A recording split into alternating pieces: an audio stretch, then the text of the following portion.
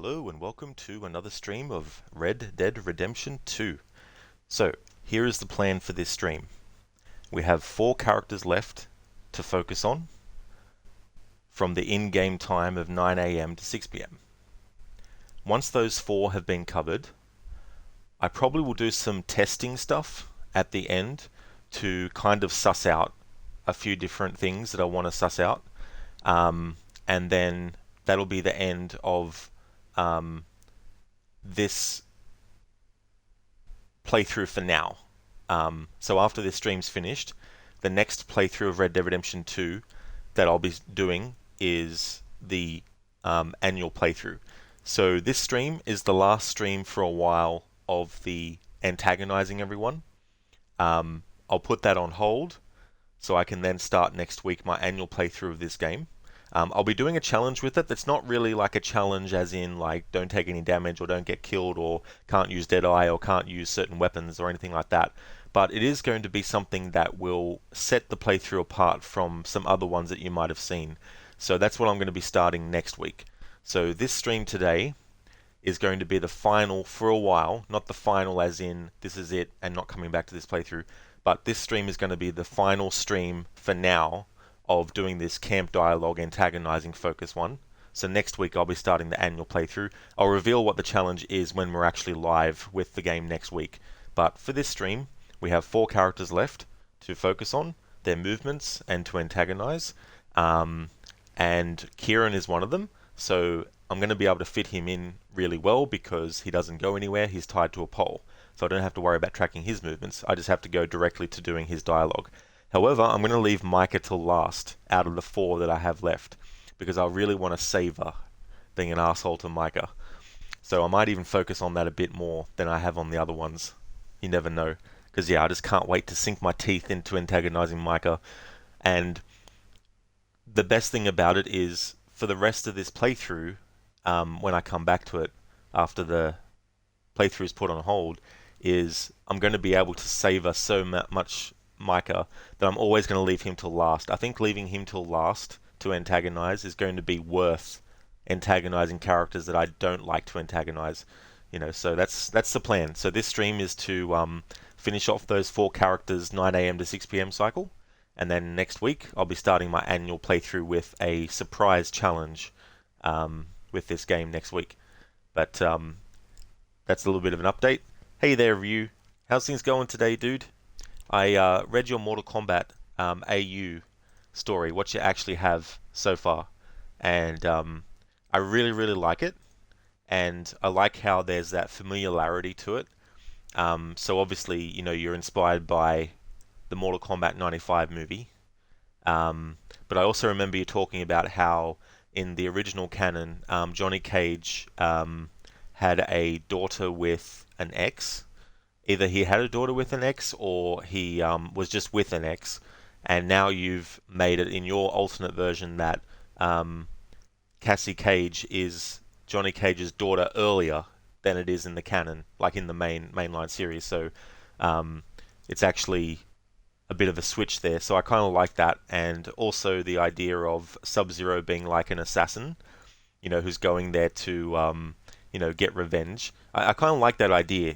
And it is very reminiscent, of course, of Enter the Dragon, where you have the different characters with their different motivations and reasonings for actually going into the tournament and that kind of stuff. And, I can't help but think of Roper when you're describing Johnny Cage and how, he's wanting to get, his career back on track and, also wants to, obviously make some money and stuff like that too. So it kind of gave me that sort of vibe. But yeah, I really like the changes that you've made to make it different and unique. And the thing is, on the surface, someone who doesn't really know the series that well might think that nothing much has changed. But when you actually know the actual canon officially, that's when you can see in what you've done, Ryu, where you've actually made your changes and made your differences to be an alternate universe thing. So that's awesome, Ryu. And I'm glad that you're going well. Also, that's cool. Characters that we have left to antagonize. Let me open up my document covering all this stuff. Alright, so we've dealt with, from 9 a.m. to 6 p.m., we've dealt with Dutch, Sadie, Lenny, Jack, Abigail, John, Susan, Marybeth, Molly, Pearson, Tilly, and Hosea. So that's 12 characters out of the ones that are in camp that we've actually covered. So we've got Karen, Strauss, Kieran, and Micah left. So I'm going to do them in that order. So first we're going to have Karen.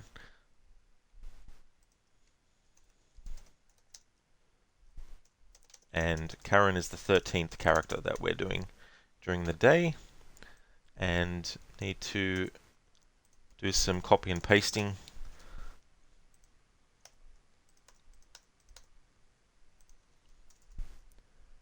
And config 1. Now something that I'm going to start to do this stream, and it'll be a process that I'll continue in this playthrough later, is there's 3 different configurations. Now what I've been doing is the order of the configurations hasn't changed as in what I'm looking for. So for example, I always look for config 1 first, where Dutch approaches Arthur and then Sadie is taunting Kieran. But the thing is, it'll probably be quicker if I load the save and whatever configuration is loaded up, I go with that first, because I can always put it into the same order on my document afterwards. But I think that's the difference I'm going to do, is actually load the save, and then whichever configuration pops up first, I'll cover that first, make the notes, and then I will have to still try for a certain configuration, but at the very least it might make it a bit quicker instead of having to reload the save 6 times to get to the configuration I want, because I want it to be in the same order that I've got it listed, when I can actually make the process a little bit quicker. So we'll just be doing that. I know the configurations pretty well now to know which one is which.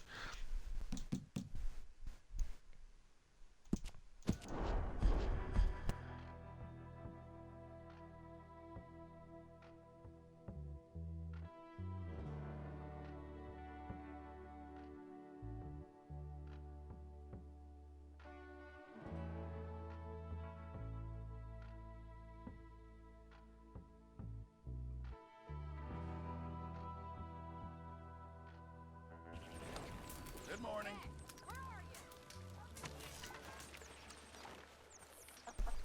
It's configuration 1 anyway. Alright, so Karen is the next character that we'll be focused on, and Karen should be over with Tilly and Marybeth over this way. There she is. Dutch will talk to us, but if we can manage to get to the shaving station before he does, then we'll be able to bypass it. Yep, excellent. Alright, now Dutch will leave us alone. Could use a slug of whiskey in this. Maybe after lunch, hey?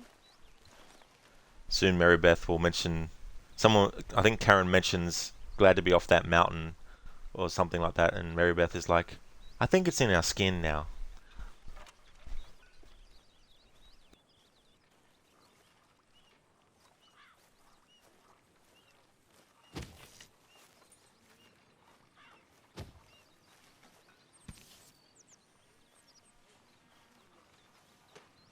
You know, all this, it used to feel like one big party. How wrong I was.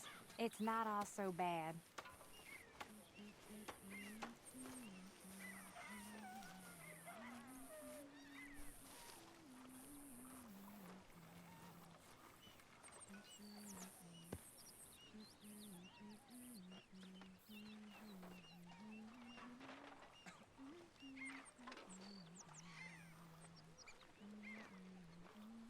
I wonder if I'll ever not smell of campfire again.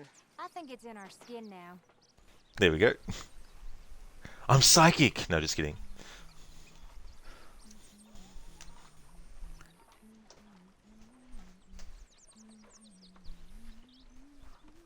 I'm looking forward to starting the annual series playthrough,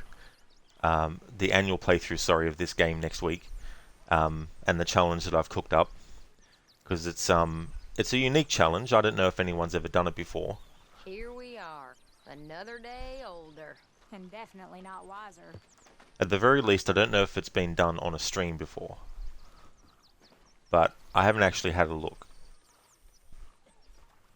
But then I wouldn't really know what to actually search for in terms of like keywords, because the thing about Twitch and the custom tags you can put on your stream is, well, they're custom tags, so someone could do a tag that just says ice cream if they wanted to.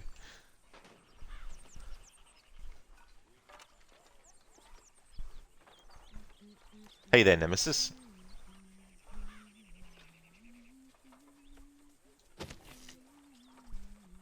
How is that food coming along, Mr. Pearson? Get some yourself, Strauss. You know where the food is. There's a whole country out there with wilderness and food. Go hunting, Strauss. The time he spends asking people if they want a loan of money, he could have just gone out and hunted some food for himself.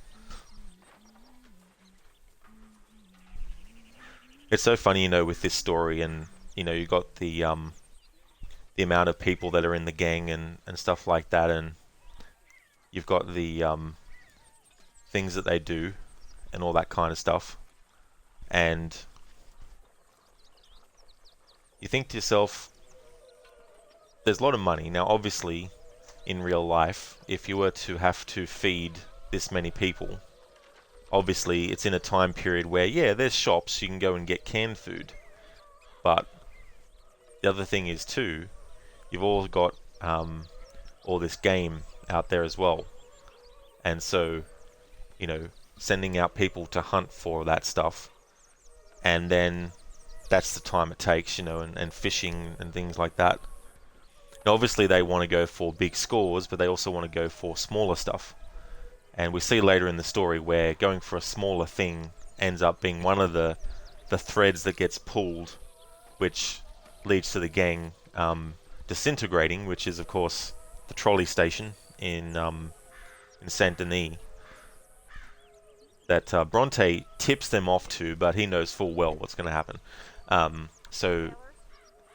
But you have all these other little things here and there, and the thing about it is, Dutch always talks about, you know, you need to get out there and find work. You need more money. Good day, Mr. Morgan. And all that kind of stuff. And obviously in gameplay you can have $2 million. You can probably go up to $2 million. And so when you think about it, you know, in the reality of the characters in the story, they're not carrying $2 million. You know, if they were, then they wouldn't be in this situation. And besides, I imagine $2 million back then was, you know, like, so much money. But you got all that going on. But the thing about the gang is there doesn't seem to be much of a plan. You see, like, Dutch talks all about these plans that he has, you know, and that's his big thing, all these plans that he has for what they need to do. But you've got Micah as well, who's in the mix, who is causing trouble, and he causes trouble as early as what goes on in Blackwater, because basically Arthur and Hosea actually had something that they had been working on in Blackwater that could have been profitable, and if not for Micah, you know, most likely convincing Dutch to go and rob the ferry, you know, and all that kind of stuff, they could have conceivably kept on going and not have any drama. But here's the big thing though, that's part of the story, is this idea that, oh, we'll just do one more thing,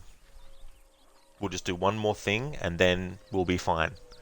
What happens after that one thing? Oh, we didn't get enough, but just one more thing. You know, it's like the gambler who goes and they gamble almost all their money, then they win a big win, and they're like, holy shit, I won. Maybe I can win some more. And they try again. They might win more, but they've spent a bit more, you know, and then they're like, I might try again, you know, I didn't get as much as last time, but maybe this time I'll get more, you know, and by the end of it, they just leave with nothing. All that time wasted, all that money spent, all the money that they could have just walked away with, that would have been more than what they left with ultimately. And that's really Dutch and his plans and all these jobs that he wants done. It's kind of like that gambler, and that's one of the downfalls of the gang. So I think sooner or later it wouldn't have mattered. Like if they didn't do the ferry job and they did this other one that Arthur and Hosea had cooked up, and it was profitable and it went smoothly and there were no repercussions for it, eventually something would have to snap, and change. So it's one of those things where there's a certain inevitability. Now forget the fact that this is a prequel, so the inevitability factor is already supposed to be 100% known, unless you haven't played Red Dead Redemption 1 before. If you're playing this game for the first time and you haven't played Red Dead Redemption 1, which takes place afterwards, then you don't really know what's going to ultimately happen to every member of the gang. So there's that kind of inevitability that is at work with Red Dead 2, where things are going to go wrong.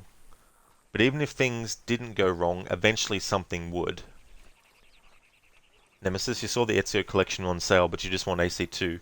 Yeah, that's fair enough, Nemesis. I'm sure that you'll be able to find Assassin's Creed 2 on its own on PC, or maybe like another version of it or something.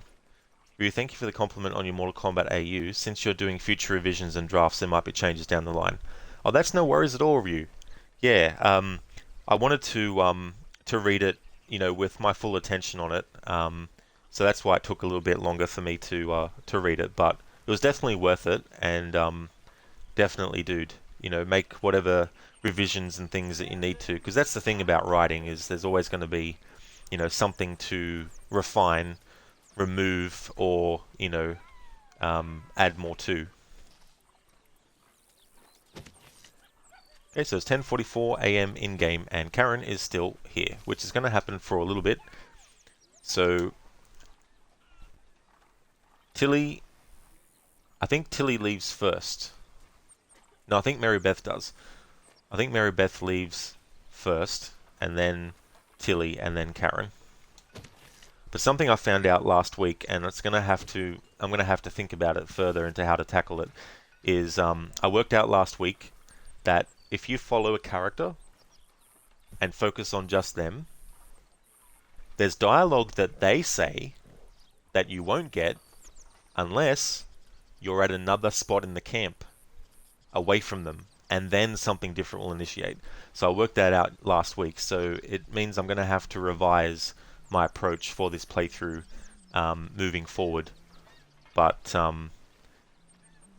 that's part of the learning process with this playthrough, because I've never done it before.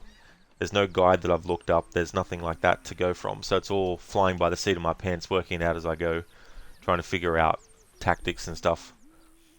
But I'm going to have to maybe do, before I move on to the next mission, I might have to do a stream that just covers random stuff like that.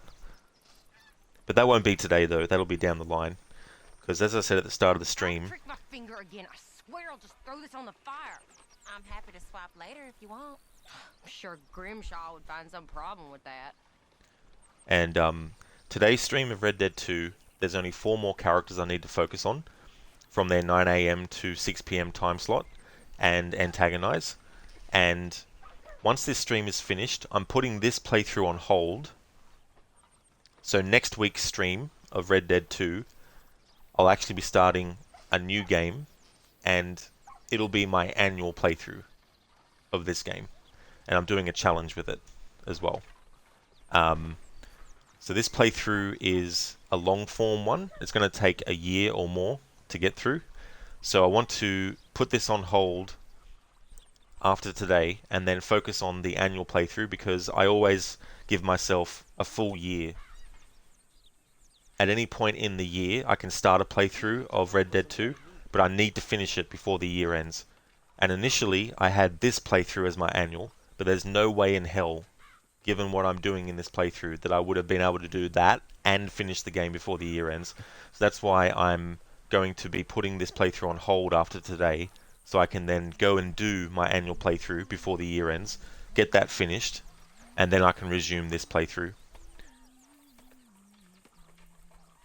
So that is the plan.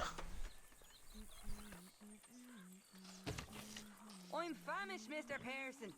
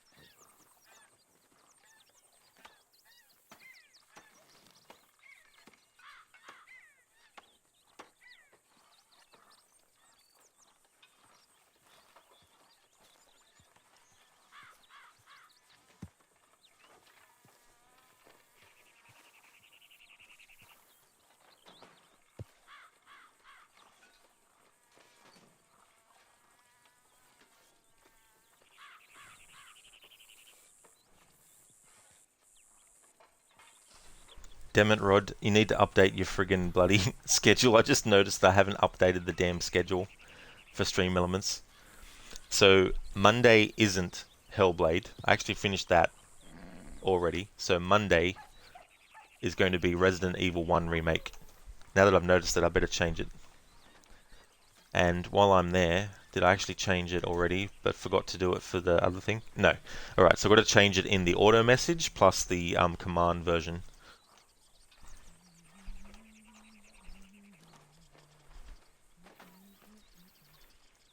Alright, this is easily fixed. Alright, so schedule. Change Hellblade from being the game on Monday to Resident Evil 1 Remake. And Tuesdays and Wednesdays GTA 5. Alright, so that's what I edited most recently, but I forgot to change the Monday game.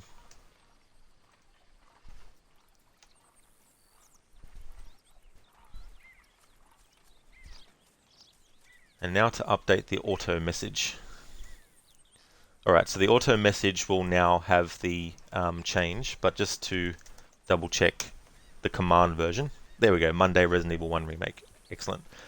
So Monday I'll be doing Resident Evil 1 Remake. I'll be doing it as Jill first, which is a tradition with both the original game and the remake that I have, where I always play as Jill first. It goes back to the fact that when I first played Resident Evil 1, I actually played as Jill first. And most likely why is because I played Resident Evil 3 first. That was the first game in the series I ever played back when it came out, was Resident Evil 3, Nemesis. So played through that, and that made me a fan of Jill Valentine. So naturally, when I got to Resident Evil 1, I played as her for the first time. So I've kept that as tradition ever since then, and that would have been about probably, I think, 2000 or 2001 when I actually played Resident Evil 1 for the first time. Because I played them out of order. I played them in reverse order, actually. I played 3 first, then I played 2, and then I played the first one. But it didn't matter because I already knew what had happened, obviously, after the events of Resident Evil 1. And then after that playthrough of Resident Evil 1 Remake's finished, because I'll be playing as Chris as well, I'll be doing Resident Evil 2 Remake, 3 Remake, and then when the 4 Remake comes out, I'll be jumping into that and doing that too. Ryu, one idea originally thought of was to have the focus be on the younger Sub-Zero, Kuai Liang, as he's assigned to kill Shang Tsung, but he's only interested in avenging Bai-Han. Yeah, I mean that's understandable. I mean, I think both ways work fine, you know, to actually to do that. I mean, you could even swap it around where, you know, Bai-Han is no, that's right, that's what you've done. Sorry. You've got Bai-Han being the one assigned to kill Shang Tsung. Scratch what I was about to say. 12:02 PM in-game time. 6 more in-game hours left on this configuration. And there's 2 more configurations to cover. So usually it takes about an hour of real time for that amount of hours in-game to actually finish.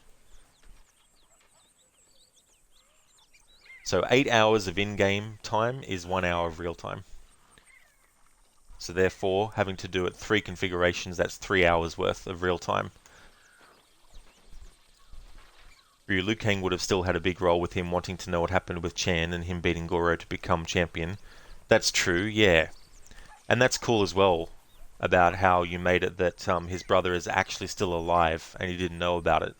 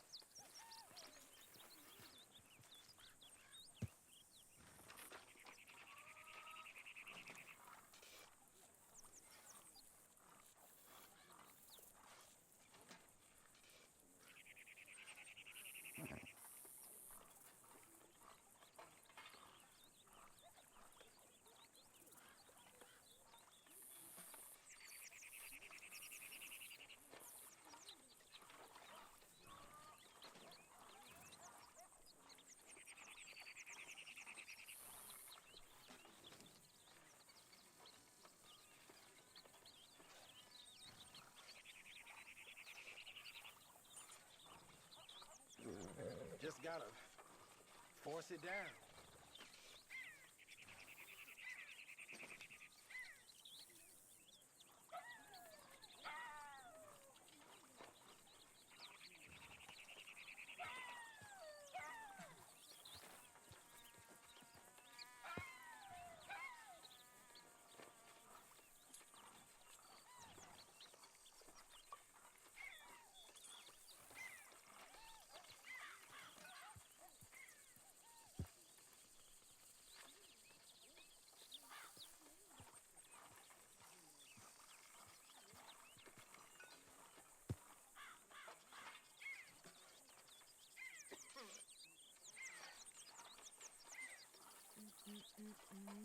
Yep, one of the ideas was to make Chan into that Hornbuckle character that was rumoured. Oh, so which game was that rumoured for? Hornbuckle sounds familiar, but I just can't remember which game it was rumoured for. Hornbuckle. Oh, Mortal Kombat 2. Okay. I thought it would have been one of the later games, but that early in the series. Mortal Kombat 2. Hornbuckle. Shit, pickle. James Rolfe should have a one-on-one fighting game made with all his characters. Shit Pickle versus Glitch Gremlin. Round 1. Fight! Shit Pickle. Shit Pickle, Shit Pickle, Shit Pickle. Shit Pickle. He was in the pit too, background fighting Blaze. Oh, was he really? Oh, cool. That's right, that's where I remember now. Would have been cool, Ryu, if there was like I guess I'd like to see like a remix version of the first Mortal Kombat and Mortal Kombat 2, where you have the levels, but you have something different happen. Like it'd be cool if you could have a moment where when your fight's finished and your character does their fatality, the camera zooms into the background where Hornbuckle is fighting the other character and actually shows another fatality. You know, just little things like that. Would be kind of cool.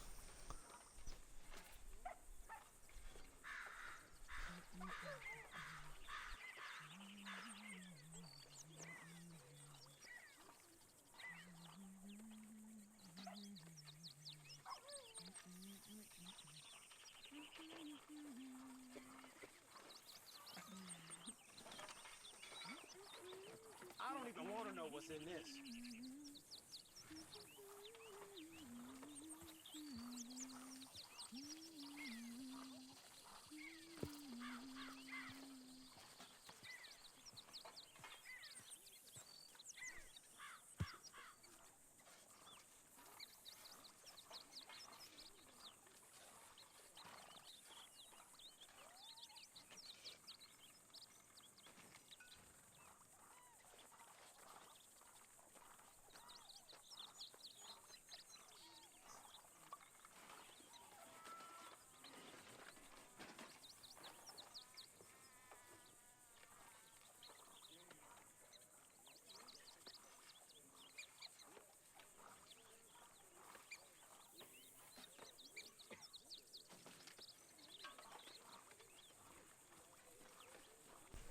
Ryu, it would be. You know that the advancements in technology further evolved how they make fatalities.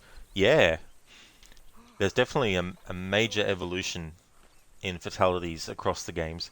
And then you see when they did Mortal Kombat 4, when they were translating a lot of fatalities for the first time into the 3D space and style. And there's such a big difference too between Mortal Kombat 4 and Mortal Kombat 5 as well, Deadly Alliance.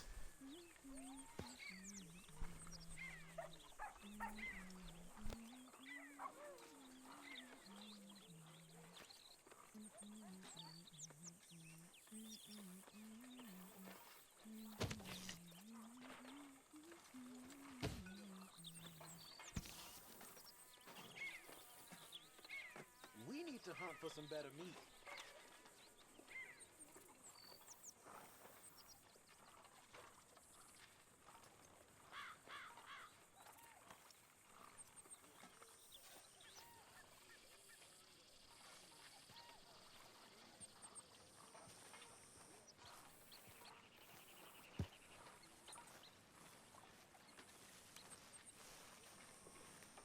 See you, Marybeth. Right, so Marybeth is wandering off, but we're focused on Karen for this part of the game.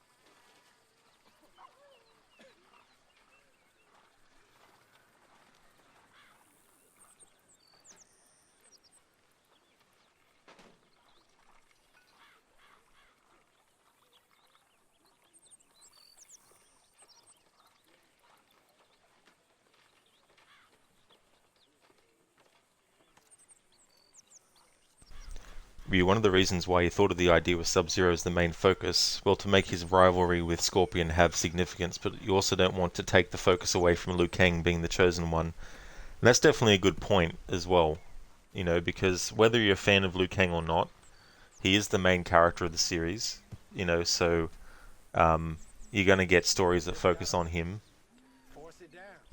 but it's a good focus to have, and then you can build out with the other characters as well, which is something they should have done in the first place. Like, just focus on a set of characters and then tell their story as best as you can before moving on to another set of characters. Don't try and cram 5 different sets of characters into the one story kind of thing.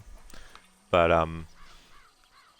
you get like series like Legacy and that, which tried to do a longer format kind of style. But I mean, if they were to do a live-action series again of Mortal Kombat with the production value of the best kinds of series nowadays, then, who knows what they could do. Yep, it's supposed to be an ensemble piece, but the movies always try to do the hero's journey situation. That's true. That's something that is in a lot of movies that gets used a lot. One of the things.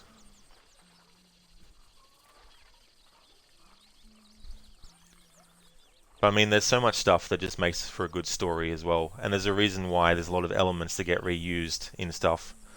And true originality is not coming up with something that is 100% original, but taking what already exists and coming up with different configurations and adding different things to create a new combination that becomes original. Like, you think of whenever there was a genre crossover that happened, the first time a genre crossover happened, that was completely original. You can never do that again. If it's a sci-fi and a horror movie, you can't do that as an original thing again. You know what I mean? But what you can do is you can look at the sci-fi horror movies that do exist, and you can say to yourself, this movie focused on this and didn't have an element that I want to put in mine, so I'll put it in mine, and that is what makes the difference. And that's the thing too about when something is inspired by something else, is that what they're inspired by isn't always original in and of itself. You know, an example I like to use a lot is Indiana Jones versus Lara Croft versus Nathan Drake. All three characters have something in common. All three characters are part of the action-adventure genre. Obviously, what makes Lara different compared to Indy and Nate is that she's female, but there's more to her than that. But it's different, you know. Indiana Jones is in a different time period. Lara Croft and Nate are in present times, but all three characters are still distinct and unique. And, of course, if you're going to do a video game based on Indiana Jones, what elements are you using? A lot of elements that Tomb Raider and Uncharted use, you know, so it's like when something is inspired by something else, yet still stands out on its own, you know it's a good combination, because it's taking what's familiar but adding its own flavor to create something different that helps it stand apart. And that's what's important. It's not the similarities, it's the differences that are more important to focus on. And each character has their own personality type and their own goals, their own backstory, and all that kind of stuff to go with. So it gives you all these different variations. So to expect every element in everything to be 100% original, it's like trying to balance the moon on your pinky finger. It's not going to happen.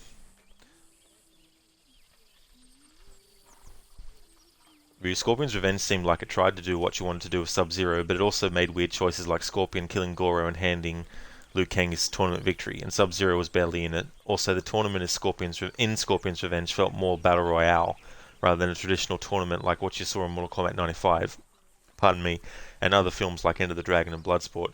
Yeah, it's kind of like just a free-for-all, isn't it? It's just like, oh yeah, just go out there and whoever you come across, just fight them, and, you know. We'll sort out who fights the champion later, you know. But again, you know, and you mentioned it there, Ryu, you know, Enter the Dragon and Bloodsport. There's elements that make all of those the same. Enter the Dragon, Bloodsport, Mortal Kombat. But they're all different and unique in their own way. Nemesis, can we get a remake of Mortal Kombat vs. DC Universe, please? Yeah, I remember that game. I remember being really pissed off. I can't remember. Ryu, who was the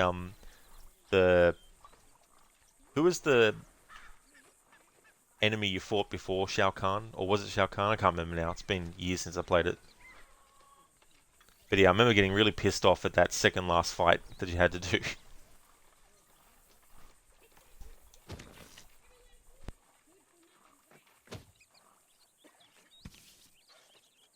Just gotta force it down.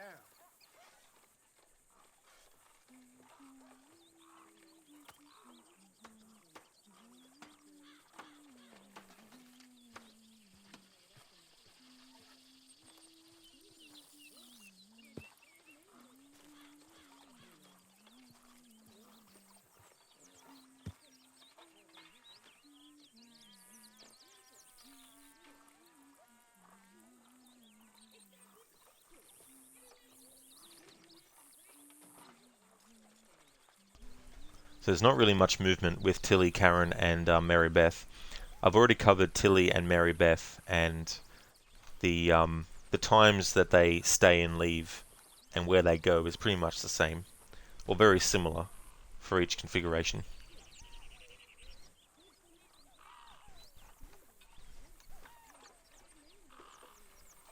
So once we've focused on the three configurations with Karen, it'll be the antagonizing process then. Were you speaking of Mortal Kombat vs. DC was also reminiscing on some of the older Batman movies? Oh, yeah.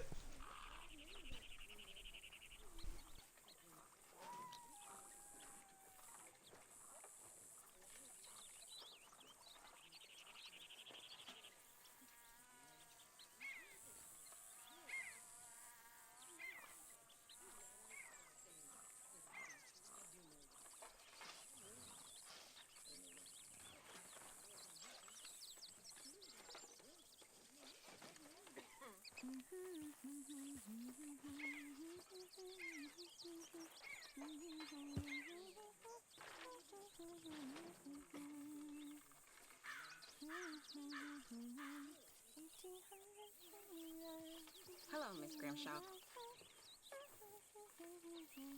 Miss Jackson. We're back, Miss Grimshaw.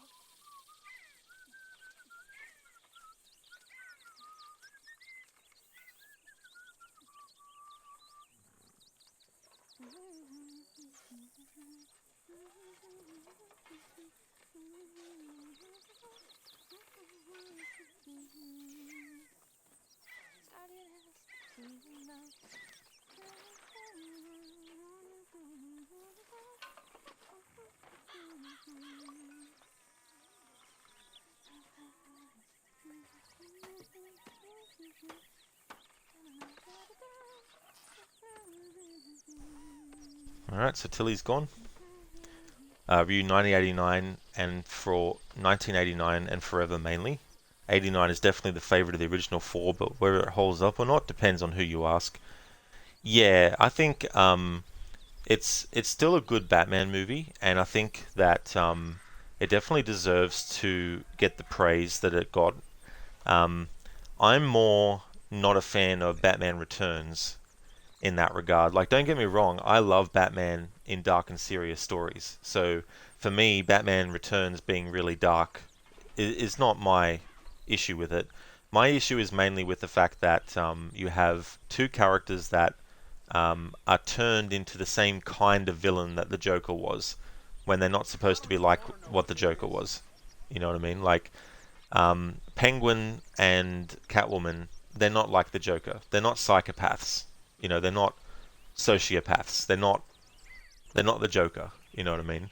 There's a reason why the Joker and Catwoman and Penguin are different characters. You know, whereas Batman Returns is kind of like, and this is Tim Burton stuff, because his wheelhouse is tortured characters. His wheelhouse is unloved children, you know, by their parents, kind of thing. So it makes sense why he would make Penguin an orphan, you know, who was rejected by his wealthy family and basically thrown in the sewers. You know, you have Catwoman who lives on the streets in the comics and stuff, but there's none of that in Batman Returns. You know, so as much as people really dislike Anne Hathaway's version of Catwoman, I think from the perspective of Catwoman being a street thief who's very talented at it, her version does that more. You know, whereas the version that Michelle Pfeiffer played, while great, you know, don't get me wrong, it's not her performance as Catwoman that's the issue. It's the fact that Catwoman in that movie is basically a female Joker. In a way. You know what I mean? So I would have rathered for Batman Returns they actually did something very different with the villains. But there were some villains that were still in his wheelhouse, Tim Burton's wheelhouse, that he could have used. Scarecrow. Like, I think Batman Returns could have been Scarecrow as a villain. Because when you think about Tim Burton stuff, he's also a big fan of the Vincent Price kind of style of horror movies, you know, and also Hammer horror movies and stuff like that. And with a character like Scarecrow, you're dealing with the mind, you're dealing with psychology, and there's a lot of really cool stuff that you can do with the character of Scarecrow, and we've seen it done, you know, wonderfully in the Arkham games with a character like that. So there's definitely things about Scarecrow that work in a very like psychological horror kind of way, or a thriller, you know. That's very different to the Joker. So I think for Batman Returns, if the villain was actually Scarecrow, it would have been better for me, because then there's not really that much that Tim Burton would have had to change to actually make it a style of character that he would work with. As I said, he was a big fan of the Hammer horror movies and Vincent Price stuff, and there's a little bit of psychological stuff going on with those as well when you think about it. So the in-game time is 3:43. So Karen at 3:43 p.m. in configuration 1 goes to, and we'll find out where she goes.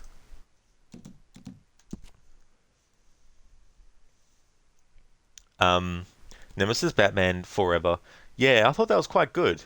Yeah, I remember when it first came out as well. I went to see it at the movies, and it was the same year that I went to see Mortal Kombat 95, as well as Ace Ventura, When Nature Calls.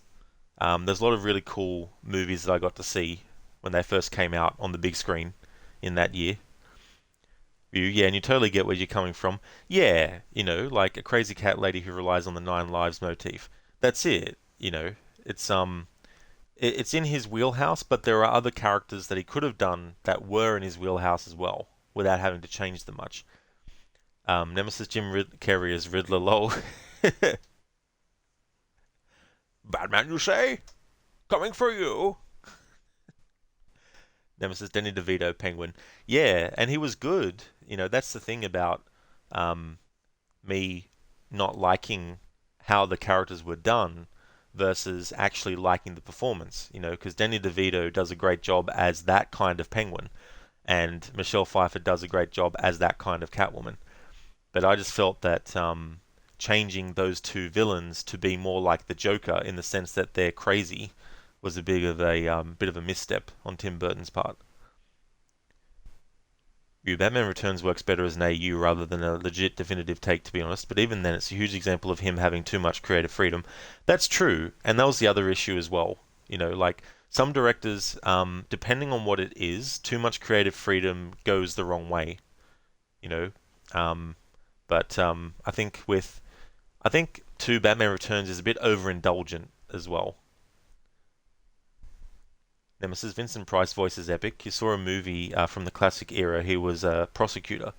Oh, I don't know if I've seen that. Like, I haven't seen much of his stuff. But he was a great actor, though, like in the stuff that I've seen him in. Very iconic sort of roles and stuff like that. And he definitely does have a great voice, And that's the thing about actors like Christopher Lee also, is that, and James L. Jones, he's another actor who's awesome and has a great voice. Morgan Freeman, another one, all these actors who have these really great voices that when you listen to them, like you could listen to them tell you a story for hours, kind of thing. It's kind of what it's like. Thank you for the follow, Savage Gaming. Nemesis, you haven't seen the Joker movie, but wish Heath Ledger was here to play that part. Yeah, I still haven't seen that movie either. And they're doing a sequel to it as well, with Lady Gaga as Harley Quinn. It's going to be more like a musical kind of thing. Nemesis Vincent Price was the voice in Thriller song, Michael Jackson Elf song, epic song. Oh, was he? I didn't realize that he was. That's cool. So where is Karen off to? She's off to ask for the manager. No, washing her hands.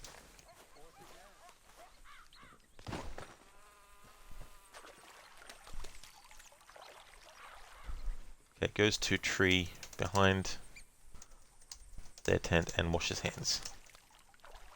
And face.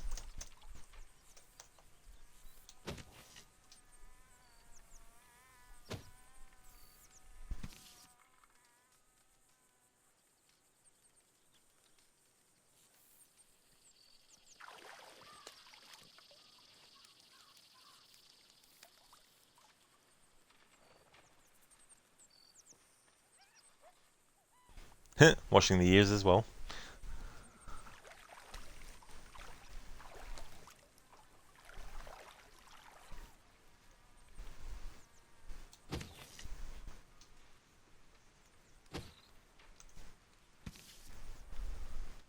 Nemesis Vincent Price was superb in The Ten Commandments. Now that's a movie that I haven't seen, I don't think. I saw Ben-Hur, but I haven't seen that one. Like the original Ben-Hur. Really funny, we were talking about Mortal Kombat and Batman. Not only did Nemesis bring up Mortal Kombat vs. DC, but like you said, the first Mortal Kombat movie and Batman Forever were in 1995. That's true. Yep, the very same year.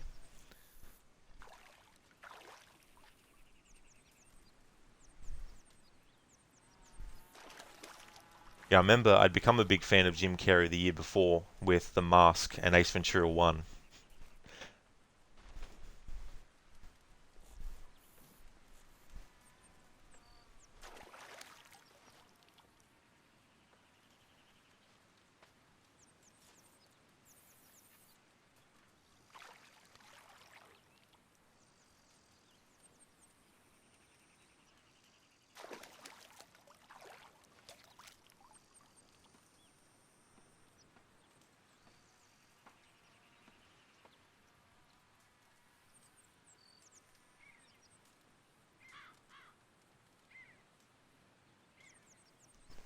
Nemesis, you heard Rockstar not remastering Red Dead 2 yet, they're focusing on GTA 6.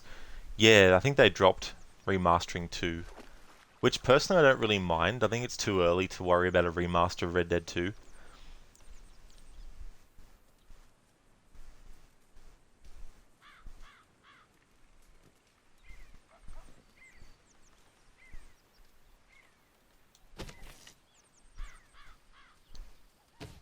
And yes, to further confirm things, you definitely am in that camp that does not mind Forever. You definitely would go as far as to say you like it.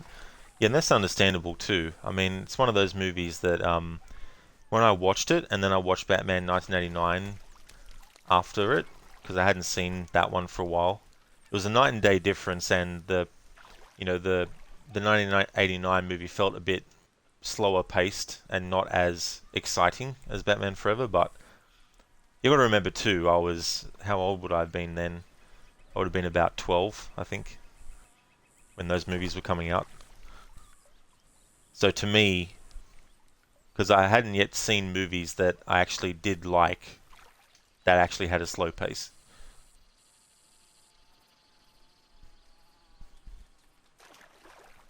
Nemesis, why the Trade Commission making a big deal out of Microsoft getting COD with the Bethesda Activision deal a big deal?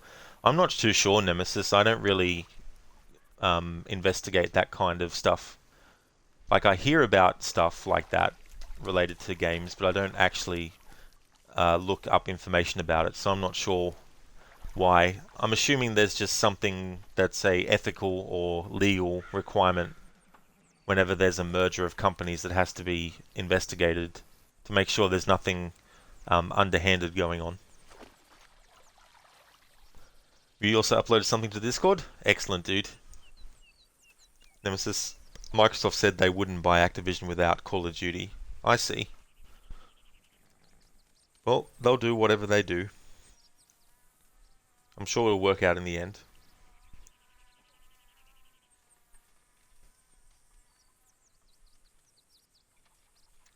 Ryu, that ad back in 1995. Cool, got Mortal Kombat and Batman stuff.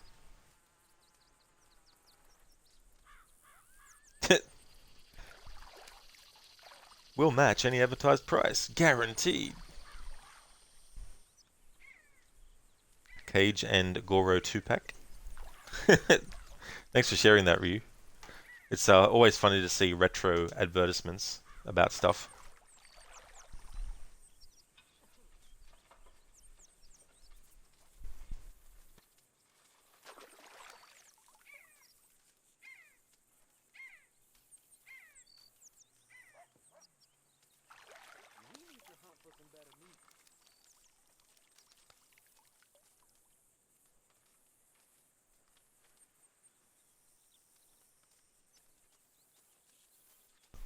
Nemesis, those were the years. 90s, the best decade. Was a great decade. A lot of great pop culture stuff happened in the 90s as well. Even like, the last year of that decade, 1999, had a lot of things that ended up becoming phenomenons, like The Matrix. In the horror world, Blair Witch Project. Even though it wasn't the first movie in the horror genre to present itself as found footage, of course. But it struck at the right time with the internet being in the infancy to the public as it was, because obviously the internet was used by the non-public for quite a long time before it was made publicly available. Alright, so Karen at 5 PM picks up a rifle, and I'm assuming she's going to Do you hear me? the entrance. Shower's up. Alright, but the thing about this is, though, I don't know if the characters who go and look at the entrance to camp and guard it are randomized, in the sense that it could be any character randomly that does it, or if it's only certain characters. Like, I know that Pearson isn't a character that would go and do it. He wouldn't be risking his neck like that.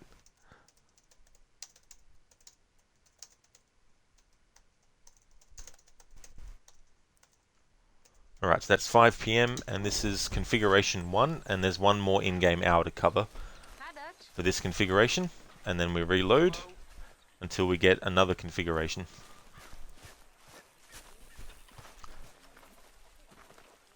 Review, yep, the MK action figures were interesting back then.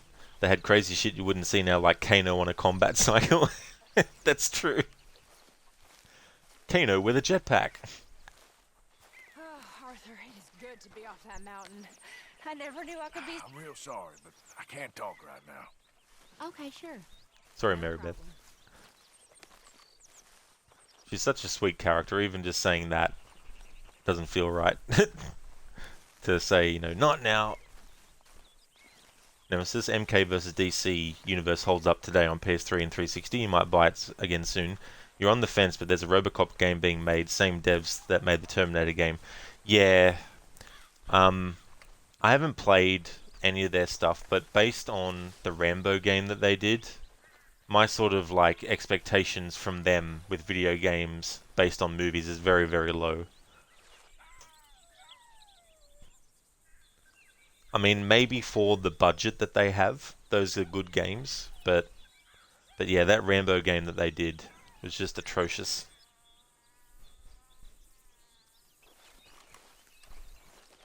Especially when there's been so many examples of both game engines and different companies that could have done a really good Rambo game.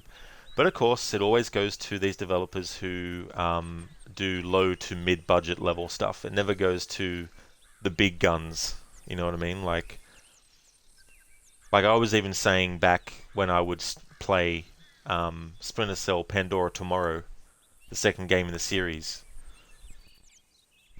thinking, you know what? A Rambo game with this game engine by Ubisoft would be awesome.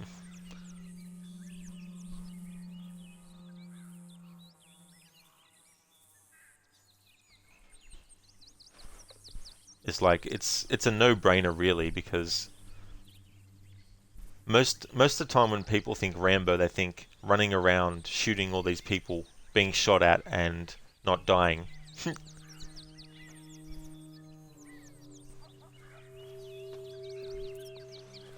Alright, so this has gone out of camp. So I may as well reload the save, because there's no point, because going out of camp will actually reconfigure people into different spots anyway. So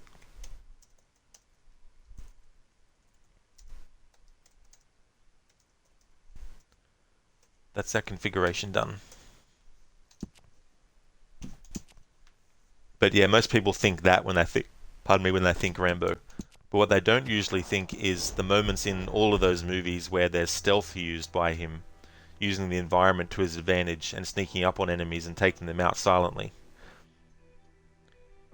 So if there was ever a movie character that could translate to video games really well, it's Rambo. But as I said, the only companies who get to do the games based on that franchise end up doing very low budget or mid budget, you know, Z grade kind of versions.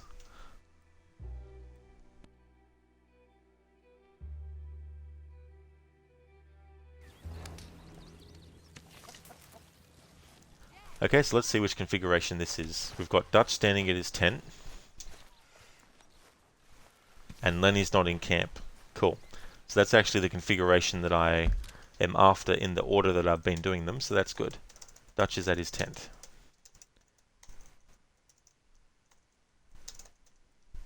Lenny is not in camp.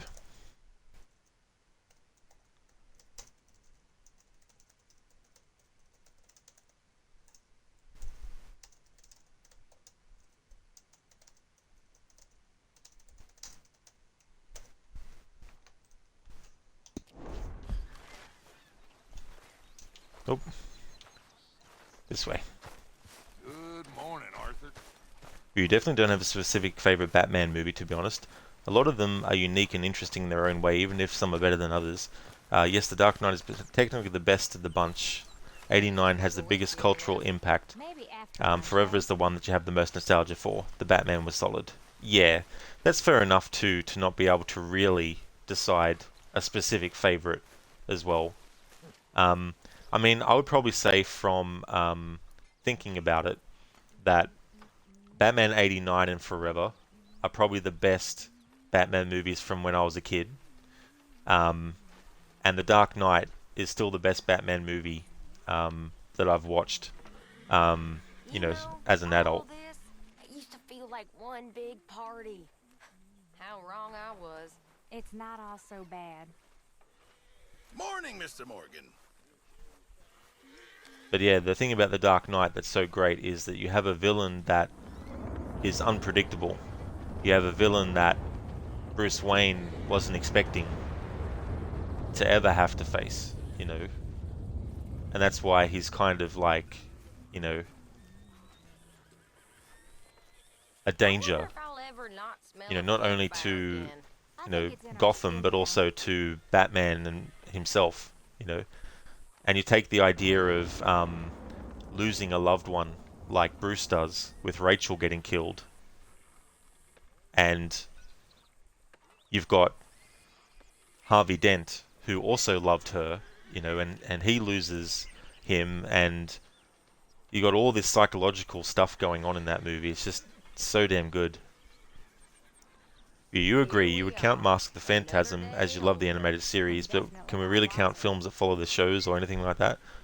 Yeah, I guess you can. I mean, like, there's a lot of people who would say that Kevin Conroy is the best Batman, hands down, across all media, whether it's movies or live action or animated, which would be deservedly so, like, he did such an amazing job with the character.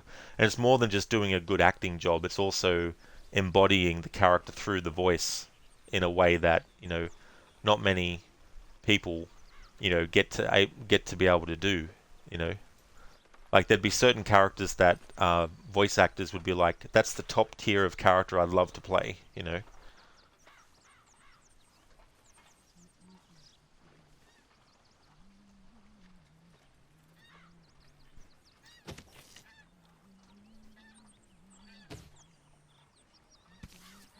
It's like with Mark Hamill as the Joker. There's definitely people who would say that he's the best Joker, hands down, across all media, with the Joker in it,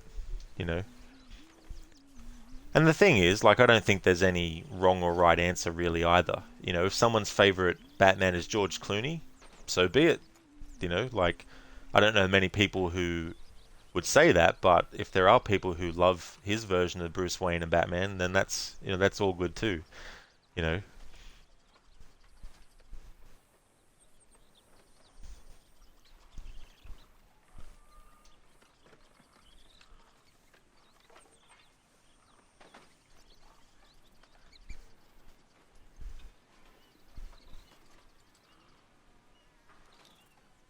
The funny thing though about Michael Keaton's version of Batman, like, I think he's a better Batman than Bruce Wayne, because I think with his Bruce Wayne, he acts more like an idiot, especially in the first one. In Batman Returns, not so much. They kind of dialed that back a bit, but in Batman 1989, he acts a bit like an idiot. And yeah, you can explain it by that's just him adding that to further throw people off the fact that he's Batman. Which is, I get it, if that's the reasoning, and I accept it as valid reasoning to make him that like that. But personally, I prefer the Bruce Wayne who is the playboy billionaire who flaunts his money, but that he's only doing it because he has to do it. He has to keep up the facade, because in many ways Bruce Wayne is his alter ego, not the other way around. With Batman, Batman's really his true face. whereas the face of Bruce Wayne is just the one that he puts on for the public. Batman and Robin is awful, but at least you can laugh at it. That's true. A freeze is coming. Allow me to break the ice. You're not sending me back to the cooler. Or kill the dinosaur. The Ice Age. Yeah, you definitely see where you're coming from. Yeah, you know, so I would say that Michael Keaton's a better Batman than Bruce Wayne. I'd say that while I did like Val Kilmer as Batman, I think he does a better Bruce Wayne than Michael Keaton did. And one of the reasons why his Bruce Wayne I like better is because he does do a bit of that playboy billionaire kind of thing to the public and that kind of stuff, you know. But you see the very serious business side to him as well at the start of the movie. And the psychological aspect comes in because you got Dr. Chase, oh my god, Nicole Kidman, holy shit, from Batman 95, Batman Forever, sorry.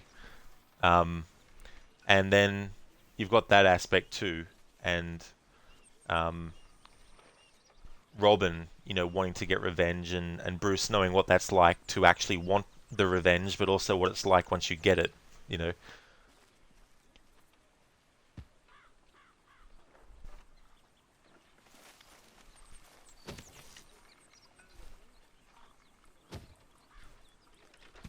Val Kilmer was probably the one to play both Batman and Bruce Wayne well, or at least well enough back then.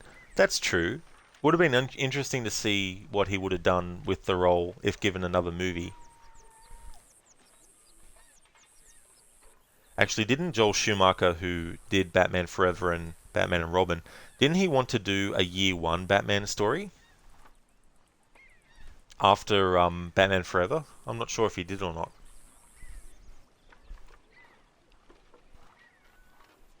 Nemesis Christian Bale was all right. Yeah, I know. I know that there's some people who would put him last on a list of great, you know, Batman and stuff. But I really liked his more internalized take as well with Bruce Wayne, and you know, he plays up well this idea that you have a character that wants to learn all he can, you know, to make him a better and more formidable, you know, opponent and all that kind of stuff. So you have that element then. But the advantage though with Batman Begins is that they do focus a lot on Bruce Wayne before he becomes Batman, so that gives him a bit of an advantage over the other actors who played Batman and Bruce Wayne in the fact that we already see them as Bruce Wayne and Batman very early in their respective movies. You know, we don't get a large portion of the movie showing their backstory or anything. Oh, he did, Ryu. I had a feeling that it was. I can't remember the name of the movie, but I think they had a name for it too. Hey there, Salcat. How's it going? Adam West is the best Batman. He was really cool. The impact that he had, you know, is definitely important as well on the character and the role. And in many ways, he really brought Batman to the mainstream. You know, that 60s show was probably where a lot of people who were young back then and who are much older now would have been made more aware of Batman through that show, you know. Like, it's one thing to know of a character, right? Like, I could know of a character, but to actually know the character, actually having watched a lot of stuff with them, you know, like, obviously a lot of comic book readers would have known exactly who Batman was inside and out, but not everyone, you know, and I'm sure there are a lot of people back in the 60s knew of Batman, but they didn't really know much about it. But their gateway into the character was the Batman 60s show. Yeah, I thought so too, Ryu. I thought that he was a solid Bruce Wayne as well.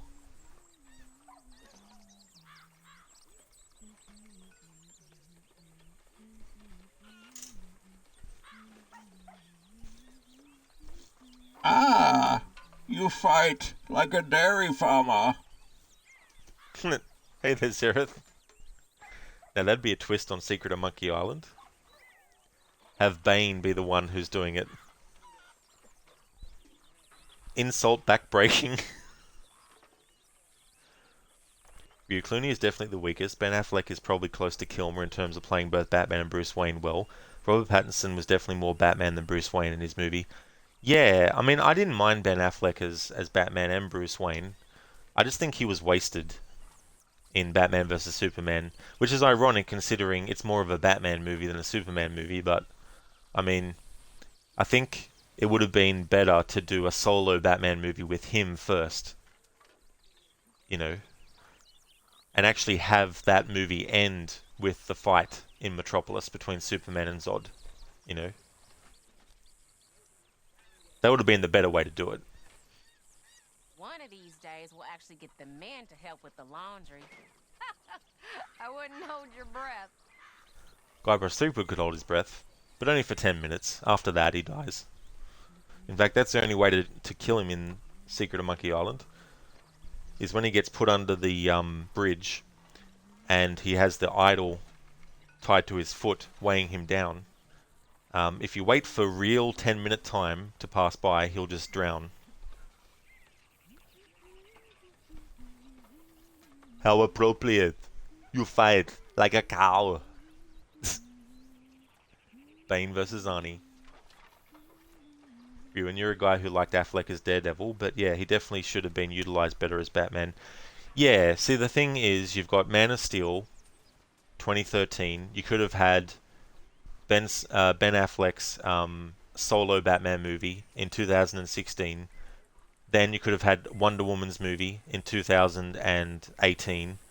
And then in 2020, obviously COVID happened, so that would have thrown a spanner in the works. But you know what I mean. Do Man of Steel, Batman, Wonder Woman. Then you've got your Holy Trinity of the DC. And then you do your introducing the other members of what would become the Justice League. You know what I mean?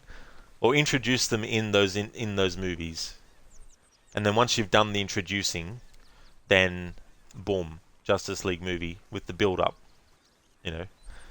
But of course they did what they did, and that when you really think about it, it was actually a waste of 10 years of time.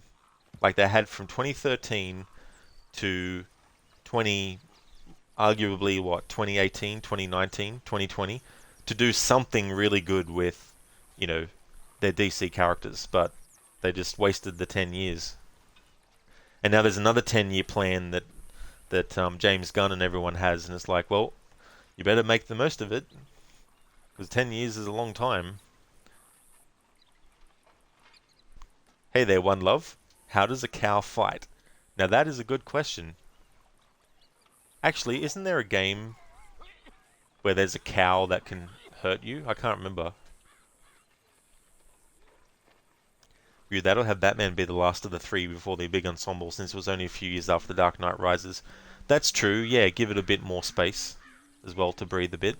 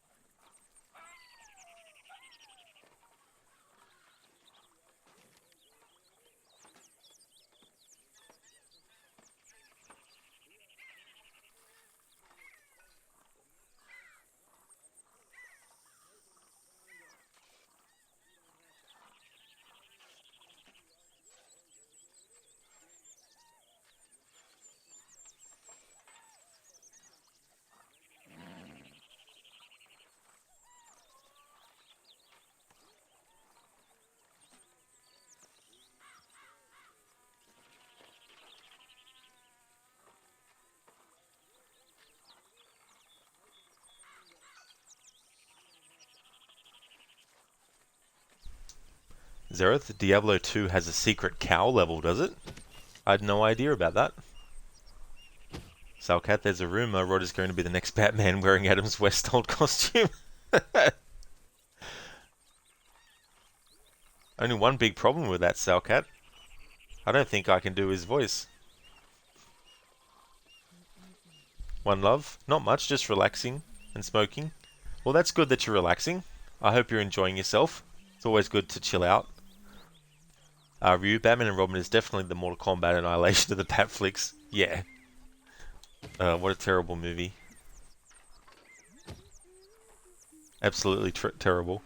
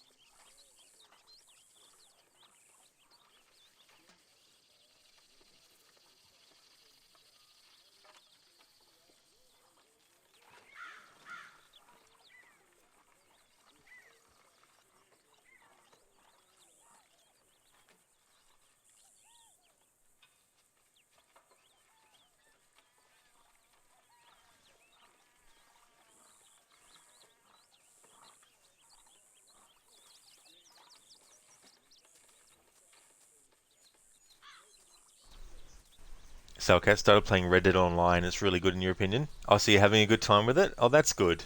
It's always good when you can. Yeah, I dabbled in it only in the sense I wanted to see the character creation stuff, but not with the intention to actually play online. I was just curious to see what you could do with the character customization. You can't say which is the Dark Knight of Mortal Kombat because in terms of the movies, Mortal Kombat hasn't reached that level. Fuck, most video game movies haven't. Yeah. Yeah, that's a good point. I know what I could say is the equivalent of the Dark Knight in video game form, and for me it's Batman Arkham Knight. Because you have both stories where you have a formidable villain that is really messing with the head of Bruce Wayne Batman, you know, really touching nerves and stuff, and challenging them in a way that characters like Bane, for example, don't challenge them in, because obviously Bane is more of a physical challenge, not that to say that he's unintelligent, obviously, but you know, he's more of a physical challenge, whereas the Scarecrow is more of a in your head challenge, you know, more of a threat to your mental state, you know, than what Bane is, for example, to just use a counter example against the Scarecrow. But yeah, for me, the equivalent in the Batman games that have been made of the Dark Knight movie, it's Batman Arkham Knight. 95 is the best, but it's definitely like how we felt about 89 Forever in some, if not many ways. Yeah, well, 95 is definitely the one that I think added extra exposure to Mortal Kombat. You know what I mean? And brought it to people's attentions. You know, maybe there were some people who didn't mind, you know, movies with Bruce Lee in them, but they weren't into Mortal Kombat. They didn't really know much about it. But through the movie, they might have seen it, and it might have been right up their alley. You know, and they might have become a fan based on that. But I'd say that the 95 Mortal Kombat movie definitely reached a whole new audience.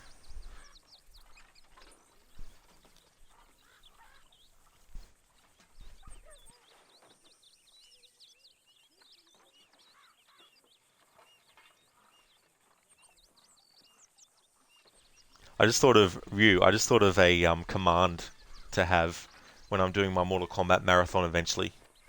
I should have a channel point redeem where I'll say something like Mortal Kombat or something like that.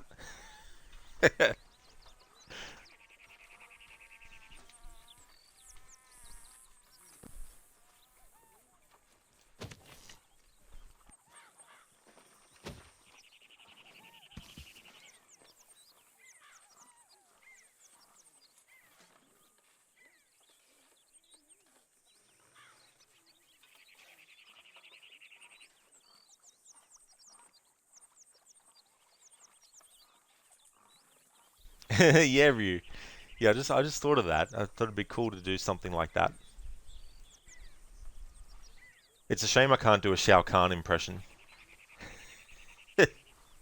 The best I can do is "you suck," which isn't that good, but that's the best I can do.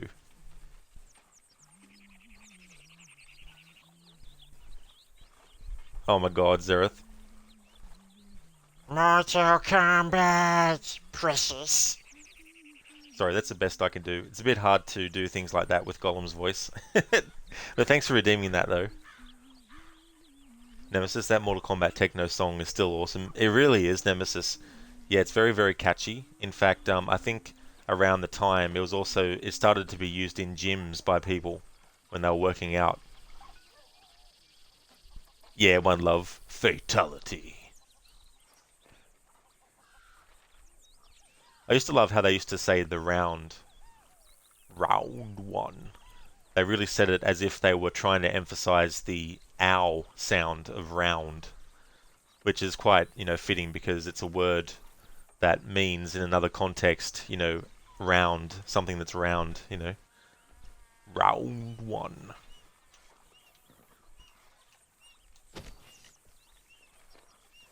Nemesis, the older Mortal Kombat movie you watched recently on an app, did you? Oh, nice. Was it your first time watching? If so, what did you think?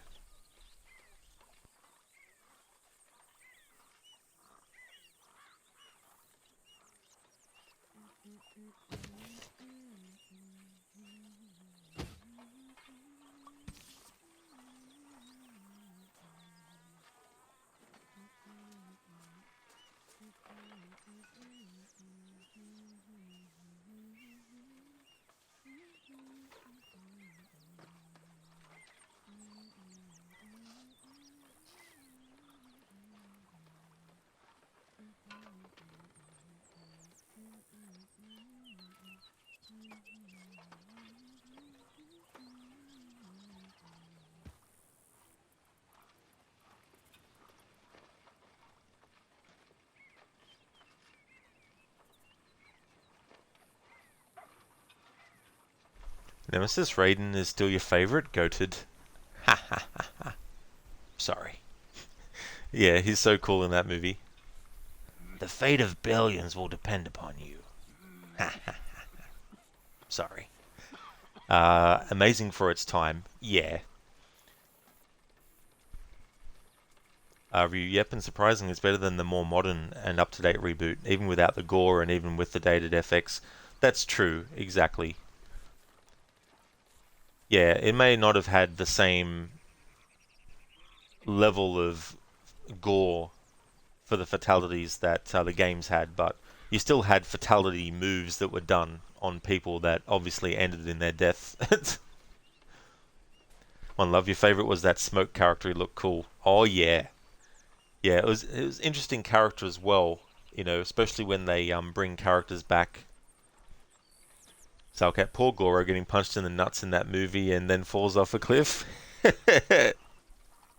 Classic moment. I just love the reaction. Those were $500 sunglasses, asshole. Huh? Nemesis, in my opinion, the new Mortal Kombat 11, not a fan of adding Freddy and Jason Terminator. That's fair enough.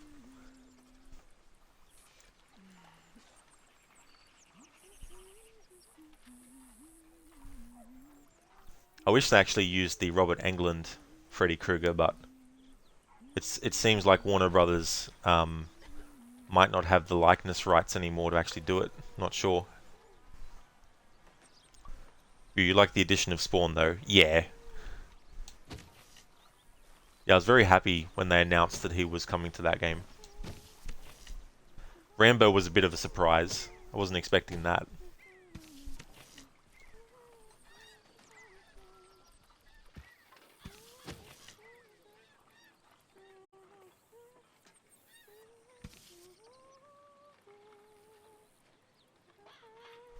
Actually, Ryu, that'd be a cool mod for someone to do of Rambo, is do some other Sylvester Stallone characters. Like you could do John Spartan from Demolition Man, for example.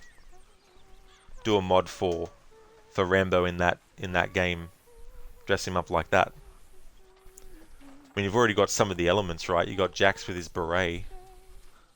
I don't know if he has a beret costume in Mortal Kombat 11 or not, but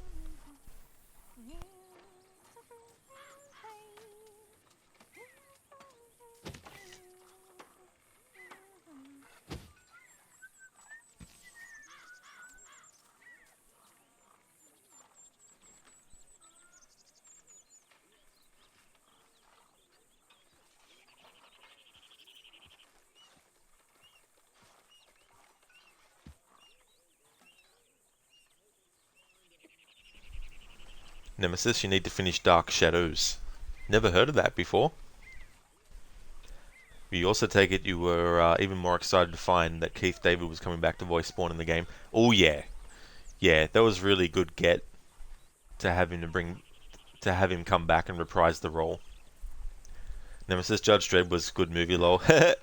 Yeah, I didn't mind it. I do still think that the Dredd movie with Karl Urban is better, but still, the Judge Dredd movie with Stallone has its interesting moments.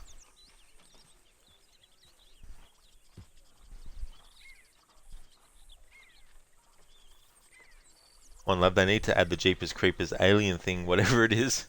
Yeah, I don't even know what it is myself. I mean, I haven't seen any of those movies, but it seems very hard to distinguish what he'd kind of be. Nemesis 60s England, family with a witch and a vampire. Oh, okay, sorry, I've heard of that, yeah. I thought you were talking about a game, and I just thought that it might have been called Dark Shadows, but different, and a game. Ryu, you also love that Kerry Hiroyuki Tagawa came back as Shang Tsung for the game. That was really cool too. Yeah, it just goes to show that he still has a connection to the series. I mean, you know, for him to do that, and it'd be such a small role for him to do, you know what I mean? Like, versus a movie, but it's cool that he wanted to do the role again.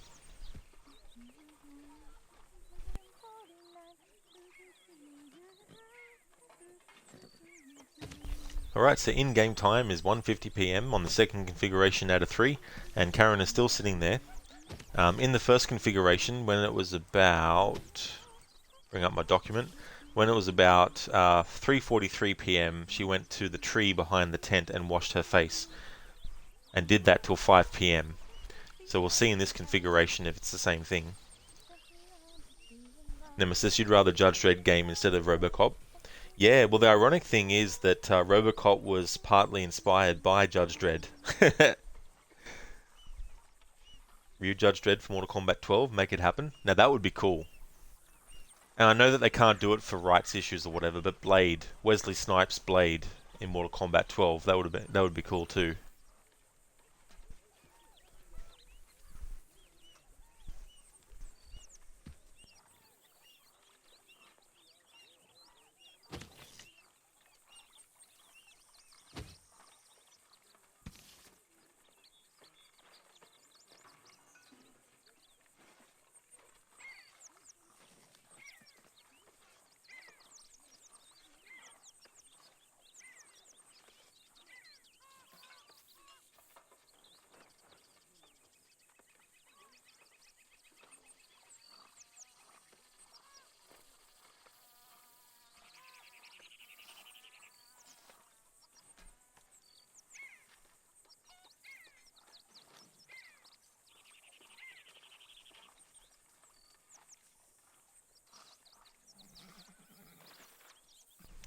You would have loved for NRS to do a more Marvel game in the same vein as Injustice, but that won't happen. Plus, Marvel already collaborated with Capcom. Yeah, something like that would have been cool too, if they were to actually do it. But you know, there's probably a lot of rights issues that they'd have to sort out, and you know, who gets what share of the takings and all that kind of stuff.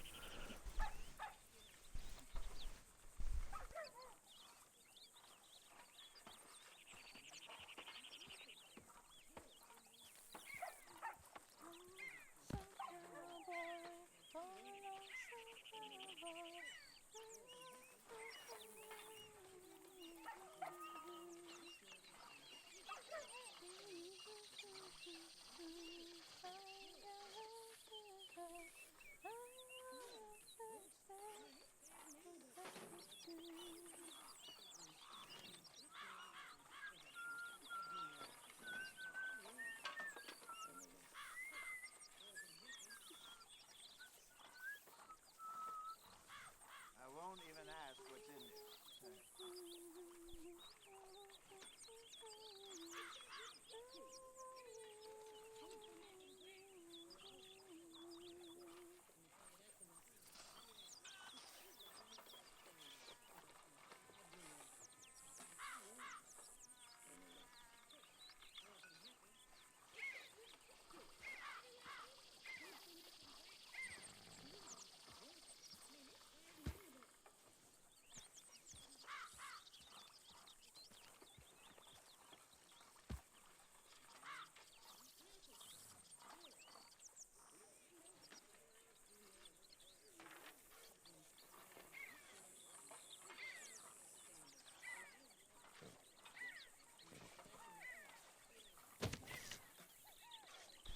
Ryu, yep, plus NRS is with Warner Brothers, who owns DC. That's true, yeah. That's another big obstacle. Nemesis, can you imagine if Insomniac made Gotham Knights or even a Justice League game? Yeah, they did the Spider-Man games, didn't they, I think? Unless I'm thinking of something else. I'm very curious about that Wolverine game, actually. And the Wonder Woman one, which is by someone else again, but... I'm really curious what they're going to do with those characters in their respective games. Oh, so they are the ones, Ryu? Cool.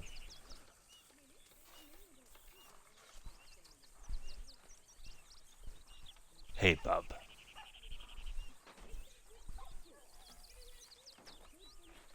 Yeah, Ryu, see what they're going to do. Hopefully, they do as good a job as they seem to have done with those two Spider-Man games. Of which I'll now finally be able to play. Just one more obstacle in my path. I need to actually buy them. Zeroth, trivia time. Who owned Pixar before they were independent? Well, George Lucas created Pixar and then sold them to Disney. No, Nemesis, no. So Bethesda is doing the Indiana Jones game. Under Todd Howard as well. So you can expect that game to come out before Elder Scrolls 6.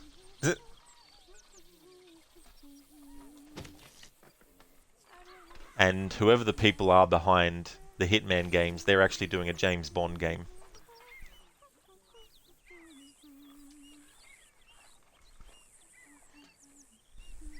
But yeah, Ubisoft...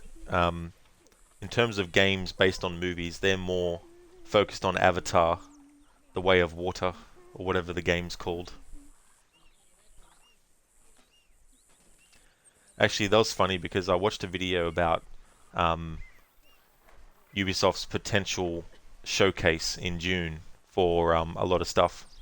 And the rumor is that the VR Assassin's Creed game that they've got is apparently so good that they're already starting to work on the sequel. And I'm like, Ubisoft thinks it's good. How about you wait until you release the game first and then see what the actual people who play the game think before you start making ideas for a sequel? You know, they're falling into their trap again and again, which is, we think this game's going to be great, so let's start work on a sequel straight away. It's like, no. How about you get one game done, release it, and then, if people love it, then do a sequel. Yeah, have some ideas maybe that you want to do a sequel, but don't actually start production. Don't, start developing it properly until the first one comes out. Because can you imagine the amount of money, and this is for any company, the amount of money it costs for just 1 month's worth of work on something that could end up being scrapped. You know what I mean? So to have these grand ideas of doing these sequels to projects that haven't even been released yet is a big, big, big mistake for Ubisoft to do. So, they might be right. Maybe what they think to be great as the VR game might end up being felt the same. People who play it might feel the same way. But there's no guarantee of that. Nemesis, that's right. AC Mirage has a September date in PSN store. Yeah, I'll believe it when people are actually playing it, when it's been released. There's so many rumors fly around that it becomes like trying to herd crows into a hat. Pointless. You're the element which brings life. Be water, my friend. Except Ezio at the moment in my playthrough of AC2. He's not allowed to be water. He's not allowed to swim in water. He's allowed to touch water, as in run through puddles, but he's not allowed to actually go swimming. Azereth, he actually, Pixar split from Lucas, but yes, he was still the main owner, and he is now the largest shareholder of Disney. Yeah.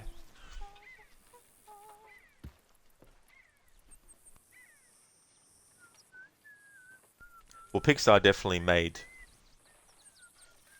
their mark.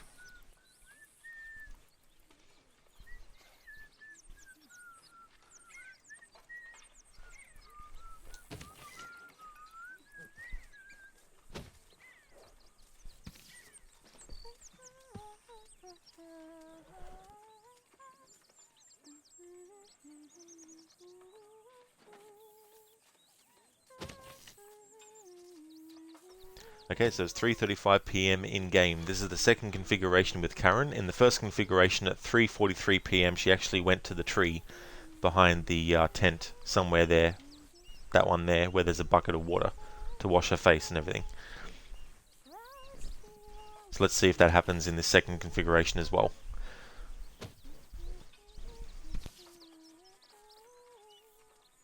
Maybe not exactly at 3:43 p.m. but somewhere around there. Here we go. Almost 3:43.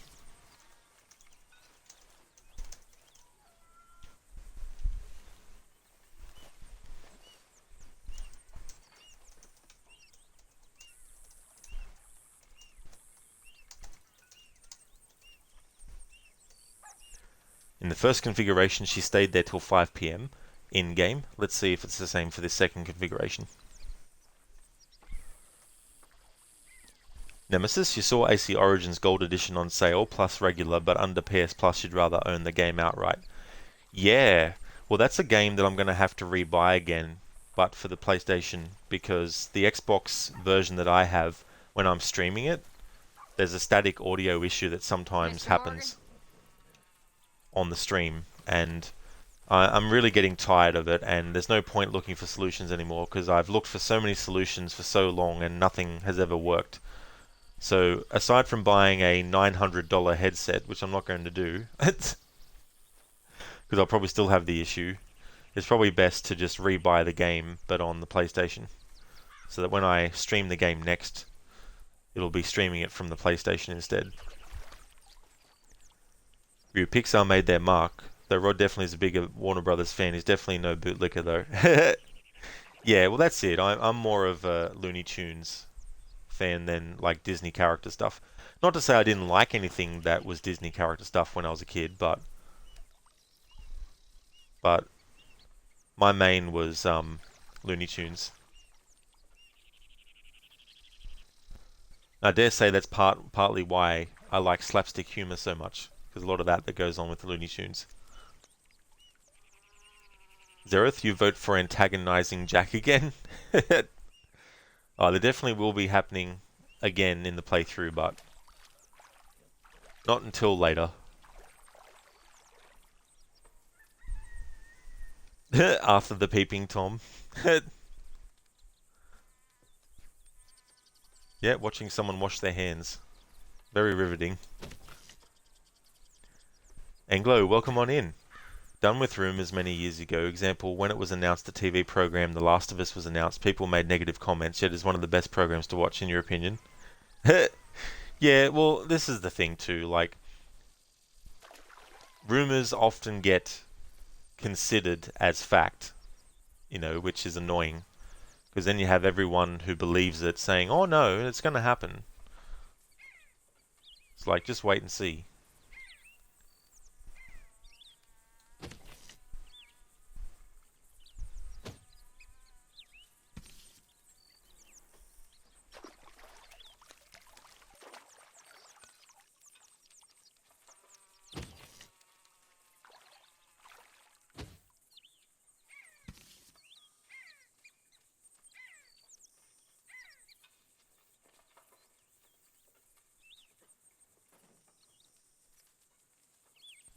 That's okay, Anglo.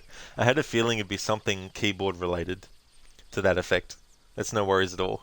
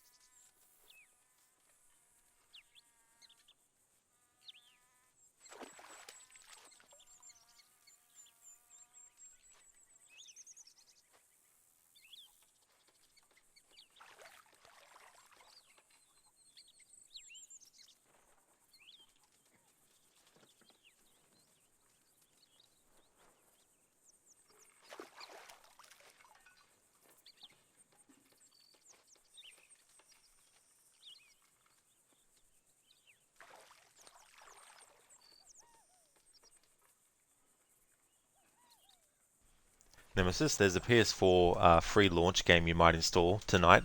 Resogun, very fun. Ah, Resogun. Yeah, haven't heard of that one. One Love, can you smell what the Rock is cooking?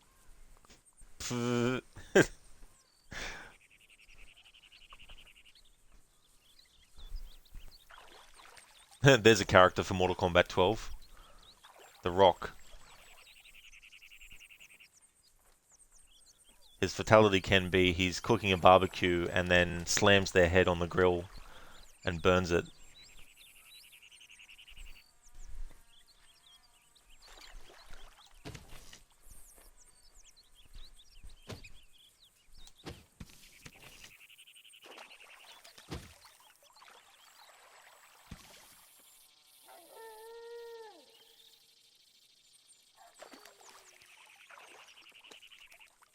Actually, that'd be so cool having a fighting game that was Jackie Chan, Bruce Lee, Van Damme, Jet Li, Donnie Yen, Chuck Norris, just, you know, all these people. There'd be so many, you know, just have them all, but just playing themselves. But have it like be a fictional story where they're all involved, but just actually have it be a one-on-one fighting game where they're playing themselves, but in a fictional story. So if you think that's Rocky's suggestion, Nemesis, good movie, The Rock with Sean Connery. Yeah, I think it's one of Michael Bay's best movies actually still. Okay, so 5:06 p.m. in this second configuration. Now in the first configuration at this time, Karen actually grabbed a weapon to go and guard the entrance.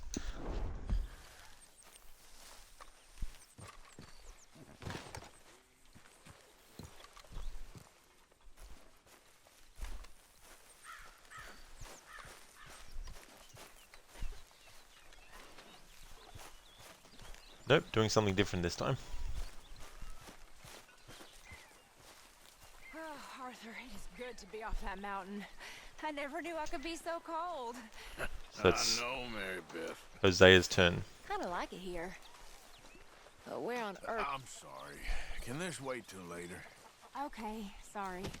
Arthur? Alright, so Karen goes and grabs a beer. No problem. And 5:14 p.m. Looks like she's going to go to the edge of camp. Oh, that's right, yeah, with Tilly. Arthur? God, I wish they would have killed me too. I know. I wish it every goddamn day. I know. You know, if I had any courage, if I wasn't so damn weak, I'd kill myself too. We both know that ain't true. We both know the bravery is in the living. Hey, I don't know you Arthur. very well. There we go. I can tell you're brave, Mrs. Adler. I really can. I don't seem very brave. Nonsense. You're about the bravest woman I ever met. And that tells me you got the courage. The courage to live. Anglo, Bruce Lee should not have been mentioned among that list. Really, Anglo? Really do. That's a bold take. I know. Nemesis, prayers up for the great Bruce Willis. Watched Die Hard as a kid. Yeah, he's definitely facing some tough situations. IRL. I'm always around. Hey there, I Ronnie. need someone. How's it going, dude?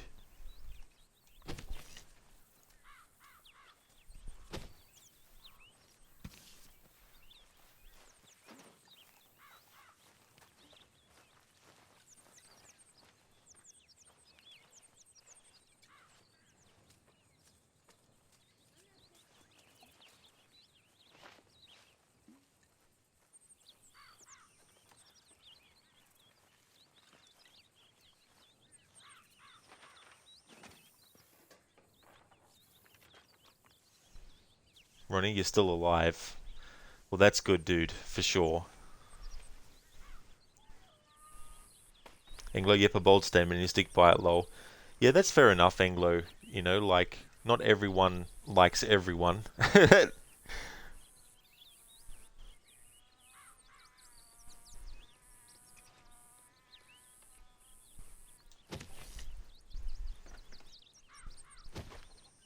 Ain't so bad here.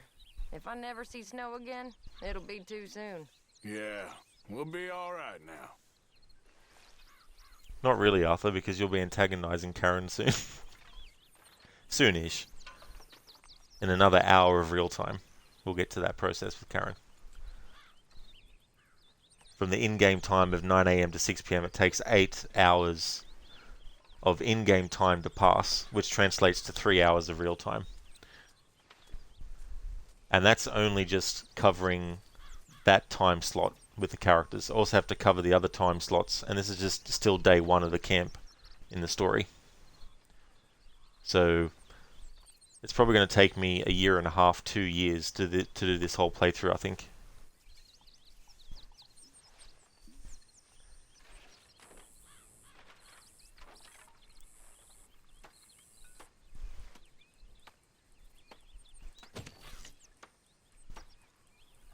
Alright, so it's 6 PM in-game time, which means that is that second configuration done from that time to that time. So she just stays there until 6 PM. Alright, so now it's time to reload the save and try and get configuration 3 where Dutch is in camp, but Lenny is actually in camp. Because in this configuration that we just worked with, Lenny's not in camp at all. Not even guarding the entrance.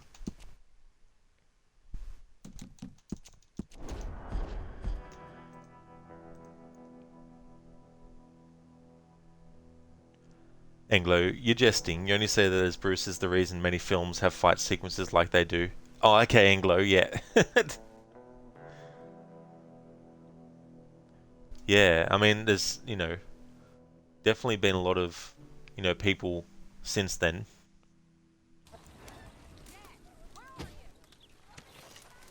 This is the configuration where Dutch approaches Arthur to talk his ear off.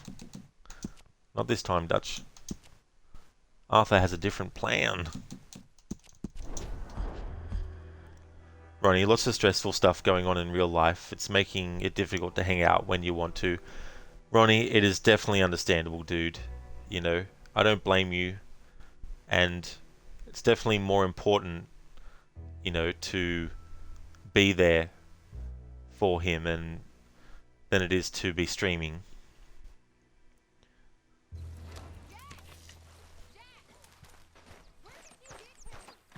Lenny!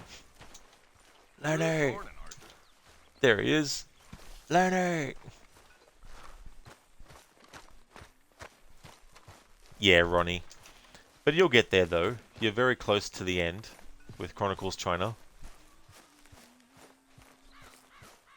Could use a slug of whiskey in this. Maybe after lunch, hey? Config 3. Dutch is at his tent. Lenny is in camp. Around 9:05 AM, Karen is with Tilly and Mary Beth.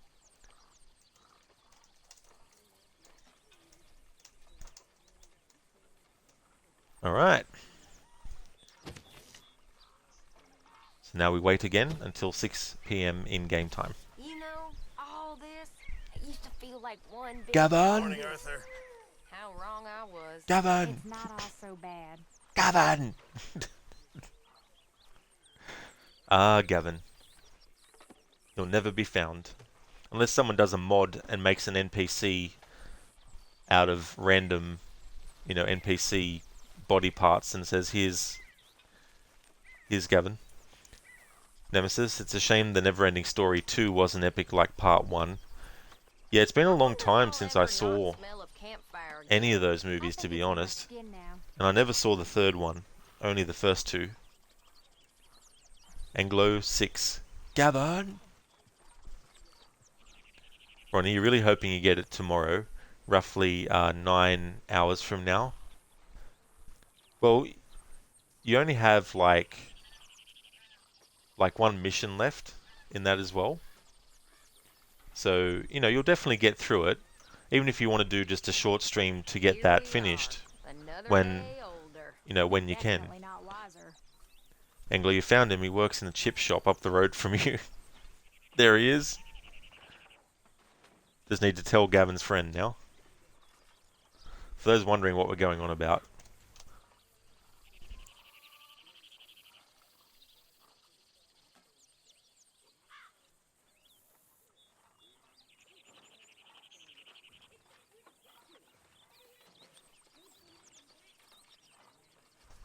I know that there's probably a lot of people who already know, obviously, but the thing about being a streamer is you have to also cater to people who might not know stuff.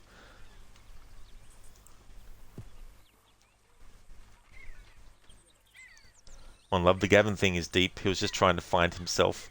Exactly. And in trying to find himself, he got lost. And that's why he can't be found. But one day he'll be found. And then when he is, Gavin's friend will be dead by that time.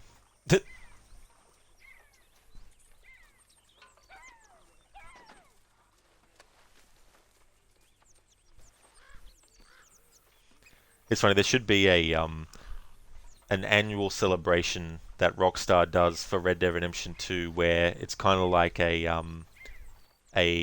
fake kind of like fundraiser to find Gavin or something like that.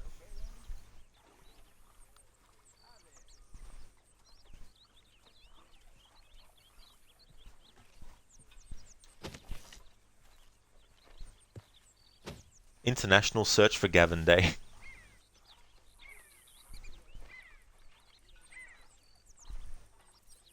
It's where everyone gets people to call them Gavin for the day. I don't know, just something. Like, pay your respects to Gavin today. Where is he? He's been missing since 1899. Ronnie, but what about Sam from Red Dead Redemption 1? Does his son ever come out and team up with Jack Marston to move to California and become producers of the earliest movies? We may never know. Now that would be cool, actually. Because I really did like your idea, Ronnie, when you played Red Dead Redemption 1 and did the California Stranger mission.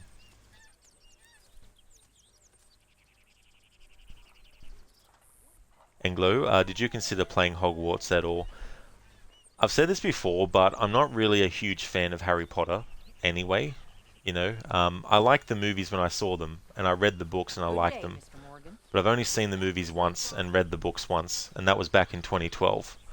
So, or 2011.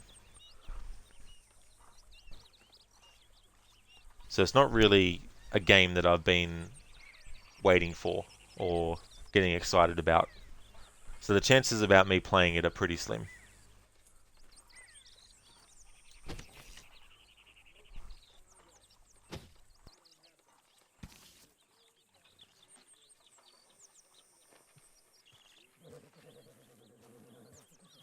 Anglo, never seen a Harry Potter film yourself, but the game is good. That's good that it's a good game, especially because a lot of people were anticipating it. But yeah, I don't really follow any of the Harry Potter stuff and that anymore.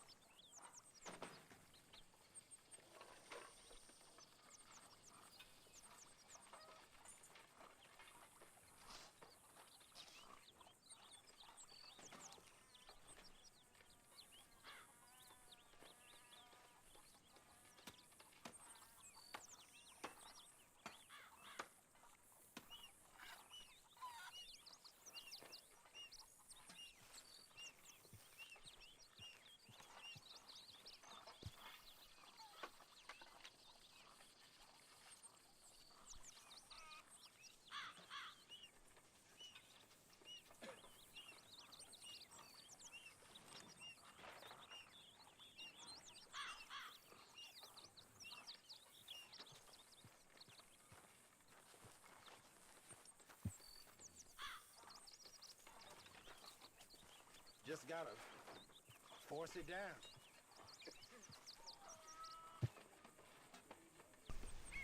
Ronnie, you've played some of the game offline with your wife. She's a big fan of the book, so it was a fun game for you to play on the big TV in the living room. You doubt you will ever stream it. That's cool to play it on that big screen, Ronnie, to enjoy it that way. Just, you know, relax and enjoy.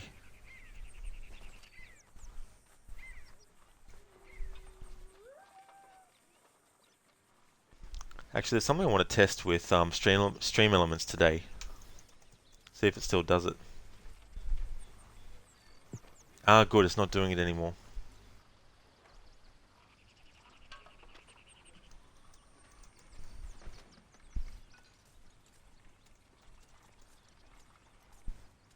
Ah, I spoke too soon. It is doing it still. For some reason, certain Stream Elements messages get a second line when in the box where I actually type in what I want to have typed in, there's still plenty of room for other stuff. So I don't know why it's splitting up the message of the swim command like that.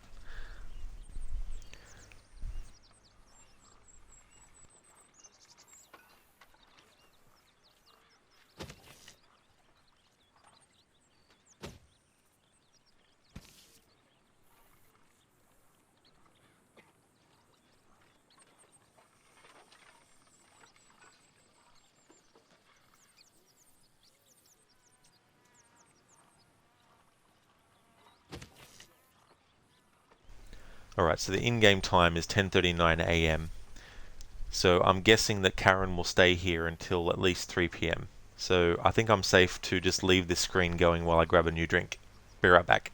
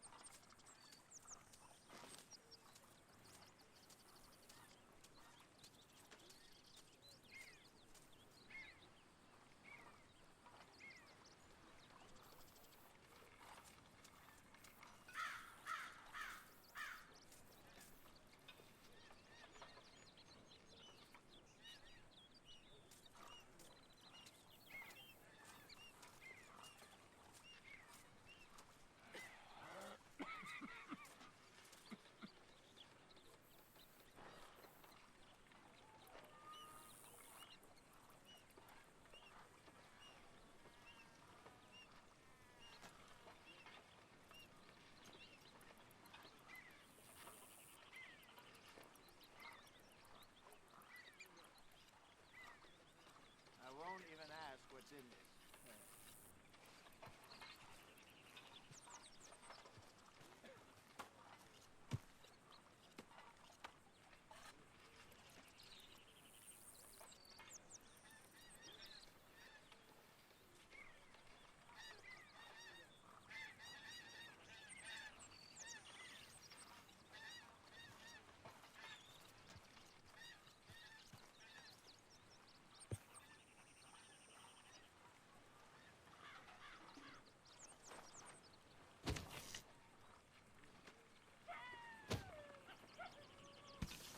If I prick my finger again, I swear I'll just throw this on the fire.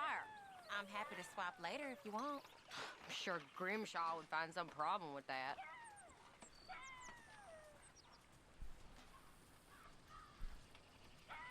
Alright, I'm back. Anglo, waiting for a Karen is never a good idea. Waiting for a Karen.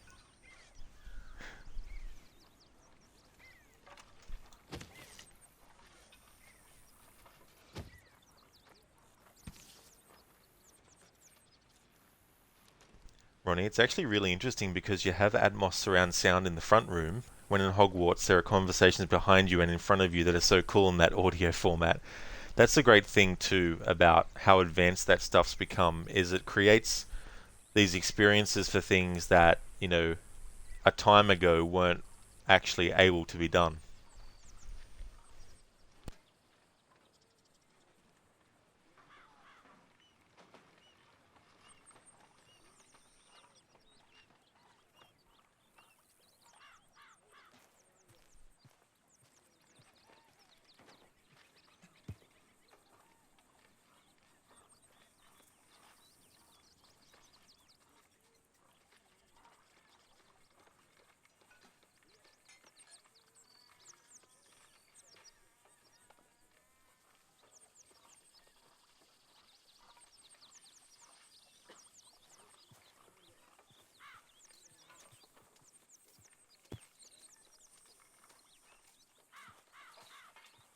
I don't even want to know what's in this.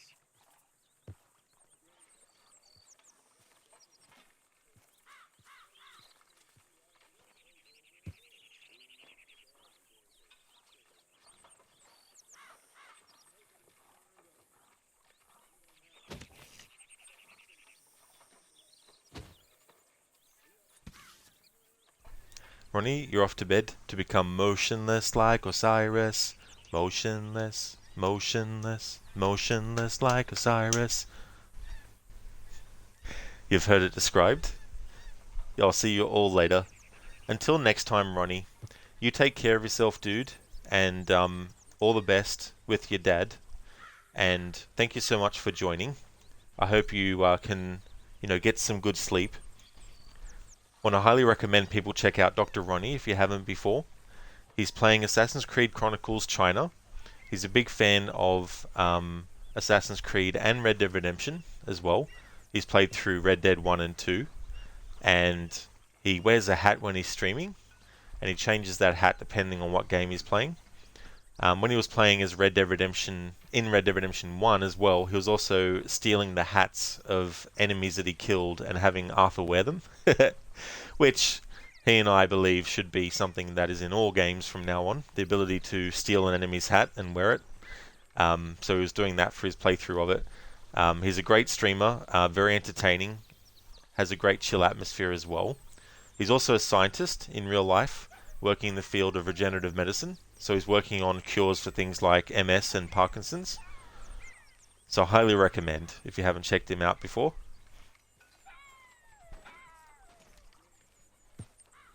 Exactly, Ronnie. It needs to be modded into every game, Even give the demons in Doom a hat, so that the Doom guy can steal the hat and then wear it.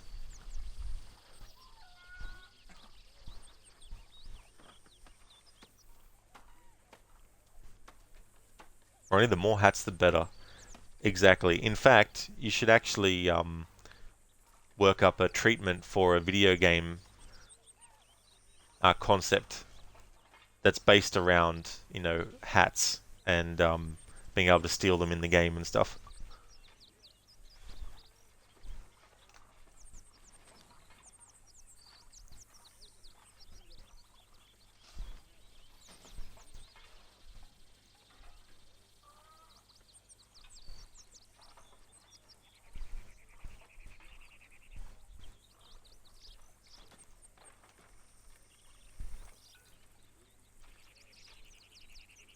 That's okay, Ronnie. Absolutely no trouble for the shout out, dude. Definitely catch you again soon. Zereth, I take my hat off to you. Yep.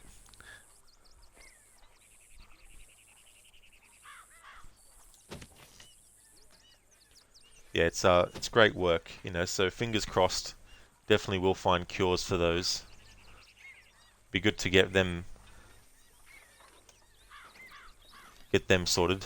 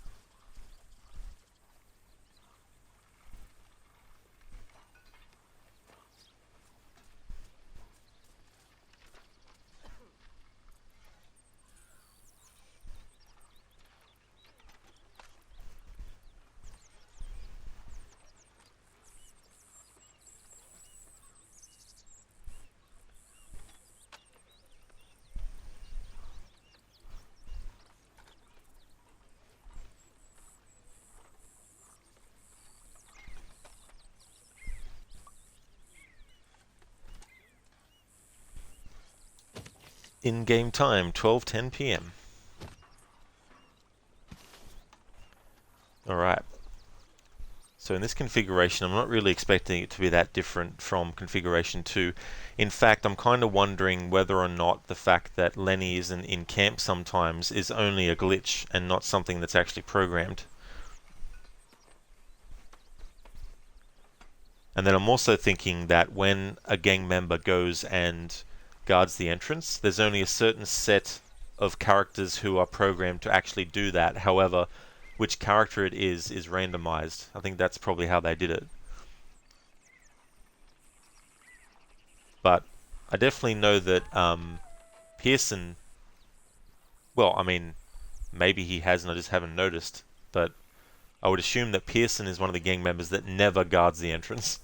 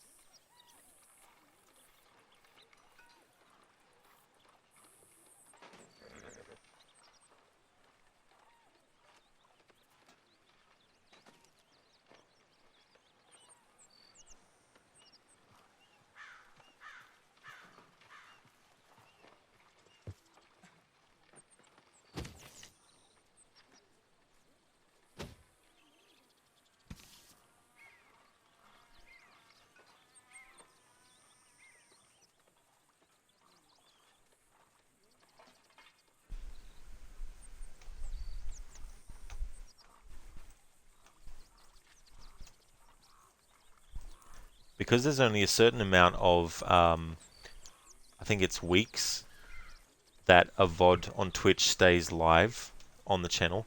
I actually have a YouTube channel where I export all my VODs from Twitch. So that will actually have all the streams that I've done so far, starting this year. So if there's any playthroughs that you're watching and you go to the VOD page and it's missing, then most likely it's gone off from the VODs automatically, but it should be on my YouTube channel exported. For now, I'm just doing exports of my Twitch streams on there, but in the future I do want to actually do videos of game related stuff.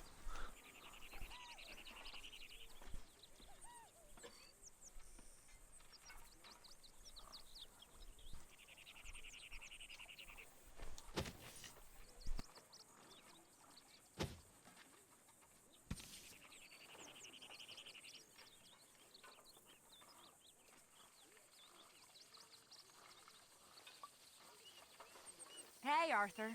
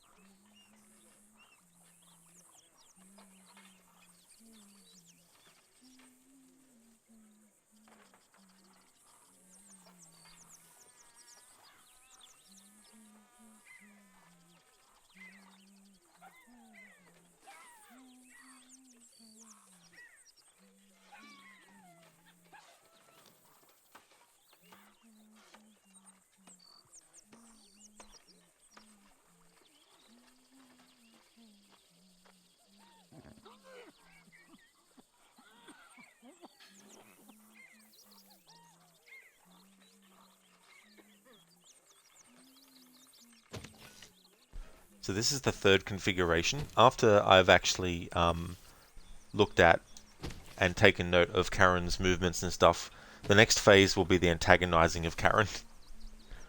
And then after that's done, there's 3 more characters to focus on. One of them is Kieran, and the process with him is going to be much quicker because he is tied up to a pole in camp, so he's not going anywhere. So when it comes to Kieran's turn, I'll just be basically antagonizing him straight away. But I'm going to leave Micah as the last character today, and as the playthrough moves on in the future, I'm going to try and make him the last person I antagonize every time as well, to really savor and enjoy the process. Plus, personally, it's good for me because I don't like antagonizing certain characters, and so for this playthrough to have to do that, it's been like, damn it. But the big payoff for me is being able to focus on antagonizing Micah for a lot. So I'm going to leave him till last. And then once this stream is over, I'm going to put this current playthrough on hold. However, I'm going to start another playthrough, a different one, next week, which is my annual playthrough. Doing a challenge which I'll reveal when the stream starts next week. I won't actually reveal what it is. It's a unique kind of challenge, I feel, with the game. So I'm going to wait till I get to this game again next week. But yeah, this current stream is going to be the last one of this playthrough for a while. I'm going to put it on hold. But then when I resume it, it'll be getting back to this process. We're early enough in the story that there's nothing that's changed story-wise, so you're not missing anything on story with this playthrough. In fact, I haven't actually done a mission since the gang actually got in this camp.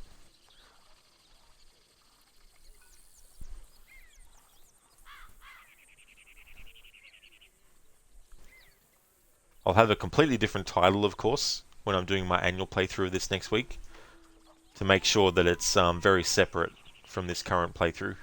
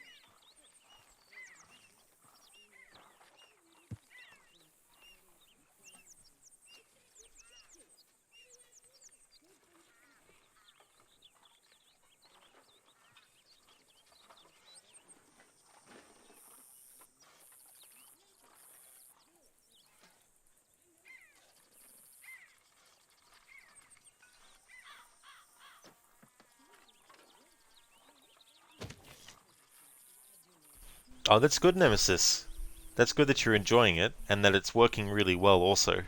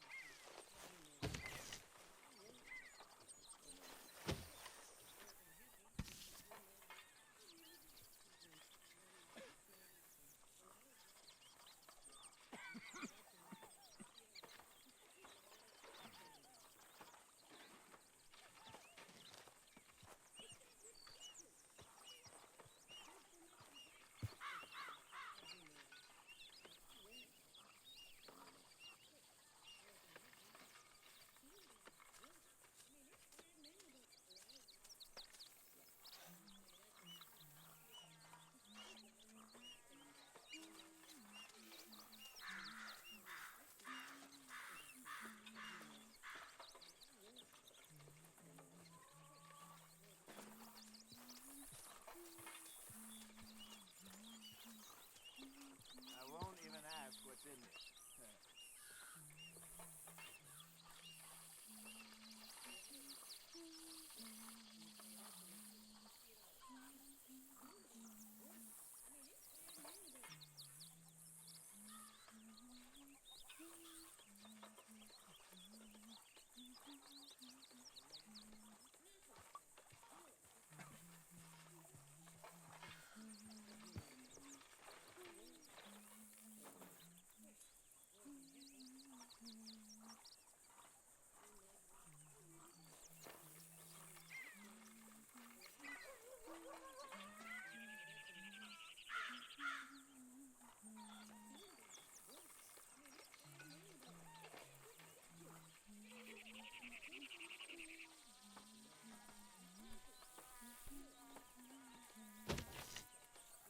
Alright, so it's almost 3 p.m. in-game time, which then means after that there's only 3 more in-game hours to cover, and then that'll be this configuration for Karen complete, and then I can move on to the actual antagonizing part of the process with Karen. So I'm expecting Arthur to have a lot of low blows against Karen with her drinking and stuff.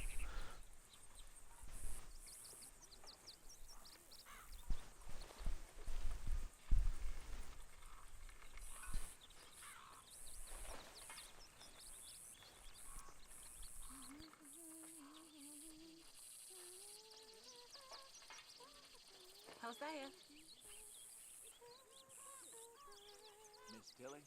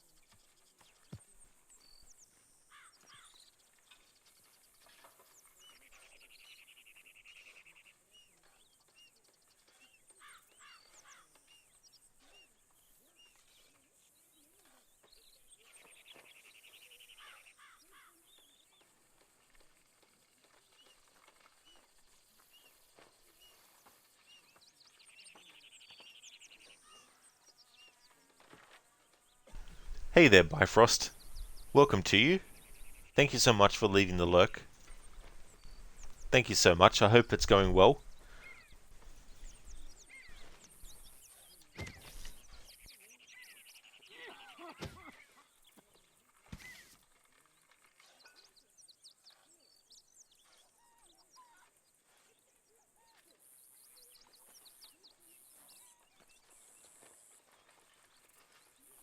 Hi, Arthur.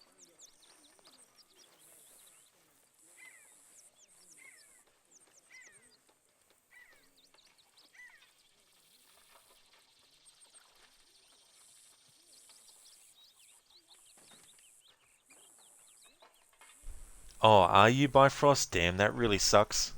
Sorry to hear about that. I hope you get better soon. There's no good.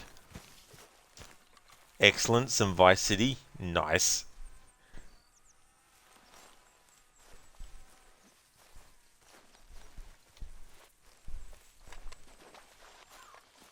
Alright, so around the same time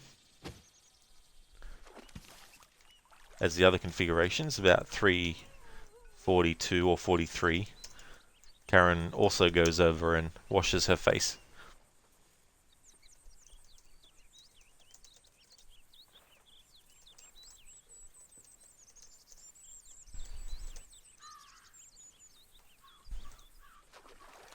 You're also waiting for the Forest sequel to drop.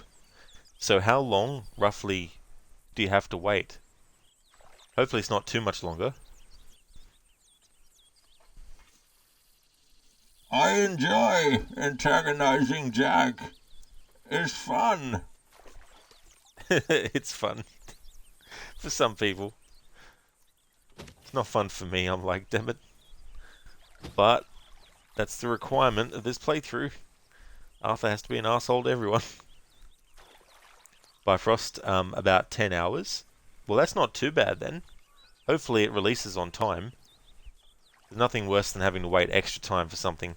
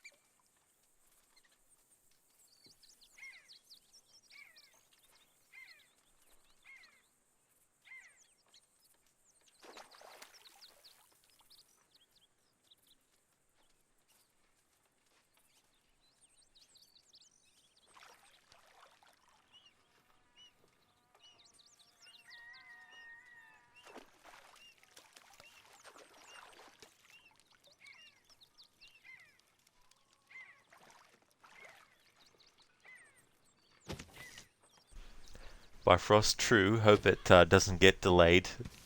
Yeah. Especially if it's been delayed already. Anglo 10 hours is 2 years overdue as it is. Oh really? So it's been that long in the process. Jeez.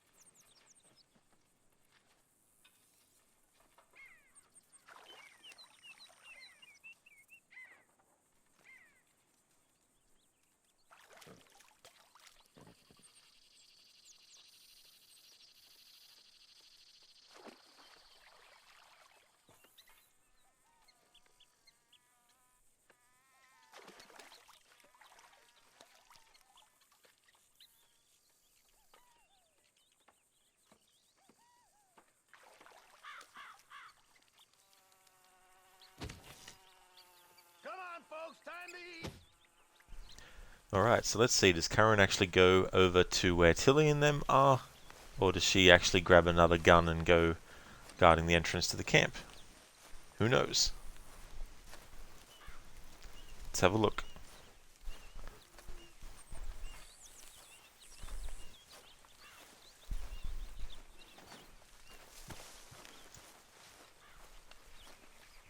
In the last configuration, she grabbed a beer. Oh, Arthur, it is Or good where to be off Susan that is. mountain. Sorry, is there any way we can leave this until later? Okay then, not to worry. Interesting. So for this configuration, Karen is going over this way instead. Still grabbing a beer, but from Pearson's tent instead.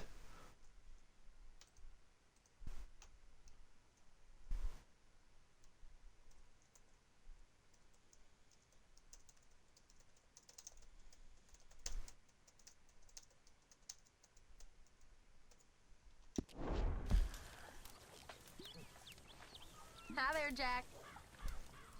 Hi, Karen.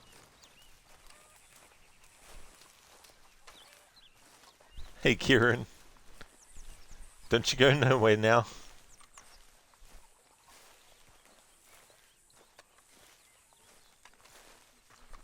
It just takes time, Miss Sadler.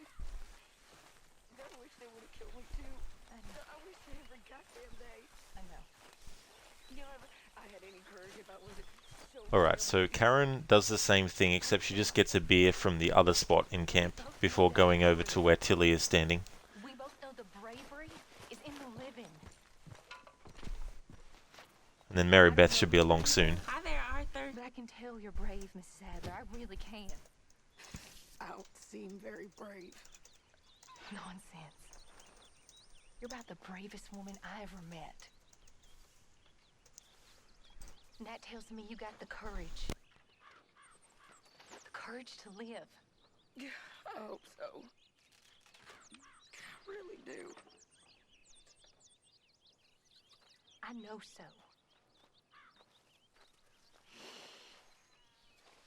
Excuse me.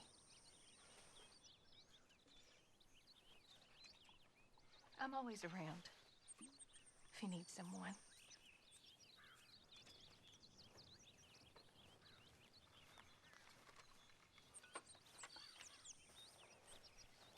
Hope these boys know what they're doing. Me too.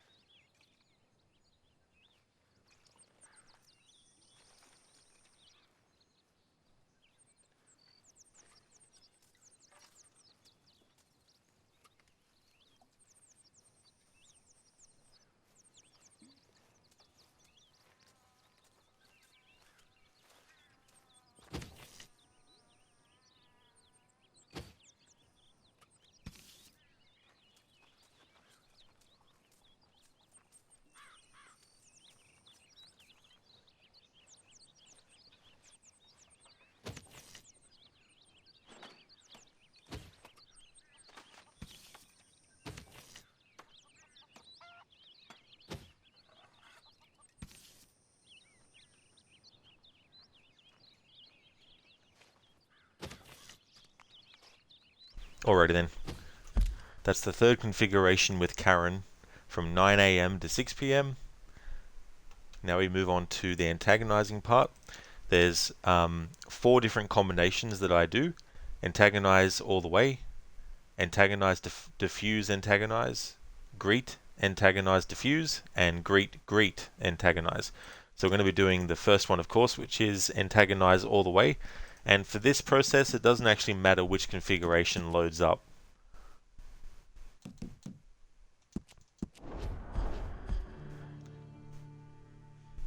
Anglo, the game The Forest is a brilliant underrated survival game. The sequel had a trailer which was shown about a year ago. I have to have a look at that because I haven't seen anything about it.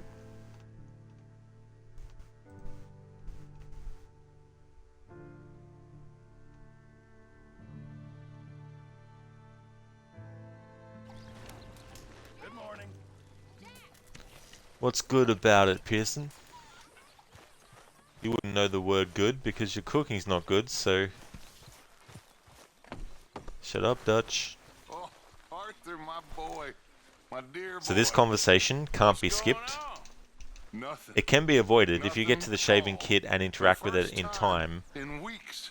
Dutch will actually leave you alone, but We're free. otherwise it doesn't We're matter where you go in free camp, he will to just keep plan following our you own until he gets futures close once enough more. to say this I dialogue. hope so, Dutch. You kept the faith, Faith, Arthur. Arthur, you always kept it. You I ain't losing always it now. kept it. Now piss off, And Dutch. I ain't losing it now. Go bother someone else. Could use a slug of whiskey in this. Maybe after lunch, eh? Good morning, Arthur. All I hear about is you moaning, Karen. You're a fine one to talk. We all gotta do our share. What's your problem with me? So let's just get on with it. Fine, I'll happily pretend you ain't here. That's cool. Karen gives Arthur a little bit back. Alright, so... I do this process quite a few times until we get as much of Arthur's dialogue as possible and Karen's as well, which, depending on how much there is, could take a few different reloads of the save. However, it is actually faster to reload your save than it is to wait for the game to allow you to interact with a character again once you've already antagonized them. Morning, Arthur. Now Dutch is at his tent, which means he won't bother us, so we'll be able to get to Karen quicker this time.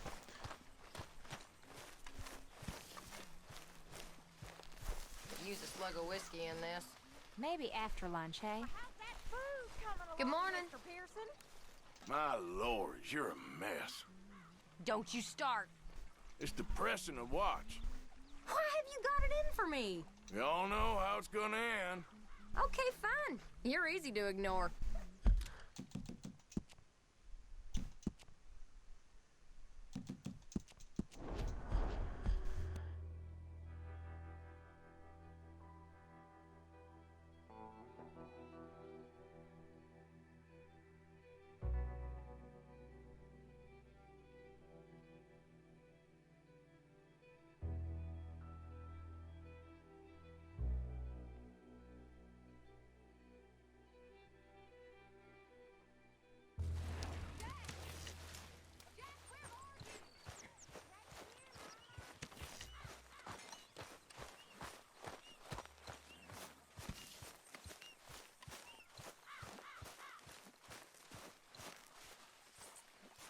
You're one big loudmouth, ain't you?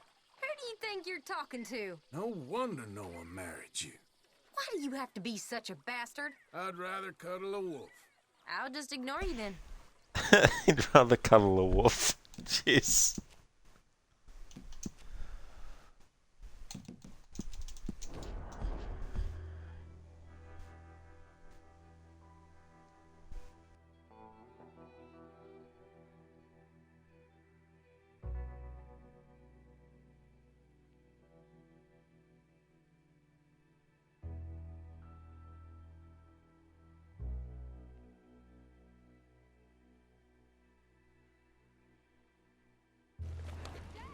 Hello, Arthur.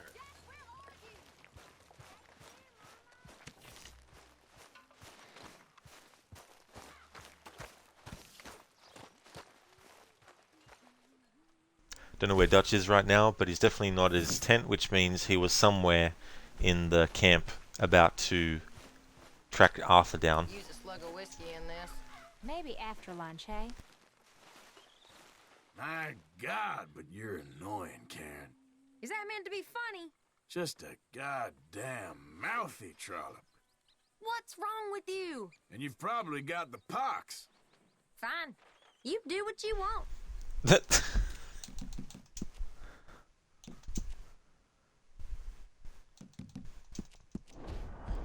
Would you, Wolf?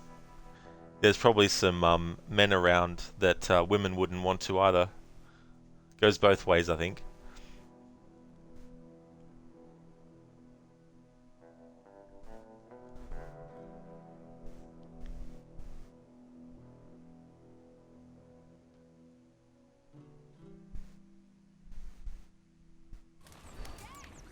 Jack.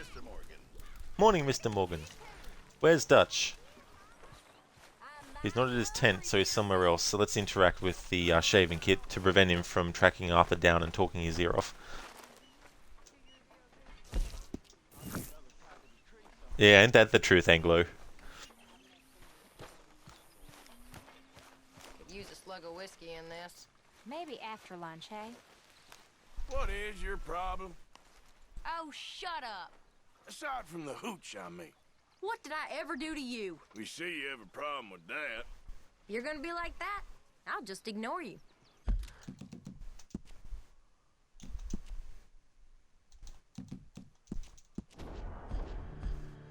There's been quite a few different variations so far, just antagonizing Karen all the way.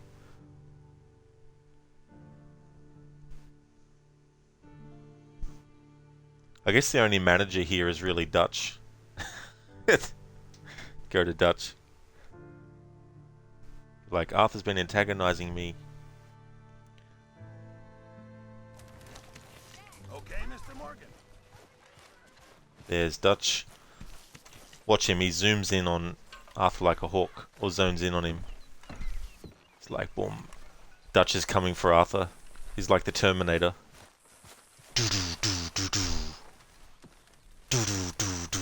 Oh, Arthur, my boy. My dear boy. What's going on? Nothing. Nothing at all. For the Nothing at first all. time Nothing in at all. weeks.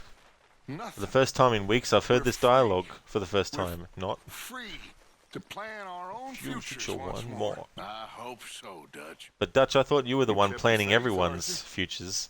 You always kept it. What's this I planning know our it futures now. business? Alright, Dutch, go back to your plan making. Use a slug of whiskey in this. Maybe after lunch, eh? I don't know who drinks more whiskey around here these days. You or Uncle? Don't you start. You or Uncle. You don't remember going to bed half the time. What's your problem? Maybe that's a good thing. I'm very good at ignoring people. That's true, Anglo. He's just too fast. The funny thing is, there was one time where I tried to get him as close to the edge as possible, because I was hoping to trigger making him fall off, but Arthur fell off instead. However, Dutch kept on talking as if nothing had happened. But you can also play games with him where you just, run around. We can't really run, but when you get to the edge of camp, you can actually run a little bit. Sort of like go around the giant rock. There he is again. Believe me, you'll be the first to know. Oh, Arthur, my boy. My dear boy. What's going on? Nothing. Nothing at all. For the first time in weeks. Nothing. We're free. We're It's like those free situations to where someone plan wants to our talk own to you for futures hours, once and more. yet you just I want to hope so, Dutch. You kept the faith, go Arthur. somewhere. It's like, You always we done kept yet? it. There we go, I ain't finished. losing it And then now. now. Alright, piss off, Slug Dutch. of whiskey in this. Maybe after lunch, eh? Morning. My God, but you're annoying, Karen. Is that meant to be funny? Just a goddamn mouthy trollop. Why are you doing this? And you've probably got the pox. Okay, fine. You're easy to ignore. Alright, so I'll give it another shot to see if there'll be any difference in that dialogue through doing antagonizing before moving on to the next combo. Anglo, one of the characters will apparently punch you if you're rude enough. Yeah, I actually worked out how to trigger it. So if you focus on just one person, it doesn't actually trigger it. But if you actually focus on multiple people and keep doing it, then someone will walk up to you and knock you the fuck out, and then you'll wake up outside of camp a little bit, and time will have passed. Hello, Mr. Morgan. Where have you wandered off to?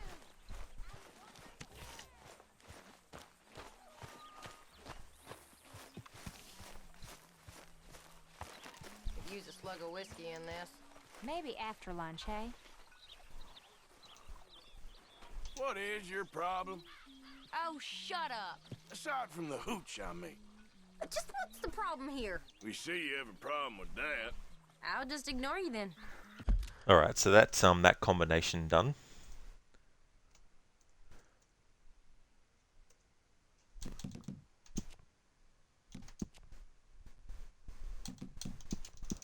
So the next combo is to antagonize, but then diffuse, and bounce back and forth between the two.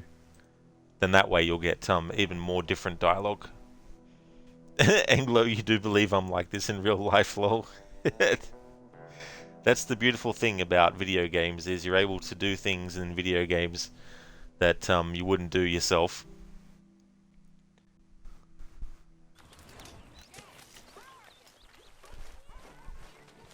I'm fixing to eat my shoes.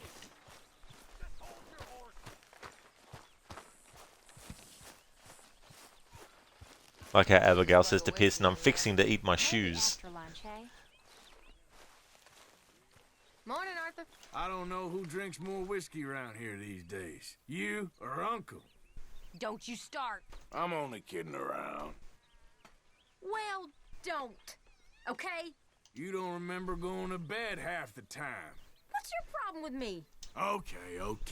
I'm done now. I swear. You're hilarious, Arthur. Maybe that's a good thing. Fine. I'll happily pretend you ain't here. There we go. So as we saw, we got some differences there. So I'm going to keep on doing this until I'm satisfied that we've heard enough of new stuff.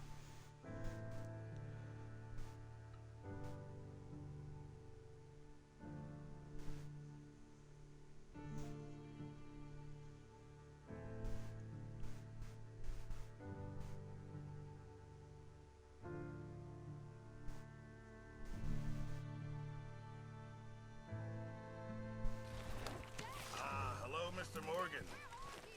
There we go, it's Dutch again. He's lying in wait for Arthur.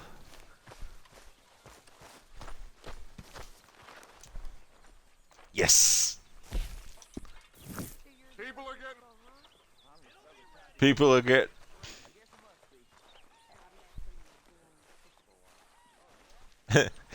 It's the equivalent of pretending to do something with the hopes that... Hang on, where's Karen? Morning, Arthur. Huh. Haven't seen this happen so far before. Karen not being there this early. Oh well, doesn't matter for this. Morning, Arthur. You're one big loudmouth, ain't you?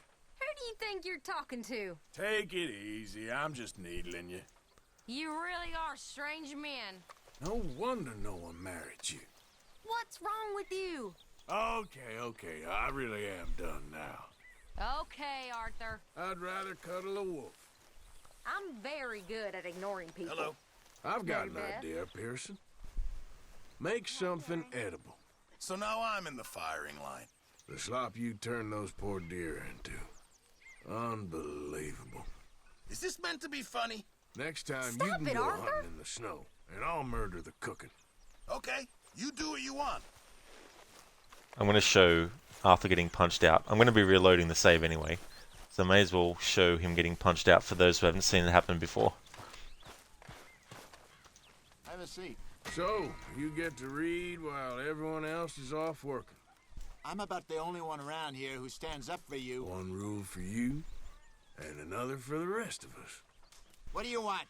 Some things never change. Lazy bastard. I'm not gonna play this game. That's enough, Arthur. It stinks of coward right around here. Sticks and stones. Drop the tough act. It's getting embarrassing. Why do you let yourself get so head up? You're a fake, Morgan. You know, you could get out there too, Dutch. Am I sensing ideas above your station again? Everyone's seeing you and Hosea reading. What are you trying to prove here? Not my best day. You need to get your head Morning, right. Arthur. Sorry there, Dutch. The old you would have had this place shipshape in a day. I don't like that tone, Arthur. You're slipping, Grimshaw. Why are you doing this? It happens to us all. I wonder if I'll ever not smell little a Miss campfire again. Hey, I think it's in our skin that's now. not called for. That's enough You now, been Arthur. giving Grimshaw lip again? You sure aren't making friends around You here. blame it on Karen, but you're as bad.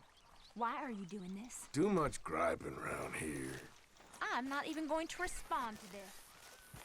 It's taking a while this time, but I'm pretty sure I'll be able to get it to activate if I keep on at it.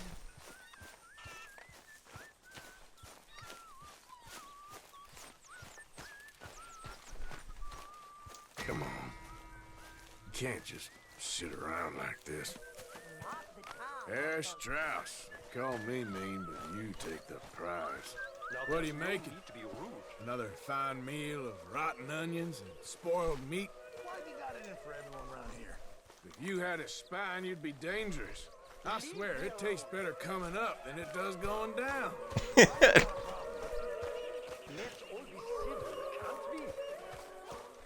You little goddamn fool. And there was me thinking we were good.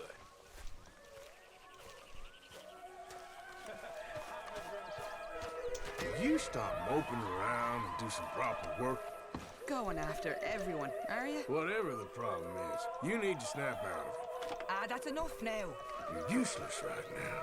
Get the hell away from me. That's enough, Arthur. Yes, you, Lenny. Stop it! How do you get like Now! There we go.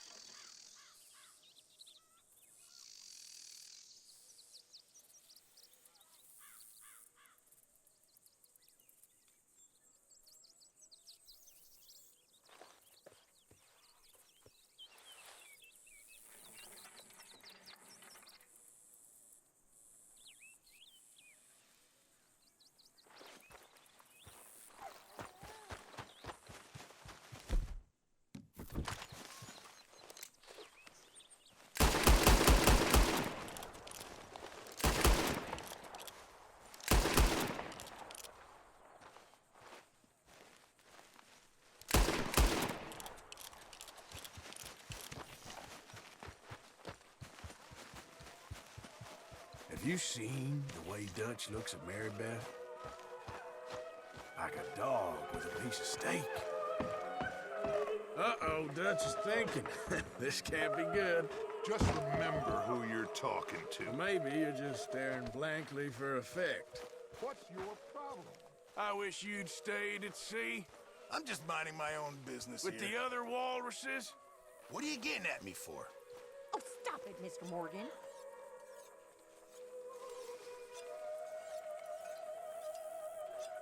There we go. So I've clipped that moment. In my couldn't find that clip. Bullshit. I just fucking made it. Twitch. What are you talking about? Come on. Keep your chin up.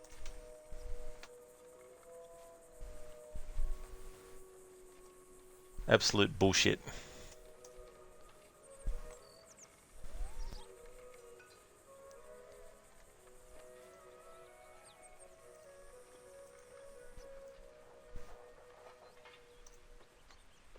It's really weird. Something went wrong. Can't find that clip. Bullshit.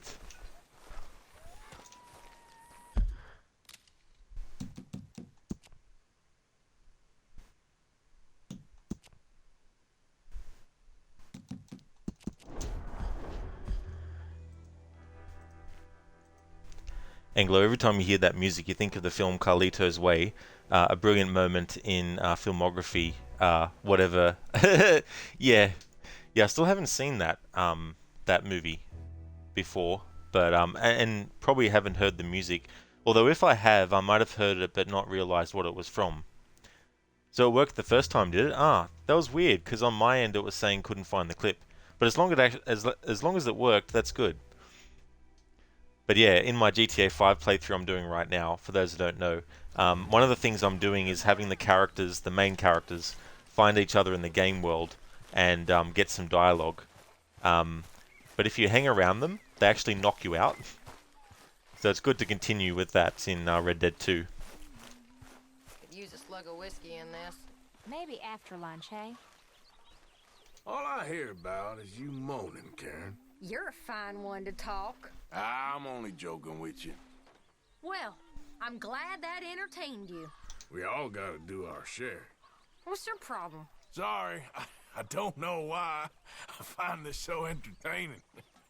You really are strange men. So let's just get on with it. If you're gonna be like that, I'll just ignore you. Oops. There are certain things that Arthur will always say to characters when you antagonize them. So it's not all completely dialogue that only gets used in one context. It's multiple instances of it. And with some characters you don't really get that many variations depending on what combination of antagonizing you're doing. But others you get quite a lot. Like the antagonizing all the way with Karen, we actually got quite a lot of dialogue from both Arthur and her. And here's Dutch again, wanting to track down Arthur to talk to him about his plans and blah blah blah blah blah blah blah blah blah blah blah blah blah blah blah blah. Ah, fuck. Arthur, my boy, my dear boy, what's going on? Arthur, Nothing. just punch him out. For the first time in weeks. Nothing. We're free. We're free. We're free to plan our own futures once more. I hope so, Dutch. You kept the The faith, faith, Arthur. You always kept it. You always. And I ain't losing it now. And I ain't losing it now. Now lose yourself, Dutch, and piss off. My lord, you're a mess. Is that meant to be funny? Take it easy. I ain't serious. Well, don't. Okay? It's depressing to watch. Why do you have to be such a bastard? Sorry. I'll stop messing with you now. You're hilarious, Arthur. We all know how it's gonna end. Fine. You do what you want. So something else that I realized when I was doing all that antagonizing multiple characters is you get different dialogue again because you're going around doing it to multiple characters. So that's also something I need to consider in this playthrough. What I want to do with that.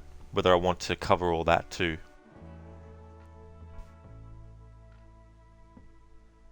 As thorough as I'm trying to be with this, no doubt there will be stuff that I'll still miss. Morning, Arthur. Where did you get to?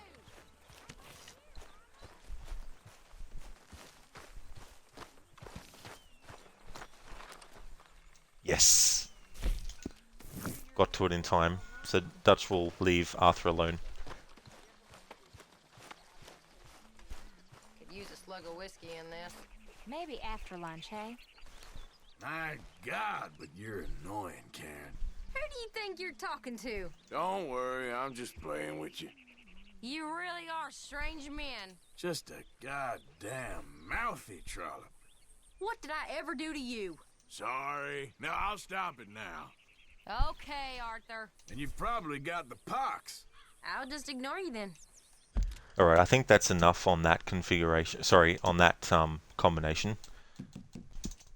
Alright, so I can mark off also the antagonize, diffuse combo. So the third combo that I do is greet, antagonize, and then diffuse.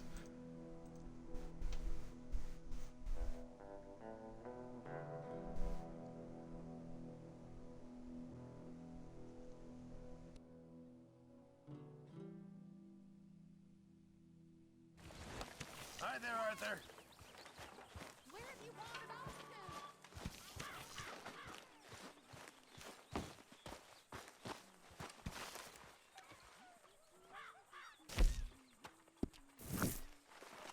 Lovely as always, Miss O'Shea. Hey. Could use a slug of whiskey in this. Maybe after lunch, eh? Hello, ladies. Hello. Good morning, Arthur. I don't know. Let's try that again. Yes? Hello, Arthur. I'm only kidding around. Well, don't. Okay?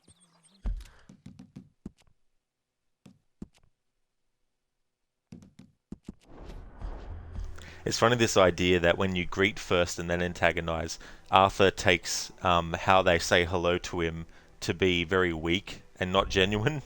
So it's like, let's try that again. Hello.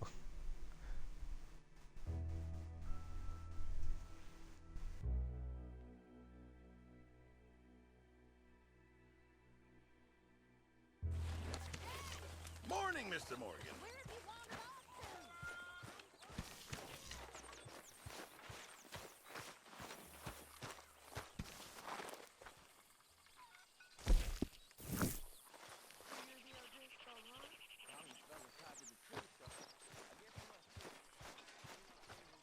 Could use a slug of whiskey in this.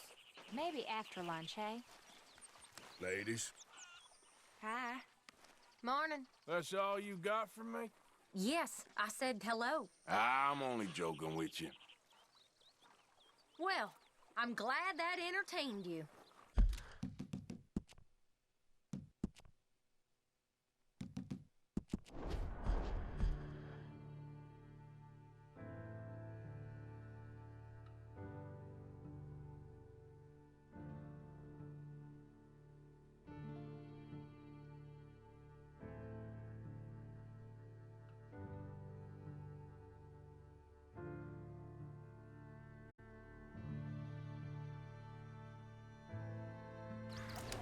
Hello, Arthur.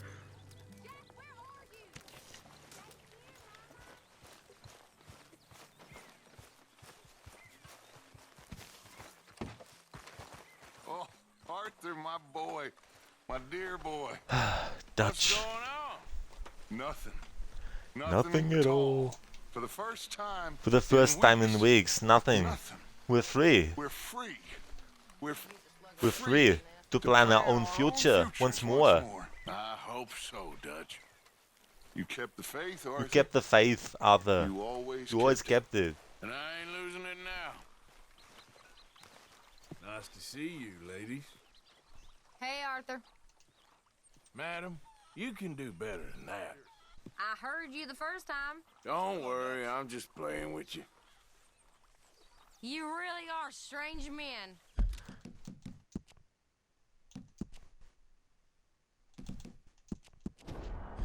Sometimes with this one, I think it is, you'll actually get dialogue from the character that doesn't actually have subtitles for it.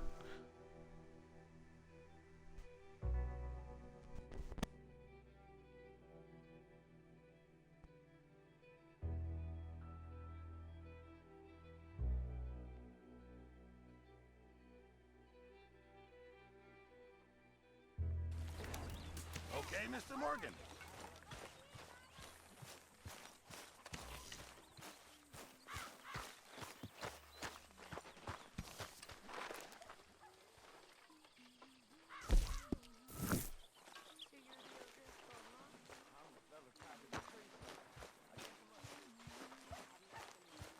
Could use a slug of whiskey in this.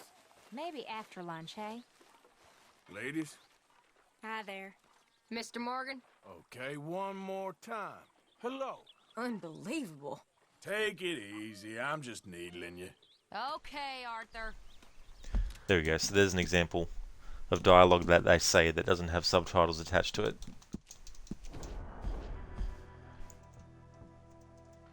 I should really have had a take it easy, I'm just needling your count going for this game. Maybe if I... that would take too long. Although, it's only during points where I antagonize characters, so I could skim through the video of each stream that I've done so far and actually count that up and get the count up to where it is now. Hello, Mr. Morgan.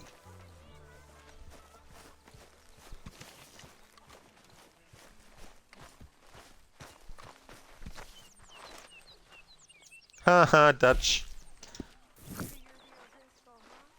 Now you have to leave Arthur alone. Could use a slug of whiskey in this. Maybe after lunch, eh? Hello, ladies. Hello. Good morning. At least say it like you're pretending to like me. Same old story. Take it easy. I ain't serious. Well, don't.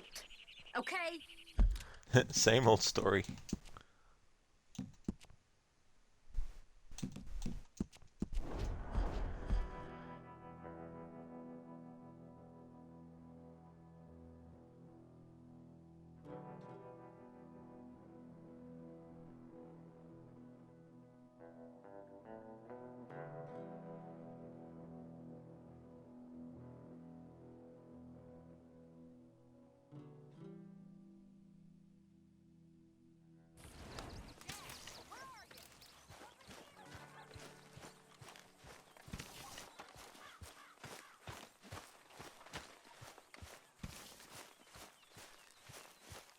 Could use a slug of whiskey in this.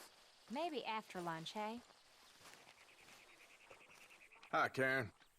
Hi there, Arthur. Madam, you can do better than that. Nothing shocks me no more. I'm only joking with you. You really are strange men.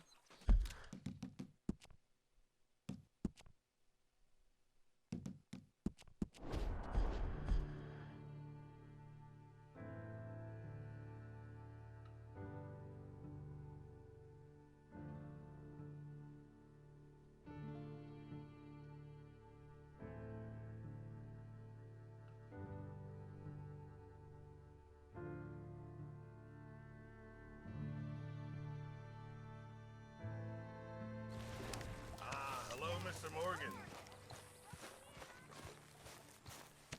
Dutch teleporting.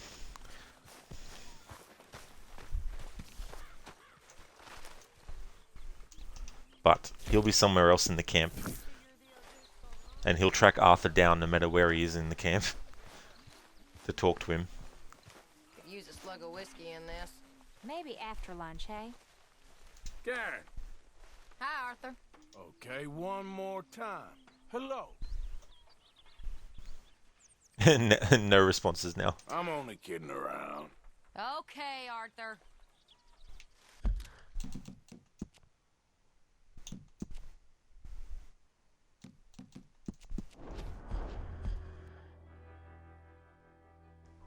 Okay, so I think I'll do that combination one more time before moving on to the fourth and final combination of antagonizing.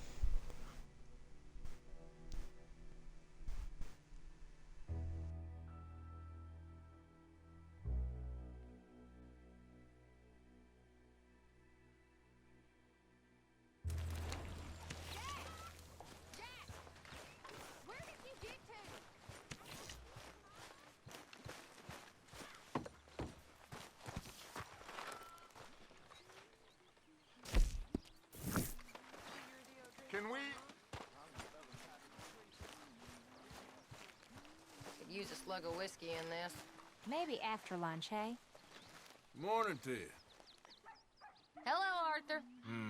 I don't know. Let's try that again. Alright, so no responses. Alright, so that's that combination done.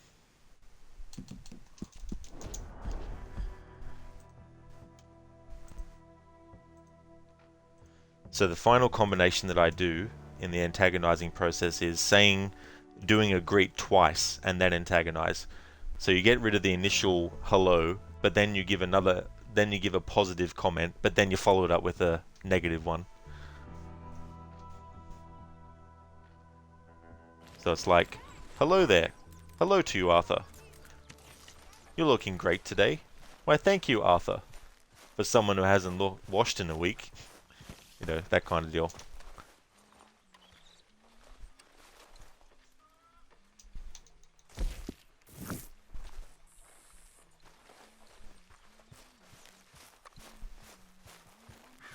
Could use a slug of whiskey in this. Maybe after lunch, hey? Morning. Hey there. Working hard there? I guess. That makes a change. Don't you start. Take it easy. I ain't serious. Well, I'm glad that entertained you.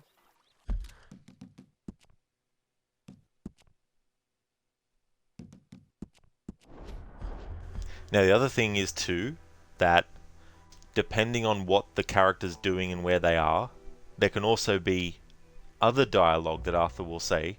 For example, when Hosea is reading, Arthur will actually antagonize him about the reading that he's doing. Whereas if you antagonize him when he's somewhere else in camp, you won't ever get Arthur antagonizing him about the reading. But I haven't covered all that yet, and I'm going to wait until I've finished my annual playthrough of this, which I'm starting next week. Then when I come back to this playthrough, I'll be able to sort out what I want to do in that situation. Because I know what in-game time they actually do, maybe I can make the process a bit quicker. But I'll deal with that later. Morning to you. Hi. Grimshaw keeping off your back? I wish. She might if you actually did a hard day's work. Oh, shut up. Take it easy. I'm just needling you. Well, don't. Okay?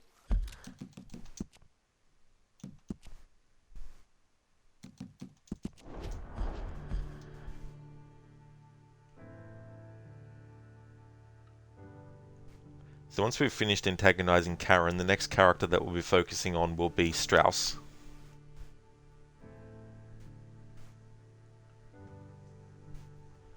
In which we basically track his movements in the camp, what time in game he does what and when and where.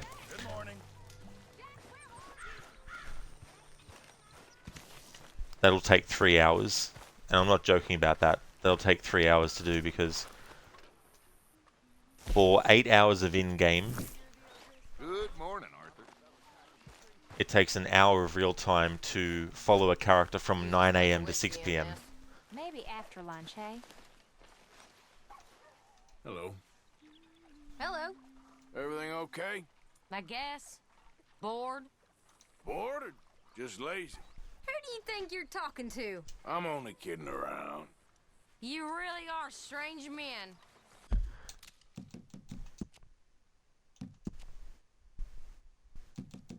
So a little bit of a background on this playthrough.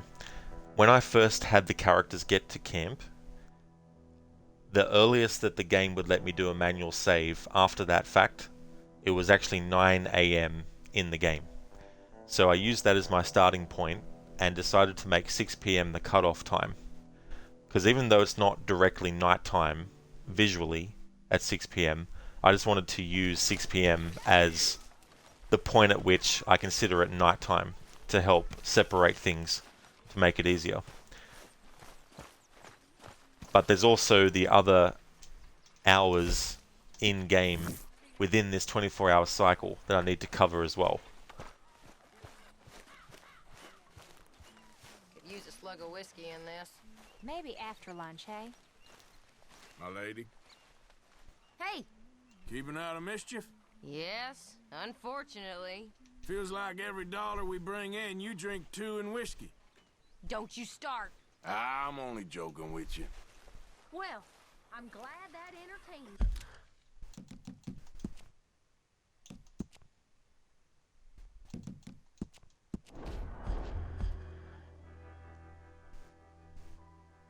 And so since it takes 3 hours of real time to cover that many hours worth, because there's 3 different configurations, that's only the tip of the iceberg as to what I have to do in this playthrough.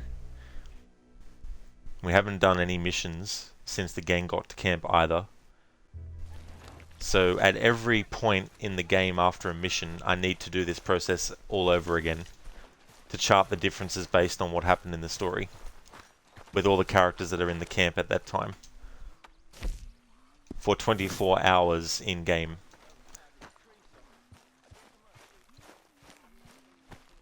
Could use a slug of whiskey in this.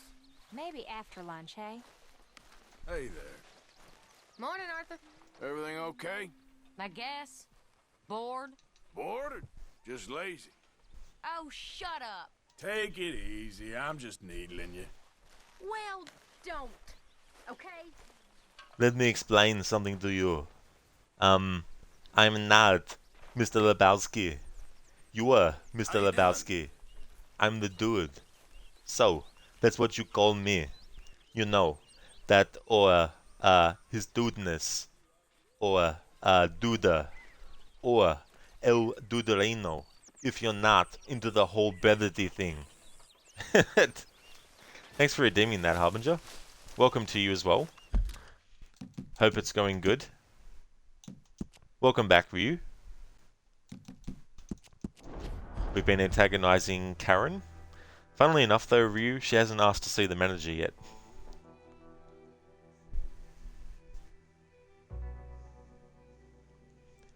But we're almost done with Karen, and then the next character we're going to antagonize, well, not straight away, I need to track his movements in camp and all that kind of stuff, but when we get to antagonizing, the next character will be Strauss, that Arthur is an asshole to.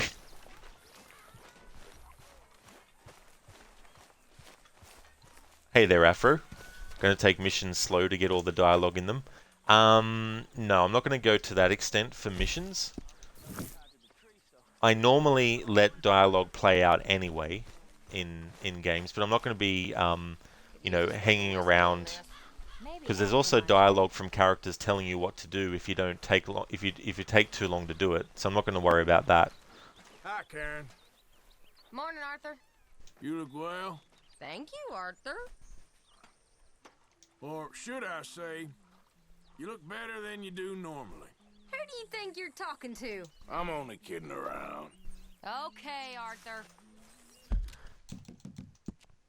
But when there's a story mission that also follows up with a choice where Arthur can either, for example, take money or give money, or, you know, refuse the money, because I'm doing a low honor playthrough, I'm also doing things that are negative, that might not necessarily get you a low honor or have honor taken off you, but are inherently negative in their own way.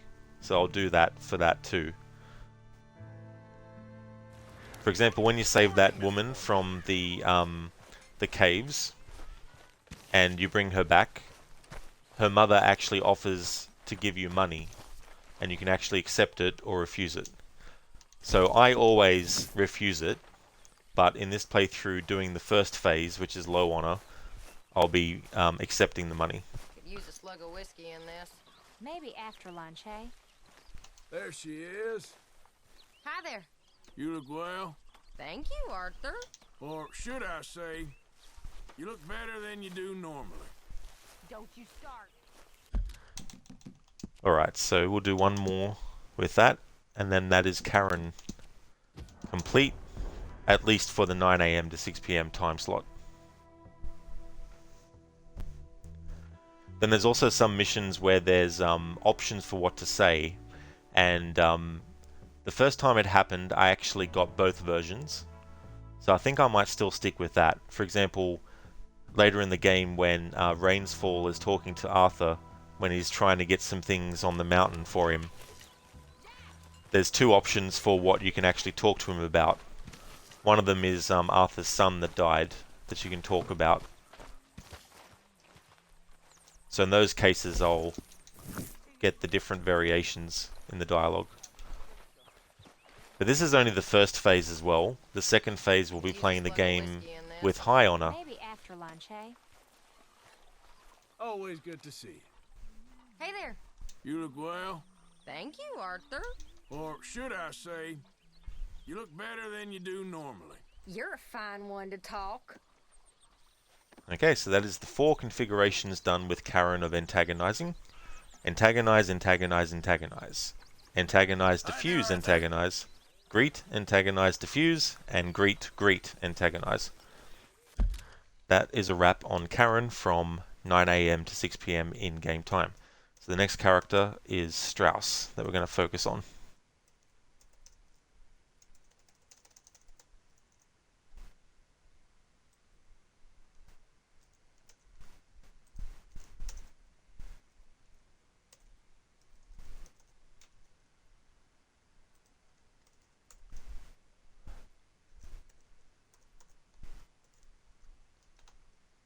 So there's 3 different configurations. Up until this stream, I kept on reloading the save until I got the configuration that I wanted in the order that I wanted them in. But starting this stream, I'm actually going to wait and see whatever configuration the game gives me.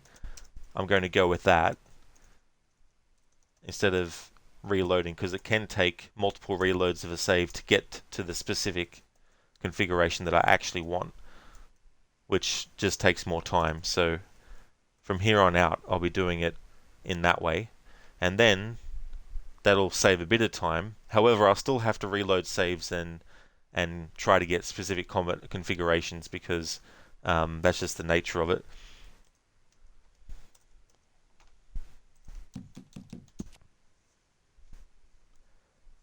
Drake, the ultimate dialogue hunter. It's Rod. Speaking of Red Dead 2, you bet that Micah's voice actor would hate Micah a lot compared to him playing as Arthur. That's true. Yeah, I definitely do have a big focus on dialogue. I mean, I like to hear dialogue in games normally anyway, but the level and the depth to which I do it isn't always the same in every single playthrough. For example, with Alan Wake, there's so much good stuff in Alan Wake if you just wait behind and don't actually progress. But I don't do that every time I play it. But yeah, I definitely have a strong focus this year so far on getting as much dialogue, both in this playthrough as well as the GTA 5 one I'm currently doing. But yeah, I bet that would be true, Drake. Afro, how about camp dialogue is when they're around the bonfire and when two members talk, stuff like that? Absolutely, Afro, yep. So we haven't reached that point yet, but I'll also have to keep track of that stuff too. Zereth, or just rob a stagecoach. That's true. Rob a stagecoach. That's all that Micah and Arthur ever seem to do together, is rob a stage. Afro, you've never robbed a stagecoach outside of missions, actually. Oh, you haven't? Okay, cool. That might be something to do in your next playthrough.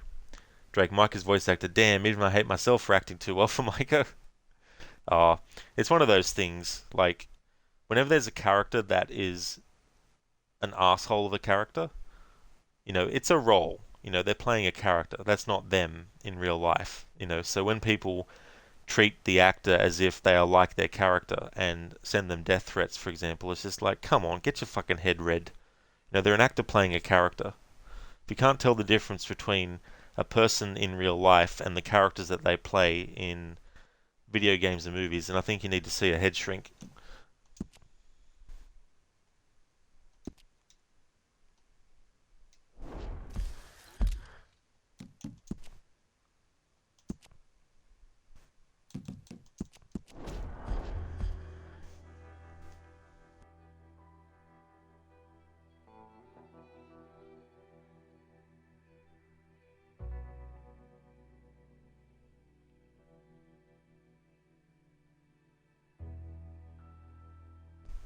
Yeah, the difference with that, Zereth, is I did that because the configuration that I wanted took 20 reloads and never actually popped up again. So that's when I decided to do something like that. So the configuration that the game's thrown me is Dutch is at his tent. Good morning, Arthur. And Lenny is in camp. So normally, the configuration with Lenny in camp and Dutch at his tent is the third configuration, and normally I would reload the save until I got the first configuration that I've got. So we're going to do that differently. So the configuration that we have is Dutch is at his tent and Lenny is in camp. The second config is Dutch is at his tent but Lenny's nowhere to be seen in camp. And the first configuration I've got is Dutch will come up to Arthur and talk to him, and Sadie will taunt Kieran with food. But this will make the process a little bit quicker.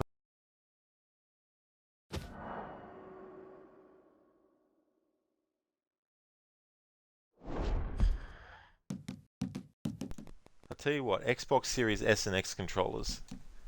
You can have your controller fully charged and then the controller will randomly disconnect and be like, oi! Alright, so we're focusing on Strauss. So let's see where Strauss is.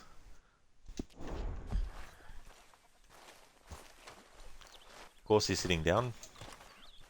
Morning, Mr. Morgan. If you actually hang around too close to a character, you'll get different dialogue again. So I just want to not trigger that.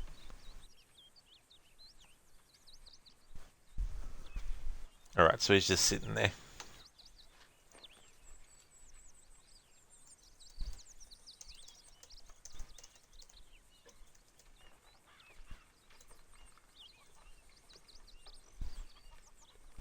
Yeah, it was really funny, Zereth, how that was actually something to make the game wake up and give me the configuration I was actually, actually after.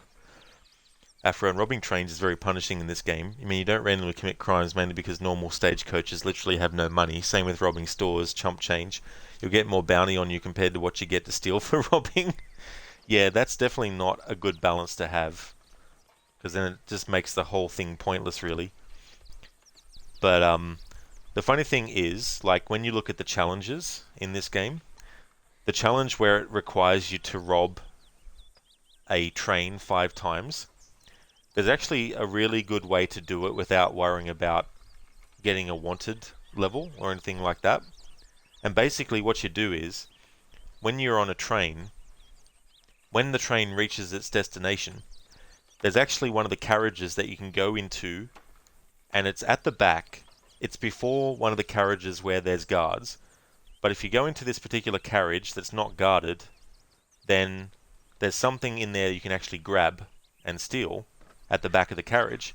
And then once you've done that, all you do is just basically catch another train and then rinse and repeat the same thing until you get it done 5 times. Alright, so 9:28 AM. Strauss is moving.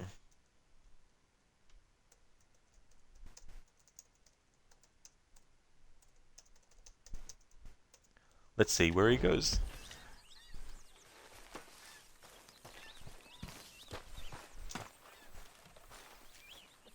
Hi there.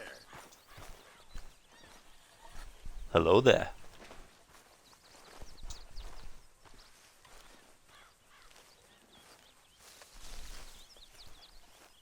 Alright, so Strauss just goes to the edge of camp. Near the rock. Near the big tree. And make sure it's a good one, Pearson. All in good time. Drake, if you were an actor or voice actor, you would definitely have no problems playing as a villain. In fact, you can naturally play as the villain. Starting in Rod's channel. Rod, you gotta hydrate. It's a backseating advice as well as the health advice. Yeah, that's the thing about me. That's my secret. I'm always hydrating. Right, 9:37 AM.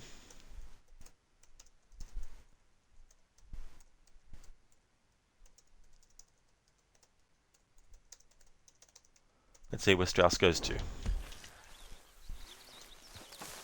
Back to his table, I assume. Bite your lip, Kieran. You might get some food then.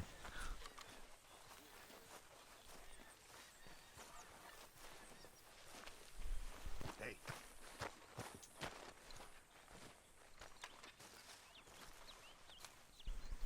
Goes back to his table.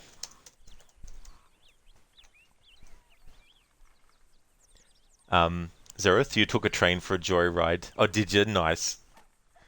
Yeah, it's cool that they had that in this game as well. Afro, it's like this game doesn't want you to commit crimes and be an outlaw. Yeah, it's like, what are you doing? This isn't what you're supposed to do. Drake, the hero is as good as the villain. Without a villain, there would be no heroes, just protagonists.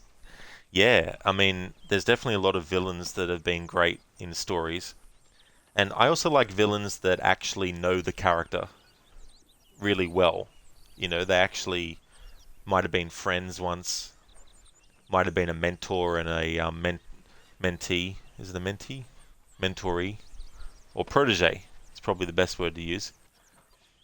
Or there might be a competitor, you know, like Belloc in Raiders of the Lost Ark and Indiana Jones. He's kind of like a version of Indiana Jones if Indy had actually gone to the side of the bad, you know what I mean?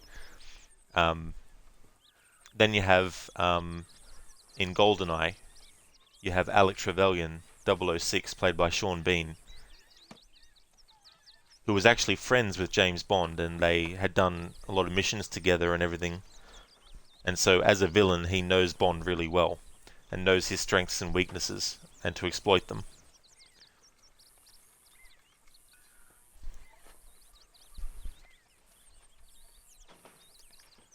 Drake, you love villains who are there with you from the start till end, only for you to realise that he's going to screw you over in the end. Yeah, well, there's that too. I mean, depending on how you look at it too, in games like GTA 5, if you really, really like the character of Michael in that game, then if you choose the ending where Franklin kills Michael, in your eyes, Franklin could be the betrayer, you know. Or, if you don't like Michael, you could basically say, well, he's the betrayer anyway, so Franklin killing him is justified.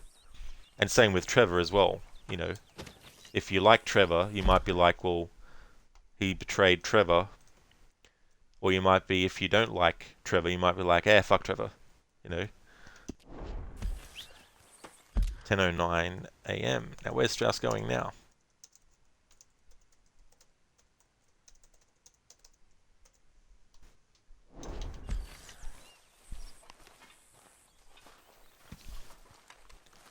He's actually moved around quite a bit.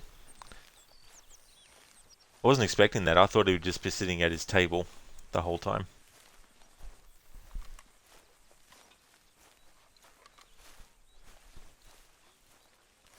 Alright, so he just goes to the edge of camp near where John Marston's sitting and reading.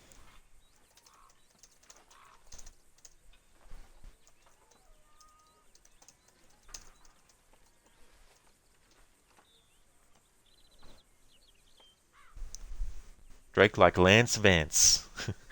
Dance, Lance Vance.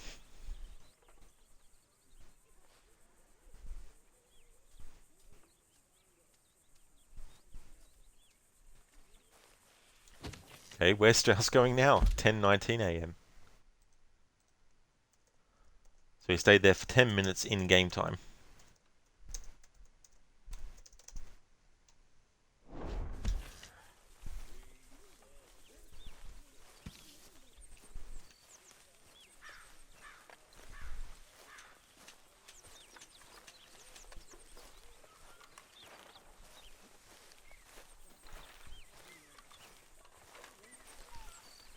Then you have Micah as a villain, who is just so despicable, so vile,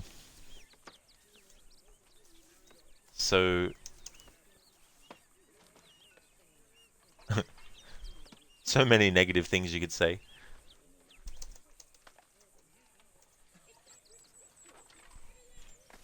And the thing about him as a villain is that, yeah, all of these characters are really villains when you think about it.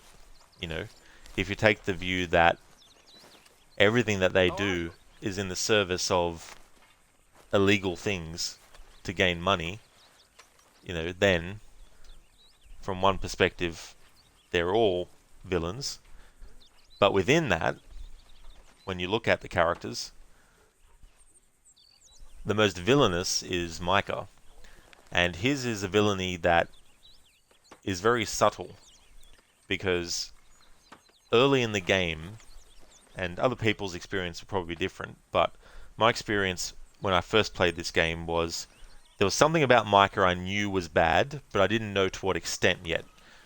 And so there's things early in the story that give you the idea that Micah is a character that isn't thought of that highly by Arthur, but it hasn't yet reached the point where he's showing his true colours completely. It's kind of like unwrapping a present, except in this case it's a poison gas that will kill you once the present's fully opened. You know, but you don't realise the full extent of what it's going to do until it's too late. And that's kind of with Micah, you know, and he plays both sides as well. And he's only for himself, you know. And the interesting thing is, in the part of the story when he's outside of camp and he sets up his own little camp, if you actually go back there when you do the mission with him where they get the wagon and he goes back and says he's going to offer this as a peace offering to Dutch. If you actually go back to where Micah was set up camp, you can find several things which are interesting. You can find a wanted poster for Dutch, or if not a poster, I can't remember, but you do find something that Micah had which spoke about the bounty on Dutch's head, right?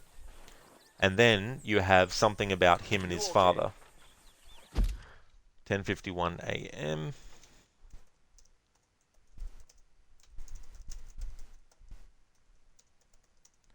And his father was also a piece of shit as well.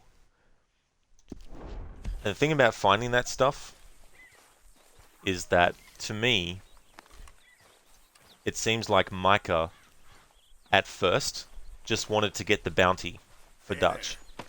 But then, he decided, hang on, I can milk this for a lot of potential, money. And that's why I feel that he was like, you know what, I'm going to stick with the gang and see how it all plays out. Because as he said too, he's a survivor, so he's only interested in how he benefits himself. I mean, it's a long game kind of approach for him to do that.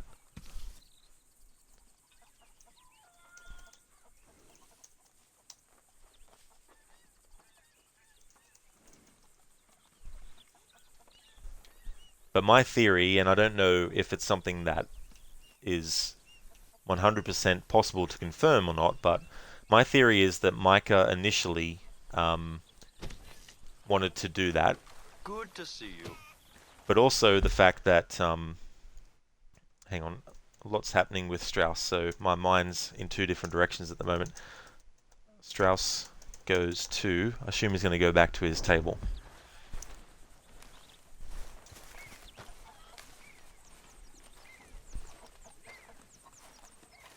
But another part of my theory is that Micah was actually with the O'Driscoll gang. Oh, it's you. Actually goes and gets a beer. Hang on, is it a beer or is it... Oh, he gets a cup, so he can get some coffee. Sorry, Strauss. Gets a cup to get some coffee. But anyway, part of my theory is that Micah, number one, he wanted to get Dutch so he could actually get the bounty, but then decided against it. But decided to join the O'Driscolls for a little bit and found out about the rivalry that Dutch had with Colm. And then is like, maybe I can play this, and get a lot of money out of Dutch. Maybe I'll get more money out of that than I will through actually bringing him in, or killing him, whatever the case is. Which would then make later on when Micah is talking about how Pearson came up with the idea to actually have a truce with the O'Driscolls, that it's actually Micah, obviously, who did it. So if Micah was part of the O'Driscolls for a short time and knew about the rivalry between him and Dutch, then it would make sense that he would wait for his perfect opportunity to suggest that they have a truce, but in case it went wrong, have a scapegoat to blame, so decided to make it Pearson. And Dutch at first is kind of not really thinking that it's something good to do. But then Micah is the one who pushes it more and actually convinces Dutch, But anyway, that's part of my theory, and that when, as it says in the game, when it gets to the point where they come back from Guarma, that's when, of course, the Pinkertons get Micah and he becomes a rat for them. But my theory is that before all that happened, that Micah was, basically wanting to work both gangs against each other, or at least find whichever one had the best advantage for him and do that kind of stuff, and that maybe he was the one who organized for the O'Driscolls to take Arthur, maybe, because he would have known that something was going to happen if Dutch tried to do a truce with them, Maybe he might have, communicated to one of the O'Driscolls before everything and just said, look, I'm gonna, come to you guys with Dutch and everything. Make sure that you take care of anyone that might be, keeping an eye on it with a sniper rifle or something. Something to that effect.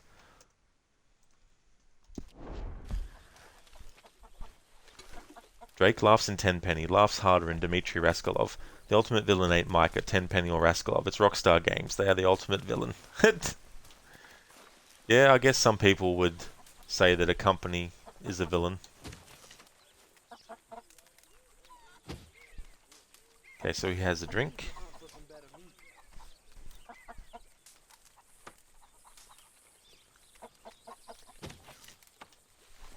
Don't forget about me. I'm starving.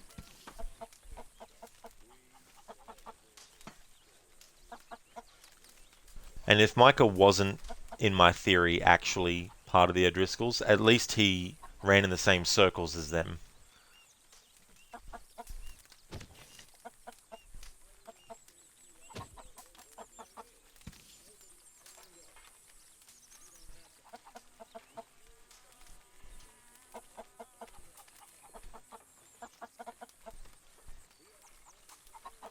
Is anybody getting me some?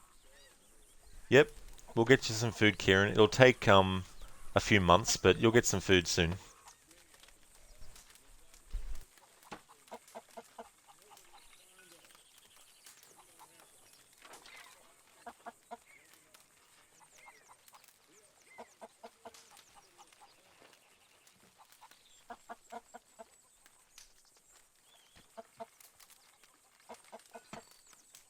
People are getting hungry, Pearson. It's coming! It's coming! Can anybody spare me a bite?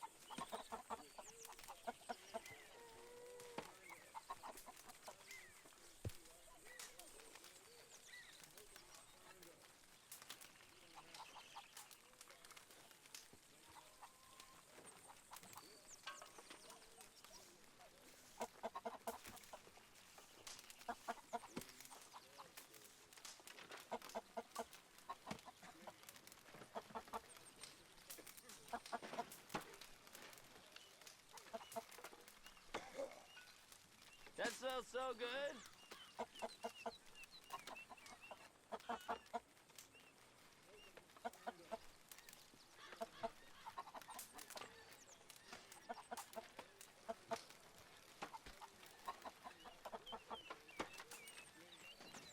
Hey there, Shin. How's things going?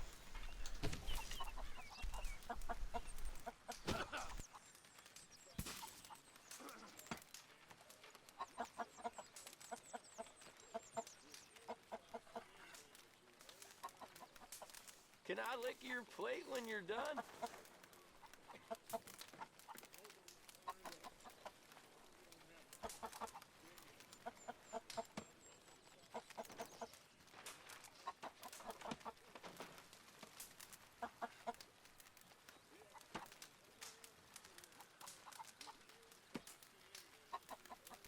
Shin, you're laughing at a new mod for Fallout New Vegas. So what's the mod?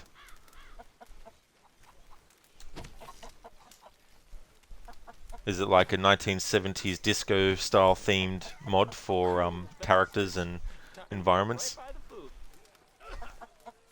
It adds vampirism to the game. Oh, okay.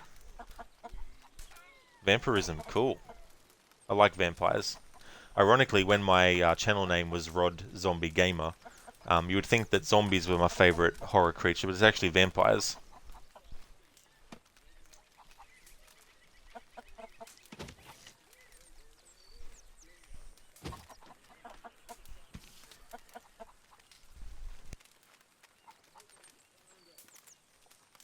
Come on, I'm so hungry.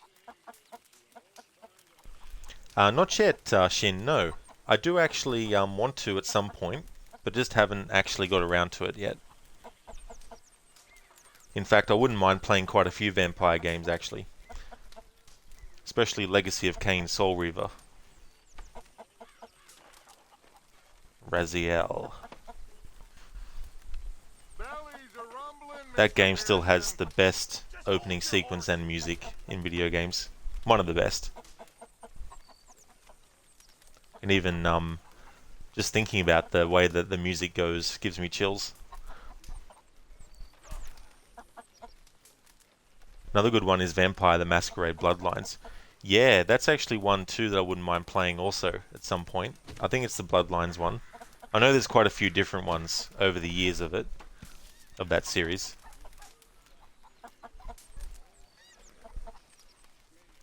I also want to play some more games based on movies on the channel.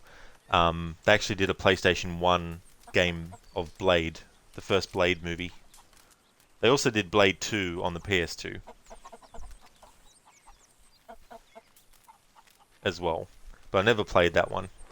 I actually still have a copy of, a physical copy of the first game, like Blade, sorry, on the PS1. So the only other Vampire the Masquerade game you have played is Redemption, and that one was horrible, was it? Damn. Well, it's good though that you still want to try another game in the series, even though that one was horrible. Hopefully the next one that you play is much better.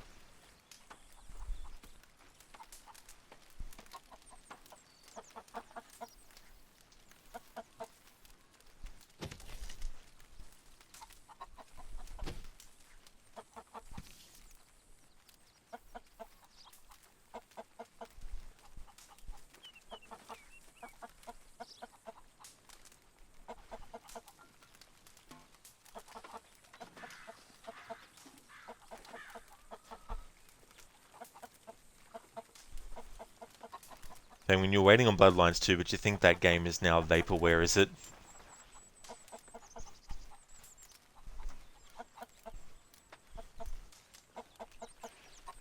Bark, bark, bark, bark, bark, bark. Bark, bark, bark, bark, bark, bark, bark, bark, bark, bark. Did someone say KFC?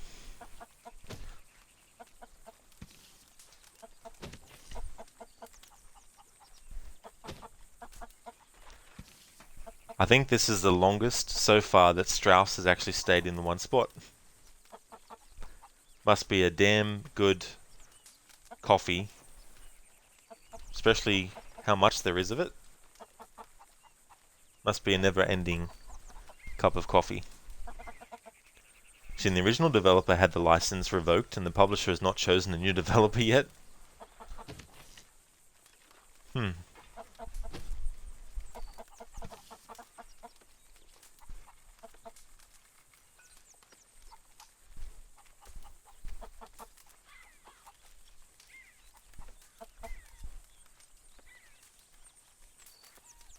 There must be enough for me to have a couple of bites.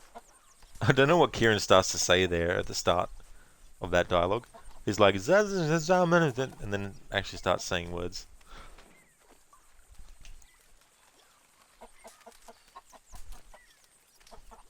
You know what, Strauss? I might have a cup of coffee and join you too.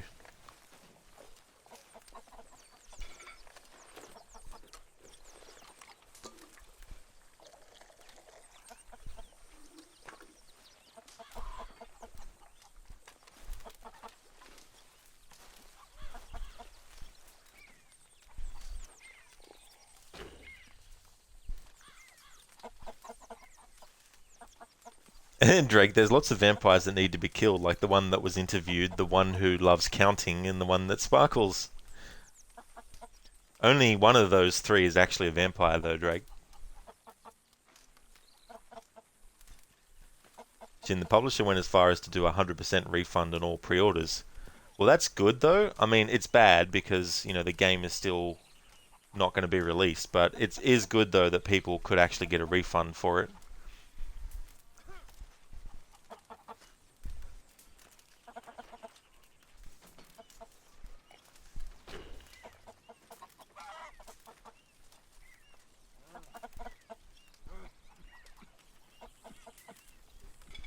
The one that counts is a real vampire. 1. Ha, ha, ha. 2. Ha, ha, ha. 3.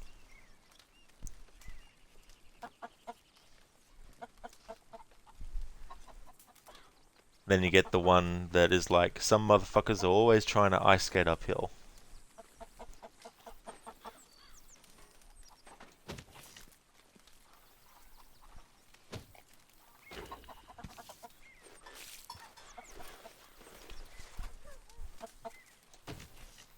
Alright, it's almost 1 PM in-game. So Strauss has been standing there drinking his coffee since 11 AM in-game time. So almost 2 hours of in-game time has passed. And so far that's the longest amount of time he's stayed anywhere.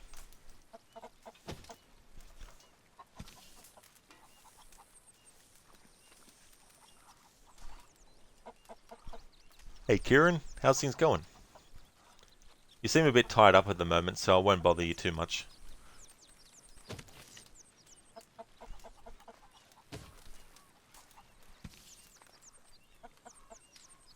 Hey Kieran, could you lend me some rope? Oh, that's right, you're already using that one, sorry.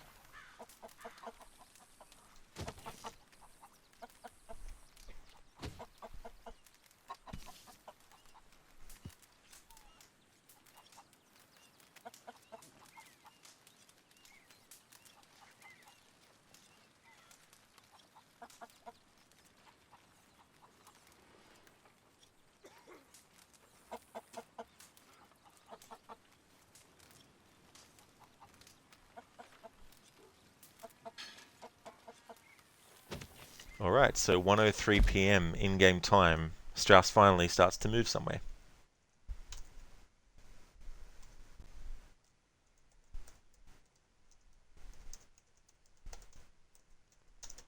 Let's see where he goes.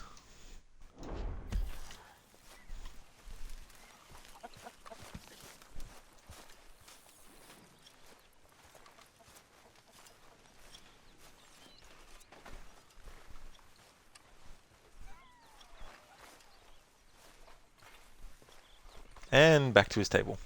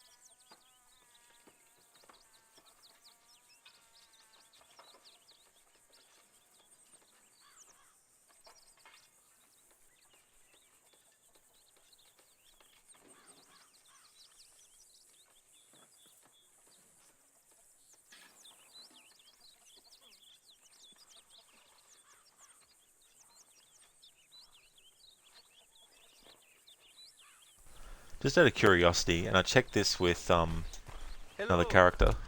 Wonder if we can actually see in photo mode what he's actually writing.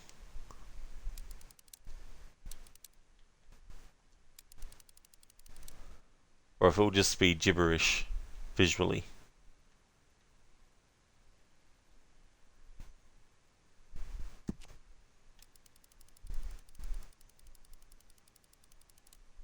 No.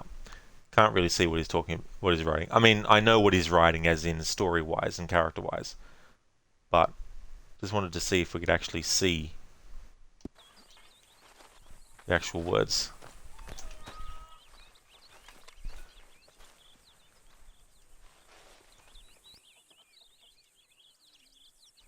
Something that is cool about photo mode in games that kind of might not be considered that often because it's more of a, oh yeah, just if you want to take a photo of something right thing. However, there's certain games where it can also be a good advantage in traversal, especially if you're in an area and you're not sure the best way to get down. So for example, when you're on a high cliff, you might not exactly know what's on every possible path down the cliff. So a good way to actually see that ahead of time is to go into photo mode and move the camera into the area. I also use it in the Assassin's Creed games that have it sometimes to actually see where enemies are located. So I think photo mode can definitely be also done for gameplay advantages, not just for the simple fact of taking a photo in the game of a shot that you'd like to take. Alright, so Strauss is moving again. 1:35 p.m.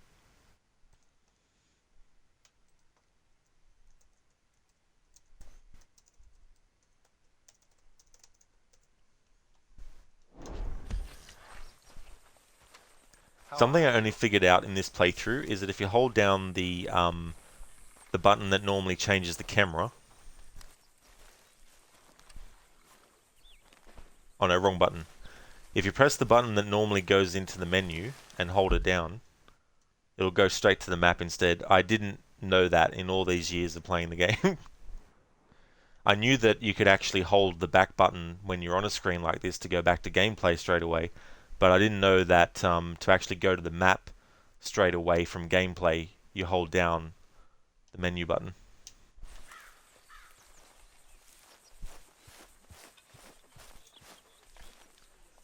Alright, so it goes to the edge of camp.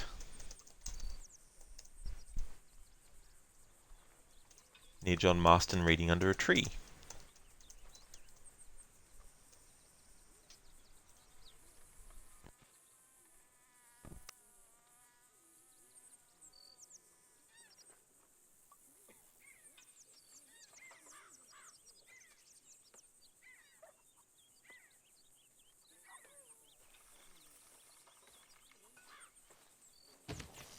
Alright, 1:45 p.m. Strauss is just moving everywhere. How are things with you? How do you think I'm doing? Oh dear.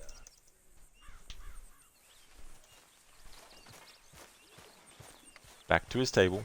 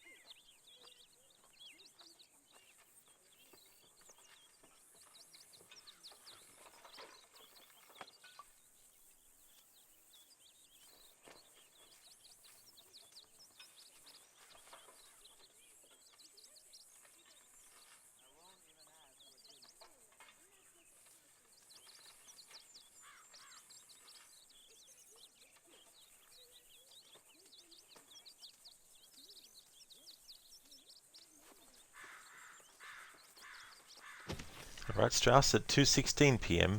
Where is he going?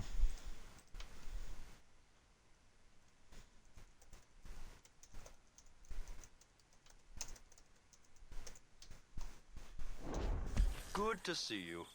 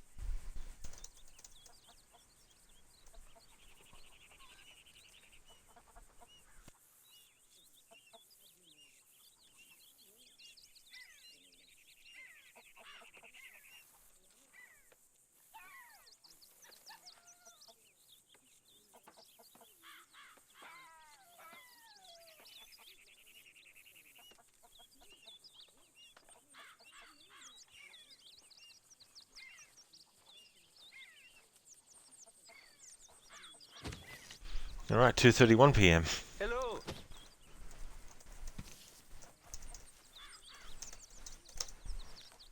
Where's he off to now? Gee, this Strauss moves about in camp. Hope you choke on it. Hope you choke on it. Oh, great. Oh, great.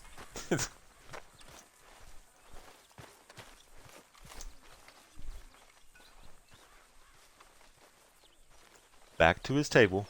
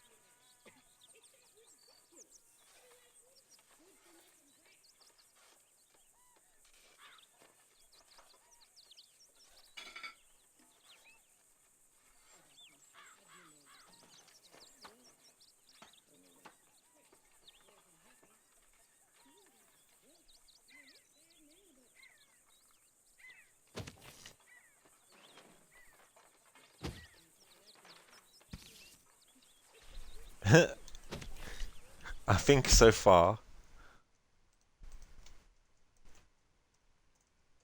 that Strauss is actually the character that has moved around the most from one spot to the next in camp.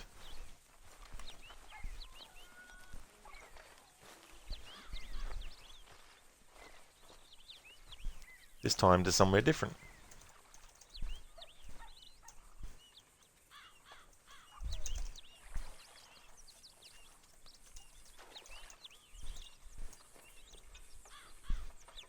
There's been 1, 2, 3, 4, 5, 6, 7, 8, 9, 10, 11, 12, 13, 14, 15 instances so far where Strauss has moved from one spot in the camp to another.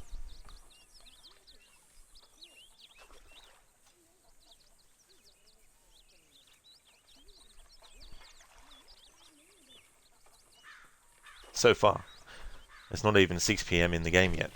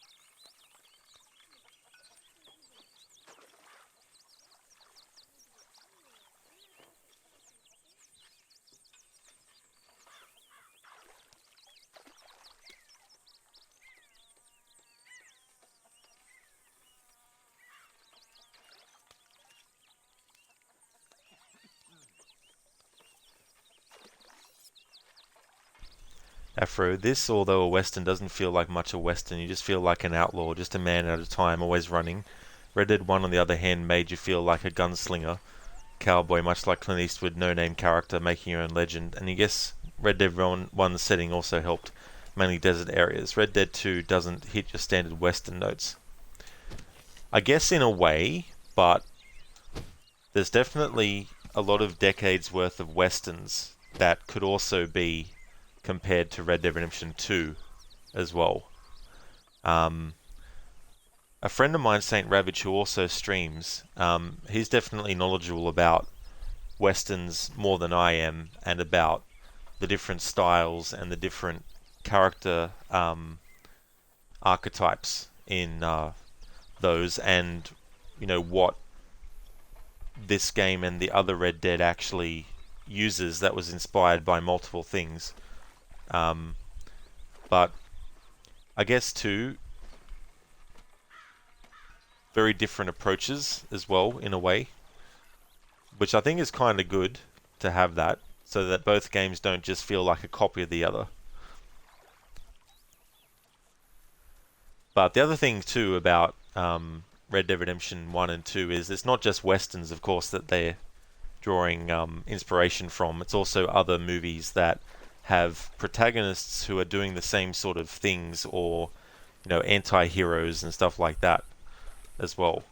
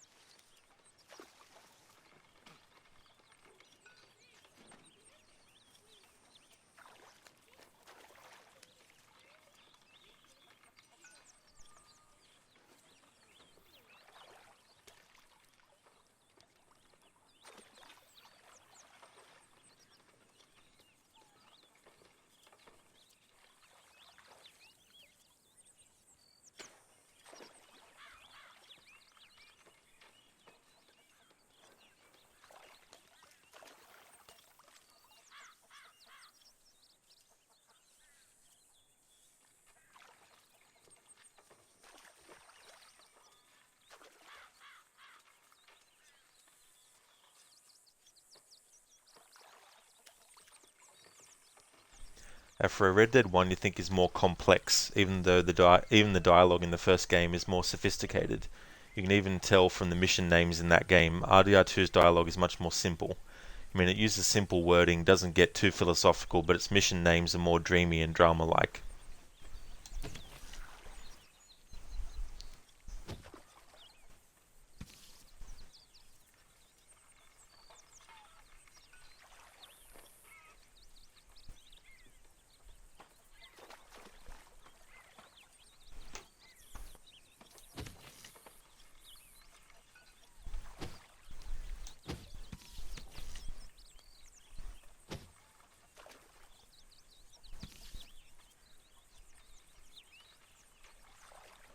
Just trying to think of any examples where I could probably agree that the words used in this are just simple ones and it doesn't get too philosophical. I guess too it also depends on what you do in the game as well. I mean, Dutch philosophizes a lot in his speeches and all that kind of stuff too. Okay, so Strauss is moving, 5:07 PM in game.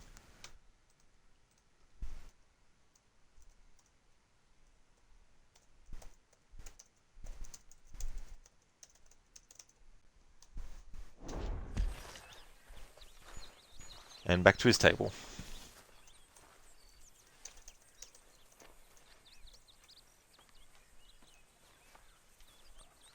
Or not.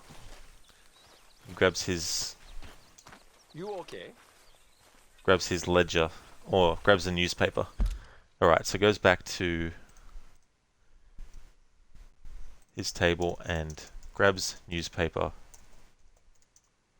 Then reads it. So I think that's what he'll be doing till 6 PM, but you never know because Strauss might decide to move somewhere else. That's where he currently is for now.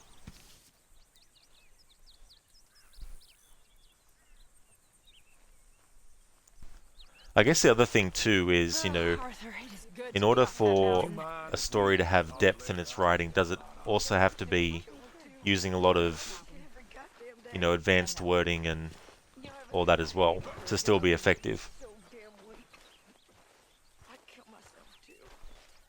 We both know that ain't true. We both know the bravery is in the living.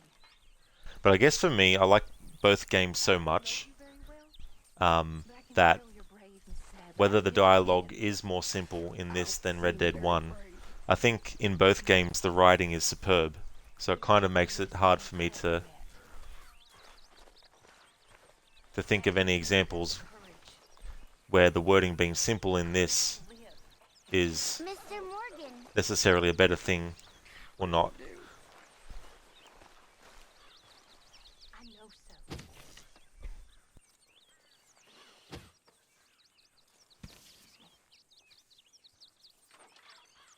Miss Grimshaw.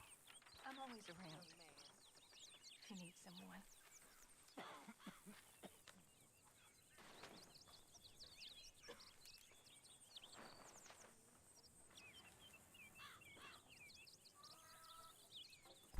I mean, something else that's very different, of course, with this game is that in this game, by the very nature of having the whole gang, whereas in Red Dead 1, Mr. Morgan!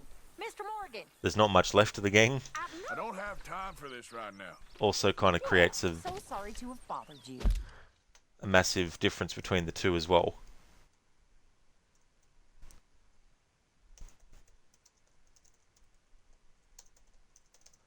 Strauss is on the move again. He gets around.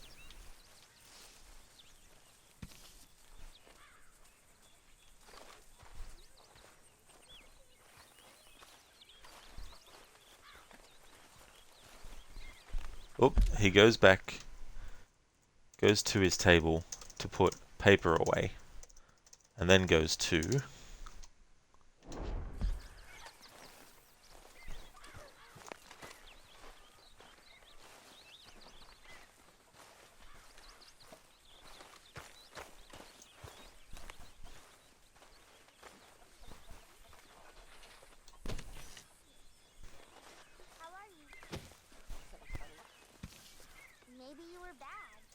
goes to Pearson's wagon to grab,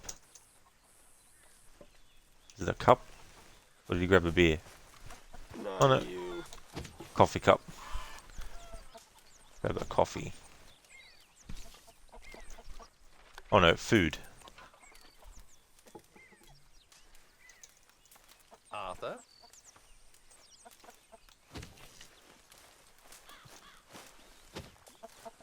Okay, so we're almost done with Strauss's configuration here.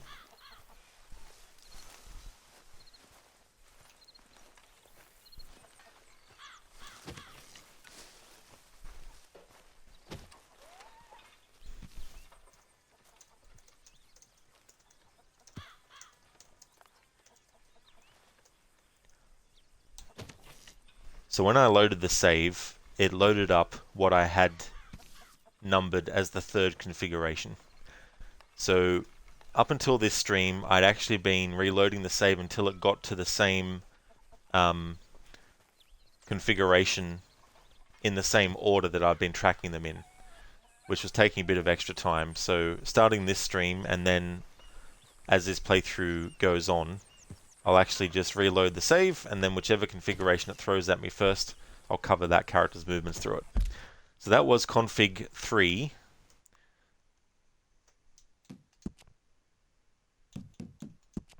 So now I need to load the save until it shows me either configuration 1 or 2. So configuration 1, Dutch approaches Arthur automatically. Sadie is getting some food to taunt Kieran with. Configuration 2, Dutch is at his tent and Lenny is not in camp at all.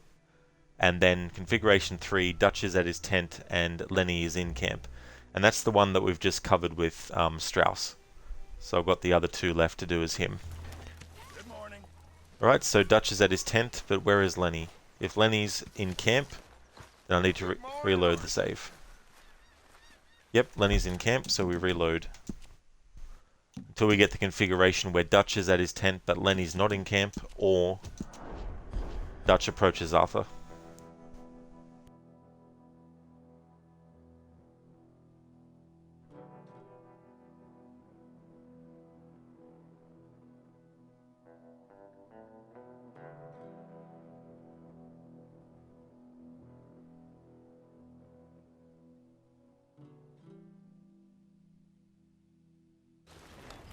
Morning, Arthur.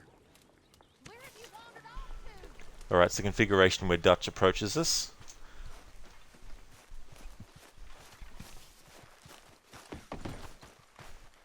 Oh, Arthur, my boy. Gotta listen to his fucking bullshit. What's going on? Nothing. Nothing at all. Blah, blah, blah, blah, blah, blah, blah, blah, blah. I'm not listening to Jeffrey. I'm not listening to you. We're free. We're free to plan our own futures once more. I hope so, Dutch. You kept the faith. You kept the faith, Arthur. Arthur, you always kept it. You always And I ain't kept it. losing it now. And Now I piss ain't off. losing it now. Good morning. Alright. Config 1 is what we've gotten.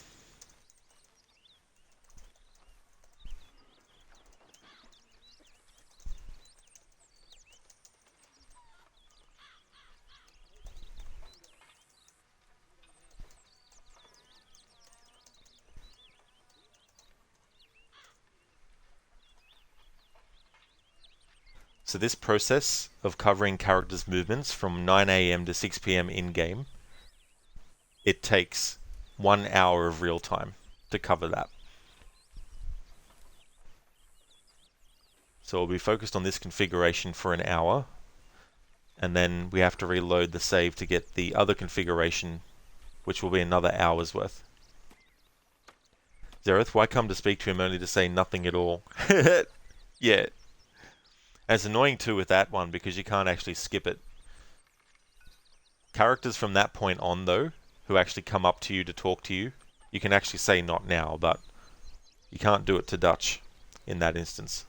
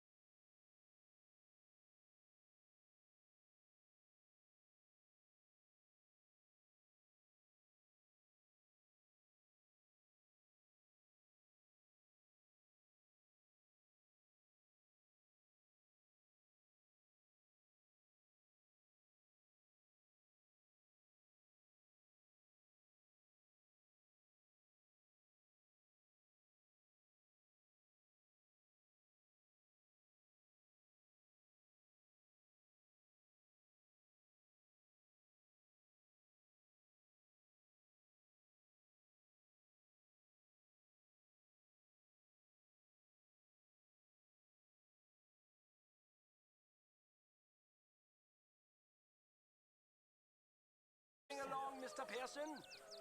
Believe me, you'll be the first to know. Excuse me.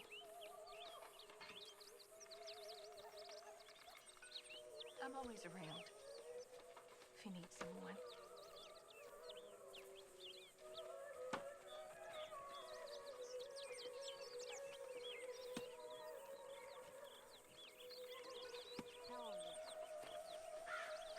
I've had better days.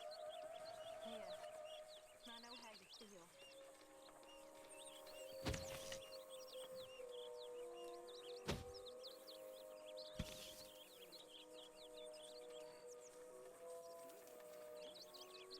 How you feeling?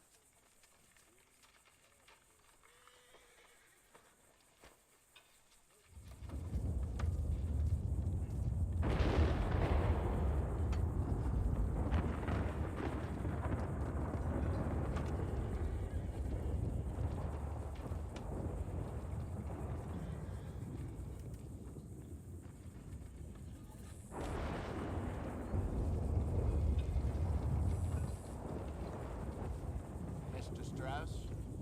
Good to see you.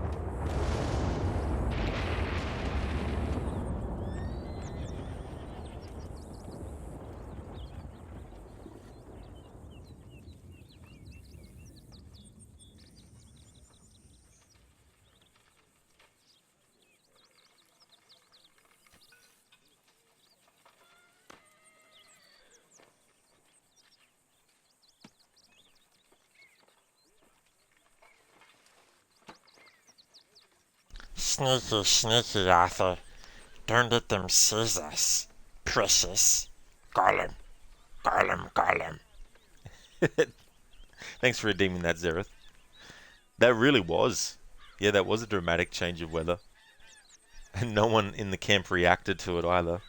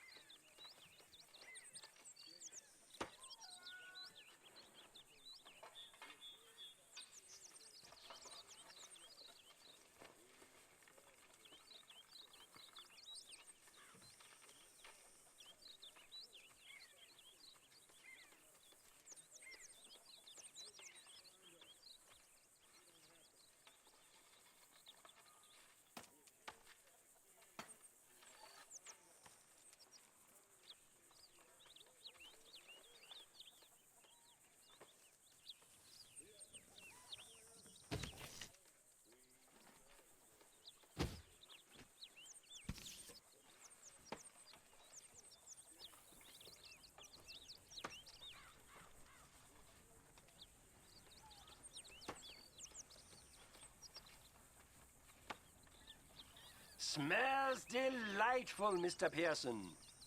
Give me a chance, will you?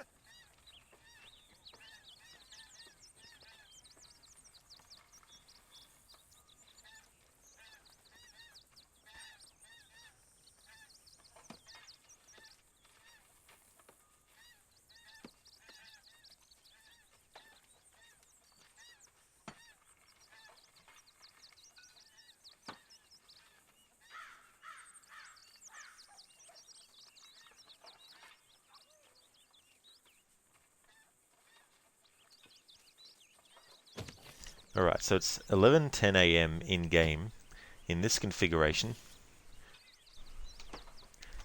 In the other configuration that we did, he had well and truly moved quite a few times to different spots by this time, but in this configuration he's just stayed at his table. So in config 1, at 9:05 a.m. he was at his table. Then at 9:28 moved. 9:37 back to the table. 10 to another spot. 10:19 back to the table. 10:51 to another spot. So it's definitely not moving around that much in this configuration so far.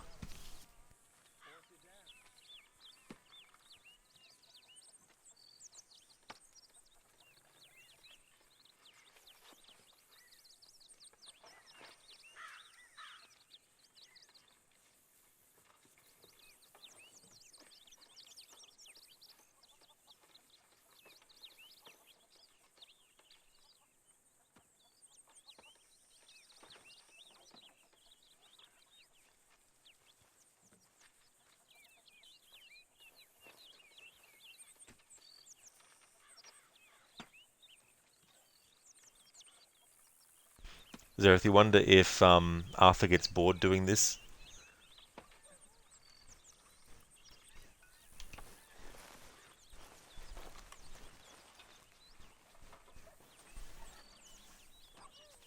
Can't really see his face that good from that light. But I can't get it closer on his face from a different angle with light on it because this tree is helping the camera zoom in further on his face.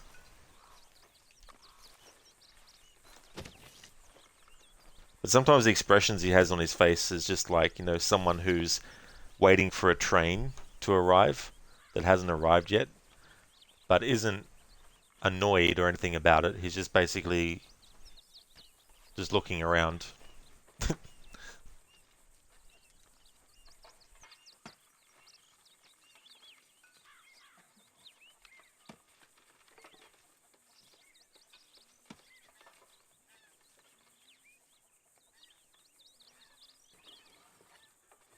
When are we eating, Pearson? It's coming! It's coming!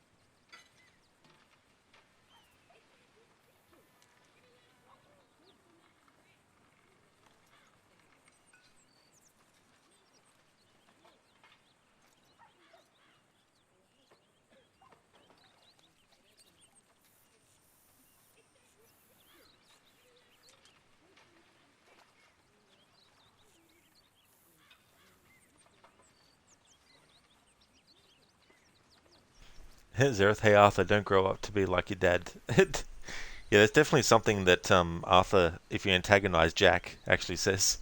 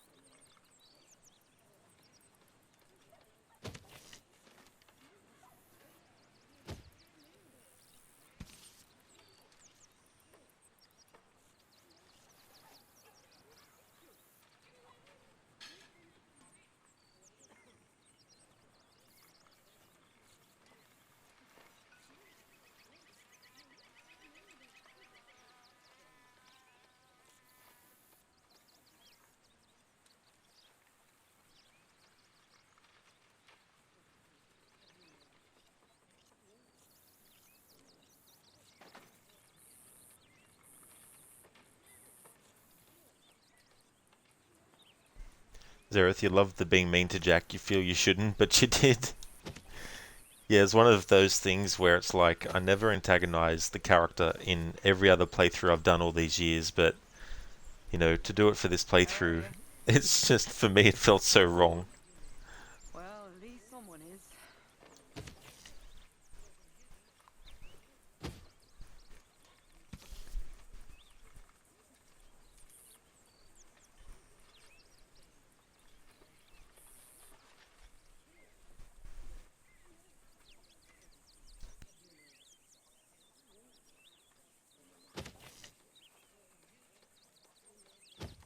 I'm miserable, Dodge.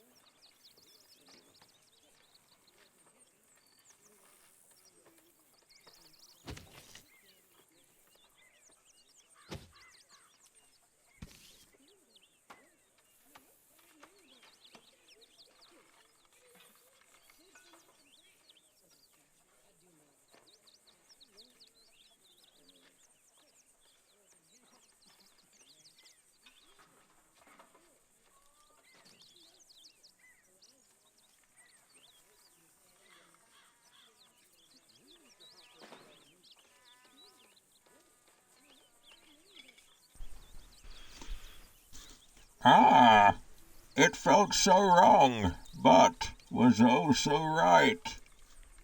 Yeah, I'm sure Bane would love doing that. He'd love antagonizing Jack.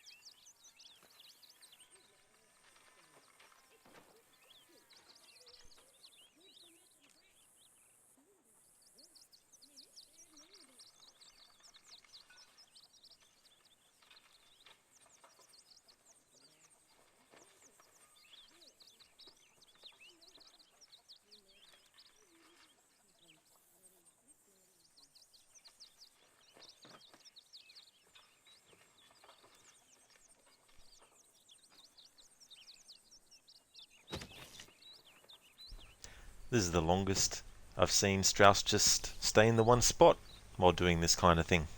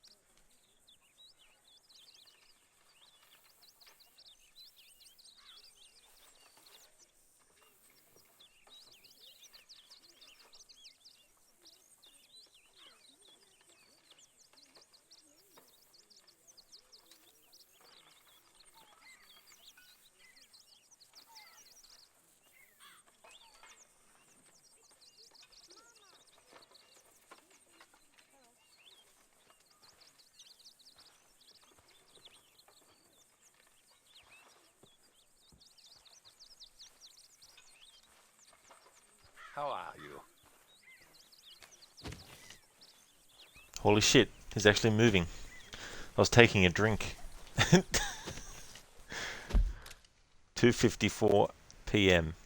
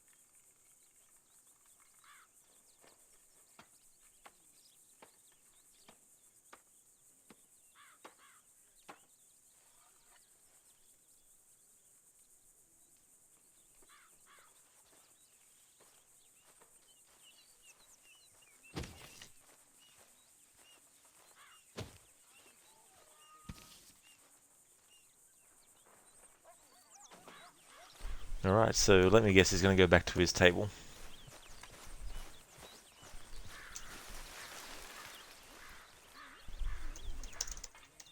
Yep.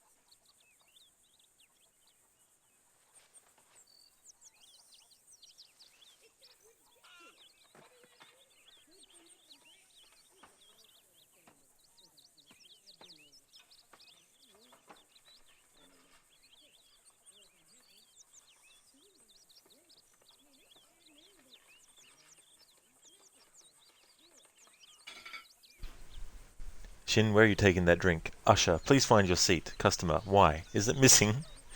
You're back, lost internet for a bit. But welcome back, Shin. Bringing in the funny puns. Hello. That sucks, though, that your internet was lost. Good thing you found it.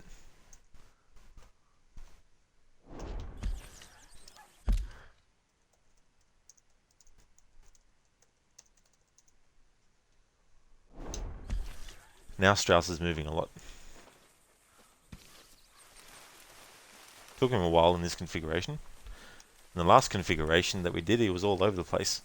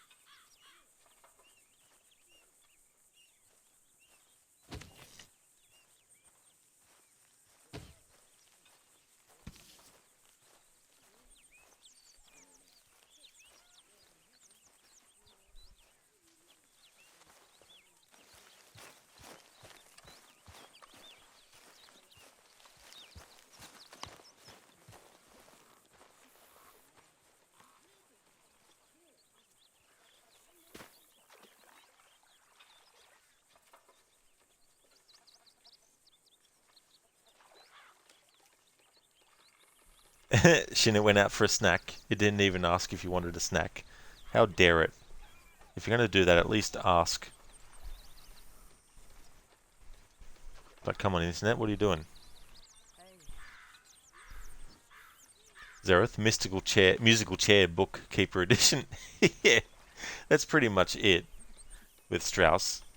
Just like, geez, Strauss. Have to give him credit for this configuration. He stayed in one spot for a very long time.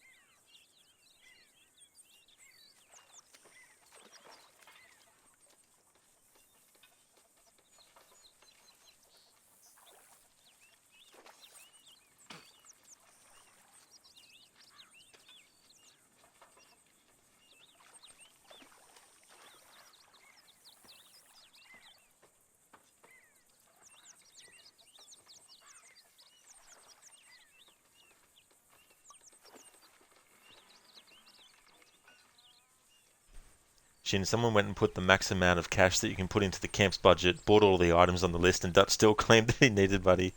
That definitely sounds like Dutch, alright. He could literally own a bank and still complain that there wasn't enough money. Zereth, he actually did some work. That's true. He actually did some book work. For a change.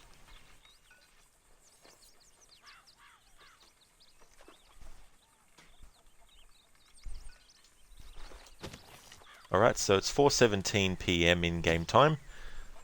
Need to keep track of Strauss until it gets to 6 PM in game.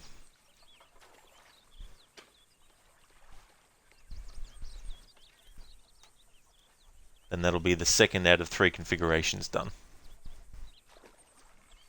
Shin, your bookwork would include throwing the book into the campfire. That's a very Templar thing to do, Shin, come to think about it. Burning books. But yeah, if you took Dutch's book and threw it in the fire, I don't think he'd be happy about that. Hey there, Crooked. Howdy, Senny. Welcome on in. What's the plan today? The plan is to follow the gang members and then antagonize them. We've already antagonized Karen, so we're monitoring Strauss's movements now. Shin, you suck at math? Me too. That's why I use calculators.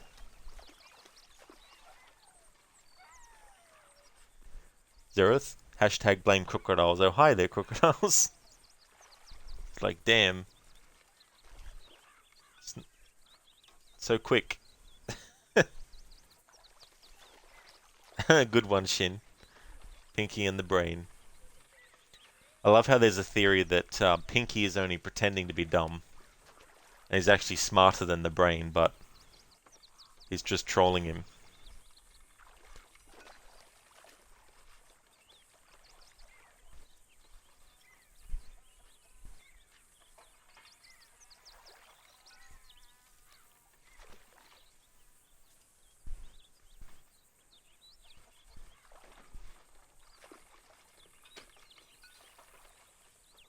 Coca Dutch would like that, as long as there's sufficient amount of mangoes. Mango! In Tahiti? Tahiti? The way his voice breaks sometimes in this game is so funny. Tahiti? Then you got the one in Red Dead 1 where he's like, anthropology! Zereth, your bookwork would be to stab the book with a hidden blade. Oh wait, wrong game. Yeah, someone should do a mod where you turn a knife into a hidden blade instead.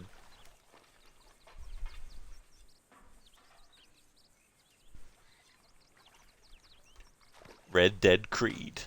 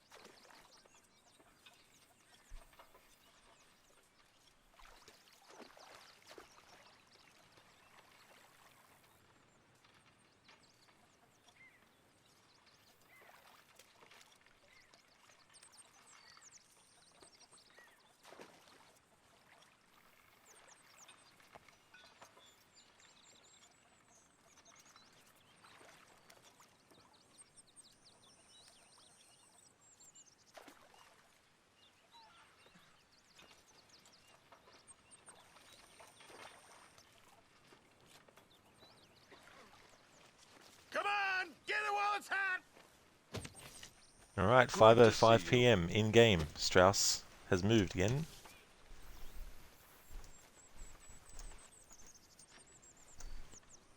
Oh yeah, Strauss gets newspaper and reads near his table.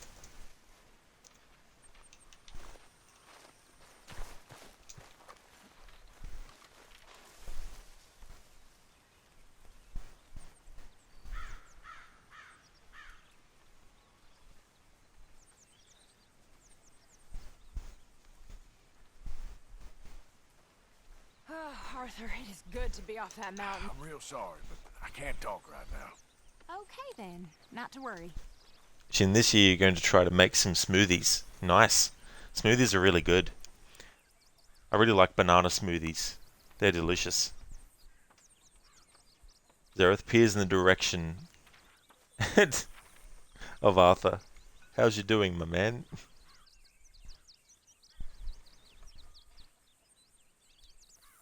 Shin, hey Strauss, what's your horoscope today? The same as it is every day.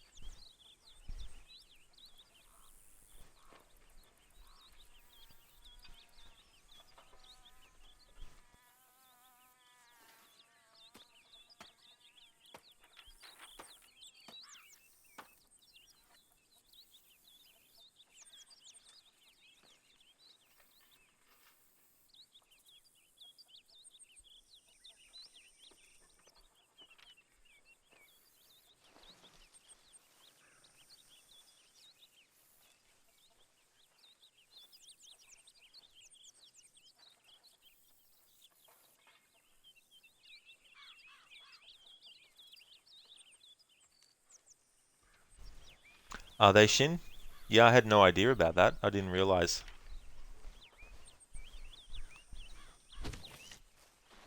"5:36 p.m. in-game time."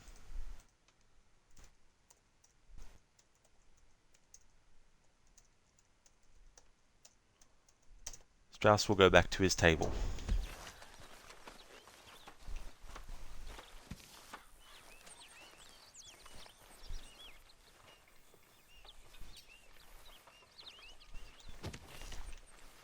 No, he's going to go and he's going to get a plate. And then he's going to go to the fire and then put some food on it. On the plate, that is. Not some food on the fire. Because that's Pearson's job. What is it, Arthur? Nope. He's going somewhere different.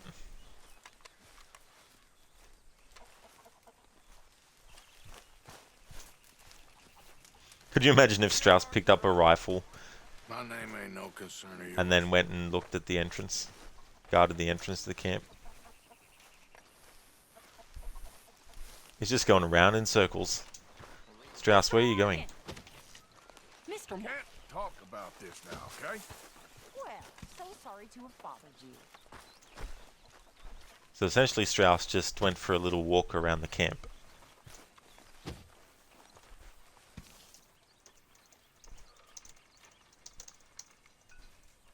And then back to his table.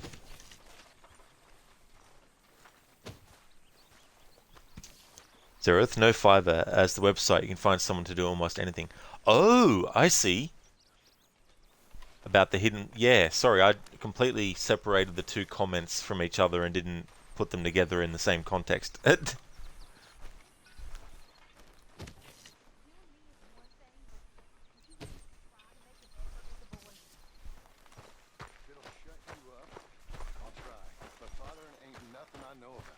Here's a hint. Act like you ain't a selfish, bloodthirsty moron. You mean lie? Shut up.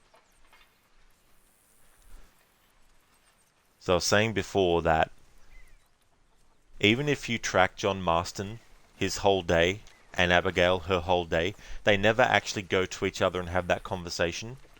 It only actually happens when you're focusing on other things in the camp. So that's going to be an element to this playthrough that's very volatile and unpredictable for me to keep track of, because it can happen at any moment. So trying to figure out when it happens so I know where to be to get the full thing is going to be difficult. But we're going to reload the save now. We're going to get another configuration. So we've done 2 out of the 3 that I do. Need to keep reloading now until we get the one that I need. Zeroth, how many hours has he been tied up? Well, Kieran's been there for a very long time.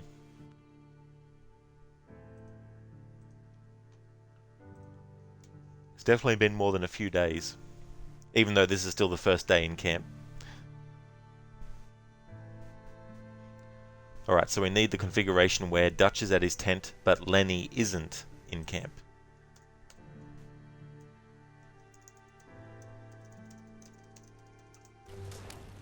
Good morning. Alright, so Dutch is at his tent, but is Lenny out of camp or in camp? Lenny is not in camp. Excellent. We got it to load without having to do multiple attempts for it to appear. Good morning.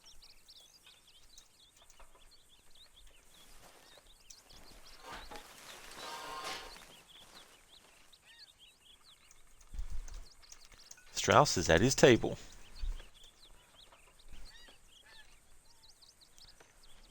Alright, so this will take another hour of time to do, but once I've finished this, I'll be doing the antagonizing process then with Strauss.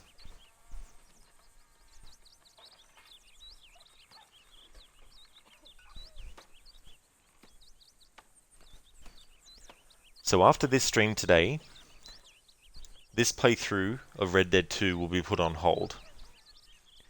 And next week, I'll be doing my annual playthrough of the game.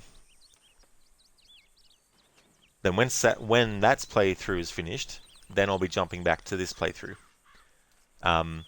So in that time as well, what I'll be able to do is keep these saves that I've got set up for this playthrough, and off stream do some things that I need to do in order to work out stuff. So that'll mean me in my own time trying to catch certain things, so then I can jot down what time it happens in the game and where to stand, so I know where to go to be on time for it, and then that way, when I get back to streaming this again, this playthrough, I can then showcase that kind of stuff. Alright, Strauss is already moving. 9:27 AM. Now, if it's like any other time, he'll go to the edge of camp. Looks like he's going to the edge near where John Marston's sitting under the tree. Or is he? No. He's going somewhere else. Strauss, what are you doing? Hello.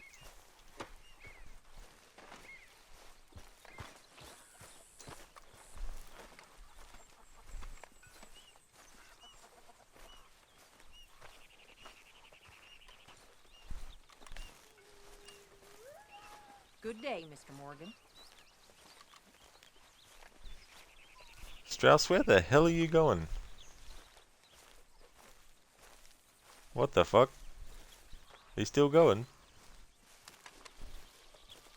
How far out of camp is he gonna go?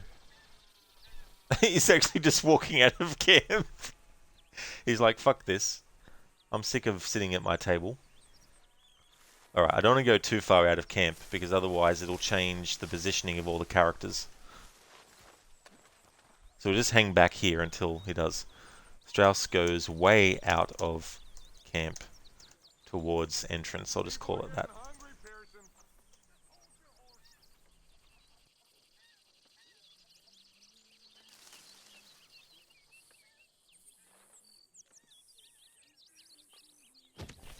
Oh, now he's coming back. 9:43 AM. Where is Strauss going to go next? Not even he knows. Hello. So after we've focused on Strauss, Kieran will be up next. However, because he's tied to this tree and he doesn't go anywhere, I'll be jumping straight to the antagonizing process with him. But what I'm going to do is, once I've done the antagonizing of Strauss, then I'll actually go on a break and then come back and deal with Kieran. And then after that we have one more character. Micah.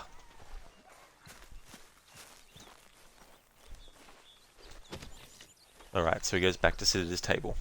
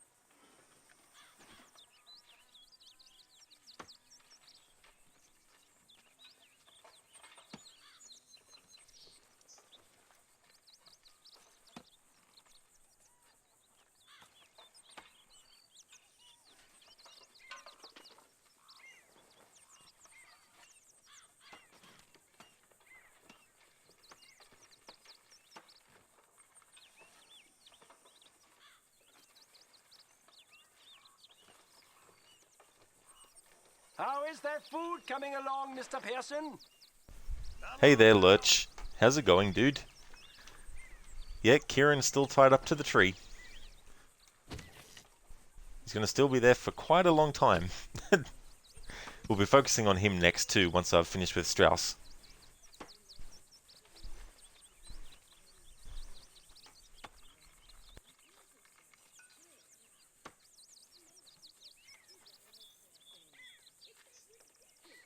Oh, excellent, Lurch. That's great. Glad to hear that you're going good.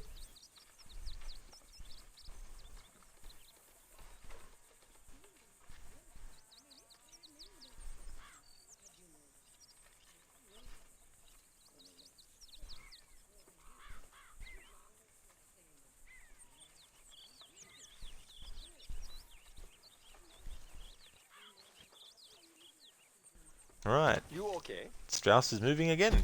10:21 a.m. Now, where will he go this time?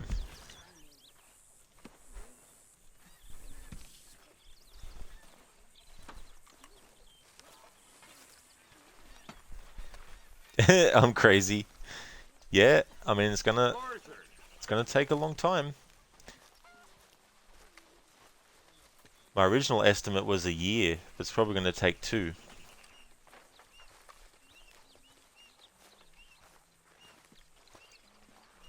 Because this is only the first phase as well. Playing low honor. Have to go through the game with high honor as well.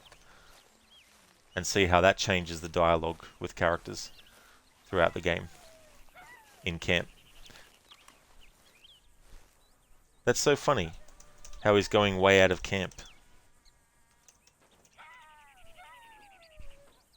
He didn't do this in the other 2 configurations.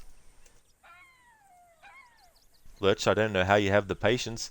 Yeah, sometimes, because it's also one of those things where, because there's a lot of waiting, sometimes I'm doing other stuff while things are going on in the game. So it's also a good opportunity to, you know, do things like answer emails and all that kind of stuff as well. Absolutely, Lurch. Every single chapter of the game, from start to finish, every single point in camp, after every single mission, going back into camp and covering all the characters that are currently in the camp for 24 hours in game. 10:39. Oop.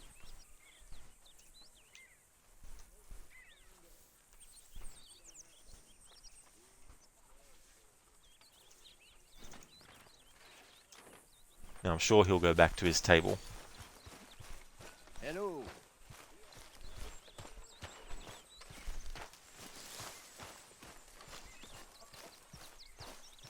Bellies are rumbling, Mr. Pearson.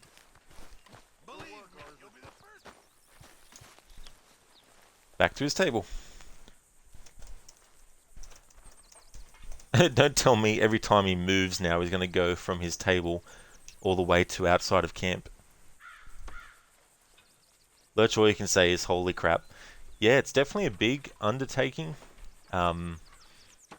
Because I still don't know yet if they programmed the 24 hours of in-game to loop back around so that all the characters end up doing the exact same things that they did the last 24-hour cycle, or if they've programmed in a whole week's worth of 24-hour cycles.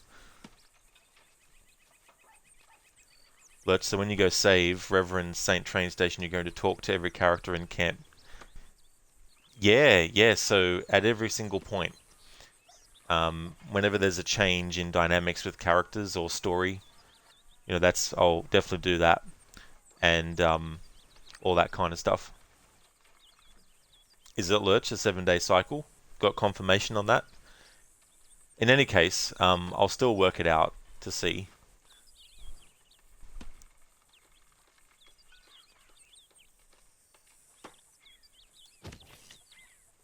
So I just wasn't sure because they don't actually tell you in this game what day it is each day that passes.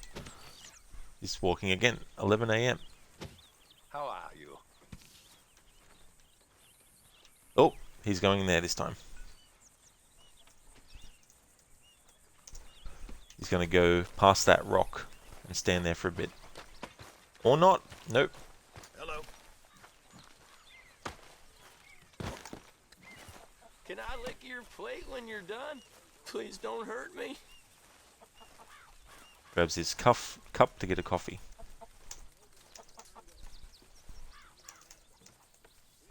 That's what you heard, is it? It's a 7-day cycle. Yeah, I'll definitely be working that out. After this stream is finished, I'm putting the playthrough on hold to do my annual playthrough of the game.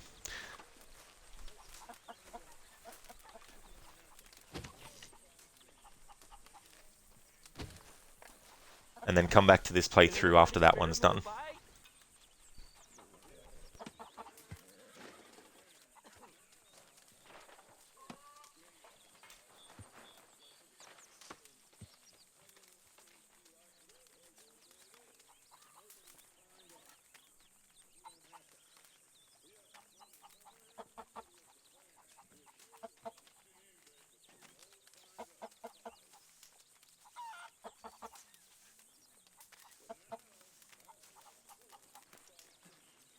I'm famished, Mr. Pearson. Is anybody getting me some? You want it cooked right or not?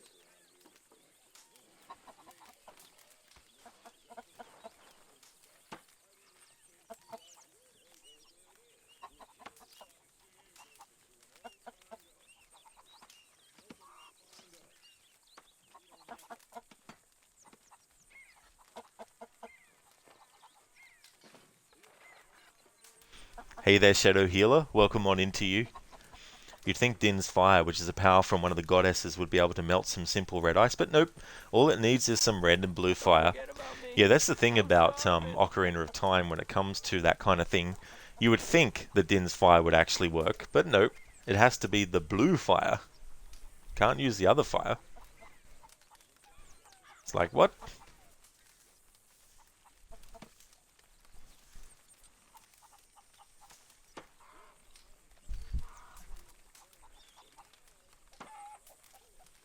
It was so good last year to replay Ocarina of Time, because it had been so long since the playthrough before that one.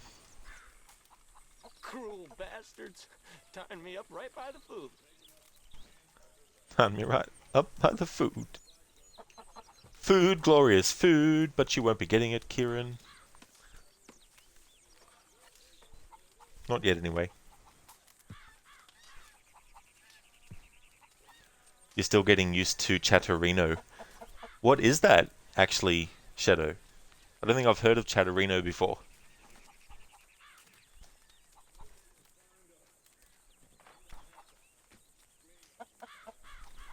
That smells so good. Lurch, he has been getting food. Yeah, sometimes Mary Beth will actually give him something, but that hasn't happened for a while. But that's only because I haven't been standing in the right spot in camp to activate it.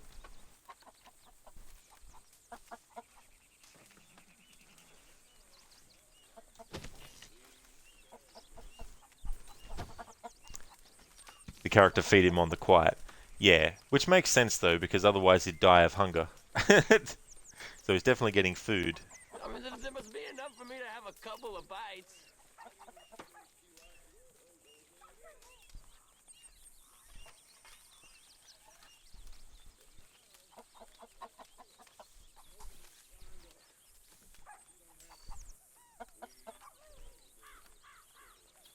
Shadow, it's basically a third-party chat software that you can use to have multiple different Twitch chats open. Oh, okay. That's cool to have something like that, though, to be able to actually use it.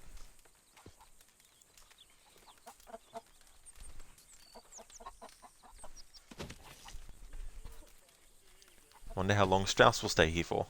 Because in one of the other configurations, when he grabbed a coffee and was drinking it, he stayed there drinking it from... Let's see, which one was it? He was drinking it from 11 AM to 1:05 PM. In the third configuration that I'm tracking.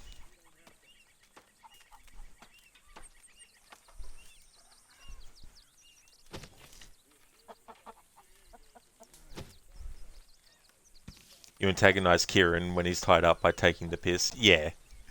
Yeah, I'll be doing that next. Once I've finished with Strauss, Kieran will be the next one. And then I'm leaving Micah until last.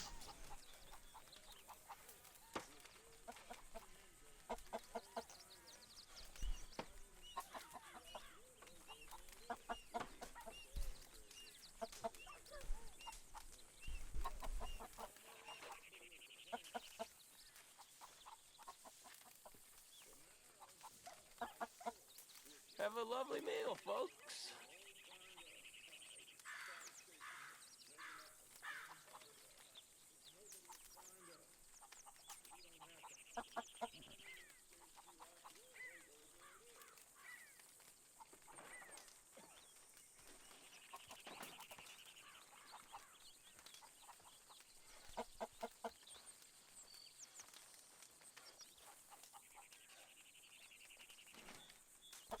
Oh yeah, Lurch, you got a bowl of stew and ate it right next to him.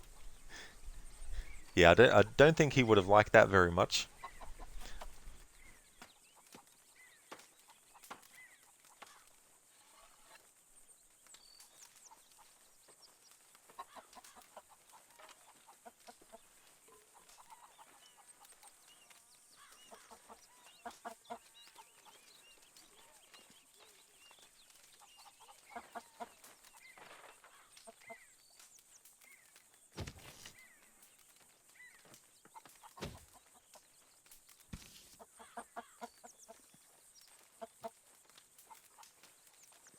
Hope you choke on it.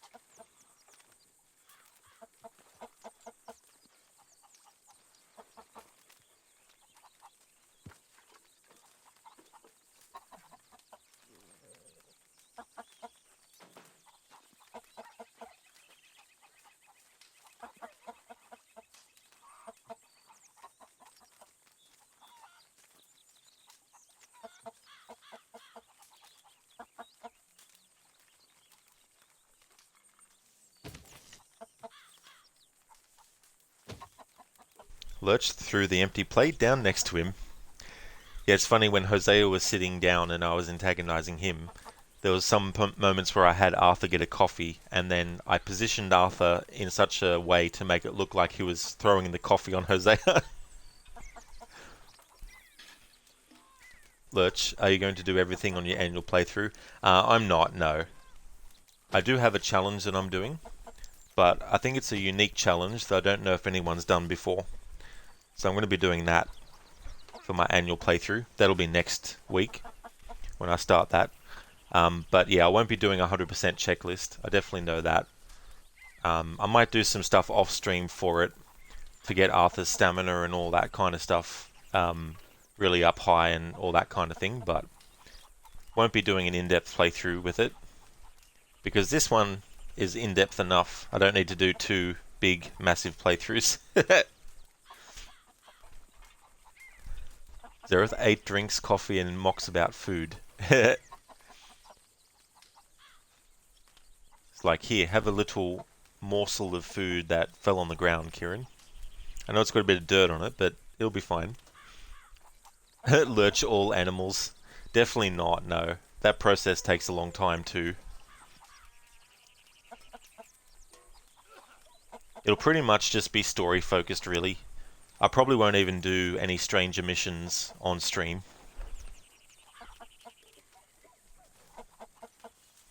In fact, I probably won't do any stranger missions, I don't think.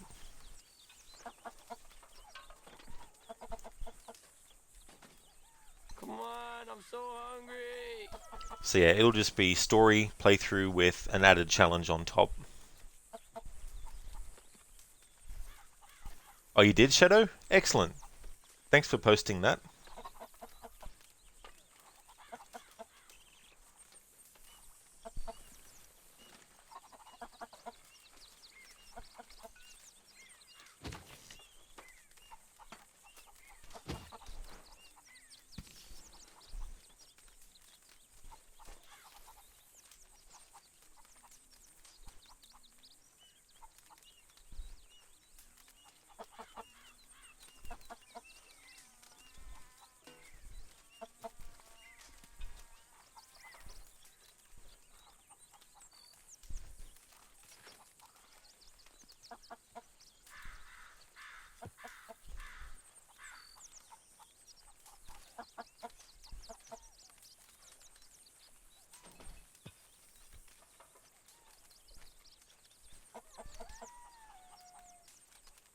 Oh, cool. I see.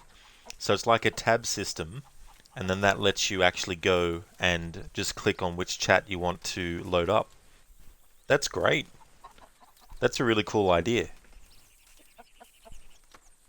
Lurch, you just do story, but you can't. But you get carried away. You're 24% in, and still only on chapter 2, and not even touched the surface yet. I don't blame you, Lurch, because there's just so much to this game. It's one of those ones where you can get drawn in so many different directions that aren't even like main story stuff as well.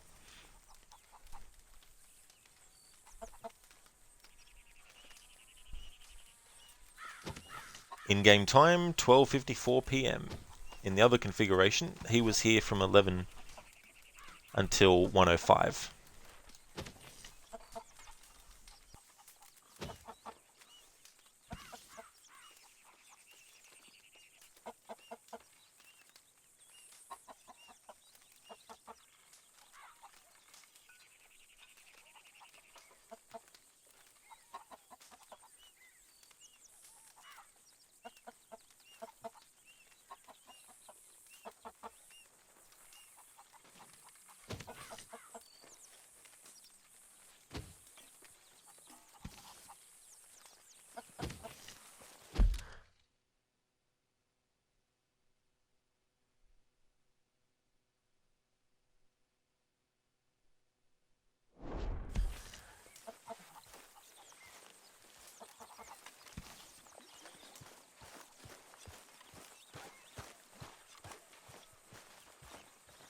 Arthur.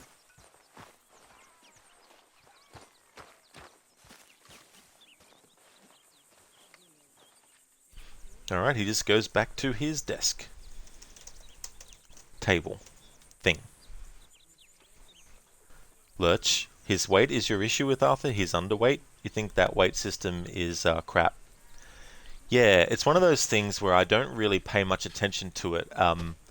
I don't really have Arthur eat like constantly either, or as constantly as is needed to make sure that he's not going underweight.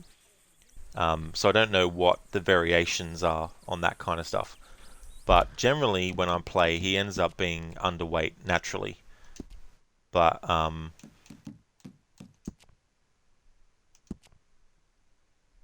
like his weight is perfect at the moment, but that's only because I haven't gone out and done anything.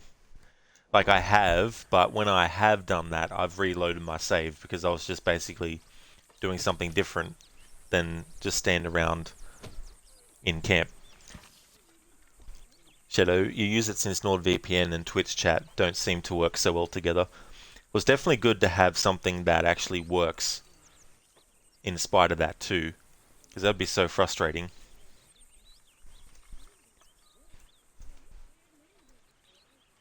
Lurch, you try to lol, do you? Yeah. Yeah, I'm sure there's probably a guide that could cover the best things to do with Arthur to keep him, his perfect weight. Or if you want to, because I wonder then there's probably different variations on what characters say to you based on that too. But there's so much dialogue that can happen in this game too. I need to figure out what I really, really, really don't need to focus on. But I'll have to wait and see before deciding on that.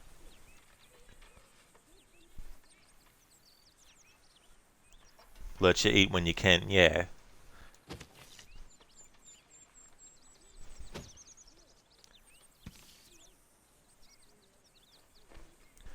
But the stew in camps is an issue, is it?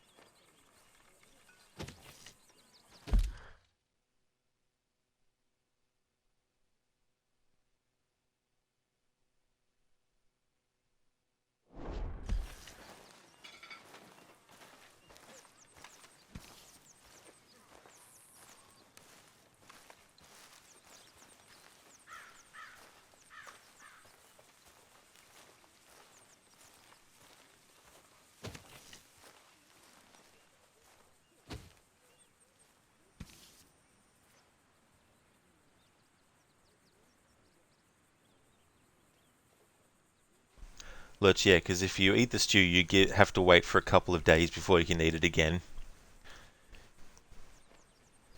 Yeah, something that I have Arthur do, it really is only to go towards his cause, but basically having meat cooked with seasoning on it.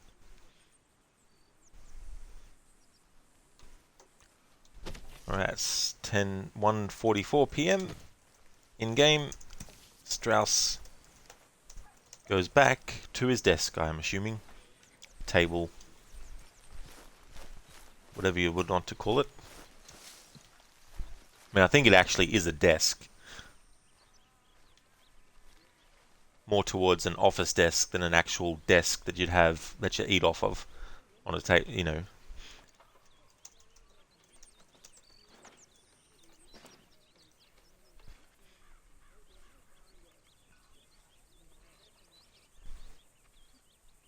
Yeah, so with Arthur's cause, having meat that's cooked and with seasoning on top allows the cause to stay, I don't know what the word is, perfect, I guess, for a longer period of time.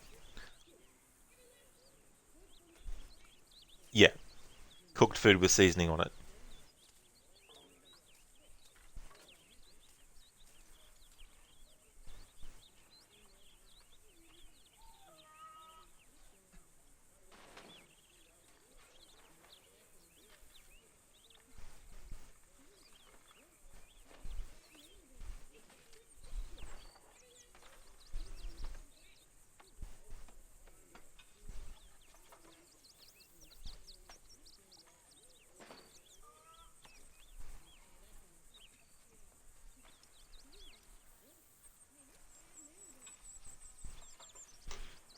Lurch, how did you find that out? So when you're actually cooking something, you have to actually select in the menu when you're choosing what you want to cook to actually put some seasoning on it that you actually have. But I don't think I'm actually upgraded enough to actually showcase it.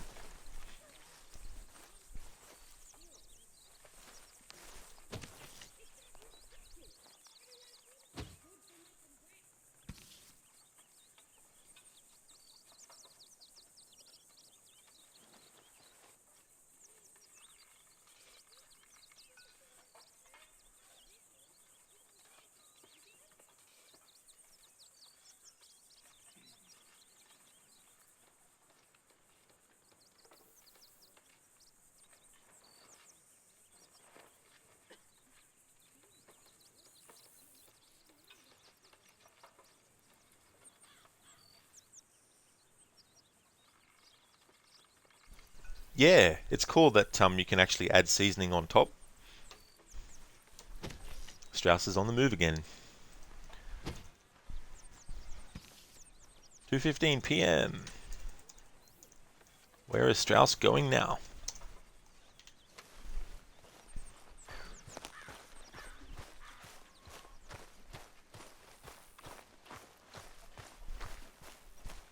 Can anybody spare me a bite? Hello.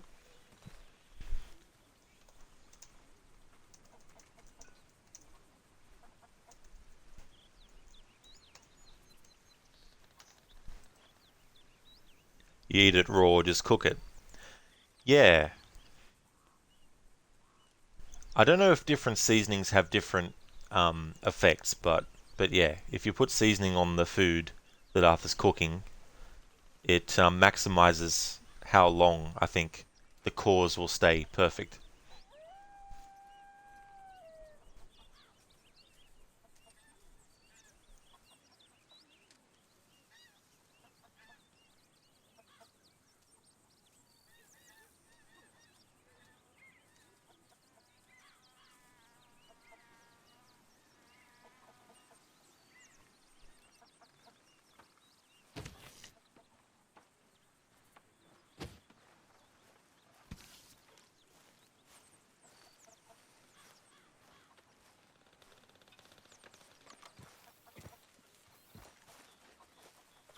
Don't forget about me. I'm starving.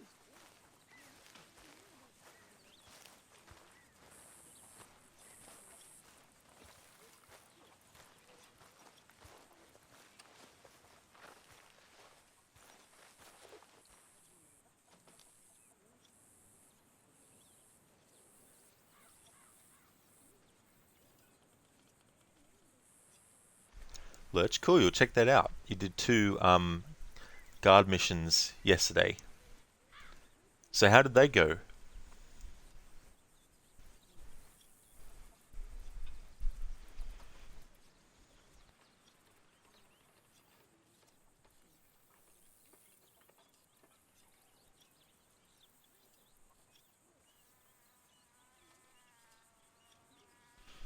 Oh, cool. So Black Belle and Billy Midnight. Nice. Yeah, they're cool, those. They can be pretty funny, those as well. Hey there, Wingskull. How's it going?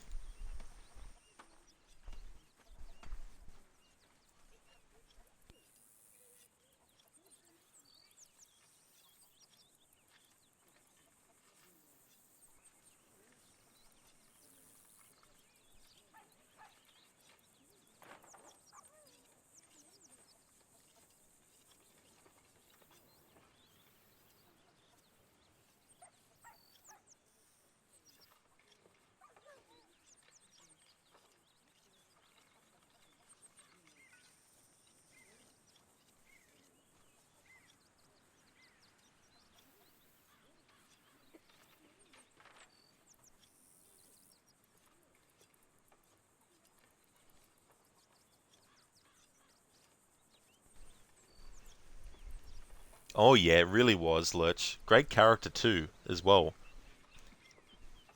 That's another character that would be good to see in a Red Dead Redemption 3, but earlier than Red Dead 2's time period. Oh, excellent, Wingskull. That's awesome.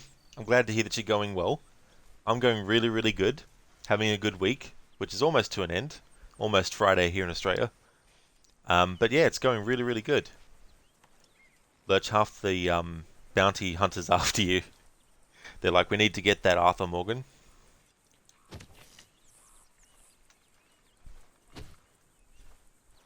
Good to see you. Where's Strauss off to now?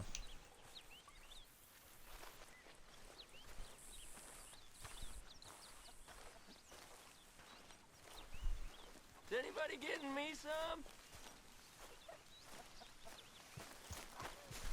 He's going back to that spot.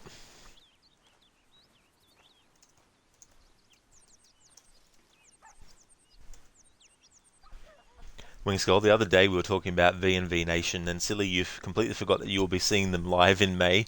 That is so cool, Wingskull, and that's not too far away either. Like, it definitely won't take long, and that's the thing about once you get the first couple of months out of the road, it just seems like it's gonna be, you know, hectic.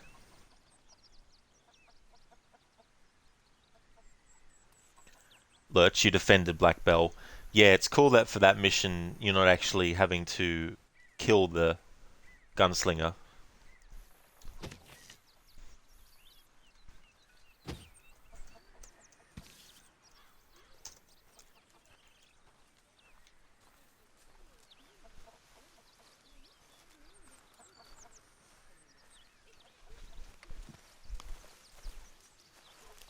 I mean, there must be enough for me to have a couple of bites. Like he was like, there must be some enough for me to have a couple of bites. Bastards. Tie me up near the food. Goes back to his table.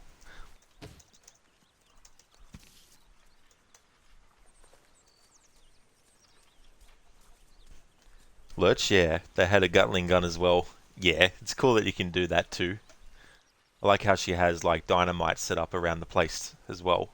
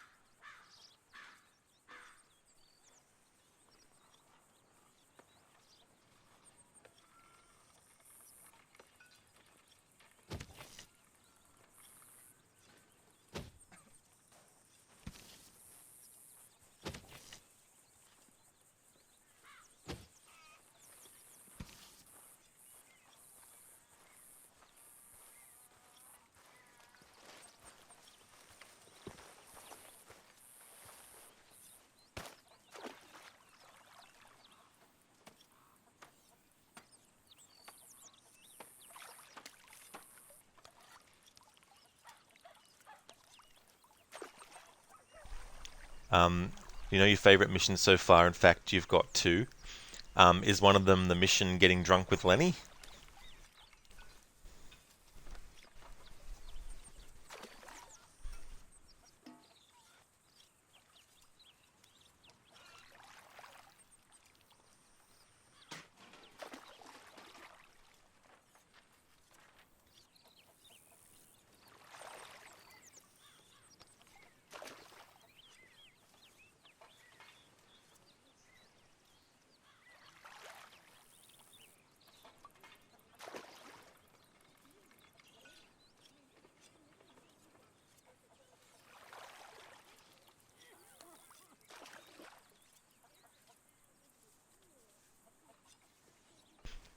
Psychic Lurch. No, just kidding.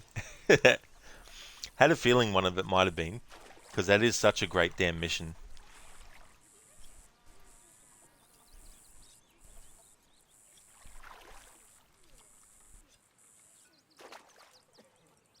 So what's the other one?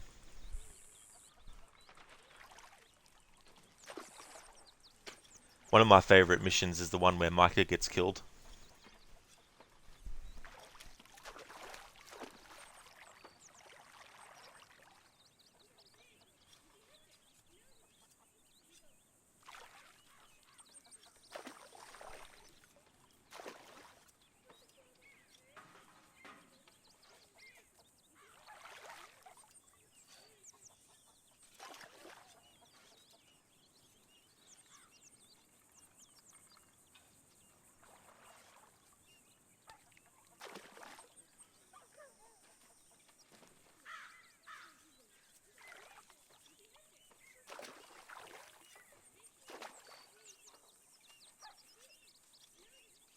And the other one is Emmett Granger being covered in pig shit. That one is also really cool. And it's one of those things too where if you don't actually do that, you'll never see it. Which is a shame because it is a very, very funny mission.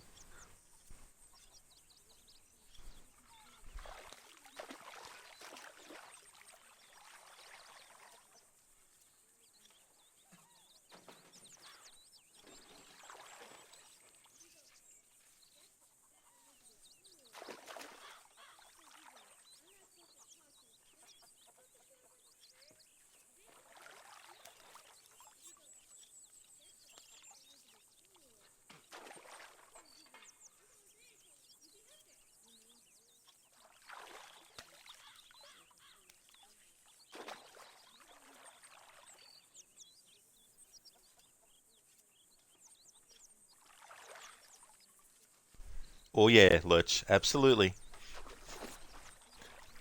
He got what was coming to him.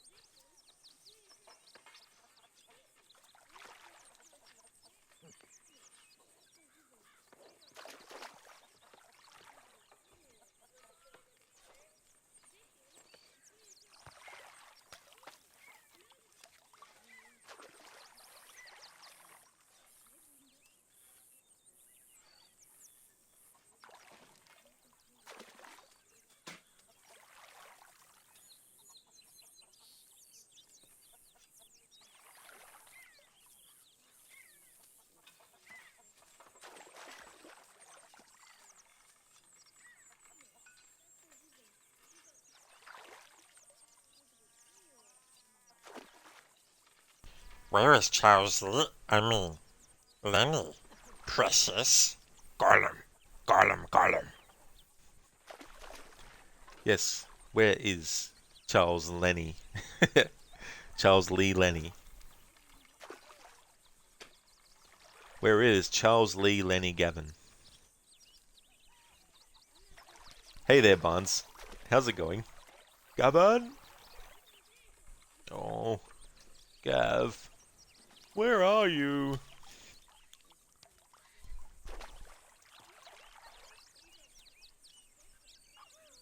Gavin?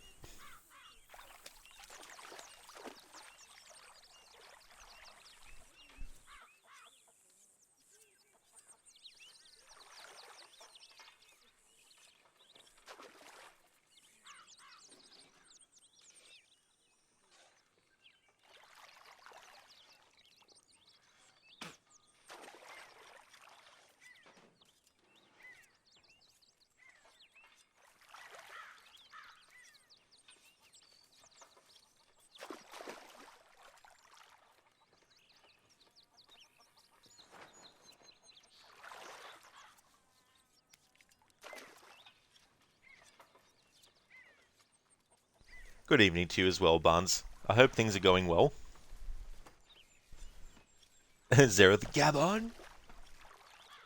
Gav. He's my best mate. Gavin.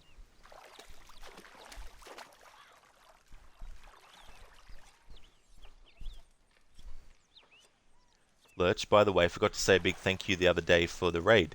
Oh, Lurch, that is absolutely no trouble at all. More than happy to give you a raid, dude.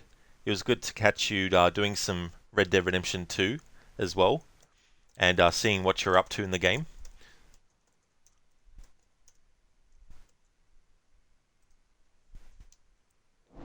Zareth, come on, Strauss, be interesting. Well, that's the thing about Strauss. I don't know if he has that in him. Alright, so now he grabs his newspaper.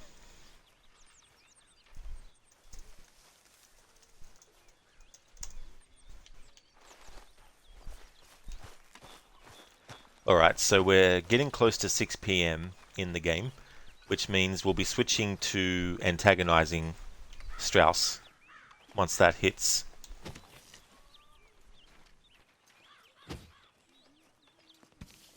Oh, Arthur, it is good to be off that mountain. I never knew I could be so cold. I know, Mary Beth. Kind of like it here. But where on earth are we? New Hanover. New Hanover. My lord. My mother came from somewhere here. You know where?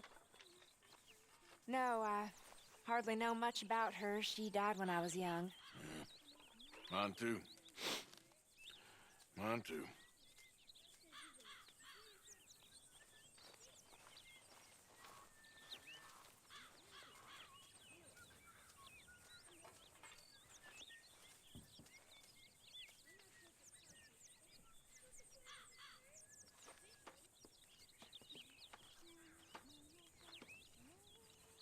I thought I'd let that one play, Zareth, because it's something different that we haven't had in this stream yet. The other occasions... Okay, Mr. Pearson? Oh, hello.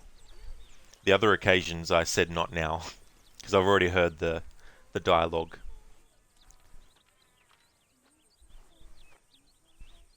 So many times already. Mr. Morgan! Mr. Morgan! I know. We need food. How'd you know I was gonna say that?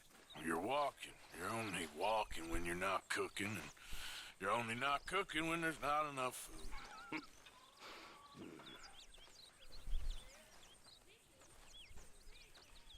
Let's just wanted to say a big thank you, as sometimes you don't always read chat, especially if you're in if you're being hunted or in a shootout.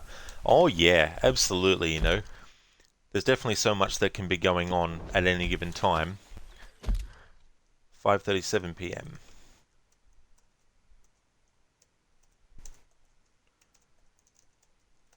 Strauss should go over somewhere near the food. Barnes, you don't see many old people in Red Dead 2, eh?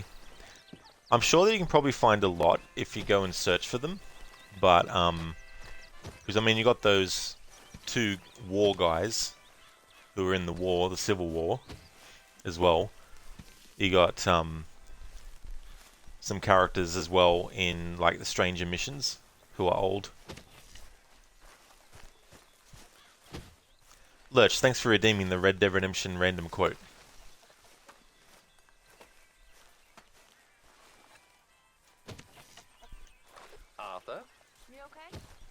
So this time he's grabbing food. Why are you walking around so sad? I'm not sad, just bored. You're bored. Bored's good. Bored means you ain't scared. Be grateful for being bored, lady. Great. Soon enough, you're gonna be scared. When I was a little girl, I guess I hoped for... I don't know. I used to dream a lot. We all dreamt a lot. Then we grew into women. Saw what the world was for us. How little it values us. Alright, and he goes and sits down to eat it.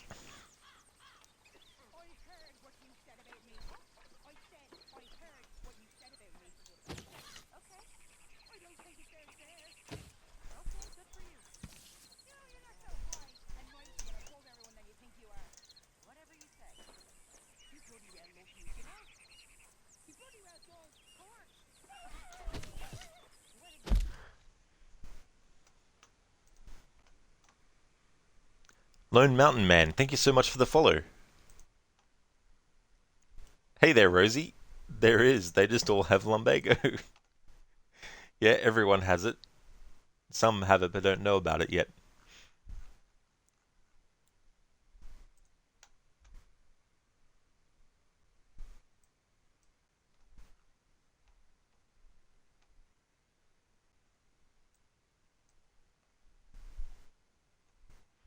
So here we go. So what's she got us doing out at the Gray's place? She wants us to torch the tobacco fields. Said they ain't had rain in 2 weeks round here, using that back there. The moonshine? Burns faster than kerosene, that stuff. Said it'd be fitting she did. All I'm thinking is how I try about fitting my boot up your hook nose, you snotty old bitch. Ha ha! Hosea really picked the right fella for tea at the manor, didn't he? So that's a conversation between Arthur and Sean Maguire about torching the tobacco fields. Lurch, that's Uncle. That's true. He definitely has lumbago. Or so he wants people to believe.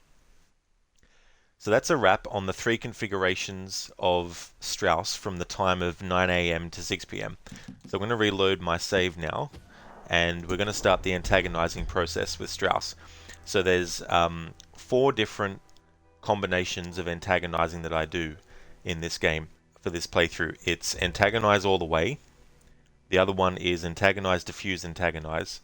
The third is greet, antagonize, diffuse, and the last is greet, greet, antagonize. So for these ones, I don't have to worry about which configuration loads up.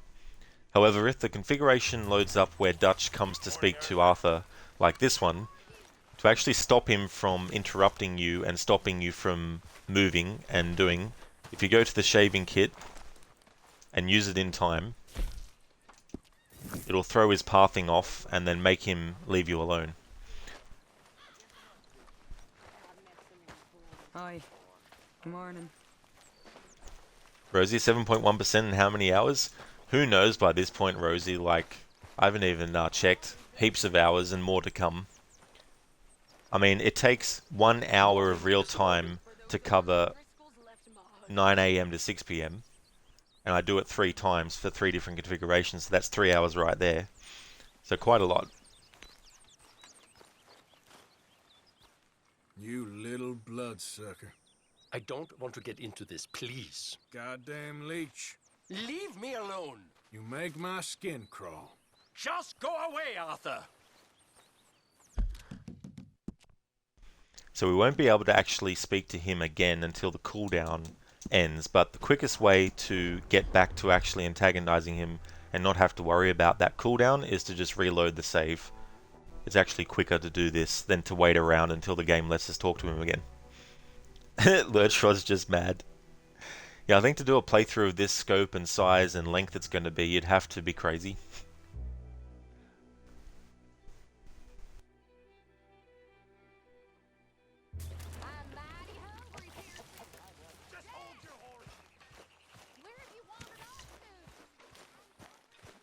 So Dutch isn't in that spot, but because he's not at his tent, I know that he's actually somewhere in the camp and will still come and seek you out. So I'll still go and interact with the shaving kit. However, you know you're safe at this point in the game if Dutch is standing about here.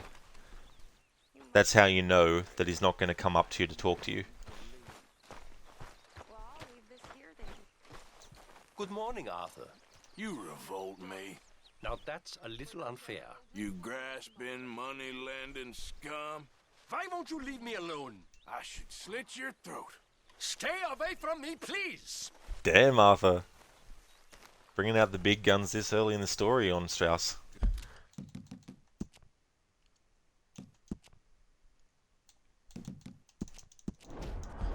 Rosie may have seen more dialogue than anyone in the world. Except the people who had to have the job of keeping track of it all and programming it to happen at the right time. And let's hear you agree with that, Rosie? Yeah, I mean, there's so much. Like, even doing it as thoroughly as I'm trying to, there's definitely going to be things that I miss. But the other thing is, too, characters will have conversations with each other, but only if you're not following one of the characters involved. Because there's several things that have been said between characters that never triggered when I was actually focused on each of them. So that's another factor to consider, and I'm going to have to factor that into the playthrough too, is trying to figure out where to stand in camp to make sure that certain dialogue between two characters will trigger. That wouldn't normally trigger if you followed either of them for a substantial amount of time. Wipe that snooty look off your face for 1 minute, will you? Now there's no need to be rude. You're a vagrant, not an accountant. Come on, that's enough. I swear, you must have calluses from patting your own back. Get away from me! Get away from me! He's really bringing it strong against Strauss. Yeah, Lurch, there's some great music in this game. Both songs that are used, but also the actual music that's been composed for the game. Woody Jackson, I think is their name. Yeah. Morning, Mr. Morgan. Where have you wandered off to? Dutch wants to talk again. He's gonna get us before we get to the shaving thing. Oh, Arthur, my boy, my dear boy. What's going on? Nothing. Nothing at all. Nothing at all. For the first time in weeks. Nothing. We're free. We're free to plan our own futures once more. I hope so, Dutch. You kept the faith, Arthur.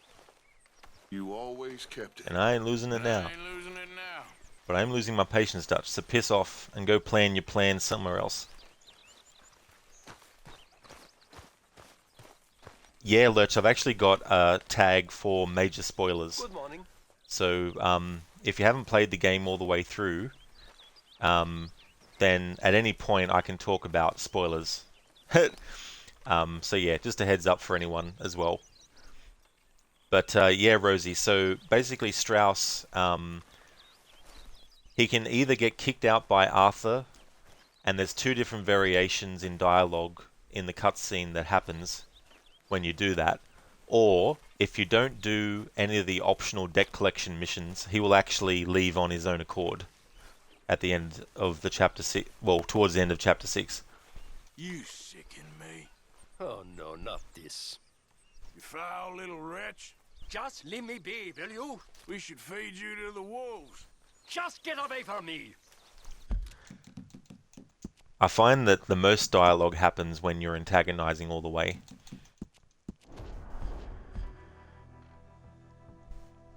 Oh, that's okay, Lurch. That's definitely not backseating. That's for sure.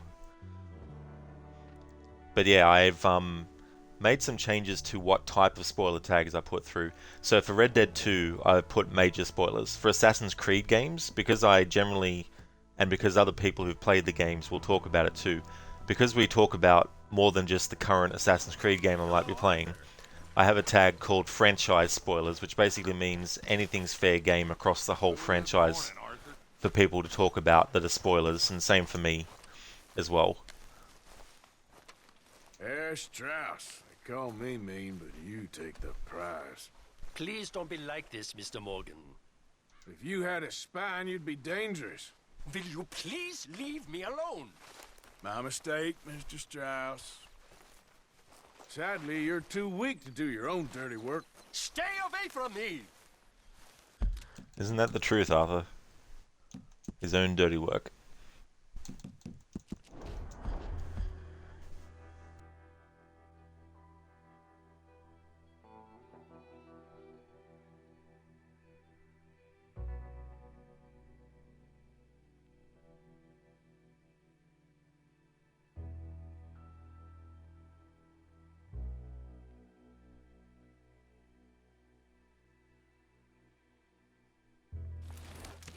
Hello, Mr. Morgan. Where did you get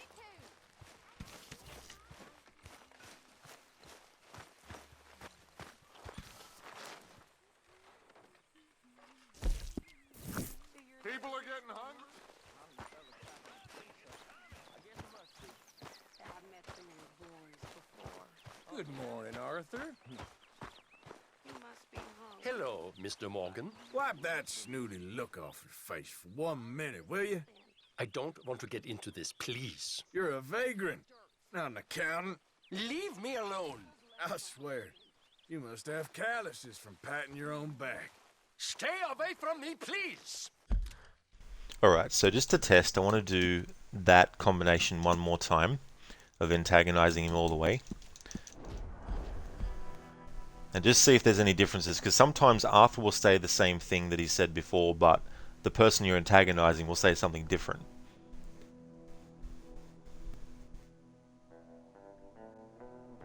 Rosie, it suits you well, you like the law more than playing the games. That's fair too, you know, and there's so much to it as well, to that series. There's just so many ins and outs and so much going on in every game and that.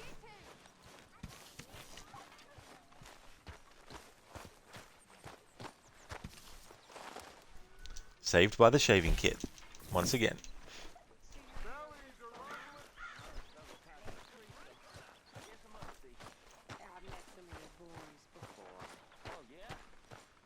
You sicken me.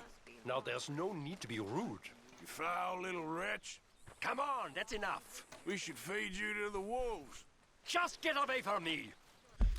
Alright, one more just for luck.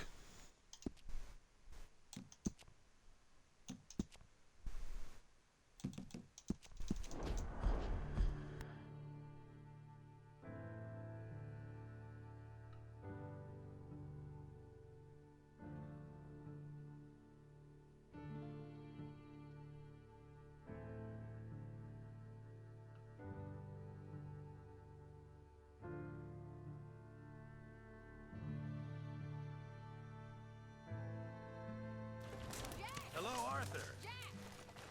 Where did you get to? Good morning, Arthur. You revolt me. Please don't be like this, Mr. Morgan. You grasping, money-lending scum. Will you please leave me alone? I should slit your throat. Get away from me! Alright, there we go. So that's that configuration done.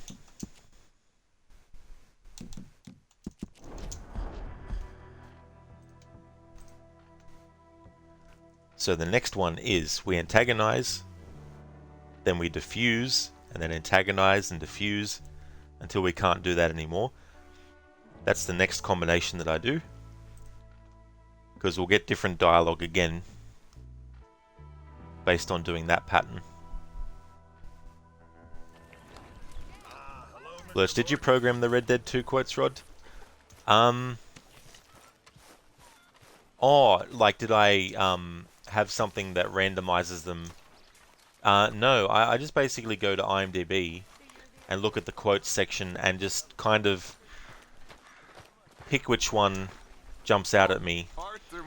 But there's some where there's only, like for example, with an Assassin's Creed character quote, when someone wants me to come up with a random one, I don't like to just say one word or one sentence. I like to find something interesting.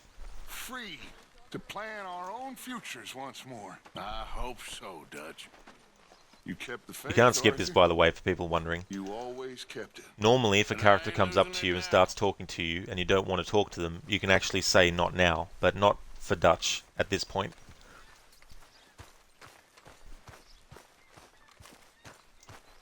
Barnes, I see you have a save at 100%. You only made it 88% when you completed the story. Yeah, yes, I've done the checklist a few times to get 100%. But there's just so much extra stuff that you can do that's not in the checklist as well. Hello, Arthur. You little bloodsucker.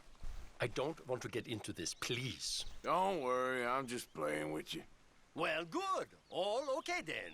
Goddamn leech. Just leave me be, will you? You make my skin crawl. Stay away from me! So for some characters, when you defuse once, you don't get a chance to defuse the second time if you antagonize.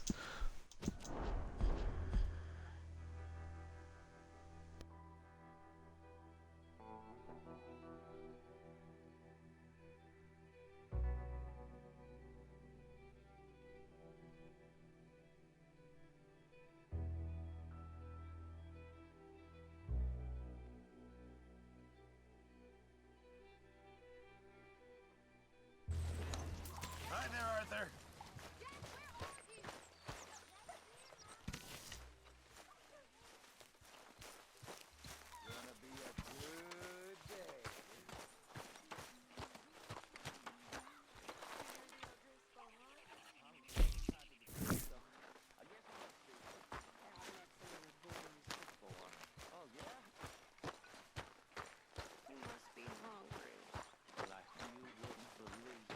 How are you, Mr. Morgan?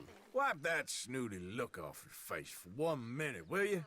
Oh, no, not this. Take it easy, I'm just needling you.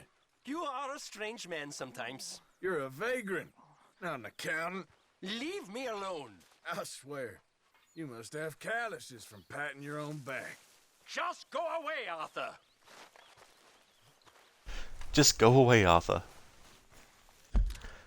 Barnes, you don't have patience to do 100%. That's completely understandable, especially if you're doing the challenges too, because sometimes the challenges are just so time-consuming on their own. Lone Mountain Man, what are you trying to achieve by doing this? So whenever there's a game I've played before, I like to try and find different ways of playing it that I never have before. And I've played this game at least once a year since it came out in 2018, and the most in-depth playthrough I've done is going around and collecting all the compendium entries for animals, getting it to 100% in the compendium, as well as doing all the hunting required to craft all the outfits, all the different individual things you can craft, getting all the 144 cigarette cards, getting the 100% checklist done, and doing all this other stuff. So I wanted to do something different, and I really like story and dialogue and characters in games. So I thought I'd do something that was a really deep dive into this game for one of the playthroughs.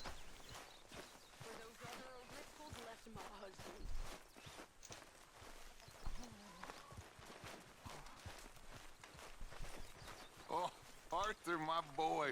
Damn it, my dear Dutch. boy. What's going on? Nothing. Nothing at all. For the first time in weeks, nothing. We're free. We're free to plan our own futures once more. I hope so, Dutch. You kept the faith, Arthur. You always kept it. And I ain't losing it now.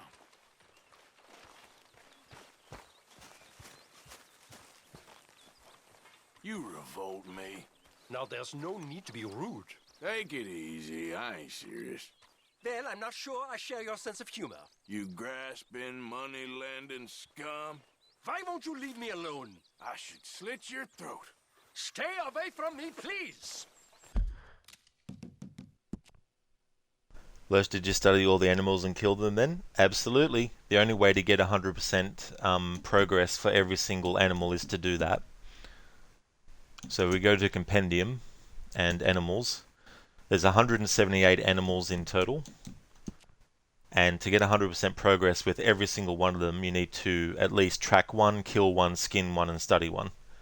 With every single animal in the Compendium. So I've already done that before. The only thing I didn't get done in the Compendium was the 2 weapons that are in online only mode. because I don't do online stuff. But I also went in and the horses as well. I actually got all the horses tracked in the game, all 19 of them, and got them to 100% as well. And they're the things you need to do to get the horse compendium for each horse to 100%.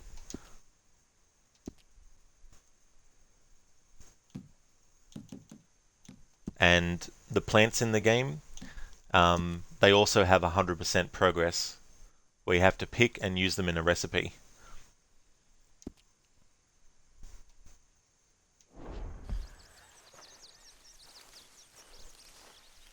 Yeah, Lurch, so definitely a lot of stuff, and I also, in that same playthrough, I also got gold in every mission as well.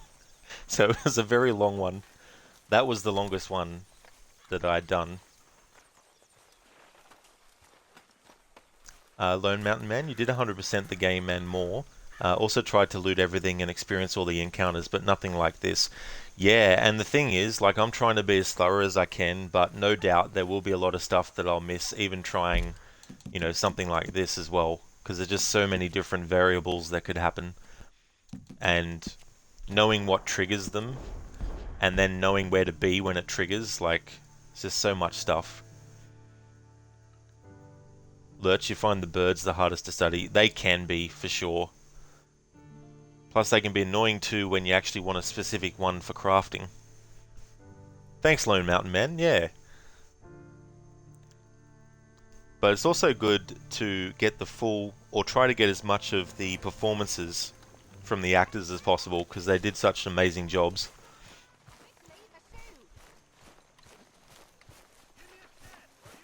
Dutch is going to get us. Yep. Lurch, holy crap, you can't get gold in every mission. Now, I'll tell you what, Lurch, it is such a big undertaking, because you have to get every requirement in the mission done on the first attempt. If you miss any, even the ones that you did get won't be stored by the game. When you retry it, you'll have to actually redo those ones again, and then the ones that you missed. Mr. Morgan. Like, for example, there's that mission where you chase the train, and it's before you get deputized, and you have to chase the train and fight the dudes. The last dude on the train, you have to fight him, without taking any damage at all. But before that, at the start of the mission, there's almost a 10-minute of real-time riding sequence to get to the spot where you see Trelawney before the chase happens. So anything that you might have gotten up until that point when you fight the last dude, you'd have to redo it again if you fuck up on the last one, which is to take no damage during the fight. You sicken me. Please don't be like this, Mr. Morgan. I'm only kidding around. Well, I'd appreciate it if you didn't. You foul little wretch. Come on, that's enough. We should feed you to the wolves. Get away from me! Lone Mountain Man, it really depends who's in the camp as well with the encounters, you think, the order you do the missions. That's true, you know, and trying to keep track of all that is going to be very difficult. And the thing is, I should have actually done this, I should have started this playthrough after doing my annual playthrough, because the thing about this one is it's going to take a long time to do, and my annual playthrough of the game, I always like to do it before the year ends, so I can start it whenever during a year, but I have to finish it before that year ends. That's my own kind of like deadline / rule. With all my games I do annual playthroughs of, to be honest. So I decided that it's probably best to choose a cutoff point for this playthrough and then put it on hold, and then do the annual playthrough as a separate one, and then when that's finished, come back to this one later. So after we've dealt with Strauss and Micah and Kieran, who are the only characters left, that'll be them done from 9 AM to 6 PM. 9 AM was the earliest the game let me save once they got to camp. So I've just been doing the 9 to 6 time. I've also got to do the other times, but I'm going to put the playthrough on hold once I've finished with Strauss, Kieran and Micah from 9 AM to 6 PM. do the annual playthrough and then come back to this one later and then resume where I leave off, but also work out, what else I'm going to do. Good morning, Arthur. Wipe that snooty look off your face for 1 minute, will you? Oh, no, not this. I'm only joking with you. Oh, okay. All right then. You're a vagrant, not an accountant. Leave me alone. Alright, so let's just do one more of those just for luck, because I think we're at the point where we're not going to get any new dialogue with that combination. Then I'll move on to the third one.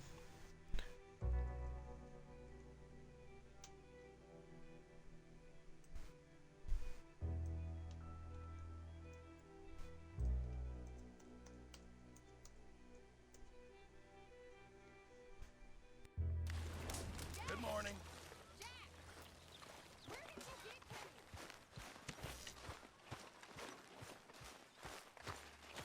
Herr Strauss. They call me mean, but you take the prize.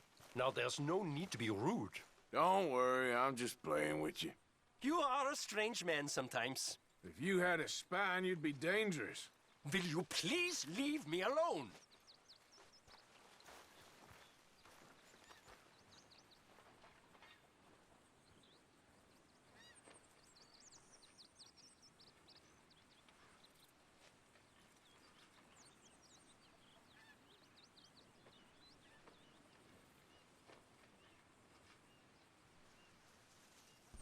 Alright, there we go. Just had to fix something in my document. Alright, so that's the 2 out of 4 combinations done with Strauss. So the next combination I do, the third one, is greet, antagonize, and diffuse. Lurch, did you complete this game with no deaths? No, definitely not, Lurch. And this is definitely not the kind of game I would do that challenge with, that's for sure. Like Shadow of the Tomb Raider, doing that with no death. But in that game's case, if I die in the game, I have to restart all the way back from the start again. In Assassin's Creed's case, it's just redo the whole memory from the start again, which isn't that bad, but still can be a bit of a punishment in those games. But what's even more difficult in those games is if you do a no desync challenge, because that basically means that you can't die or desynchronize from any other reason. Oh, Arthur, my boy. My dear boy. What's going on? Nothing. Nothing at all. For the first time in weeks. Nothing. We're free. We're free to plan our own futures once more. I hope so, Dutch. You kept the faith, Arthur. And I ain't losing it now. And I ain't losing it now. Goodbye, Dutch. Morning, Mr. Morgan. All right. Now say it like you mean it. Hello. Yes, hello. Take it easy. I'm just needling you. Well, good. All okay then. So there's not many combinations of what Arthur says and what the person says back with doing this combination or this pattern of it, but just want to cover it anyway still. And then there's a point where the characters will say dialogue that doesn't have a subtitle attached to it. And then, after that point, they just go silent and don't say anything.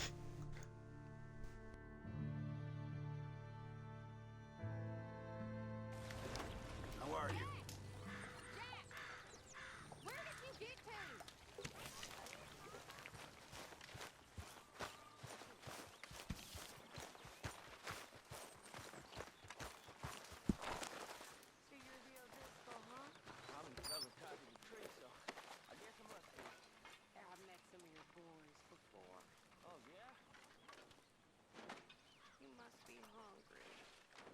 Arthur's like, maybe if I pretend I'm going to put some thing in the donation box, maybe Dutch will leave me alone.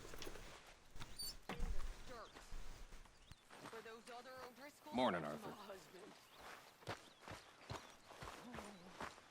Morning, dear. Herr Morgan. Come on. Give me that again. Hello again. I'm only kidding around. Well, I'm not sure I share your sense of humor.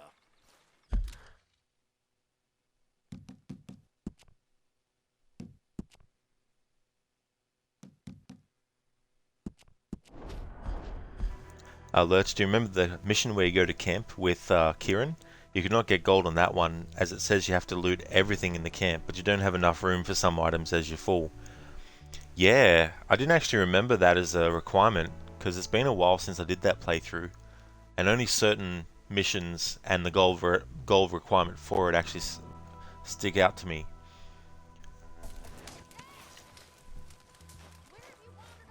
Lone Mountain Man, on Xbox you found that NPCs will be hostile towards you after you shoot them even if you reload. You have to quit the game completely.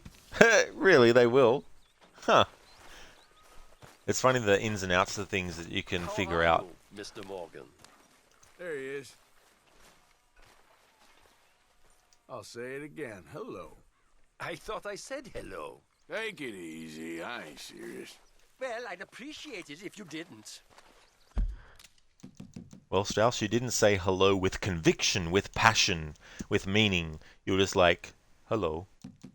And Arthur's like, I'll say it again. Hello.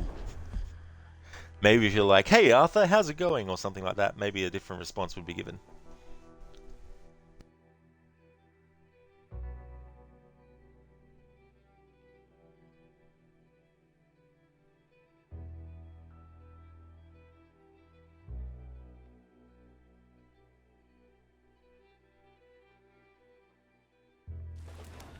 Good morning.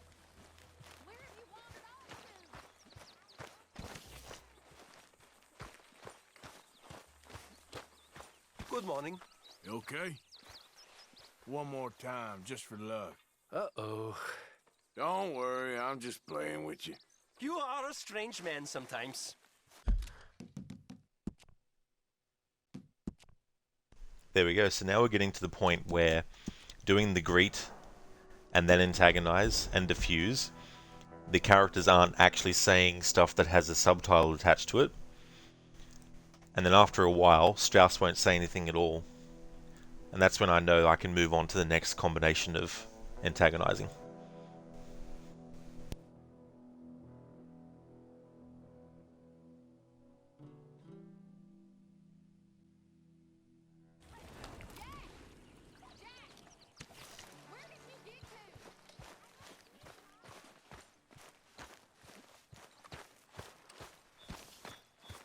Hello. Hey, Strauss. Now, one that sounds sincere. I'm staying out of that. Take it easy, I'm just needling you. Well, good. All okay then.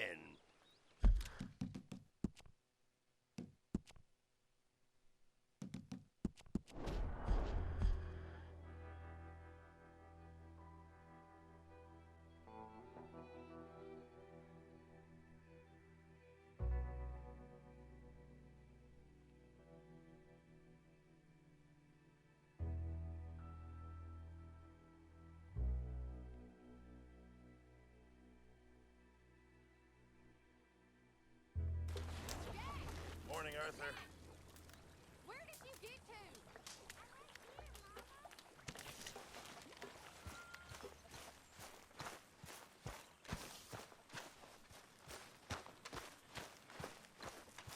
to? Hey. Hello, Mr. Morgan. Come on. You can do better than that. Dear, oh dear. I'm only kidding around. Oh, okay. All right then.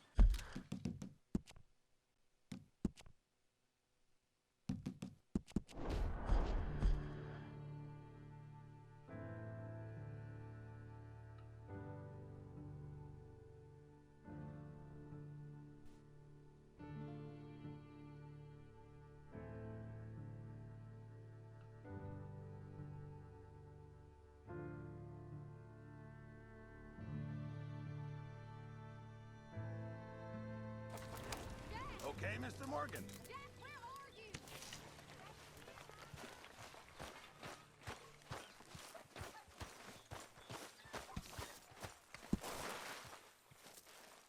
So you're the O'Driscoll, huh? I'm the fella tied to the tree, so I guess I must be. Yeah, I've met some of your boys before. Oh, yeah? You must be hungry. Gonna be a good day. Well, I'll leave this here then. Mr. Strauss. Good to see you. Come on, I thought we were friends. For those other O'Driscolls left my husband. See, there we go. Now we're getting to the point where he won't even say anything. Don't worry, I'm Unless you just do playing with this. Well, I'd appreciate it if you didn't. So one more time, I'll do that combination. So when you greet and then antagonize, they'll say something and with subtitles. Then they'll say something that's not subtitled, and then they'll just say nothing at all. Unless you follow it up at the end with another antagonize, of course. I did Lurch, yeah. Yeah, got every perfect pelt to be able to craft every single thing that the trapper has that needs perfect pelts to craft. Same with everything at the camp as well, and all the satchels and stuff. Hello, Mr. Strauss. Hello. I said hello. I said hello. I ain't serious. Well, good. All okay then. Hey Dutch, how's it going? You want to talk about something, do you? Haha. Alright, so now we load again, and this time I'm doing the fourth combination of dialogue. So we've done antagonize all the way, antagonize, diffuse, antagonize, greet, antagonize, diffuse, and now it's time to do greet and then greet again and then antagonize. Because Arthur says a hello, and then he says a positive thing, and then he's like, fuck you, with the negative thing.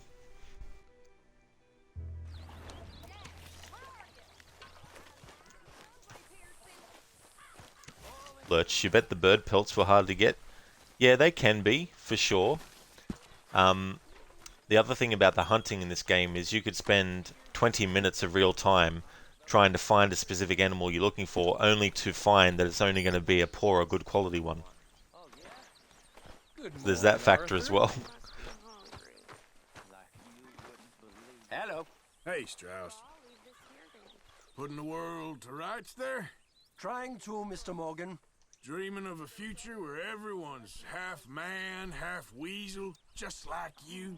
Now that's a little unfair. No, it's not, Strauss. It's not unfair at all. Take it easy. I'm just needling you. Oh, okay. All right then.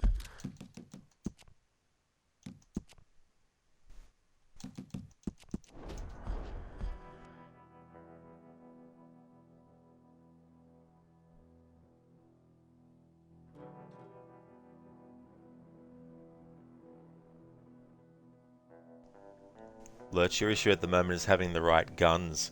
Yeah, because that's the thing, right? Like, even with the right gun for the animal, if their pelt is going to be poor or good before you've even made the shot, then it's not going to turn into a perfect one, unfortunately. I think there is a trinket that can increase the probability that you'll get a perfect pelt, regardless of whether it was poor or good, but that's definitely not something to 100% rely on.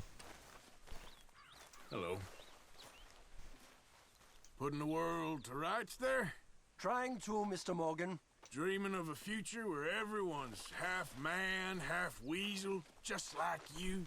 I don't want to get into this, please. Alright. So that was the exact same exchange. Or ammo. Yeah, that's the other issue too, having the right ammo for it. And then, even when you come across the perfect animal, and you use the right weapon, if you shoot them in the wrong spot, you'll reduce the quality of the pelt. So there's so many things that can work against you that mean a waste of in real time when you're actually doing the hunting. Hello, Mr. Morgan. Good morning, Arthur. Another issue found is losing your horse. Yeah, you gotta be very careful with that. Like, I've definitely had encounters with ambushes where they've just shot my horse to shit and killed the horse instantly.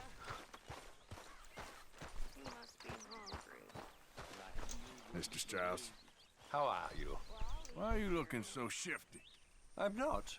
You always look like the rat who just stole the cheese. Now there's no need to be rude. I'm only kidding around. Well, I'd appreciate it if you didn't. You look like the rat who just stole the cheese.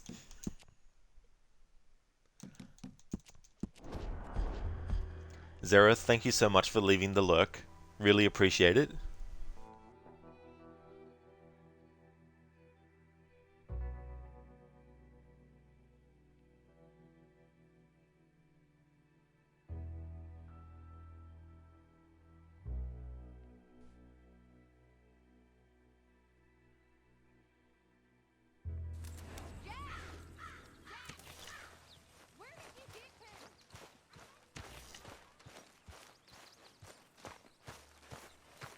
Morning.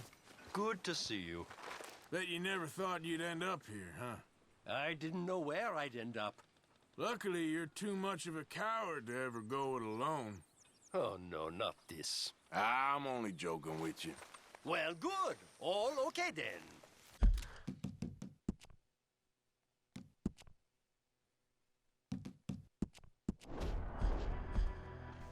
Lurch had one big issue yesterday, and that was the Billy Midnight one, was it? So what actually happened?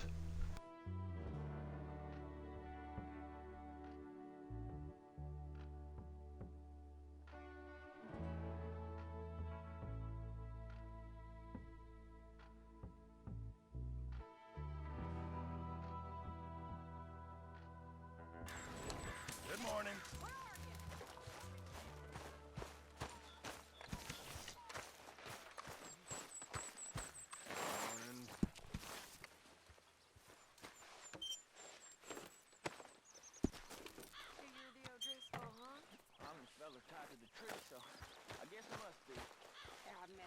Oh, Arthur, my boy. Damn, using that doesn't actually fully take him away from you. Fuck me dead, Dutch. Shut up. Nothing at all. Lurch, and that was Billy Midnight one. You had to meet him at the train station. We're free. We're Free to plan our own future once more. Blah blah blah blah blah blah blah. Blah blah blah blah blah blah blah. Blah blah blah blah blah blah. Blah blah blah blah blah blah blah blah blah blah blah blah blah blah blah. Morning. How are you? Bet you never thought you'd end up here, huh? I didn't know where I'd end up. Luckily, you're too much of a coward to ever go it alone. I don't want to get into this, please. Alright, so I don't think there's many differences that's going to happen. The thing is, though, there actually are differences depending on where the characters are actually positioned in the camp. But I'm going to leave that till a later point in the playthrough to worry about.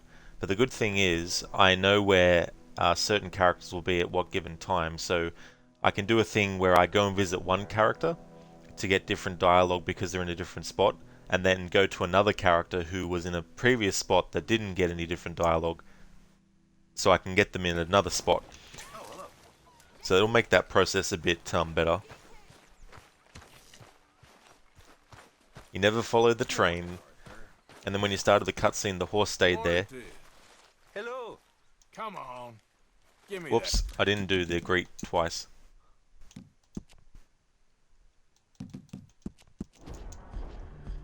And then when you started the cutscene, the horse stayed there. You never followed the train. Damn. The horse was just like holding back. The horse was like, I don't really feel like doing this. Why are you making me do this? Hey there, Grace. Ahoy there to you.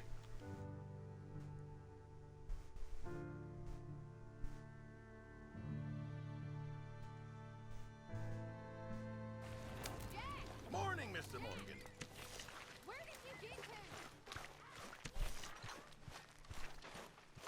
Don't know where Dutch is at the moment, but he's not at his tent, which means he'll be somewhere, and then he'll try to speak to Arthur. Lurch said you had to go halfway around the map on the train. That would have been so annoying as well to have to do. Grace, good time zone. Rod, how's your day going? It's going really, really cool. I'm having a good Thursday. Can't believe it's almost Friday again. But yeah, it's going really well. I hope that you end up having a great day also. Morning, Mr. Morgan. Hello there. You know, this ain't such a bad spot we got here, all things considered. Yes, not too bad at all. Though you inject misery like Swanson injects morphine. Now that's a little unfair. Hey, we actually got some different dialogue there. So I'll reload again. Lurch, which was nice scenery. Yeah, that's the other great thing about this game too, all the visuals, all the environments that they came up with, and even, you know, places like Guarma and stuff.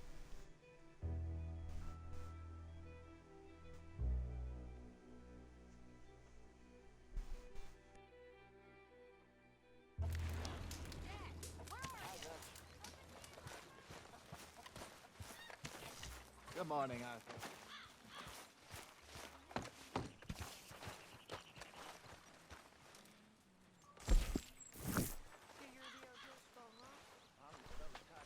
Lurch, but when it got halfway, the train driver funked out and fucked off, and you tried to chase him, and then the train left, so you tried to run after the train on foot. It's such a funny image in my mind to think about Arthur running after a train. Grace, it's going to be an interesting one for sure. Work drama hype. Oh, really? Some work drama going to happen? Grab the popcorn. Hey there. Bet you never thought you'd end up here, huh? I didn't know where I'd end up. Luckily, you're too much of a coward to ever go it alone. Please don't be like this, Mr. Morgan. Alright, so that's actually going to be enough for doing that final combination.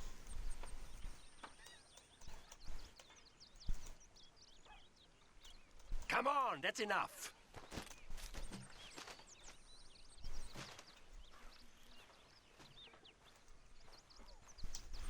Alright, so there's 2 more characters. Hang on, was I saying 3 earlier? I didn't mean 3, I meant 2. Anyway, we've got Kieran and Micah left. So Kieran is tied up at the post, and he's not going to be going anywhere. So for him, I don't have to worry about tracking his movements. So what I'm going to do is focus on Kieran and get his done now, and then I can focus on Micah. And Micah will be the last character I'll be focusing on in this stream, because this stream will be the last of this playthrough for now. I will come back to this playthrough at a later date, but I need to do my annual playthrough of this game before the year ends, and the only way I'll get that done is by actually putting this playthrough on hold after today's stream. So Micah is the last character that I have to do the 9 AM to 6 PM with, and then next Thursday I'll be starting my annual playthrough of this game.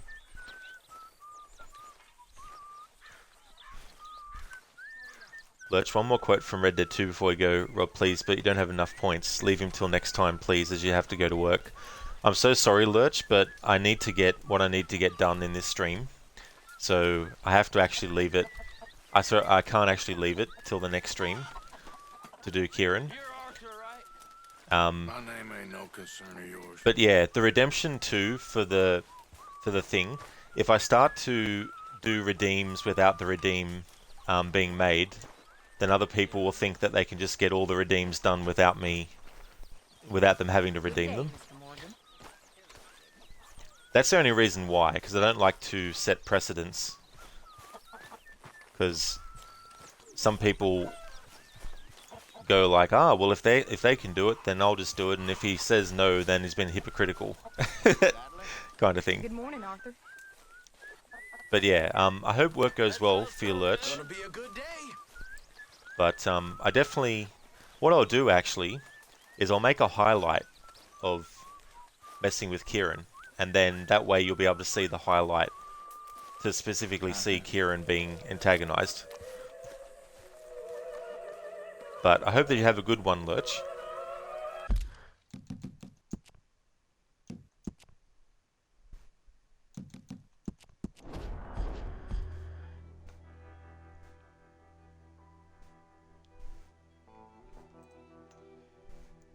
Cheers, Lurch. I'm glad that you appreciate it. Put it on YouTube. Yeah, so the whole export will go to YouTube, but I'll probably just put the highlight on Twitch because it just goes there straight away.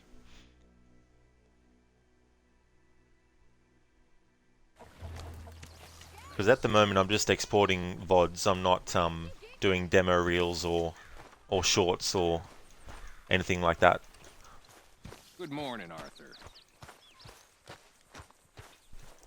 But if you go to my channel and look at the videos, the VODs, you should be able to see the highlights.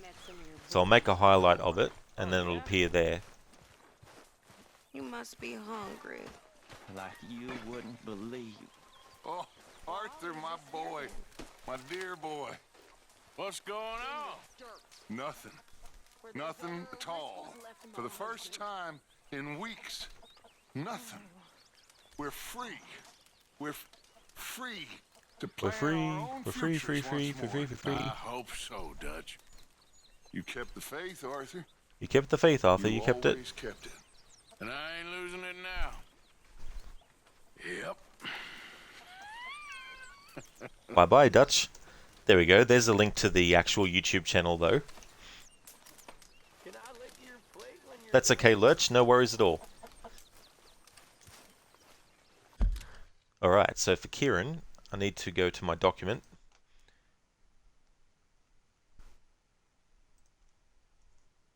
Alright, so Kieran is the 15th character during the day. And I'll just set up my combos of antagonizing. So I've got it there ready, and then I can just put an X next to each one when I've done each one.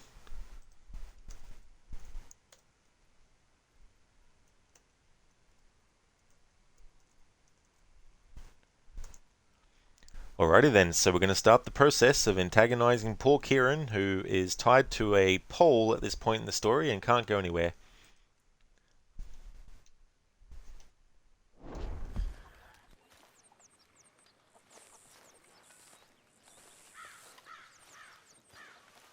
Kieran, you squirming little maggot. I told you, I ain't even a real O'Driscoll. We should have killed you a while back. Please stop. But fear not, we'll get you soon enough.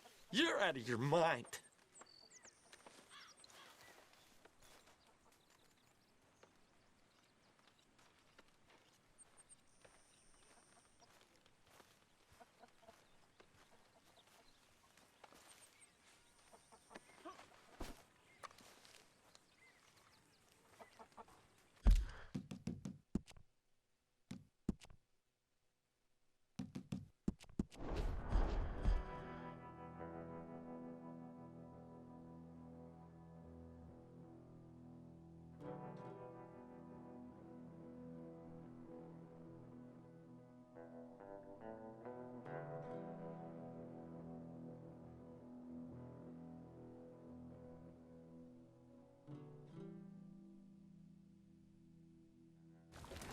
Okay, Mr. Morgan. Can anybody spare me a bite? Don't mess with me, please. Just give me a reason, boy. Oh, this is all I need. To slit your throat. Enough now, please. Maybe I don't need a reason. Get away from me!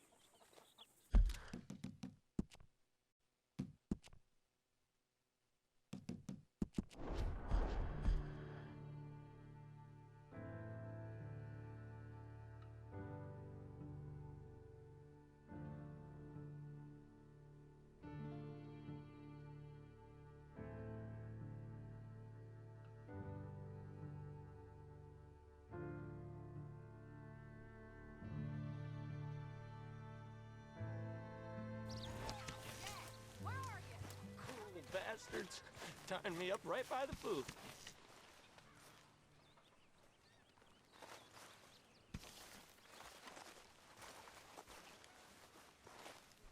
Okay. Oh, that's why we can't. I'm the feller tied to the tree, so I guess I must be. Yeah, I've met some of your boys before. Oh, yeah? You must be hungry. Like you wouldn't believe. Well, I'll leave this here then. Oh, Arthur, my boy. My dear boy. What's going on? Nothing. Nothing at all. For the first time in weeks. Nothing. We're free. We're free to plan our own futures once more. I hope so, Dutch. You kept the faith, Arthur. You always kept it. And I ain't losing it now. Yep.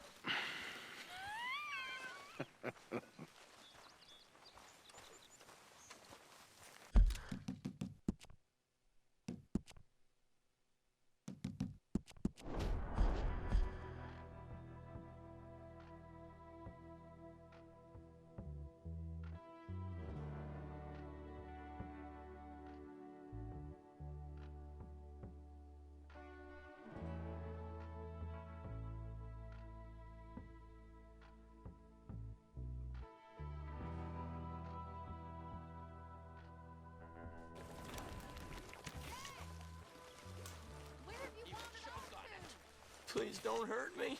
I just heard that Adler woman wants to cut your dick off and feed it to her horse. Don't do this, please. I told her it wouldn't make much of a meal. Please leave me alone. I wouldn't sleep too deep if I was you. Just kill me if you're gonna.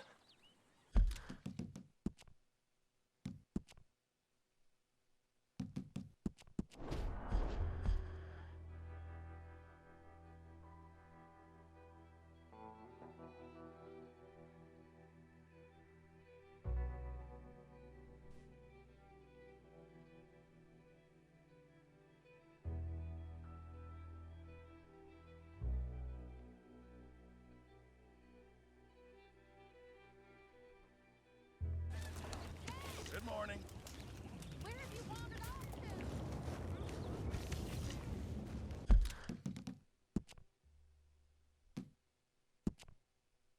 to? Alright, so it looks like with this configuration and Dutch approaching you and all that kind of stuff, because Sadie grabs the food and taunts Kieran with it, it means that he's not available to antagonize until that bit's over. And in the meantime, Dutch is talking in your ear off. So what I'm going to have to do is just go directly for the shaving kit, like I normally do, and then backtrack to Kieran.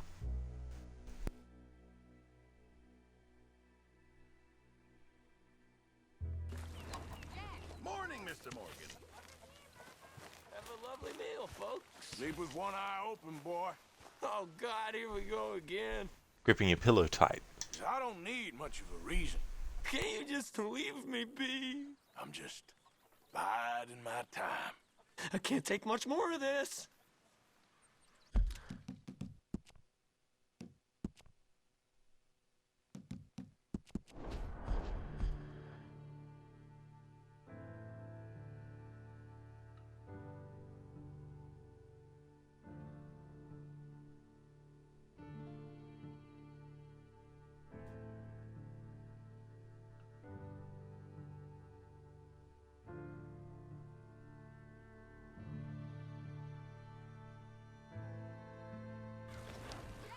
Hi there, Arthur. Where have you wandered off to? Hey, O'Driscoll, I reckon you must be in the wrong camp. Mister, please. Oh, I forgot. You sold them out to save your own skin. Will you leave me be? You're our boot boy now. For the love of God, that's enough. Oh dear. Sorry, Kieran.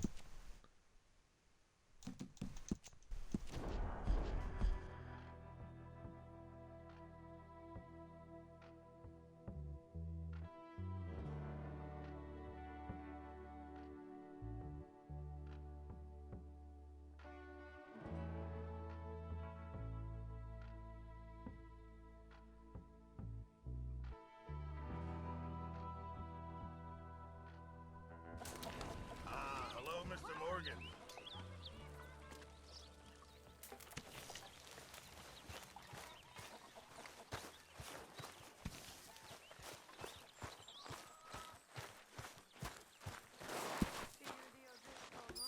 I'm the other type of the tree, so I guess I must be. I've met some of your boys before. Oh, yeah? You must be hungry. Like you wouldn't believe. Well, I'll leave this here then.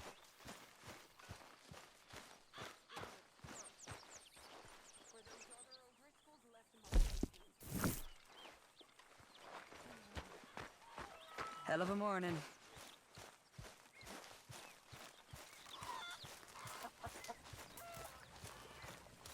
Yep.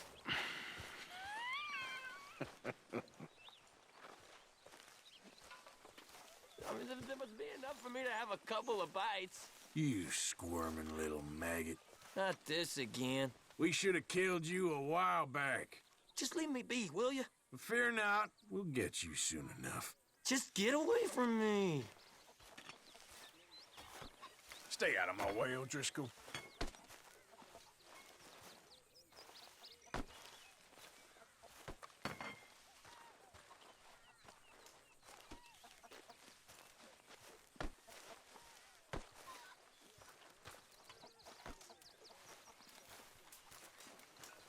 I've got an idea, Pearson. Make something edible. Not this again. The slop you turned those poor deer into. Unbelievable. Why are you doing this? You're Arthur, right? My name ain't no concern of yours. I'm hungry. I don't give a damn. Look, you seem like a decent feller behind it all. Then you ain't a good judge of character. Yeah, well, we'll leave it there then.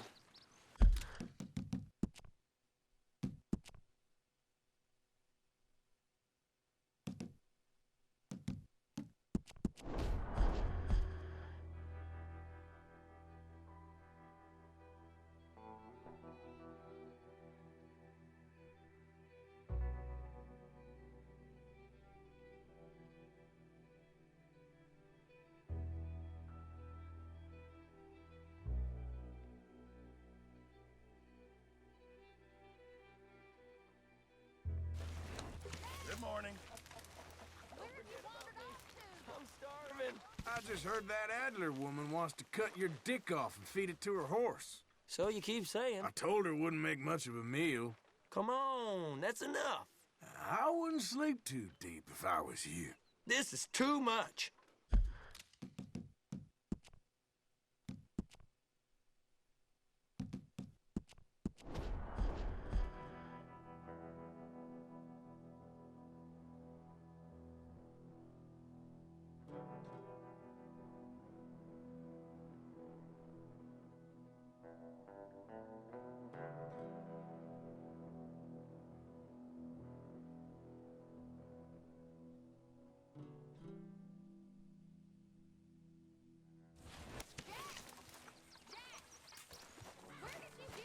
Hello. Hey, O'Driscoll, I reckon you must be in the wrong camp.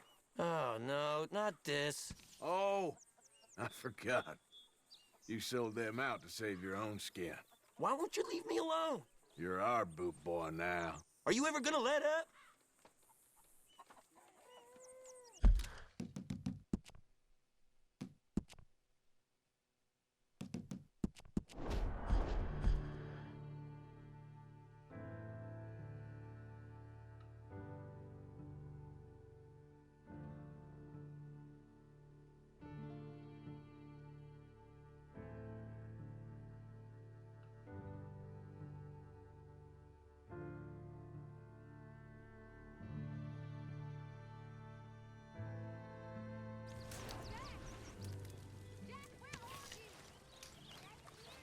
Sleep with one eye open, boy.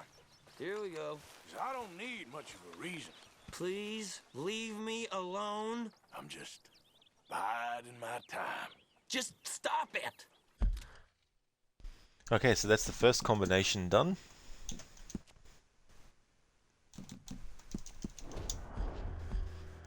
Antagonized Kieran all the way. Next, antagonize, diffuse, antagonize combination.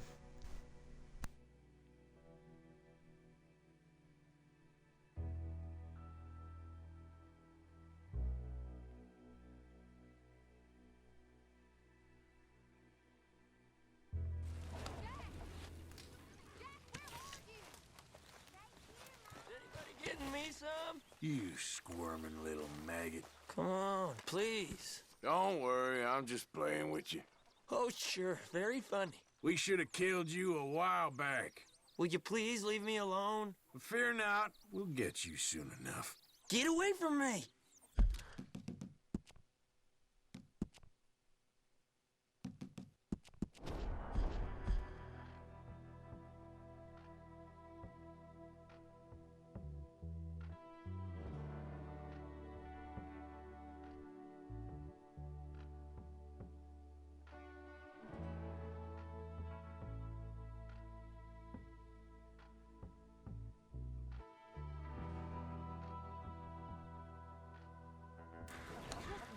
Okay, Mr. Morgan. Where have you wandered off to? Hurry up, Pearson. I'm fixing to eat my shoe. It's coming! It's coming! I'm the fella tied to the tree, so I guess I must be. I've met some of your boys before. Oh, yeah? You must be hungry.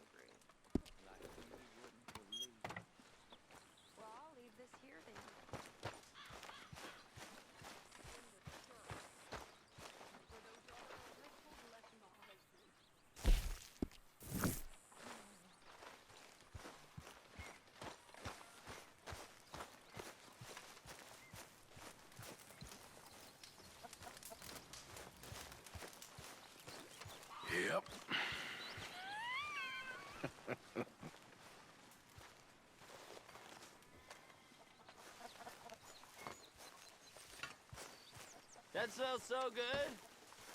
Just give me a reason, boy. Oh, no, not this. Take it easy. I ain't serious. I hope no one ties you to a tree one day. Nice one. To slit your throat. Come on, that's enough.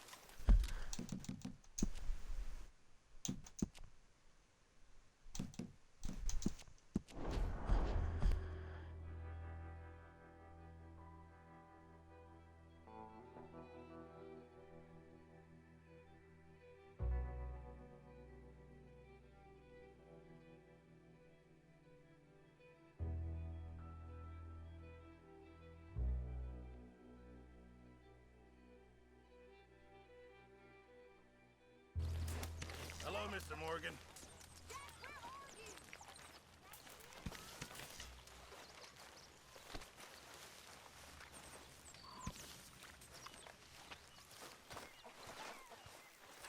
So you're the O'Driscoll, huh? I'm the feller tied to the tree, so I guess I must be. Yeah, I've met some of your boys before. Oh, yeah? Oh, Arthur, my boy. You must be My dear boy. What's going on? Nothing. Nothing at all. For the first time in weeks. Nothing. We're free. We're free to plan our own futures once more. I hope so, Dutch. You kept the faith, Arthur. You always kept it. And I ain't losing it now. Yep.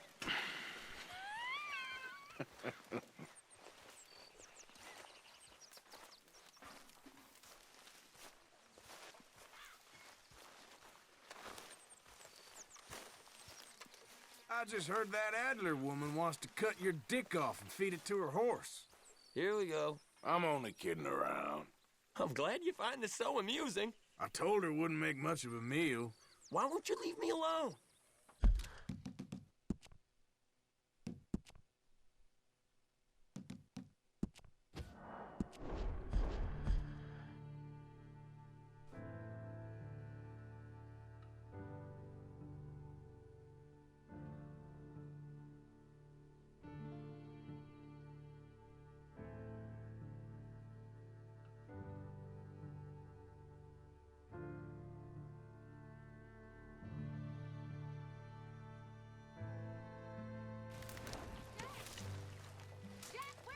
Come on, I'm so hungry.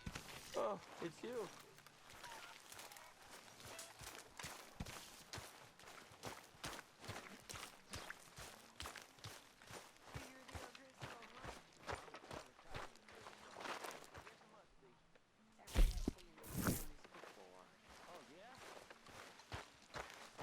Another day. Like you wouldn't believe. Well, I'll leave this Hello here there. in the dirt. Where those other O'Driscolls left my husband. Oh. Yep.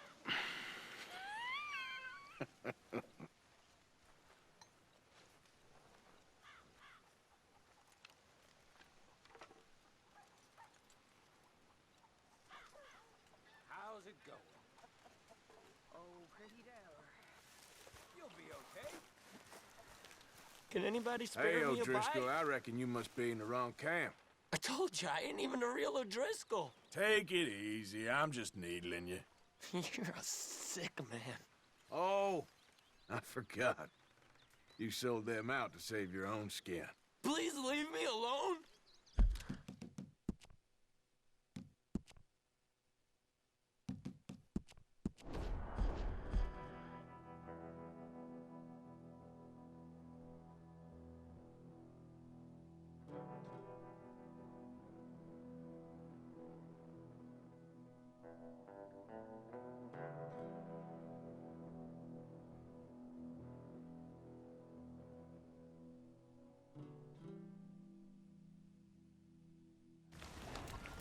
How you doing?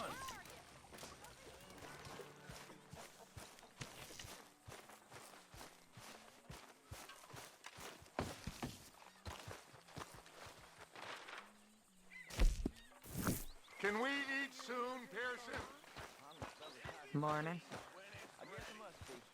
I've met some of your boys before. Oh, yeah? You must be hungry. Like you wouldn't believe.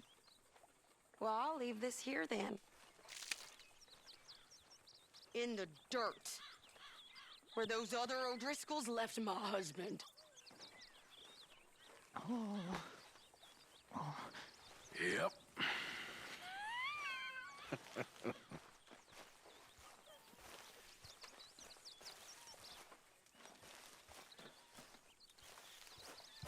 Cruel bastards. You tying me up right by the little boot. maggot. Oh, this is all I need. Take it easy. I ain't serious. I'm not some toy, you know.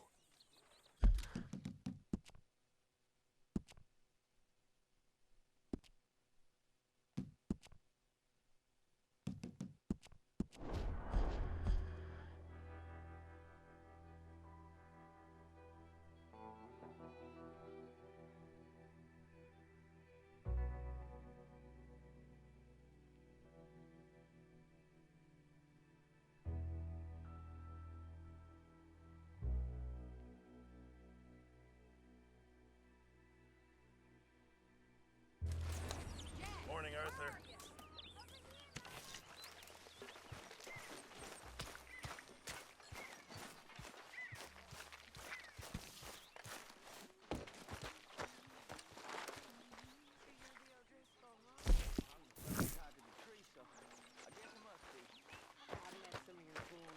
Morning, Arthur.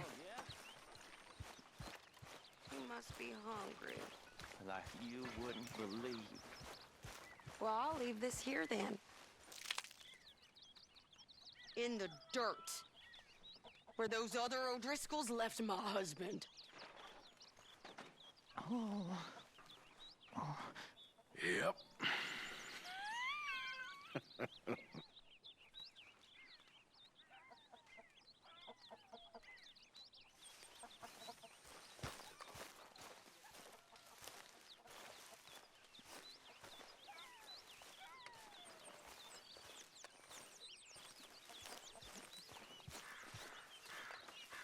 Just give me a reason, boy. Come on, please. Don't worry, I'm just playing with you. I'm glad tormenting me amuses you so much. To slit your throat. Can't you just leave me be? We're still getting some different dialogue responses from Kieran as part of that, so keep on doing this combination.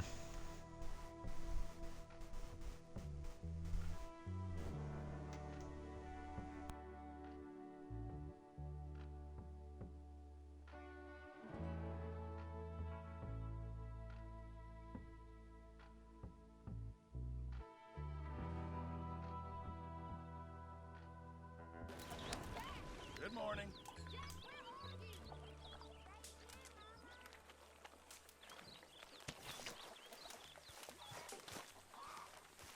O'Driscoll. Hi, Arthur. One more time, just for luck. I thought you were insulting me. Whoops. I did the other combination.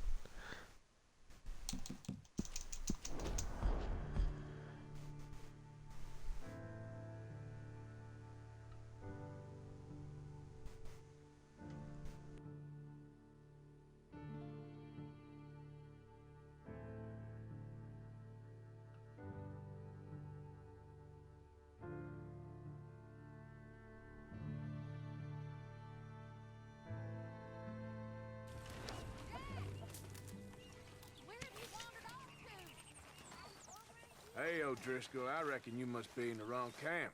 Mister, please. I'm only joking with you. You had me going for a second.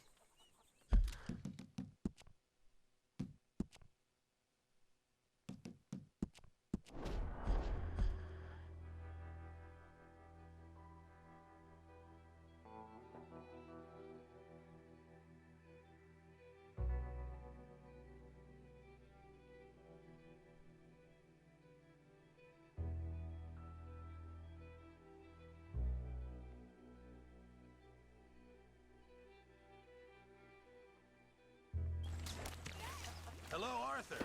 Can I let you play when you're done? Sleep with one eye open, boy. I told you I ain't even a real O'Driscoll. Take it easy. I ain't serious. This really ain't funny.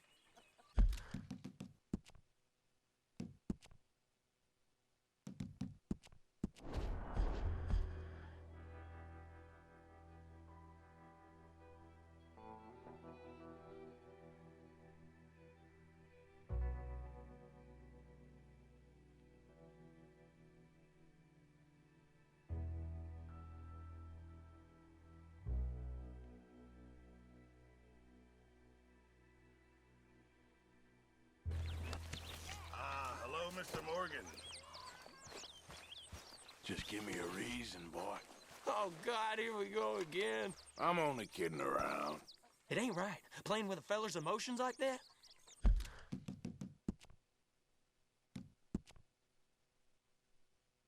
Well, you're talking to antagonizing Arthur, Kieran, so in his mind it's right.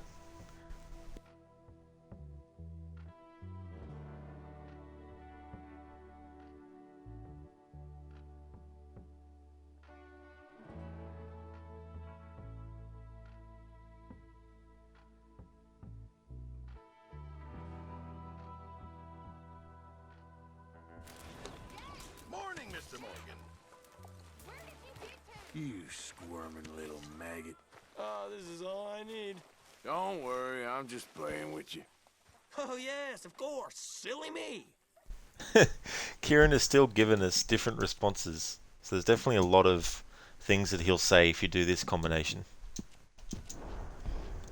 Grace, that's absolutely no worries at all. I hope that things go well. Hope that it's not going to be too much work drama that ends up turning into a war zone.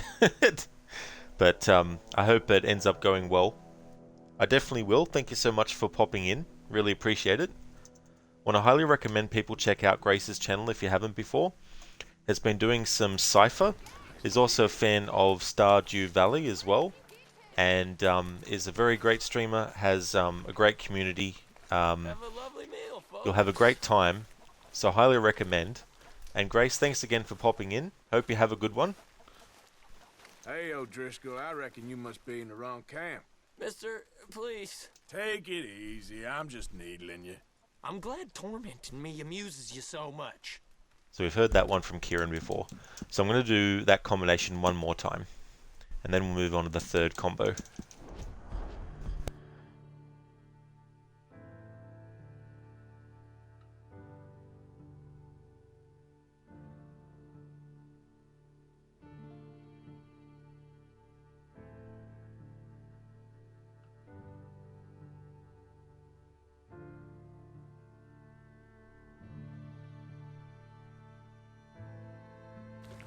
Hello, Mr. Morgan.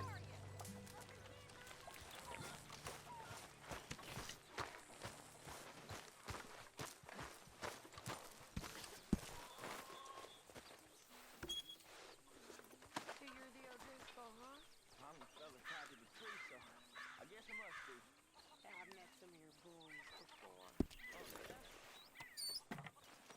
You must be hungry.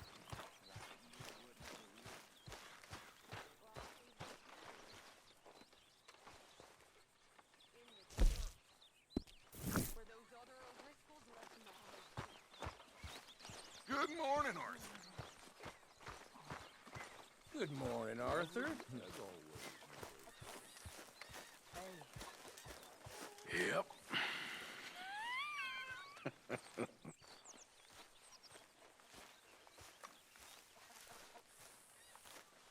Just give me a reason, boy. Don't do this, please. I'm only joking with you.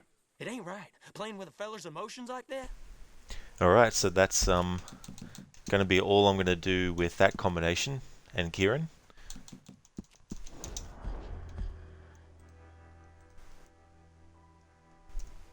Now it's time for the Greet, Antagonize, Diffuse combo.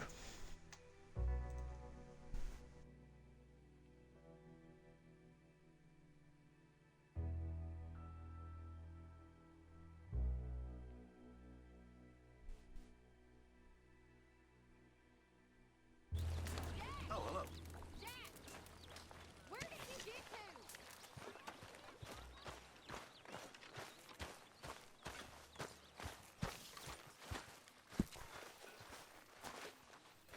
Hey there, Keone. Welcome to you. He is indeed. He definitely is one.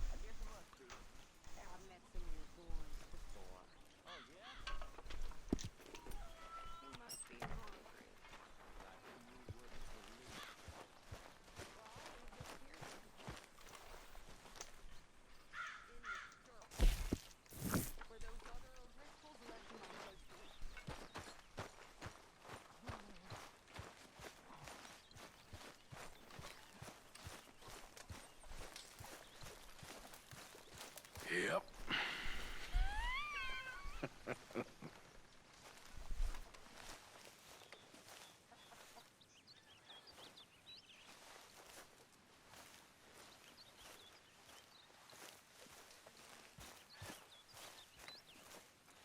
Kieran. Please don't hurt me. Now, one that sounds sincere. Hello? Take it easy. I ain't serious. Oh, yes, of course. Silly me.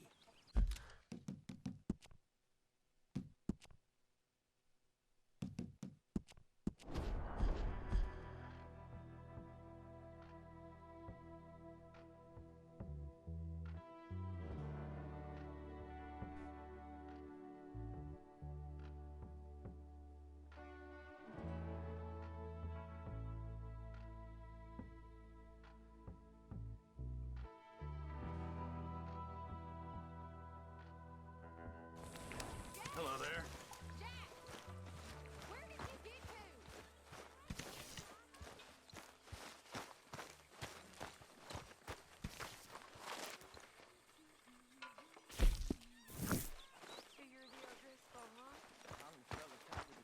Hi. Good morning. I've met some of your boys before. Oh, yeah? You must be hungry. Like you wouldn't believe. Well, I'll leave this here then. In the dirt. Where those other O'Driscolls left my husband. Oh. Yep.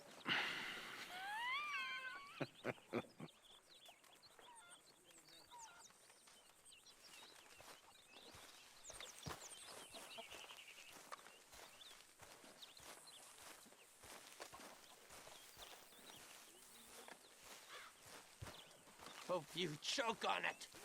Morning. Don't mess with me, please. Come on. Give me that again. I don't remember you saying hello. Take it easy. I'm just needling you. I'm glad tormenting me amuses you so much. Okay, I'll catch you later then. I'm glad he said that. I was hoping he'd say that if I greeted as the final thing. I love that line, especially some of the things that people will say to Arthur before he actually responds with that. It's like, Arthur, I just lost my friend. Okay, catch you later then. Just walks off.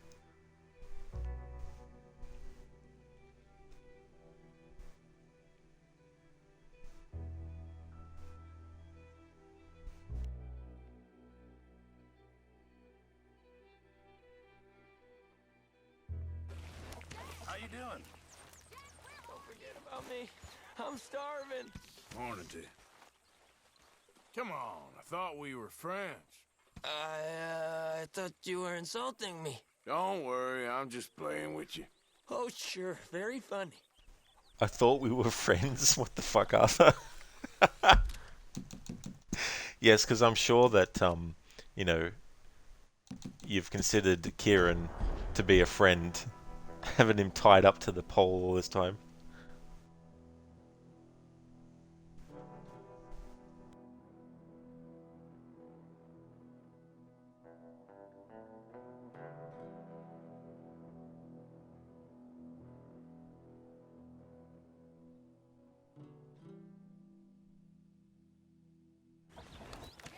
Hello, Arthur.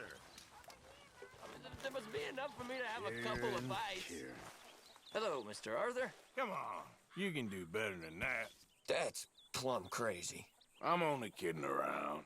You had me going for a second. So now we've reached the point where when we do greet and then antagonize, the character responds with dialogue that doesn't have a subtitle for it.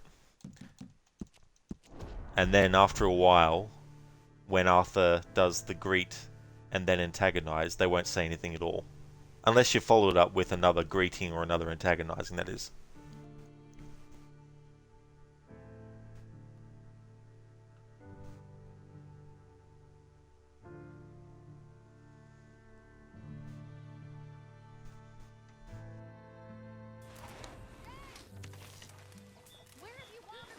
Need some? Please don't hurt me. Morning. One more time, just for love. What on earth? Take it easy. I'm just needling you. I hope no one ties you to a tree one day.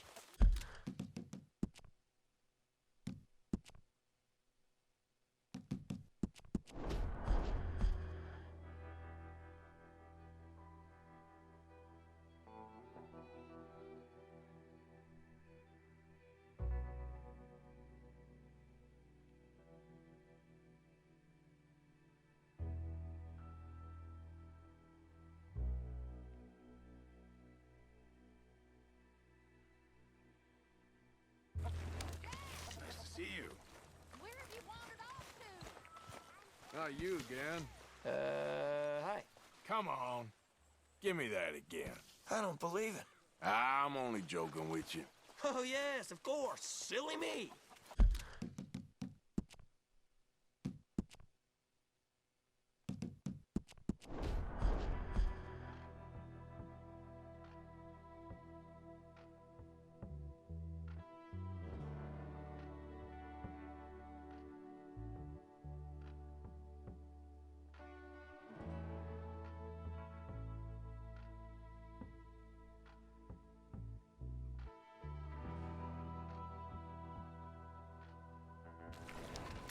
Hello there. So good. Morning to you. Hello. Come on. You can do better than that. What? Hello? Take it easy. I ain't serious. You're a sick man. Or not actually. Okay, so that time he had some dialogue that had subtitles attached to it. In response to antagonizing him after saying hello. Interesting.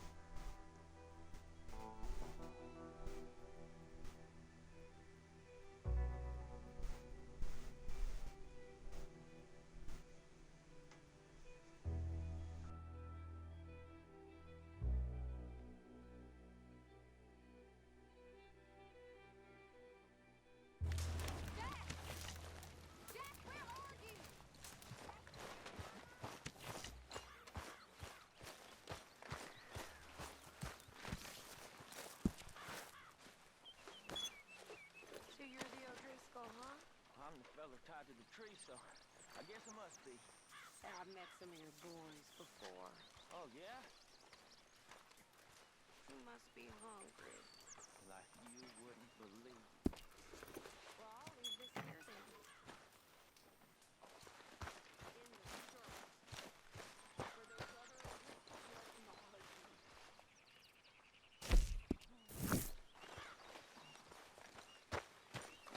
Another day.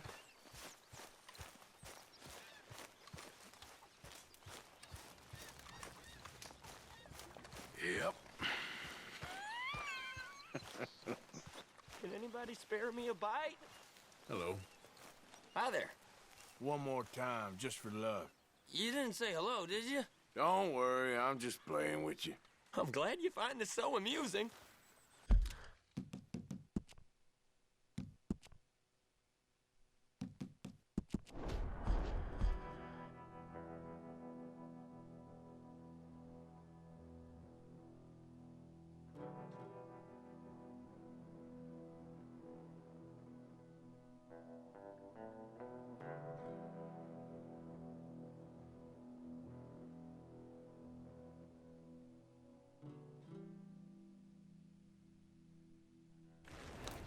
Morning, Arthur.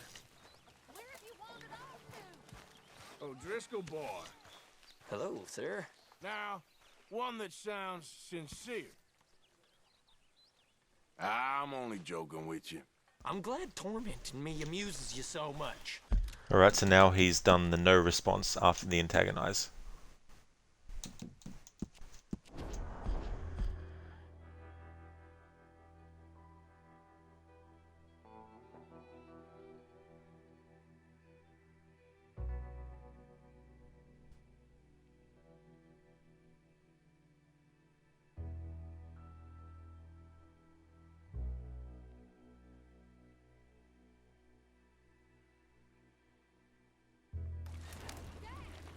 Arthur. Don't mess with me, please. Hey there. Come on, I thought we were friends. Hello? Take it easy, I'm just needling you. I hope no one ties you to a tree one day. Alright, so there's been an exception with Kieran. All the other characters, when I do the combination of greet antagonize, after a while they stop saying anything, and then they stop not saying anything. They keep not saying anything. But in Kieran's case, he actually does still say something. Alright, I'm going to actually try it one more time though, and see if there's anything different that we can grab. But if not, then I'll move on to the next combo.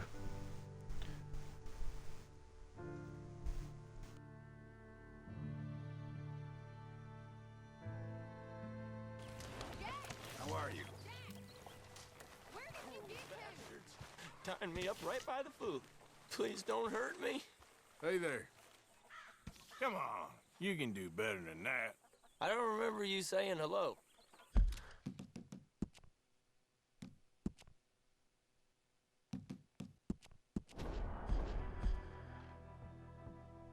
Alright, so the final combo is greet and then antagonize.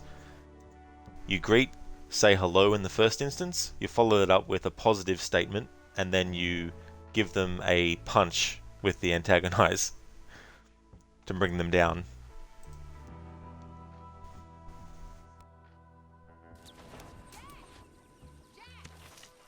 Where did you get to?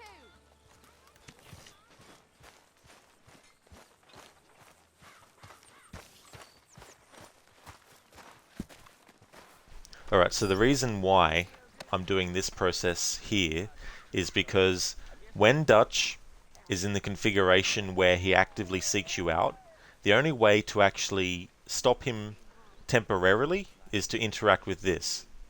If you interact with the fire and sit down, he'll still talk to you anyway. So if you want to put him temporarily on hold, just have Arthur go to the donation box, but don't actually put anything in. However, if you want him to completely stop going after you to talk to you, then you need to go to Arthur's shaving kit, and then you'll be guaranteed that Dutch won't follow you and have that dialogue, which is normally unskippable. However, if Dutch is actually at his tent when I reload the save, standing about here, that means it's safe to go around without worrying that he's going to come after you and talk to you. Alright, so now that Kieran should be free, not literally free, but free as in no other characters are talking to him, No concern of yours. we can do the greet antagonize combo. Yeah, well, we'll leave it there now.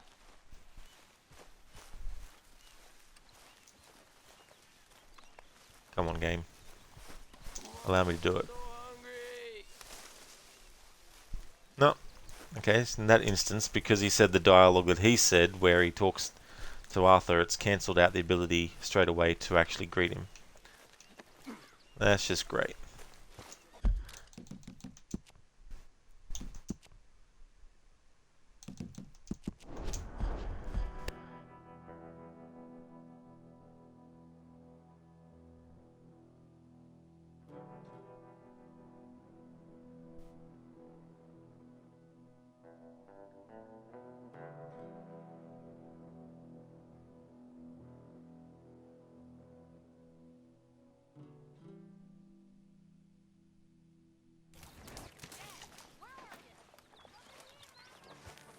Hello there.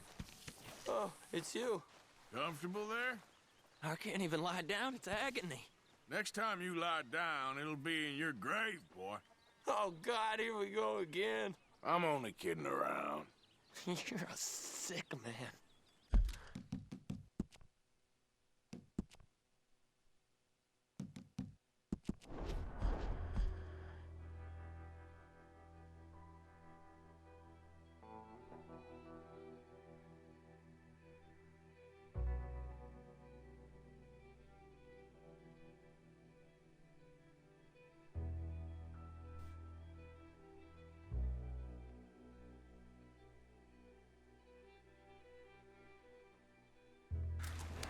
Morning, Mr. Morgan.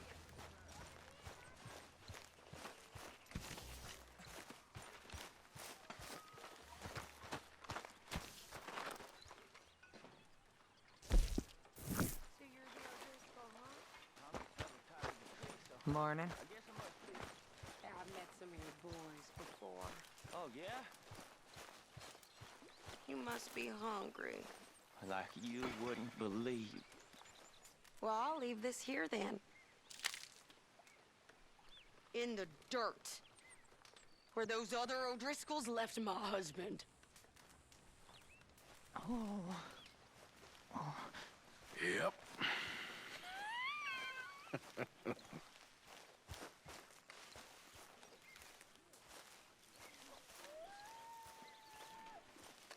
Hey. Hello. Need anything? A sip of water, please. I'm begging you. I ain't giving you a goddamn thing, you little shit. I told you, I ain't even a real O'Driscoll. Don't worry, I'm just playing with you. I'm not some toy, you know.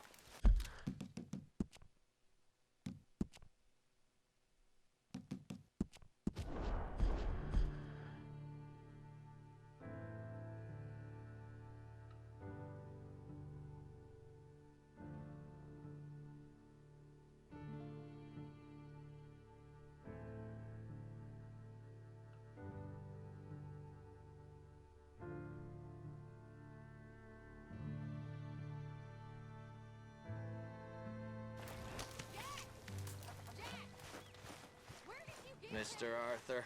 Hello. You ain't whining again, are you? I ain't doing nothing.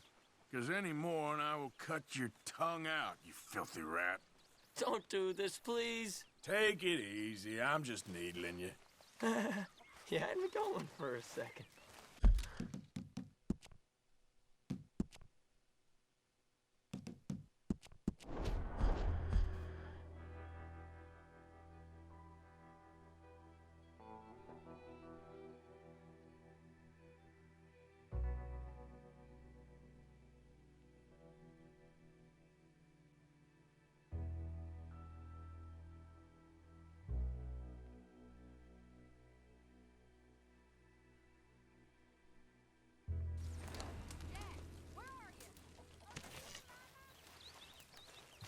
Hey there. Hi, Arthur. Need anything? A sip of water, please. I'm begging you. I ain't giving you a goddamn thing, you little shit. Here we go.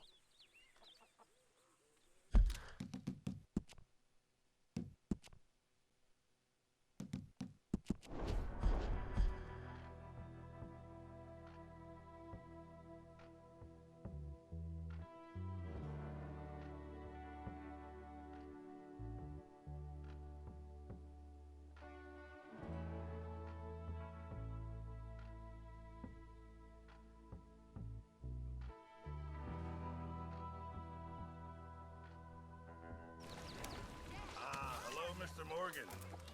Can I lick your plate when you're done? Hello. Hello there. Comfortable there? I can't even lie down. It's agony. Next time you lie down, it'll be in your grave, boy. Mister, please.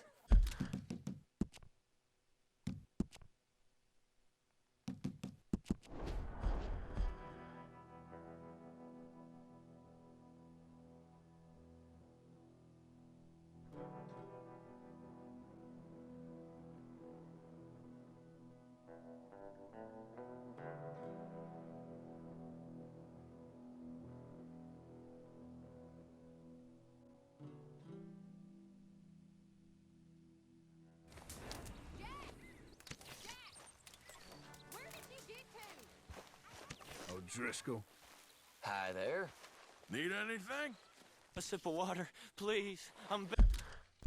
Alright, so we're going to try one more time to see if there's any differences with that combination, and that will be a wrap on Kieran then. With all the 4 different combinations of antagonizing patterns.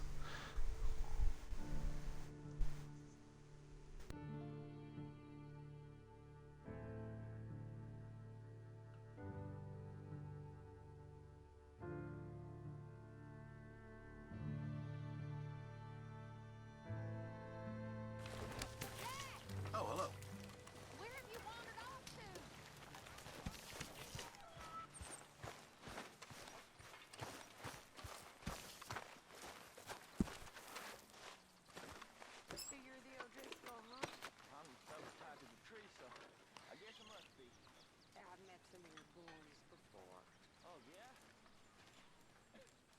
must be hungry. Well, I'll leave this here then.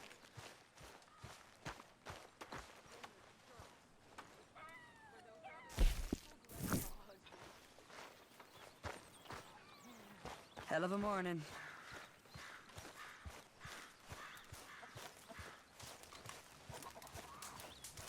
Yep.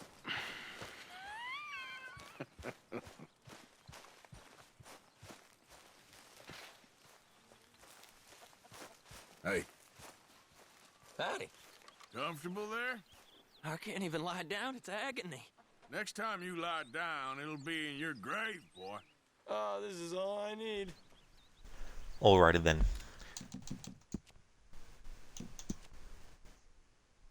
Actually, alright, so that is all the combinations of antagonizing Kieran from 9 AM to 6 PM in game time done.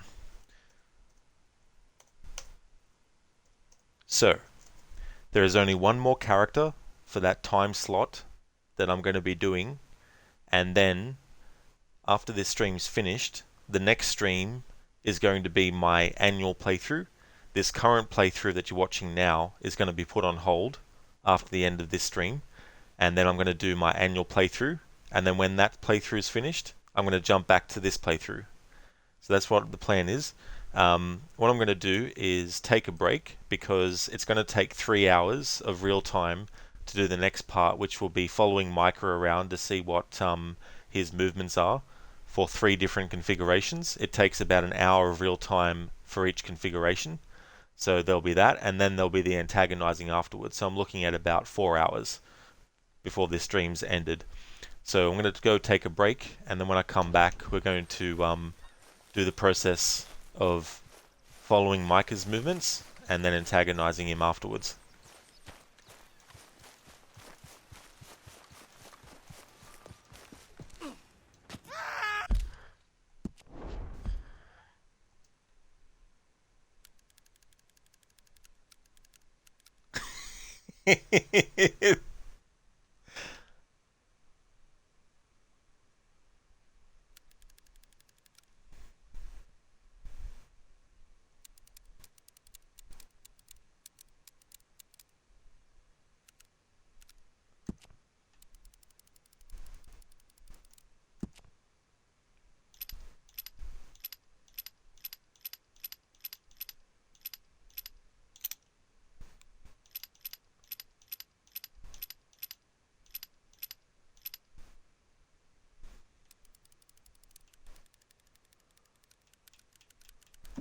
Alright, so I'm going to leave it on that shot while I go and take a break. I'm going to put a pinned message up the top as well to let people know who might come into the stream when I'm on my break, that I'm on my break.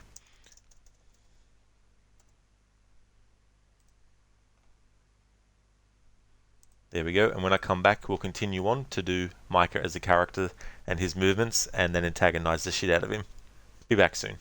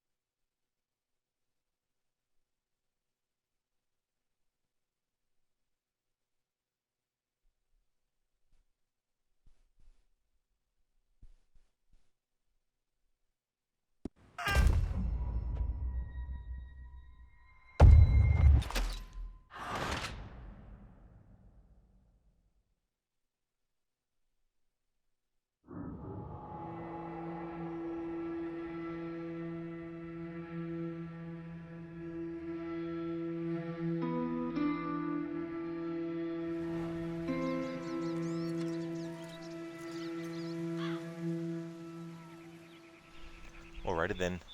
Back from my break.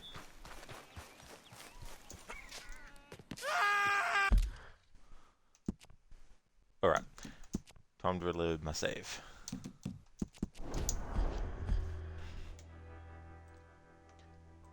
Alright, so we have Micah.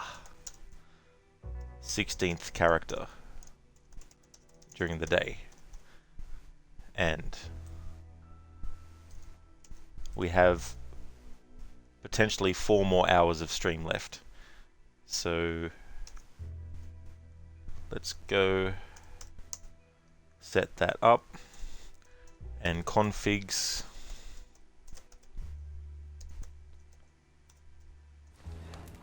Which one do we get first? We get the one with Dutch at his tent, and is Lenny in camp or out of camp? That will determine which configuration it is out of these two. And Lenny is not in camp, so that means it is the second configuration.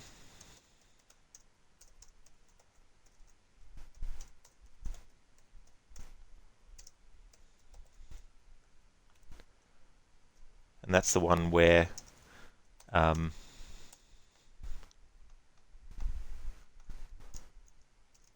Dutch is at his tent, Lenny is out of camp.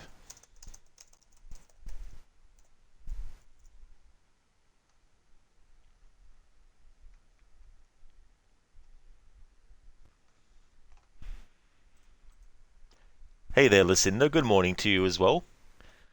It's going good. We just finished with Kieran before I went on my break, and I didn't have to worry about tracking his movements because he's tied to a pole the whole time. So I went straight to antagonizing him. And the only character I have left to cover from 9 AM to 6 PM is Micah. Wanted to leave him till last. Yeah, Lucinda, so 4 more hours. It takes 1 hour of real time for 9 AM to 6 PM to pass in-game. And so have to do 3 different configurations, so that's 3 hours right there. And then the antagonizing on top could take another hour as well. Now where is Micah? That is the question.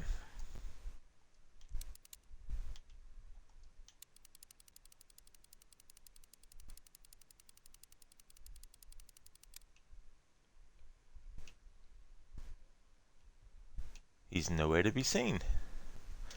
In any other circumstance, I'd be like, good. Don't want him here. But I need to know where he is for this configuration. So maybe in this configuration, he's not in camp at all.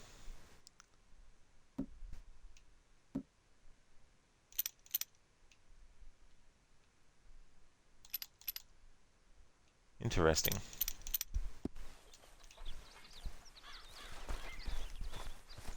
That's it, Lucinda. Yeah, Micah time. Been savoring this and looking forward to this. When it comes to going through all the characters and antagonizing them throughout the playthrough, I'm always going to leave Micah till last when I can. That way, it's one of those things where after antagonizing the characters that I do like, it'll be good to finish off with a character that I hate. Have a lovely meal, folks. Please don't hurt me.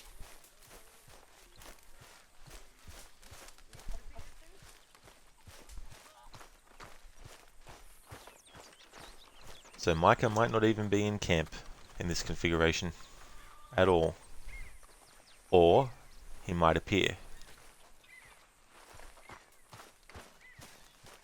Unless this configuration is actually a glitch all along. Good morning. Listen, you just realised there's going to come a time in your good playthrough that you have to be nice to Micah for an hour. That is true, Lucinda. That's going to be the downside of doing the high honor version of this game on that playthrough. Having to be nice to Micah. So you can bet that he's going to be the first character that I go through in the order in which they are to get him out of the road first.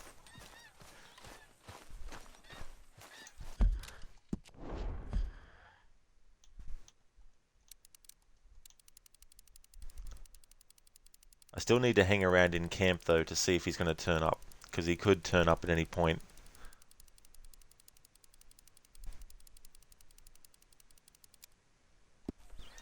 If I go too far out of camp, it'll reset everyone's positioning and mess things up to how they've been.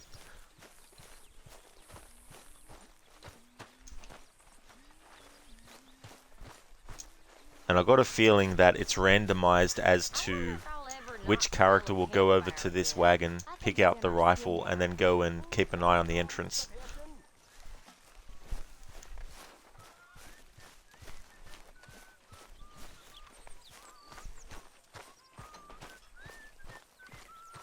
Lucinda, wait, would that be 2 hours? What happens to the characters from 9 PM to 6 AM? You can't interact with them or they're not there. Well, here's the funny part. In this first phase, doing the low honor, I'm going to be waking them up from their sleep. Especially when they've just gone to sleep.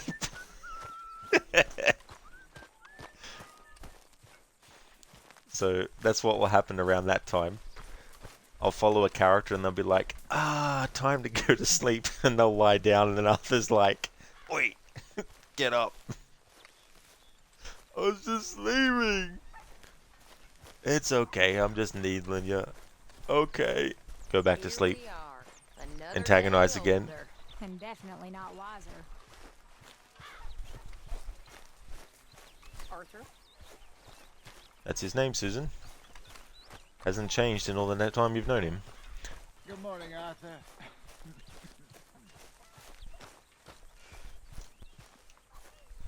Maybe Micah is just off doing something. It's currently 9:42 AM.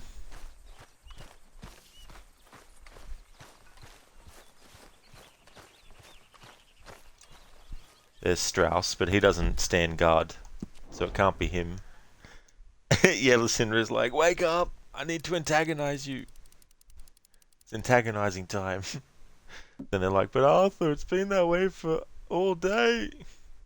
Antagonizing time never ends.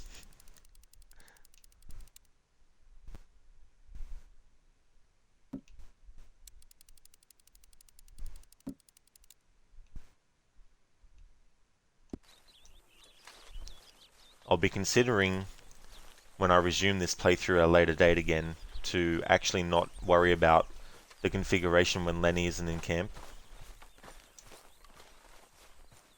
Because it might be a glitch.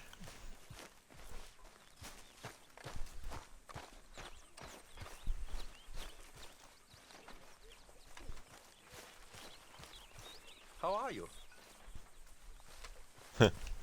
I don't remember asking you a goddamn thing. Mistake, Mr. Strauss.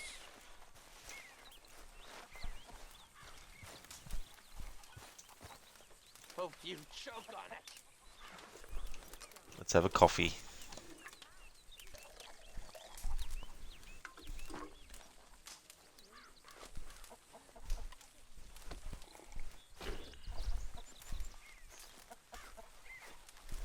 Hey Kieran, would you like a drink? You don't? Oh, okay, that's no worries. So how's your day going, Kieran? Kieran? Having a good one? If this is meant to intimidate me, it's working. I'm just having a coffee. Sorry, this is coffee. You don't eat it, Kieran. You drink it. I'd offer you a bite of my coffee, but well, it's not food. How long are you gonna keep this up?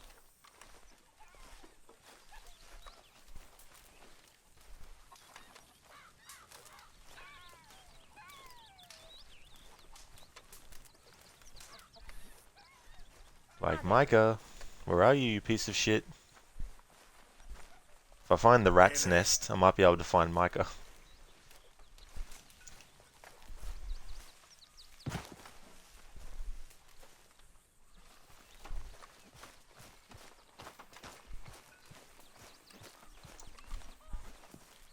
Whiskey?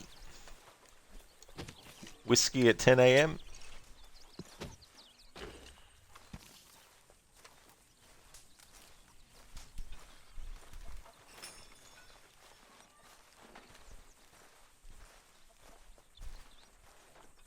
Let's see if we can throw the bottle into Pearson's food barrel.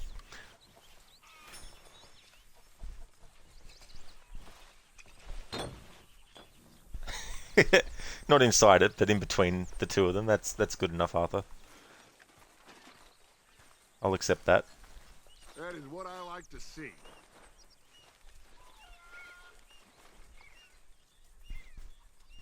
You know, you could get out there too, Dutch. When are you going to remove that chip from your shoulder? Listen, you can't wait to play this at some point later this year and find out just how awful Micah is. You've only pieced together bits and pieces of the story watching others play. Yeah, you're definitely in for something with his character. Just the way he's written alone is just amazing. Then you add the performance on top.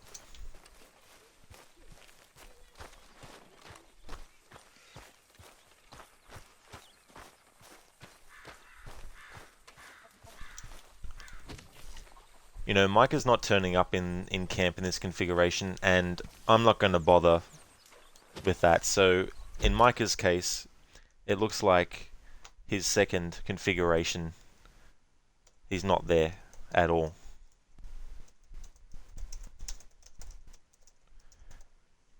In my own time, once this stream's finished, I'll double check that. Or maybe if we load the save and we get that configuration again, maybe he will be there. But I'm not going to worry about reloading the save for that configuration to test it. So let's hope for one of the other configurations. The other one is Dutch approaches Arthur and talks to him, and the other one is he's at his tent, but Lenny is actually inside the camp.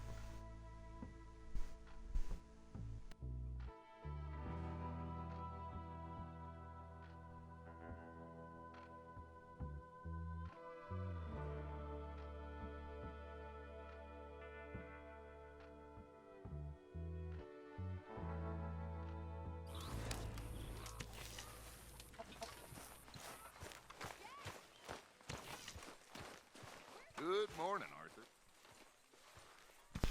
Arthur. I can't believe this. I've got the same configuration in a row.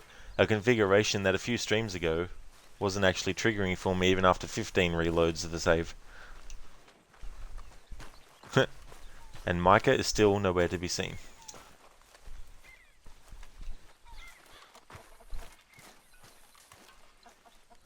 But yeah, I'm not going to worry.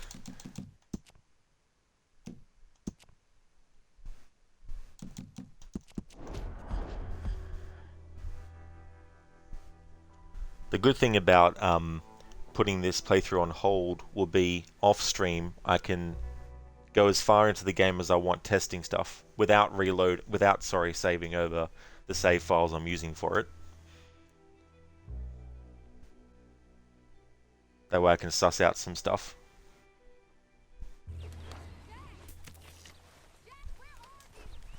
There's Micah. So Lenny must be in camp. Yep, there he is. Alright, so here we go. Shut up, Micah. Just sit there and be an asshole. Alright, so here we go. Configuration 3.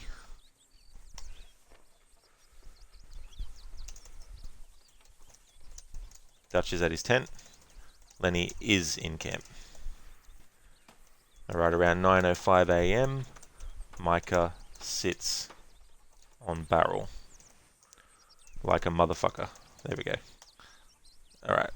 And yes, I'm actually typing that out of my notes. Micah sits on a barrel like a motherfucker at 9:05 AM.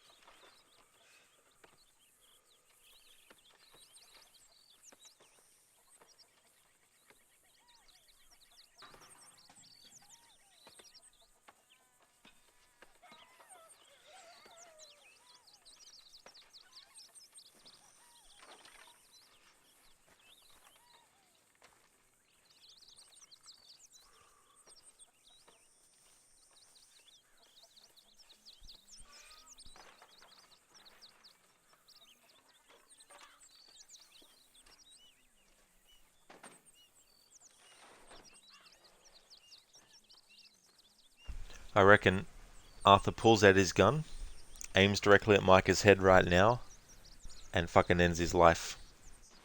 But the game won't let us.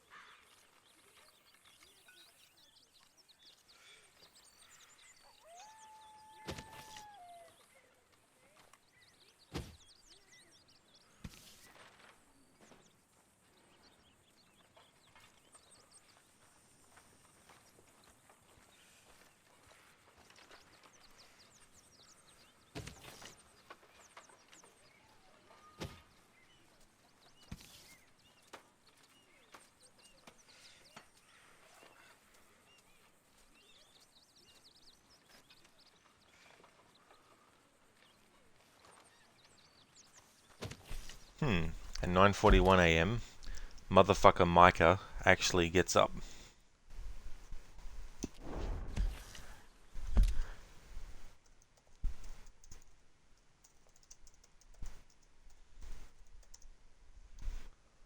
Where does he go to?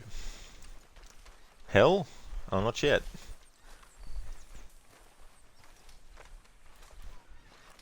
Alright. Goes and sits at campfire.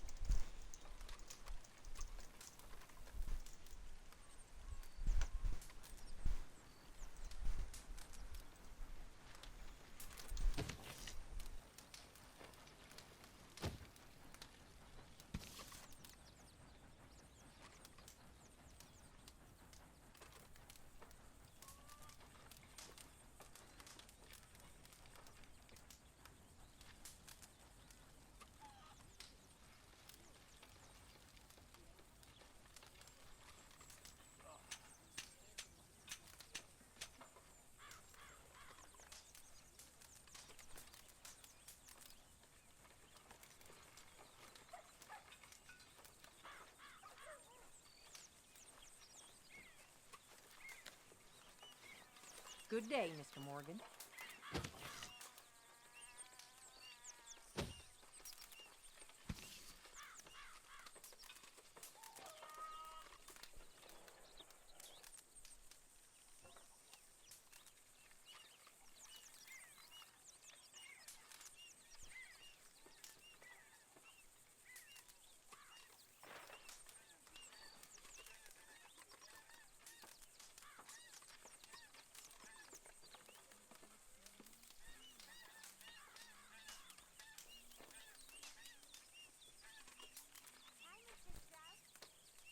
How are you, Jack?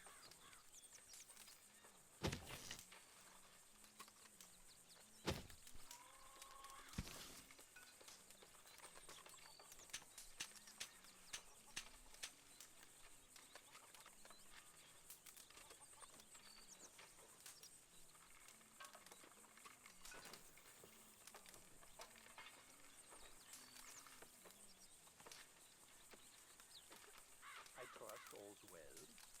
Not the best. Oh dear.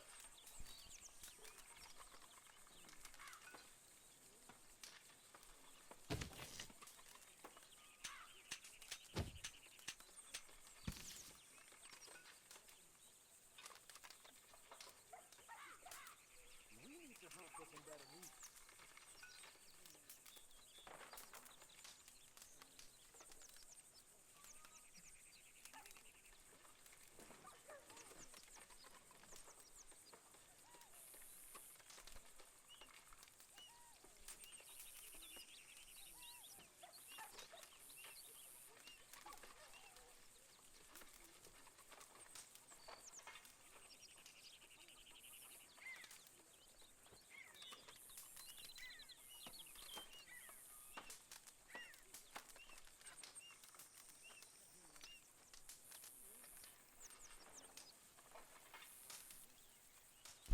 Thank you for the follows, the handbell. Thank you very much.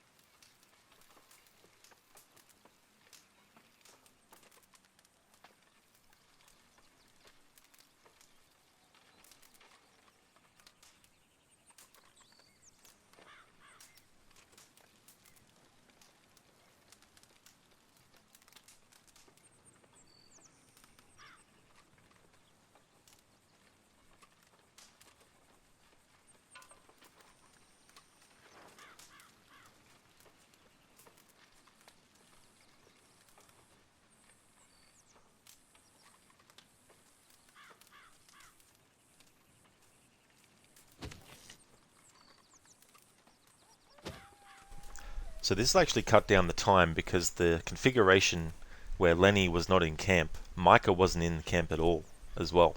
So that leaves only 2 configurations to worry about. So the stream won't take as long now to finish as I was expecting. Miss O'Shea. Hey.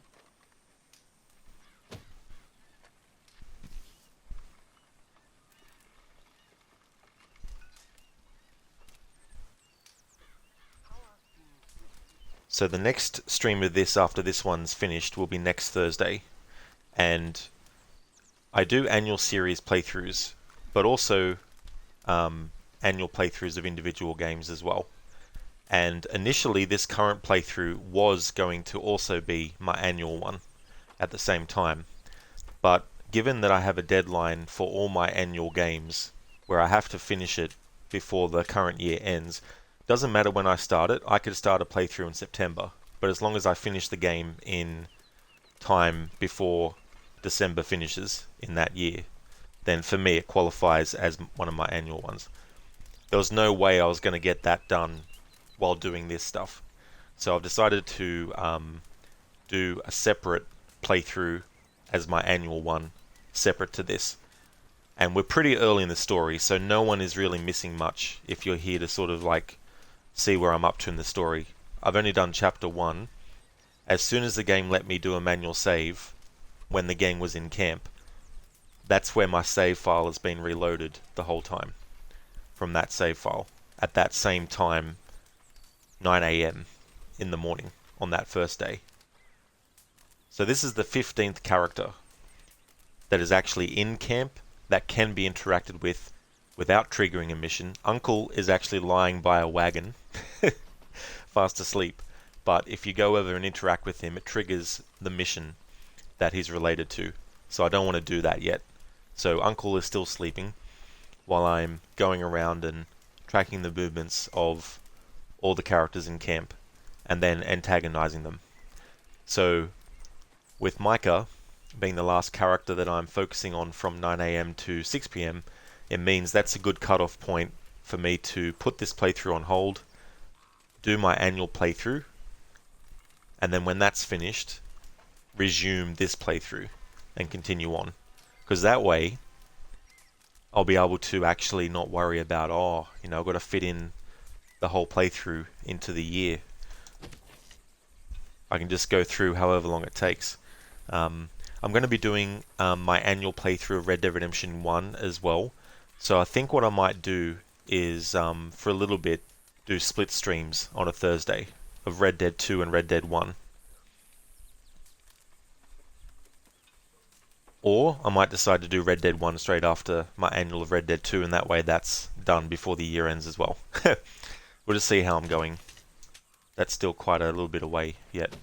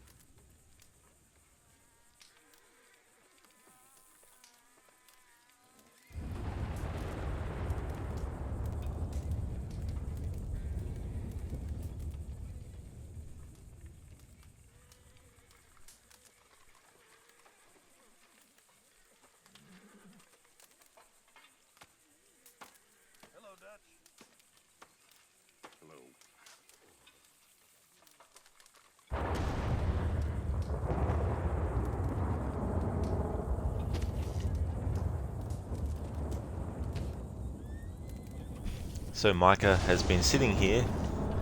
I wish that thunder would actually, that lightning would actually hit Micah. That'd be so funny. So he's been here sitting down at that camp since 9:41 a.m. and it's now 12:26 p.m.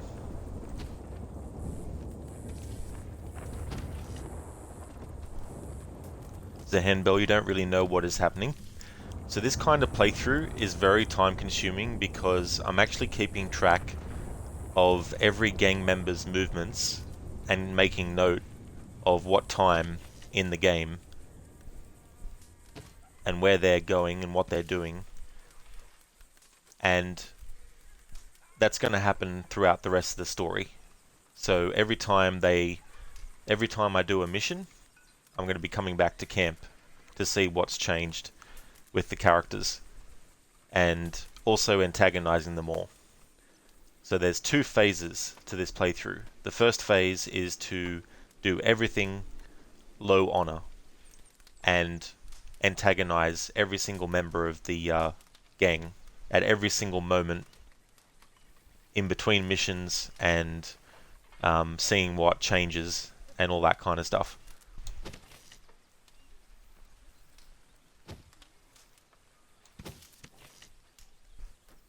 So the first part of this process is to keep track of the character's movements. However, when you reload your manual save, there's different configurations that happen where people are and all that kind of stuff. And once you get the idea of where a couple of characters are, you can use them as a reference point to figure out which configuration you're in. So yeah, very in-depth.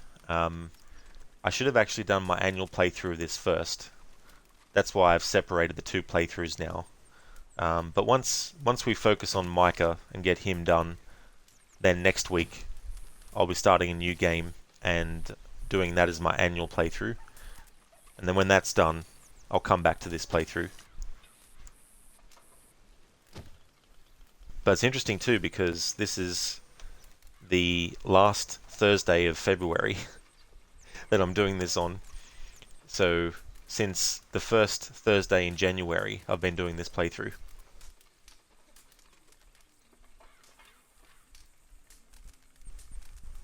Which was the 5th of January. Only doing it once a week.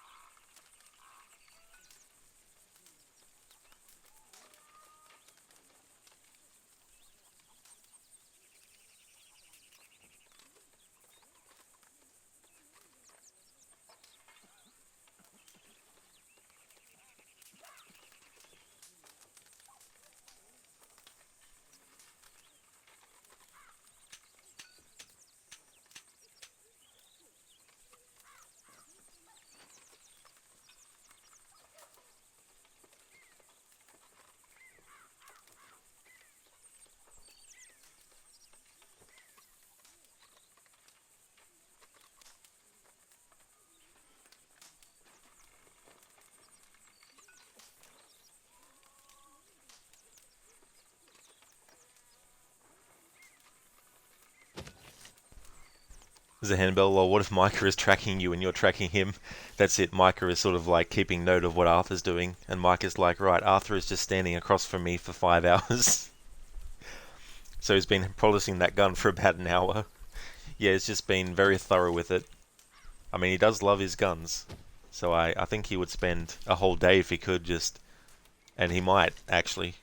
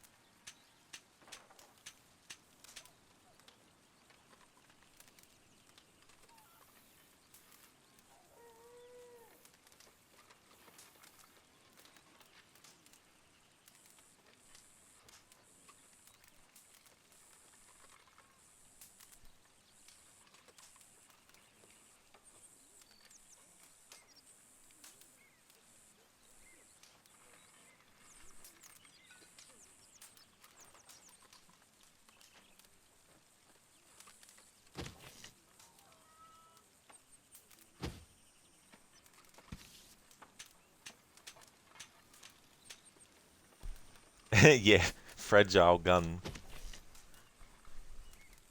Let's test it by hitting Micah over the head with it. See how durable it is.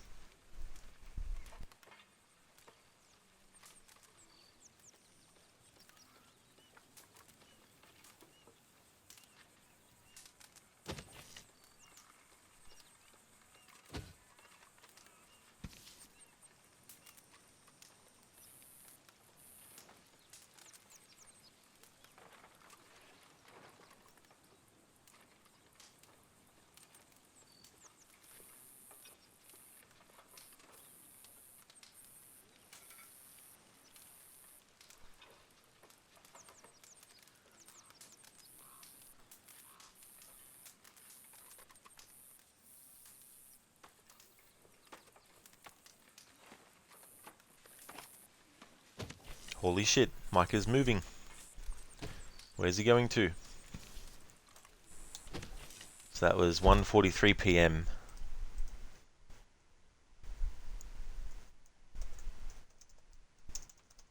Now where is motherfucker Micah going?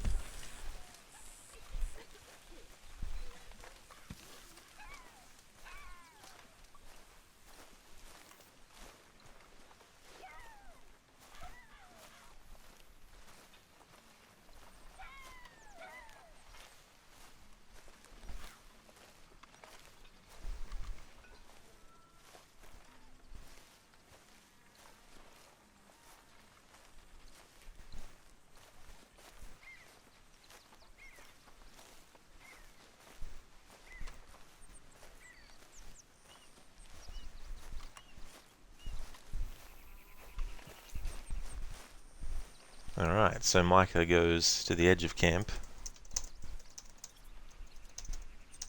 Near barrels.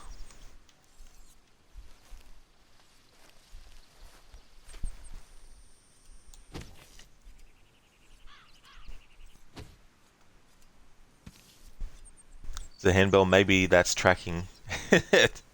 He's moving, my god. Exactly. Micah is going somewhere. He was a bodybuilder. He played the cyborg in Terminator. He played the action hero in Commando. He played the comedian in Junior. Is that the kind of person we want protecting the galaxy? I am the only kind of person who can protect the galaxy. Thanks for redeeming that, Harbinger. Is that the kind of person we want protecting the galaxy? Yep.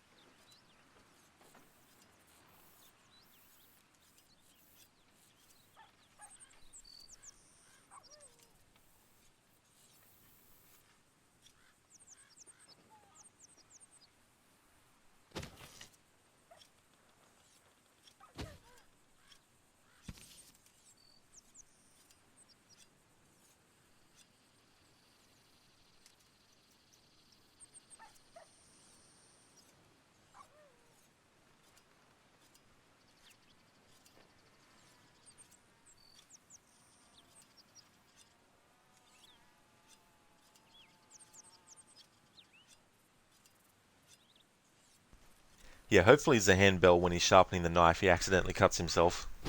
I'd so laugh if that actually did happen. So the next person he stabs is terrified before they die.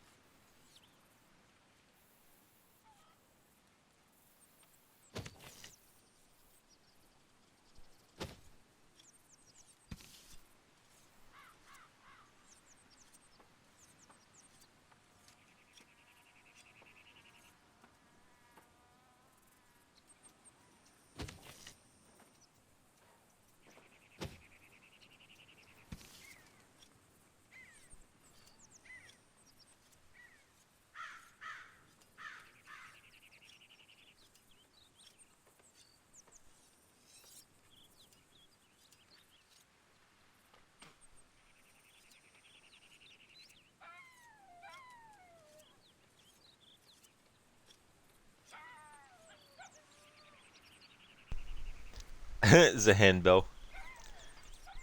You want to accidentally shoot him in the head 5,247 times. In one of my previous playthroughs, I had a channel point reward where in missions where Micah was involved, if it was redeemed, then I would kill Micah on purpose to fail the mission. And I had the cooldown be very short. That way, as many people as possible were able to actually redeem it, so I could do it as many times as possible in a row. And there was one funny occasion where I accidentally got Arthur locked up inside the lockup where Micah was, and I couldn't get Arthur out of there. It was so funny. There's actually a clip of it. I'll have to fish it out and put it in chat.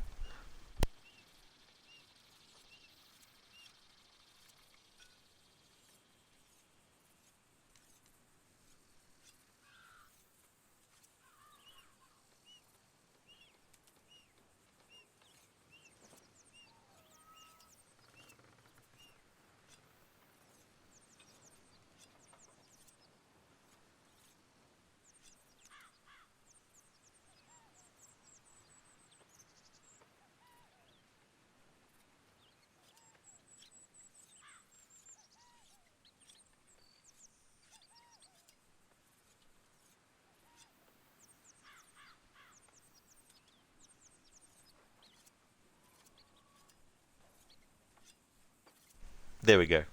Arthur frees Micah and imprisons himself.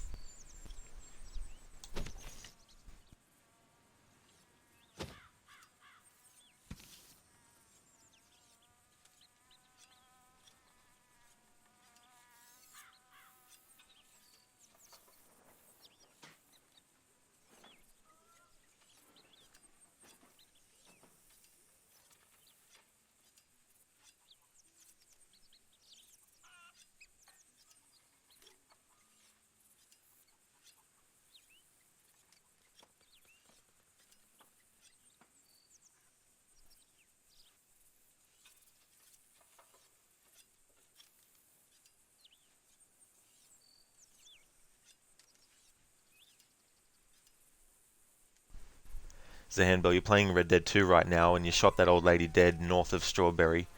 Oh yeah, I remember that character, the one that has the sons. Just someone has to recreate Arnold's face in Mass Effect 1. You've seen Conan the Barbarian in Skyrim. Yeah. Well, that's it. I mean, it's one of those things where it would take a long time for the person to actually, unless there's some AI program that they can get their hands on, or program where it can basically take note of the different proportions and then translate it into what the game recognizes as proportions, and then, go from there. But I mean, seems like a very complex process.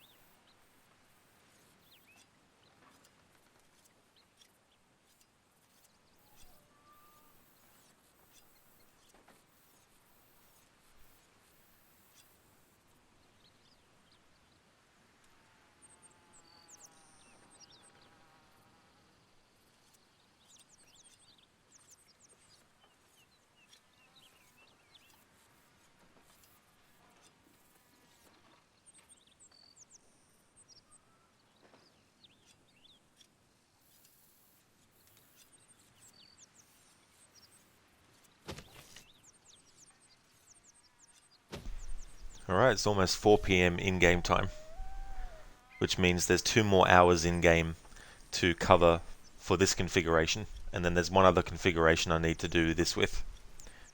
And then we start the antagonizing process. Zehen Bell, you spent all your time trying to get maximum honor and got a stupid achievement saying get to maximum or minimum honor. You're depressed now? Oh no, so one of those ones.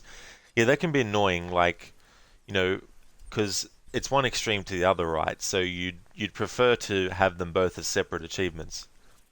It's a different story if you have an achievement for finishing it on the highest difficulty, and if you do, it also pops the other achievements below it for the below difficulties.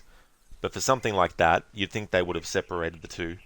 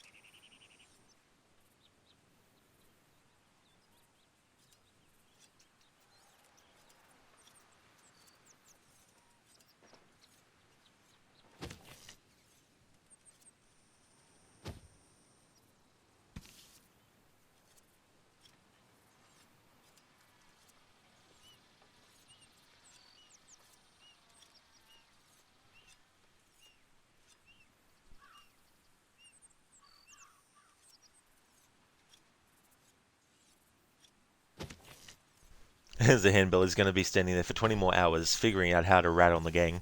that's very true, forming his own plans and trying to figure out how to fuck people over. I was talking earlier how I have a theory that Micah was either just looking to play his cards right with Dutch from the beginning, and decided to not go ahead and try and claim the bounty on Dutch, because if you go to Micah's camp after the mission where Arthur and Micah get that wagon, get on that wagon, and they get that, Micah gives him that that rifle. If you go back to where Micah was actually camping, you can find some things that he left there, and one of them is a bit of paper that advertises Dutch's wanted price on it and things like that. But once he came to realize he could make some more money, he decided to not go ahead with it, and maybe did some work for the O'Driscolls, or work with them, maybe playing both off of each other to see how he could get advantage over both of them. Like there's clues there that could fit that, but I'm not saying it actually is that. But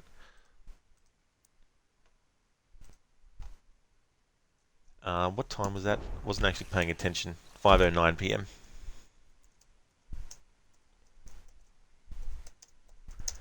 Because the way that he acts when Pearson, quote unquote Pearson, comes up with the idea for Dutch to have a truce with Colm O'Driscoll, it's so funny how passionate Micah becomes about it, and it kind of gets forgotten that Micah was the one who actually suggested it on Dutch's side, and he sort of like then goes on with it as if it was his idea in the first place. That's right, Zahan Bell, he is moving. Micah Bell is moving. Where is he going though? He's going over to this other campfire.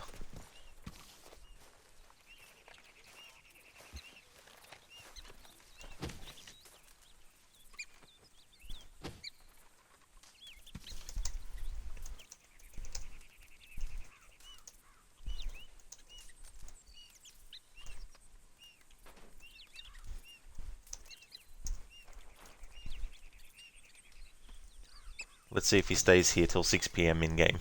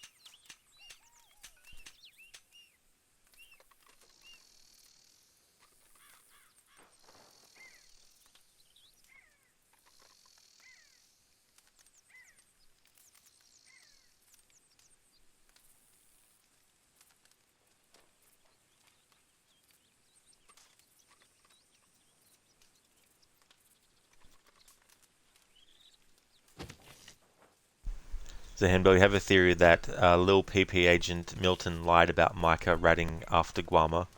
Okay, yeah, that's an interesting view to take on it, that he was lying about it. The thing is, I wonder why, like, if that theory was correct, like, let's say he was, the question is, why would he lie to a dying man about that? Because he doesn't really gain anything, because in his eyes, you know, he's going to kill Arthur anyway, you know. But that's an interesting, though. That's an interesting viewpoint, though. Have a theory about him lying to Arthur about that. So Micah pretty much stays there until 6 PM.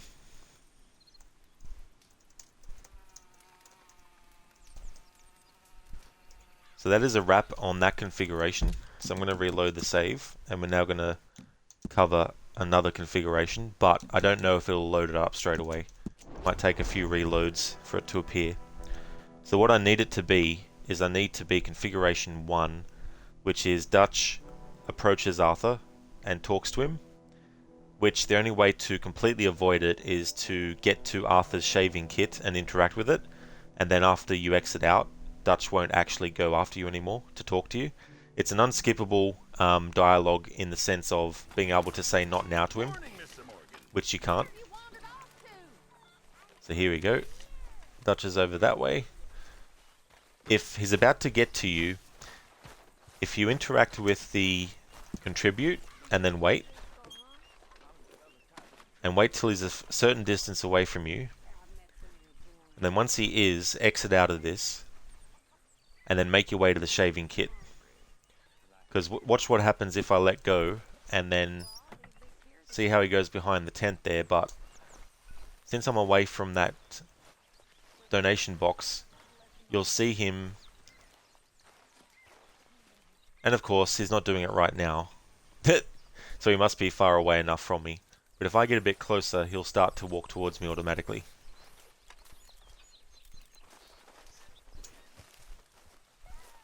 Here he comes. Straight after me. I'm going to get stuck. There we go. And then exit out, and then he'll just keep on walking. He won't interact with you then.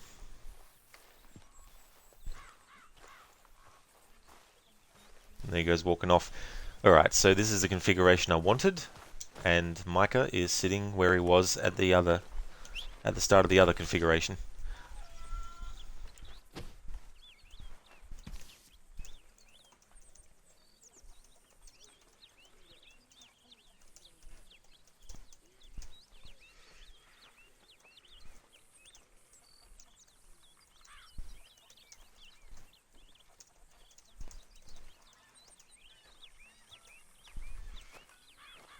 The handbell Abigail, though, you know how she slipped away from the Pinkertons? Arthur says, "No, no, Dutch." Yeah, Arthur's just like, no, don't want to deal with your dialogue right now. You know how she slipped away from the Pinkertons? Yeah, I mean...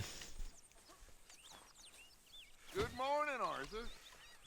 I don't know if she made a deal with anyone to have that happen. But we never see what happens with her and Hosea before they get captured. But you never know. That's the thing with theories is sometimes there's no solid evidence to back it up, so it just becomes a theory without any proof. But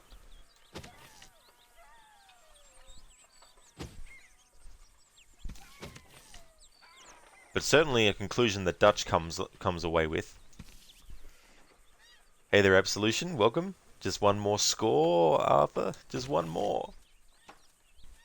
One big score. Plan.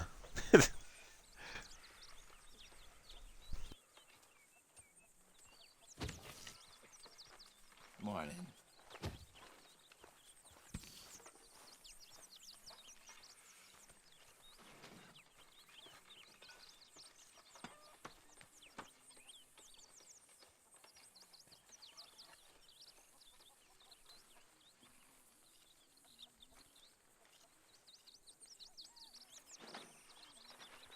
Gonna be a good day.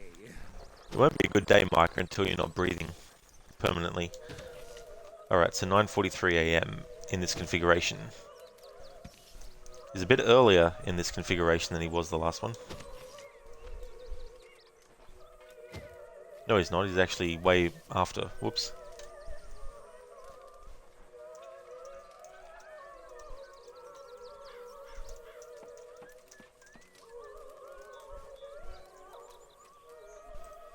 Lucinda, score. That's part of the plan.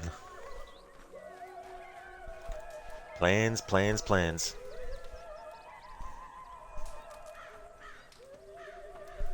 Smells delightful, Mr. Pearson. So my current playthrough of Assassin's Creed 2, I'll be finishing that soon.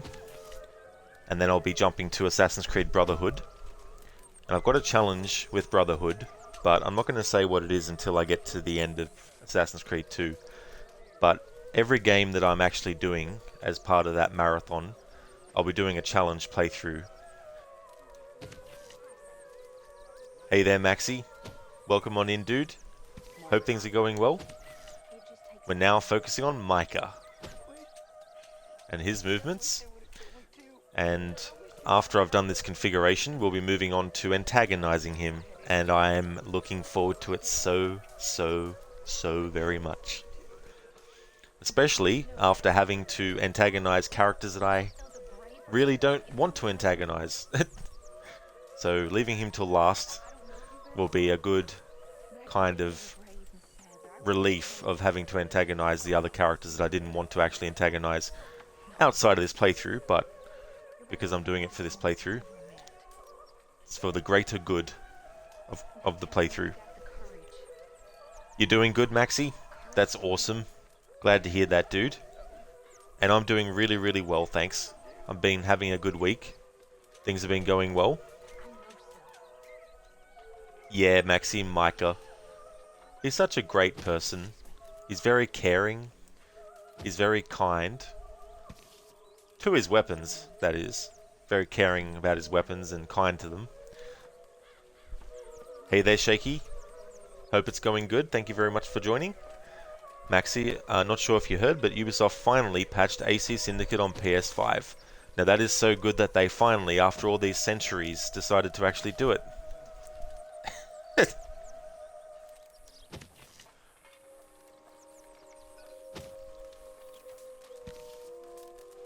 The Handbell, welcome back though, the game show will walk. Imagine Micah on a game show. I'd hope that he would lose, and it'd be a game show that the person who loses actually gets killed. And it's only Micah that it happens to. Ryu! Dude, thank you so much for the 26 months in a row. Thank you very much. I really appreciate that. Thank you. Welcome back, Ryu. We've now got to the point where we're covering Micah, so after I've done this configuration, we'll be antagonizing the shit out of him. I am Shaky. Yeah, things are going great, doing really well. Maxi, you know, especially since you just started it, very good timing for that, that's for sure. Ryu, yes, evil laughter, exactly. Excellent.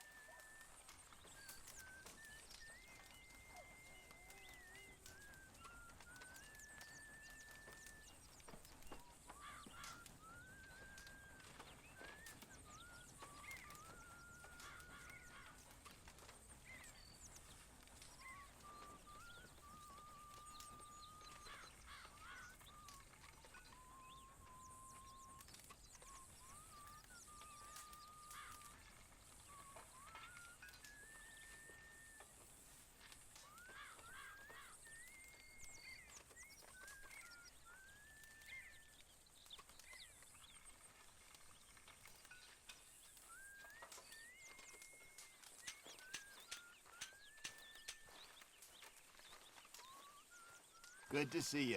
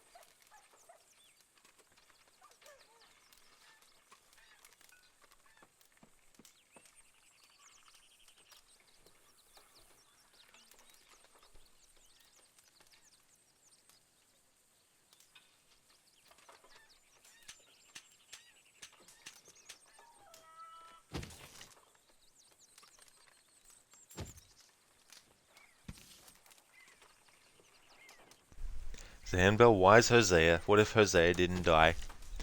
Well, I think Micah would have killed him, to be honest. I think that Micah eventually would have been like, right, I need to start culling some of these gang members myself. So I wouldn't be surprised if he found a way to kill Hosea.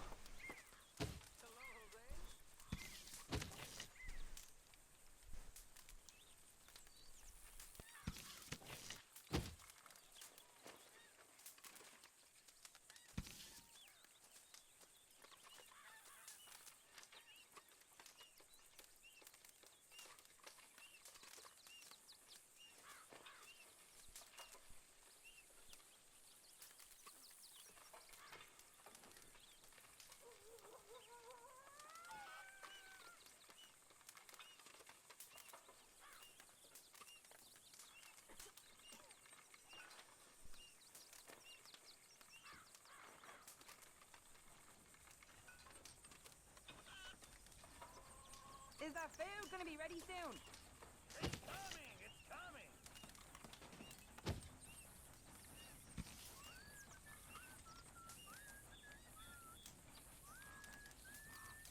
Just gotta force it down.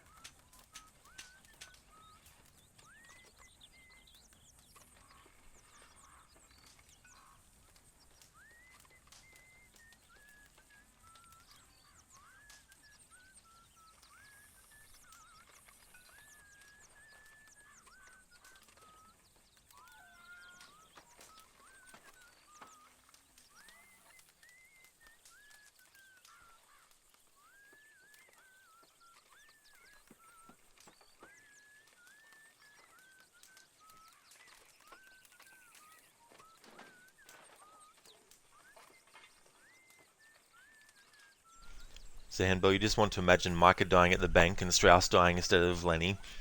Yeah, Micah dying at the bank by being blown to bits. That would be awesome to see. And yeah, I mean, if there's any other member of the gang that I would have rather see get killed than Lenny, then I'd say Strauss would be one of them, for sure. Micah is the main one, though. I would have loved for him to die instead of Lenny. But yeah, Strauss is another candidate, I think. Not that I hate him 100% or anything, but he is a very, Weasley character, and it's because of him that, things get so bad with the debt of the Downs. He was stupid to lend them the money, But Strauss was kind of like, they're desperate, they're really desperate, but that's good, because I know that we can, shake them. But he didn't realize how it was going to go and all that, but yeah.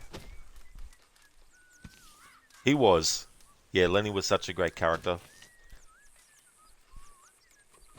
And the thing about his death is that out of all the gang members who are running past his dead body, only Arthur is the one that actually spends some time with him before moving on. He actually kneels down and, he grieves over Lenny, and basically, says goodbye to him by just being there. I think that's something that can be overlooked because of the heat of the moment and everything's going on, but yeah, Arthur takes his time to actually pay respects to Lenny before running along. And in many ways, Lenny was like a son to Arthur.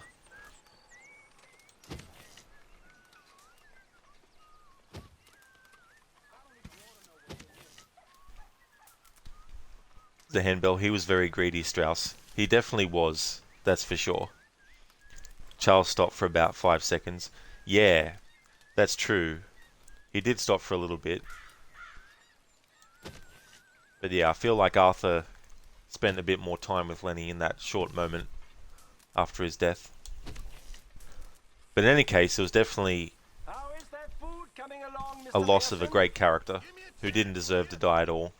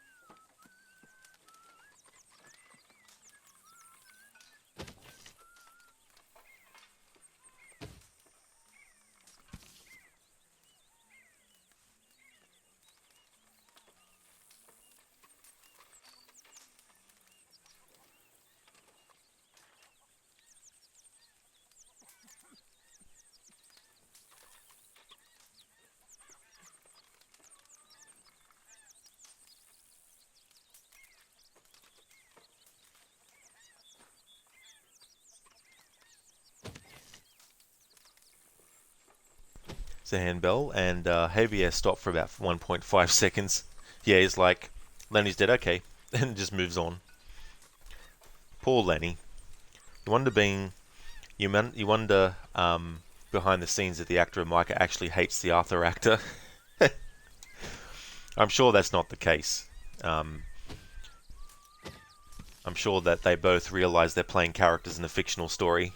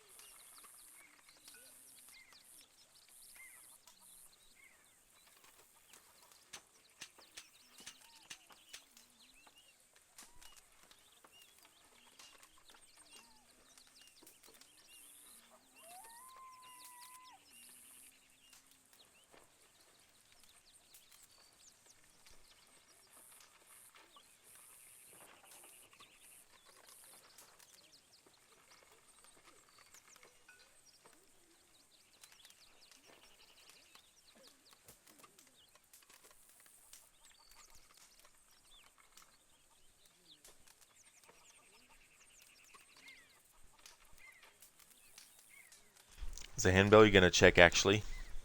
Hey there, Spectrum. And thank you so much for the 50 bits. Thank you very, very much for that. I really appreciate it.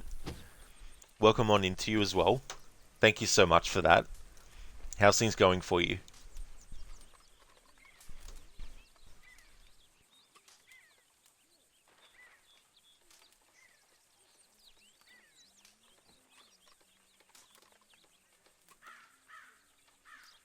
Oh, that's great, Spectrum. I'm glad to hear that. That's awesome. And I'm doing really good. Been having a good week and been having a good stream. This character in front of Arthur right here is a character in this game that I absolutely hate. And after we finish seeing where he goes and all that kind of stuff, we're going to start antagonizing him. And I'm very much looking forward to that. It'll be a good way to wipe the taste of having to antagonize characters I never normally do and never would do outside of a playthrough like this, to wash that taste from my mouth. So I'm going to savor every moment of antagonizing Micah Bell here.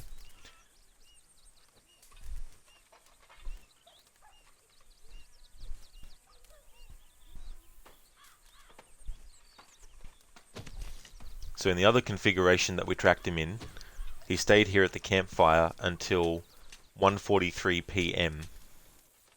So let's see in this configuration if he actually stays there until the same amount of time or thereabouts. Maybe he will go somewhere else as well.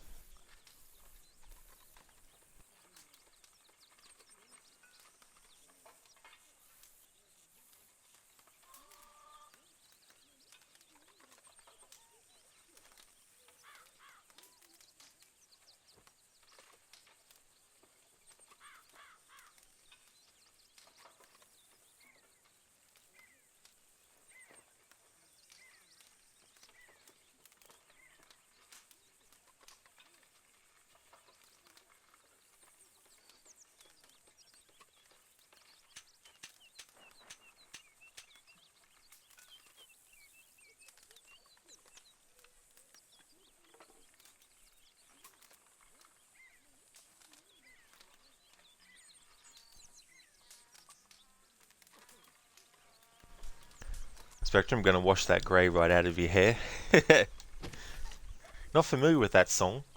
Maybe I have heard it, but didn't remember it.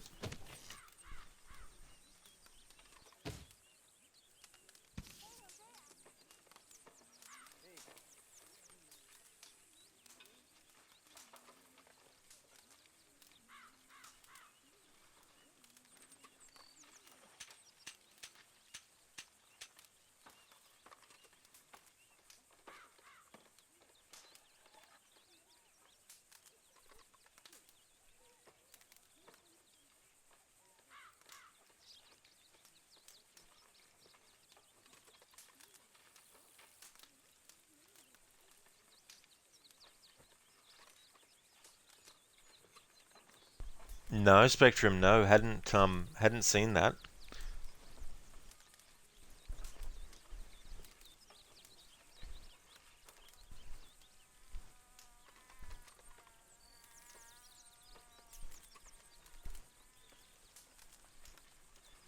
Oh, is it? So it's a 1980 Clairol commercial. It is so funny though when you look at retro commercials for things. Zehan Bell, you found out the two actors are really good friends. Yeah, I kind of had a feeling that would be the case between the actors.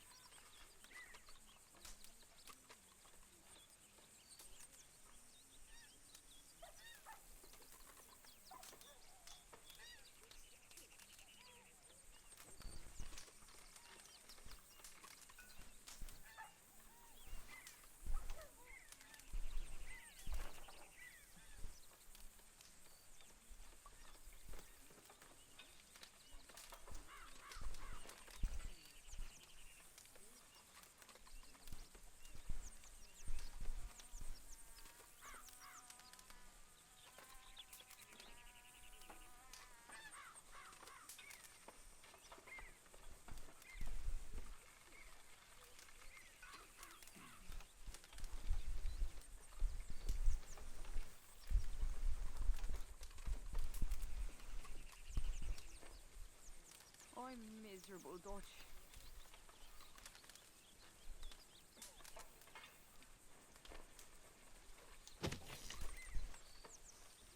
1:06 p.m.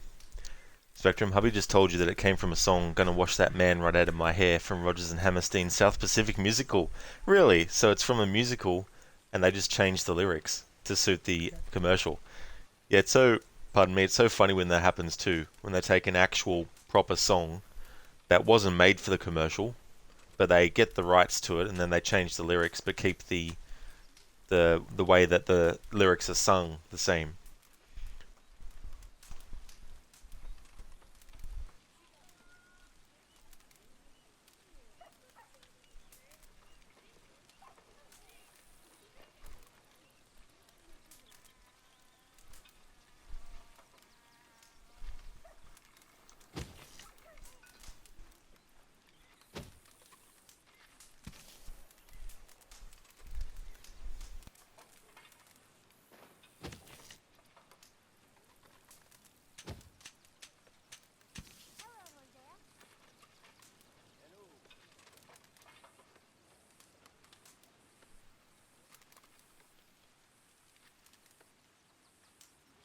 Yeah, they do that a lot for that. Wonder how much in royalties the actual original artist gets when they're used like that.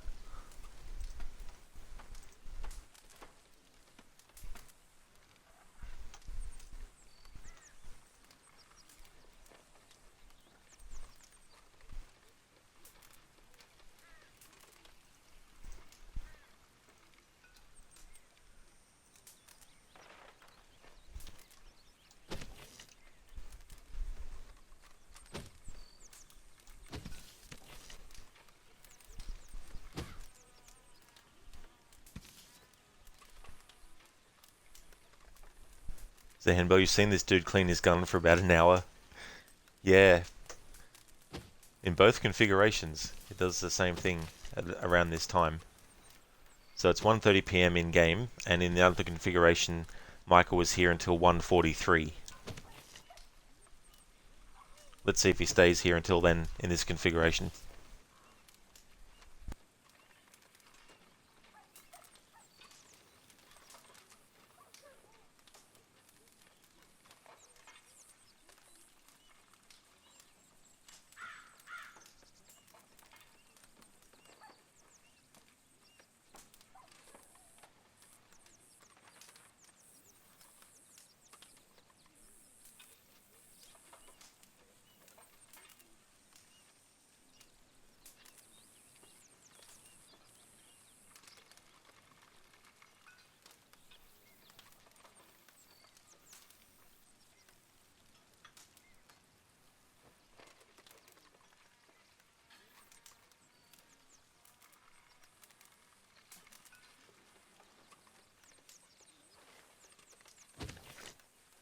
Alright, 1:41 p.m.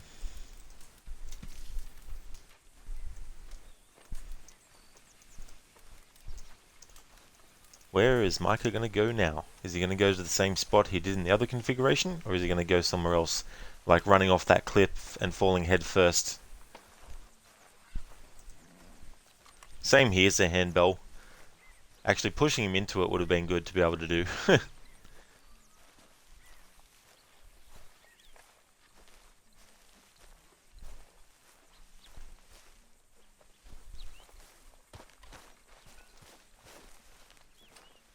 Alright, nope, he's gone to the same spot again.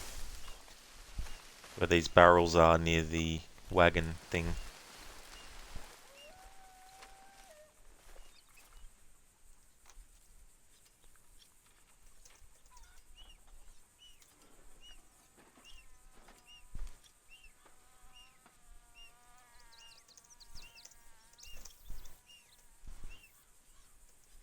In the other configuration, he stayed here till 5:09 PM.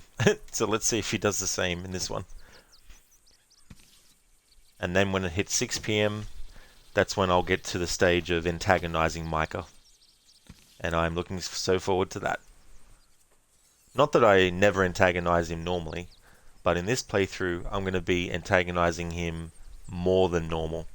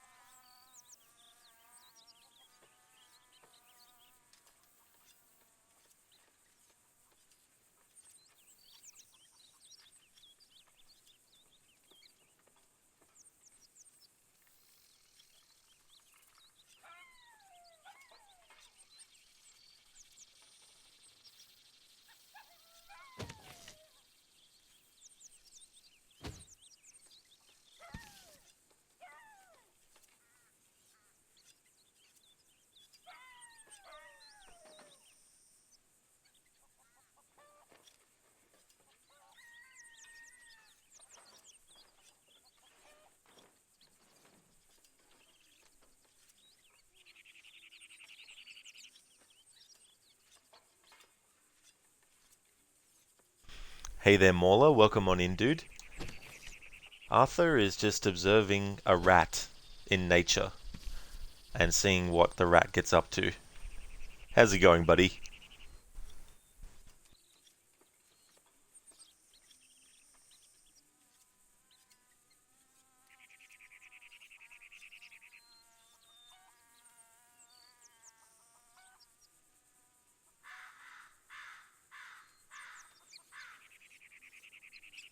Oh, that's excellent, Mauler. I'm glad to hear that you're going good today. That's awesome. And getting closer and closer and closer to that Friday. Mauler, he's making a wooden shiv. I hope he trips and falls on it. That would be very fitting for him. Ryu, a giant ugly rat. That's true. He's wearing a cowboy hat.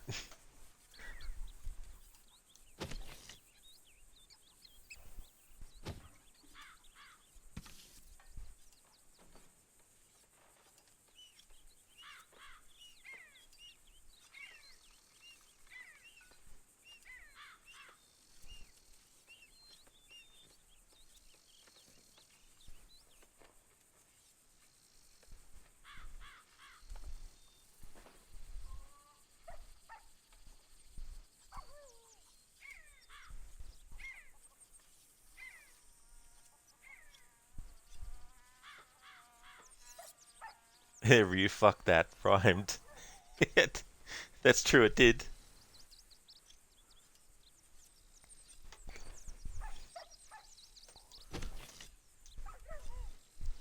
That could be a Dr. Seuss parody of Micah.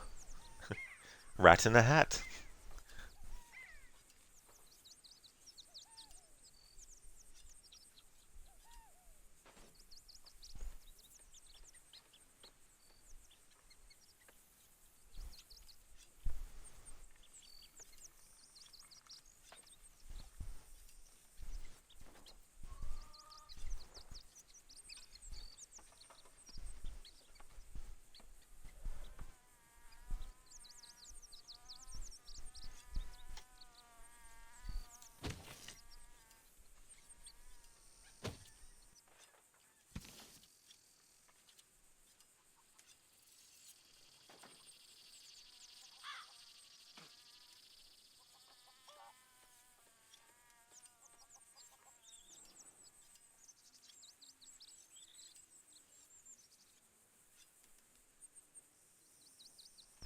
Ryu, even then, Splinter would find it insulting that this fucker is called a rat. That is very true, he would. But then he'd also show Micah his prowess at fighting and kill Micah. Not that Splinter would actually kill, but you know what I mean.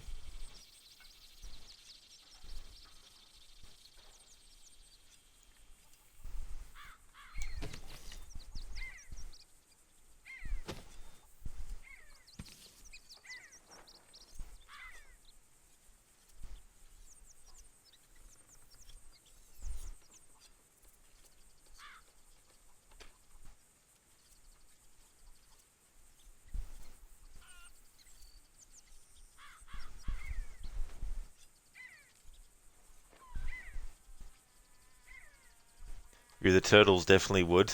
Oh yeah. Should put Micah into the Shredder's Revenge game. Just bash the hell out of him. If you ever read the original comics, of course. Yeah, I never actually read them. It wasn't until I got older that I actually even knew that they were.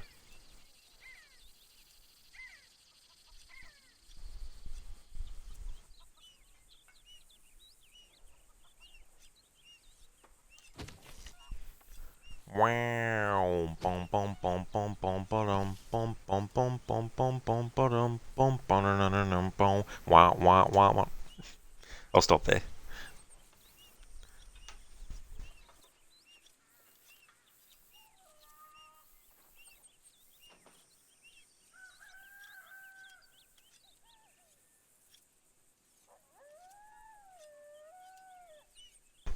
Same here. I think a lot of people first became aware of the TMNT through the 80s cartoon.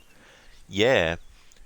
See, when I was around that age when that series came out, what year was it actually when it started? 1987. So I was about 4 years old when Ninja Turtles came out, like the animated series. So I don't remember what age I was when I first saw it. But I was probably like, 5 years old maybe. But I definitely remember watching it after coming home from primary school. Be on in the afternoons. Same with Monkey Magic as well. That was also on in the afternoons here. Used to love watching that show too.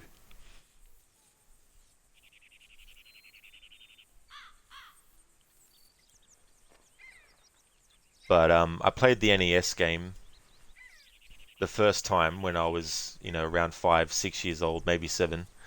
And that cover had them with the red bandanas, which of course is what their original colors were in the comics before the 80s animated show changed them to have each a different color. You're going back to Batman, it's definitely akin to how the Adam West series was many folks' first intro into the character, and yeah, 1987. Yeah, that's true.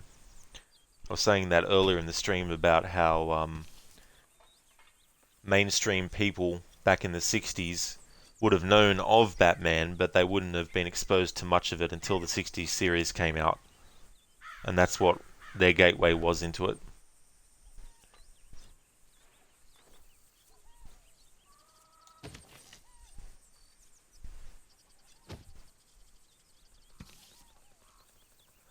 In fact, in 1987, I would have been 3 years old, turning 4, in November of that year.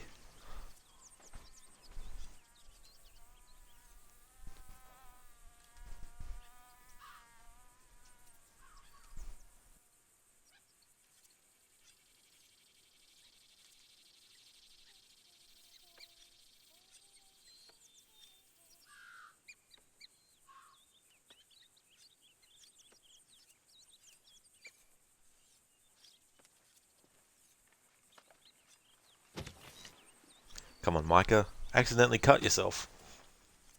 Go on.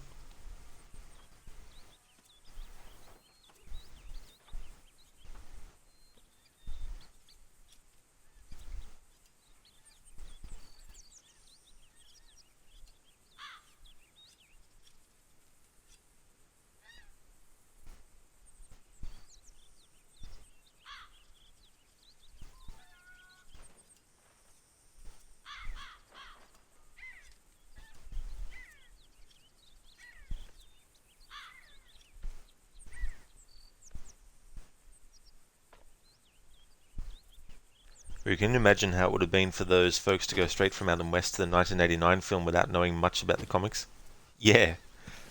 Well, that's it. I remember too that there was something where they weren't happy about Michael Keaton being cast because at the time he was known for mostly doing comedies.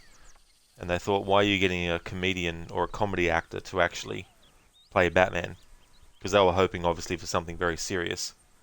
And they felt that him being cast was not going in that direction. Pretty ironic, though, of course.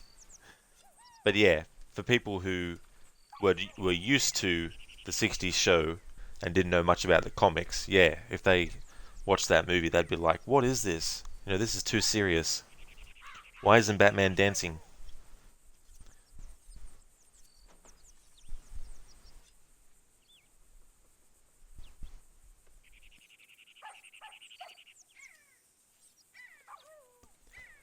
You can definitely see that transition being the case with TMNT going from the cartoon to the 1990 film.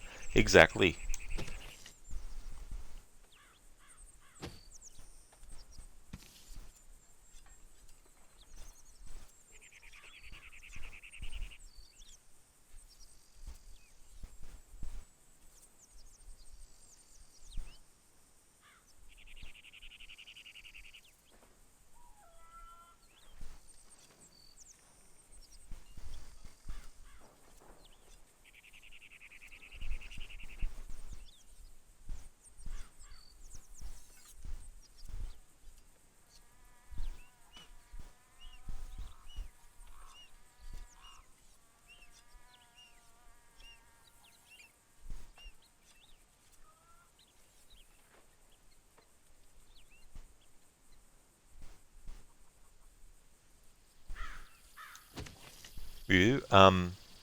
Mola, there once was a rat in a hat, where the dirt was his habitat. His name was Micah Bell, and he didn't give a hell. What do you think about that? Well, Mola, what do I think about that? About the rat in the hat named Micah?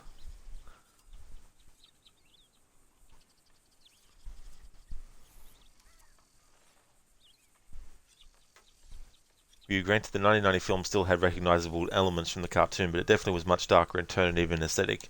It definitely was. There was definitely a big difference between the two variations of the characters.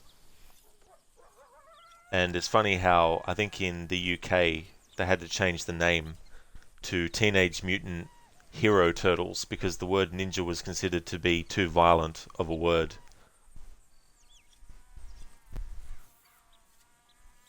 Mauler and Jack was the best Joker ever. He did a great job, Mauler. That's for sure. Very iconic in the role.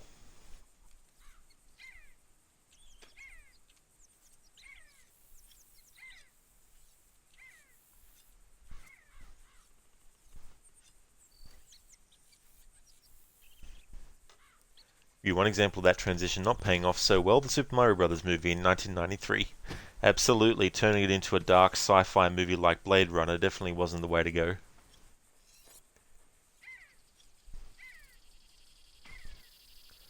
Oh, Ryu, did you see the trailer for the Tetris movie? That was something I forgot to ask you recently. So I saw that the other day. But it's not what you might think if you haven't seen it. It's not about these Tetris blocks that come to life and start terrorizing people or something like that. It's actually about the creator of Tetris and the guy who brought Tetris to the international market, specifically Nintendo and the Nintendo Game Boy and stuff. It's got Taron Egerton in it playing the guy. I can't remember the guy's name from real life. I mean, I can't remember the real life guy that Taron is playing. But I think it's good that they're going that way, rather than trying to turn it into like a sci-fi or something like that. Or a comedy, or parody or something like that. Although, it does look humorous. There's a lot of stuff that is shown in the trailer that is meant to be funny. But I can see it being one of those movies that, yeah, it's got some funny moments, but it's also quite serious. Of an adaptation of the true story. You did, Ryu? Cool. Very interesting. Yeah, I'm glad they went with that approach. Maxi, just like the game Bully, we renamed it to Canis Canem Edit. Okay, UK? That is weird. So that's where that came from. Because of... Oh, that's just ridiculous. You know...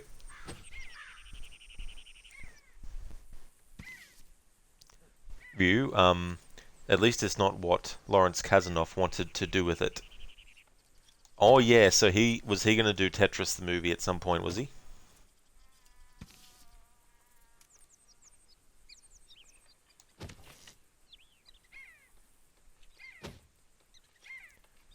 It's funny, you talk about games like Skyrim and GTA 5 and how many versions there are. Tetris laughs at that. Plus, there's a few other examples of games that have been done over and over, like Prince of Persia as well as another one. The original Prince of Persia has been ported and remade so many times.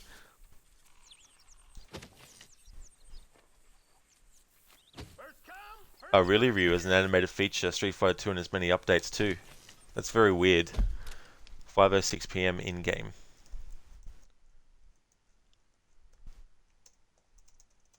Where is Micah going?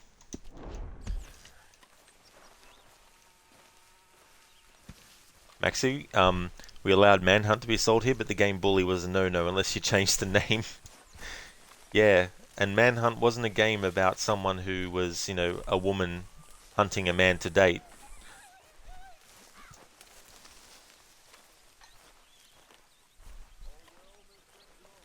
When it comes to games that have been ported and milked many times, of course, that's true. Yeah, Street Fighter 2, and as many updates too.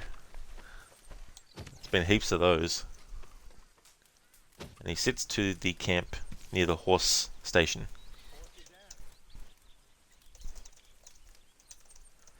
So he'll probably stay there until 6 PM, and then when that happens, it is time to antagonize Micah. And I am going to enjoy every single moment of this. Now, I antagonize Micah a lot whenever I play this usually, but not to the extent that I'm going to be doing it this playthrough. This playthrough, between missions and at every point in the story, Micah is going to be antagonized. So there's going to be a lot of antagonizing him. There's also going to be a lot of antagonizing characters that I don't like to antagonize. But that's why I'm leaving Micah until last whenever I go through all the characters, because that way I can savor antagonizing him. And then when I'm doing my second pass where I'm actually being positive towards every member in the gang, including Micah, I'll get him out of the road first in being very pleasant with him. It's kind of no wonder people kind of lost interest in Street Fighter for a while and jumped ship to Mortal Kombat. Yeah, I mean, the thing about Street Fighter for me is I was always more interested in Mortal Kombat. That's probably because I was more drawn to, you know,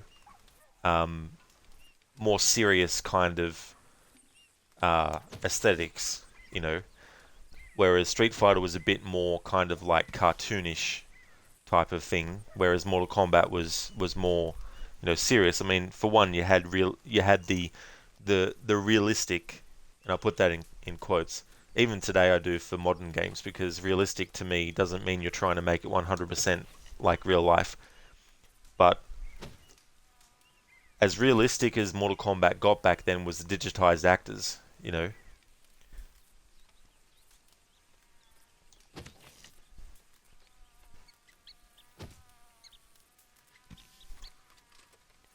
Mortal Kombat still had a sense of humor, but yes, it was definitely much darker.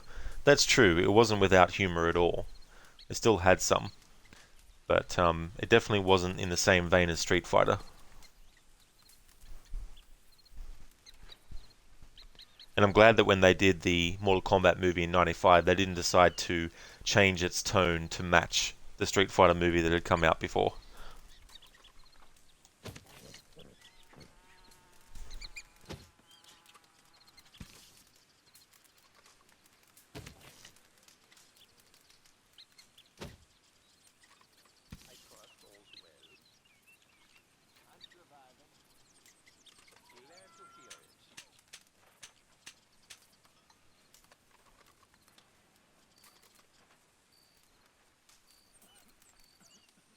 That's true, Ryu, it was. Dark enough with moments of levity, exactly. Yeah, balanced that quite well.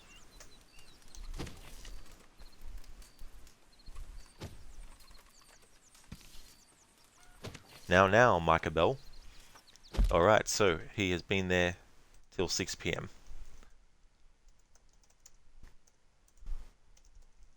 Alrighty then, so there was a configuration where Micah was not in the camp at all, but if it turns out that that was only a glitch, and I'm not going to bother finding about that on stream, off stream I'll actually check that out myself. Here we go. We're going to be reloading the save, and then we're going to be antagonizing Micah.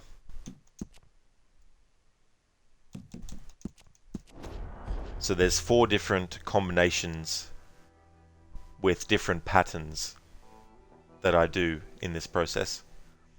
And the first pattern is just antagonize.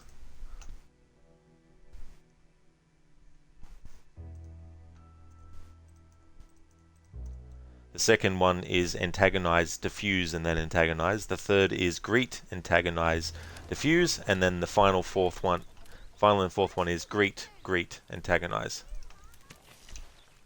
So here we go. We're looking forward to this.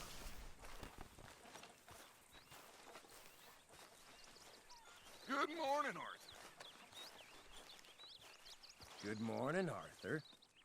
You are the creepiest man I know. You're the one to talk. And probably the nastiest. What are you trying to do here? Deep down, This is getting you're yellow, real too. tired now. You're rattling the wrong cage. Really, Micah? How about we get a cage and wrap it around your neck tight so you don't breathe? How about that, huh? You straw-haired motherfucker.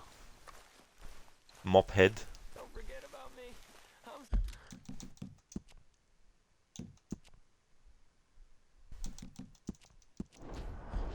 Yeah, they could have easily made Johnny Cage into a buffoon, which is what they did in the animated films, but that definitely would have been very uneven in tone. Exactly. The Lyndon Ashby Johnny Cage is the template that they should all use for how to actually make Johnny Cage a good character. Ryu munches on popcorn and laughs hard.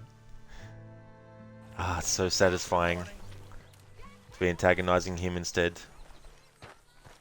We got Dutch, who's going to talk our ear off.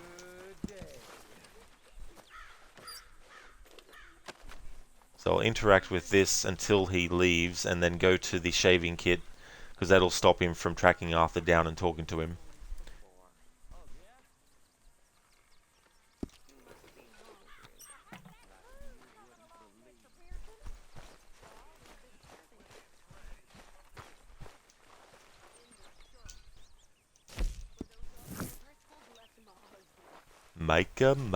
Micah.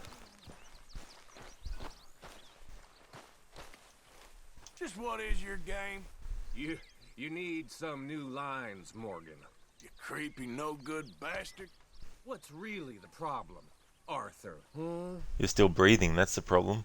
You don't fool me one You're bit. playing a dangerous game. Look at you. You wait. No, you wait, Micah. You fucking wait.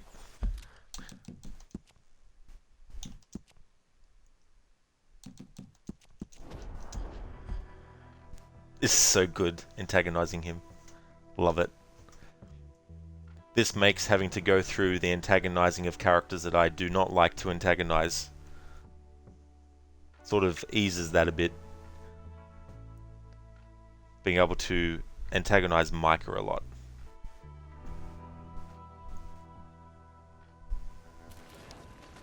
Morning, Arthur. You sure did, Lucinda, and I just started the process of antagonizing him, so that was good timing. So we're on the first combination. So we just antagonize him all the way. I found out if you're not close enough to the shaving kit to get to it in time before Dutch reaches Arthur, if you interact with the donation like this and then wait a bit until he gets a fair distance away, then go to the shaving kit, that way you can actually permanently stop Dutch from actually bothering you with that dialogue, which otherwise can't be skipped. So he'll leave Arthur alone now. You definitely agreed. Oh yeah, you know. Oh, hang on, where's Micah now? Where did he go? Of course.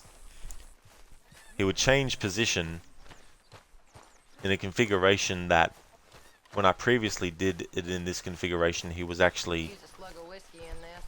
Maybe after lunch, hey? in the right spot.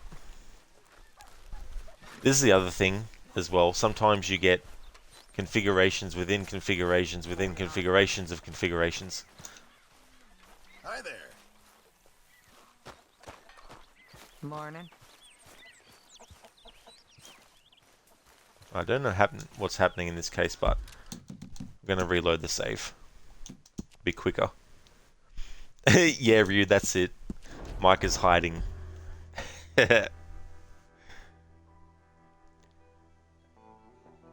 Actually, I just had a funny thought, Ryu. You know the game Guess Who? Could you imagine a version of that where it's all the characters from Red Dead Redemption 2? There'd be like a loophole with guessing Micah correctly, because if you said, are they a rat? Good morning. Then the person would be forced to say, yes, it's Micah. You guessed correctly. Good morning, Arthur. yeah, Ryu's like, guess who is the rat? Hey, strawhead. It stinks of coward right around here. You got such a chip on your shoulder, don't you? Drop the tough act. It's getting embarrassing. You think you're really something, don't you? I don't think I've ever You want to been keep less pushing me, do intimidated. you? Keep this up, and you'll see. Yes, we will see.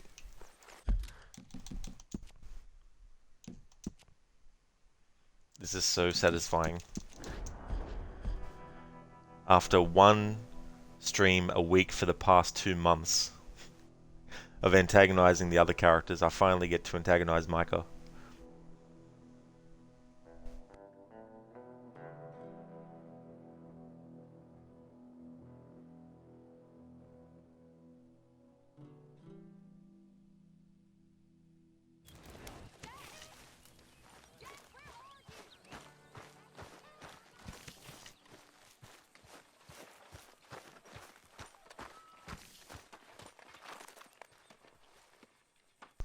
So while Dutch isn't in the position where he was before when he approaches Arthur automatically, because he wasn't at his tent, I knew which configuration I was actually in.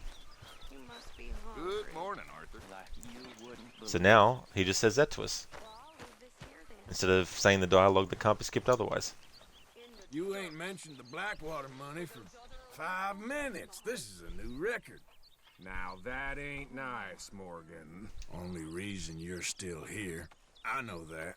What's your problem with me? I'd pay all my share just to get rid of you. Think you're such a big man. Yep, Micah is more of a man than you ever have been.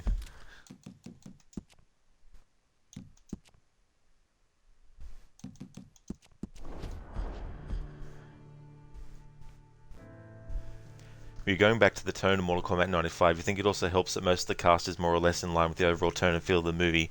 Yeah, I think that's very important when you're casting for a movie. You want them to match the tone and aesthetic of the movie that you're trying to do. Otherwise, it just creates so many issues and creates a bit of tone deafness within the product. Morning, Mr. Morgan.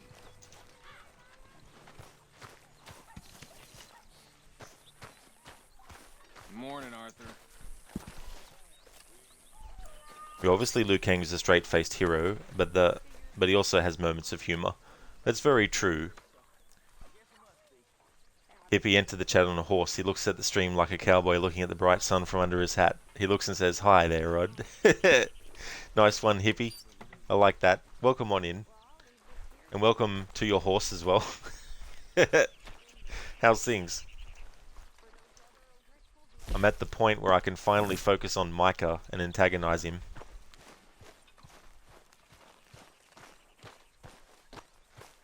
This what is your game?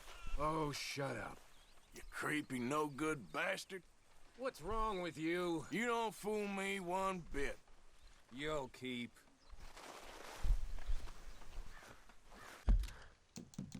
Absolutely, Ryu. Definitely enjoying every single moment of it. Plus, it's a good way to end the stream, and it's also a good point to put this playthrough on hold at until later, so I can do my annual playthrough starting next week. Hippie, things are alright. A little bit sore from the gym, but glad you could make it to the stream. Well, I'm glad that you had a good time there, Hippie, and I'm sure that it'll definitely be worth it.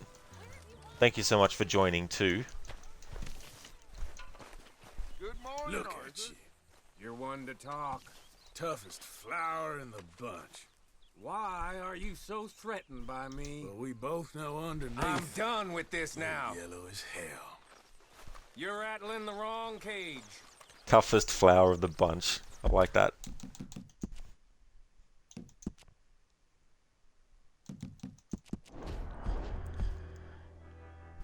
Micah is so much of a piece of shit that even Poison Ivy wouldn't really care if he was actually a flower.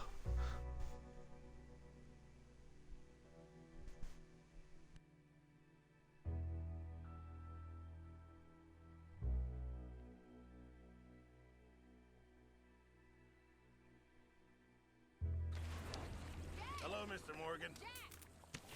Where did you get to? It's the attack of Dutch. Du-du. Du-du, du-du, du-du-du-du-du-du-du-du-du-du-du-du-du-du. Boy, my dear boy. Dun dun dun dun dun dun dun dun. Nothing. Nothing at all. For the first time in weeks. Nothing. We're free. We're free to plan our own futures once more. I hope so, Dutch. You kept the faith, Arthur. You always kept it. And I ain't losing it now.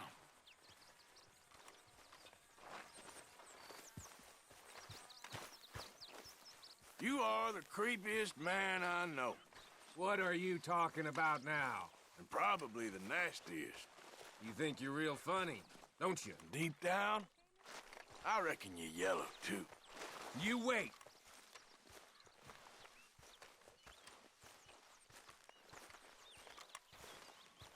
Yeah, Lucinda. Jaws Dutch. He'll go directly to you. In that configuration, at least. If you wonder what Arthur's voice actor looks like. So, the actor who actually does his performance as well is Roger Clark. He's an Irish-American actor.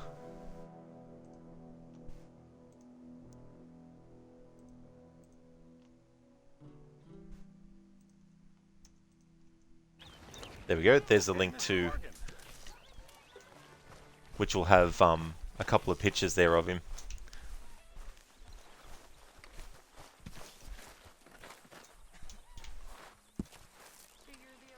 Haha, Dutch.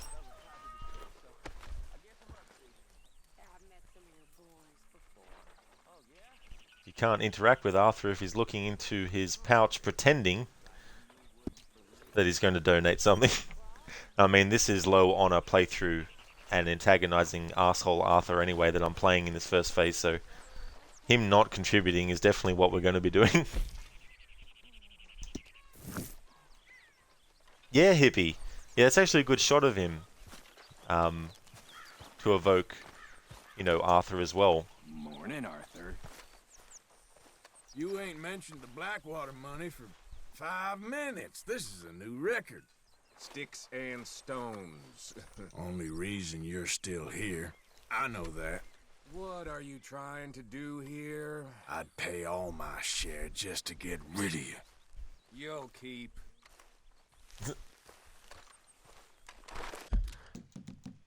Okay, so as much as I'm enjoying doing this combination of antagonizing, I'll do it one more time, but then move on to the next pattern.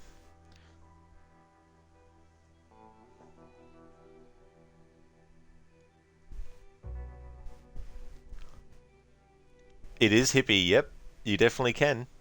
And Arthur actually calls him out on things like, saying things like, do you actually have any plans, or do you just say that? To paraphrase.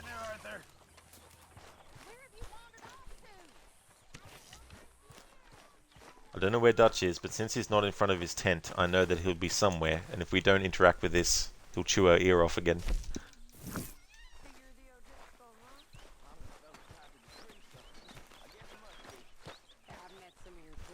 Stinks of coward right around here. You got such a chip on your shoulder, don't you? Drop the tough act. It's getting embarrassing. Why do you let yourself get so head up? I don't think I've ever been less intimidated. Keep this up, you'll see. There we go. So that is that first pattern.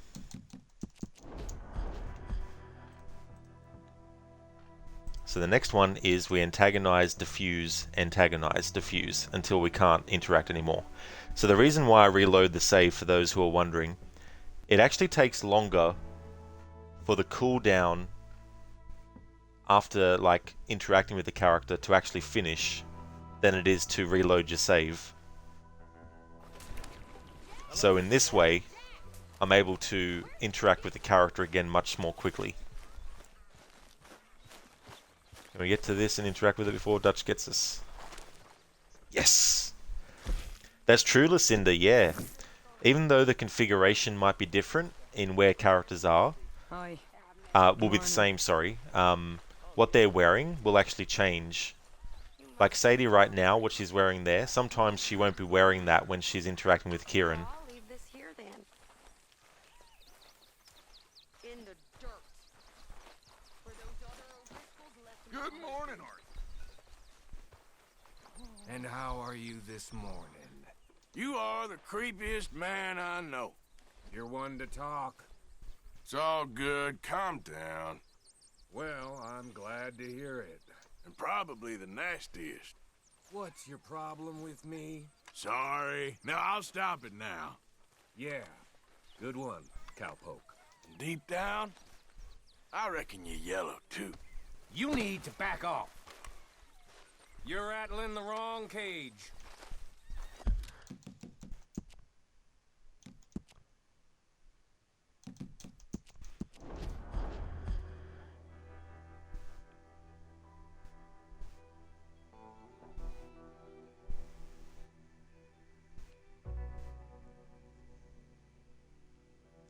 So for these patterns, I do have to actually greet Micah, but it's just to get different dialogue from Arthur and from him. Alright, Micah's not in camp again.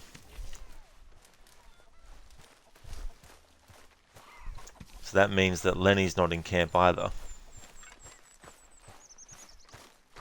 Good morning, Arthur. Because Lenny is normally on the edge of the camp out that way. So I'm going to reload the save. There's no point waiting around.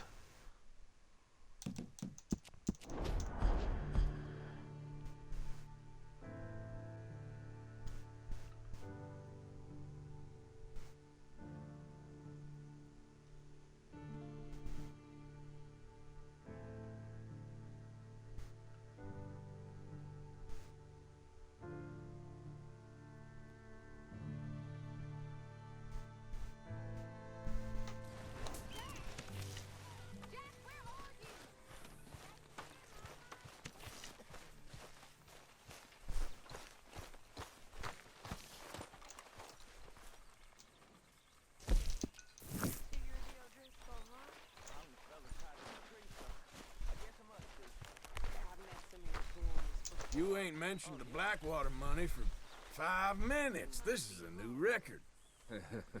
You're the one to talk. Calm down. A regular comedian, aren't you? Only reason you're still here. I know that. You think you're really something, don't you? Okay. I'm done now. I swear. Idiot. I'd pay all my share just to get back rid off, of you. you idiot. Think you're such a big man.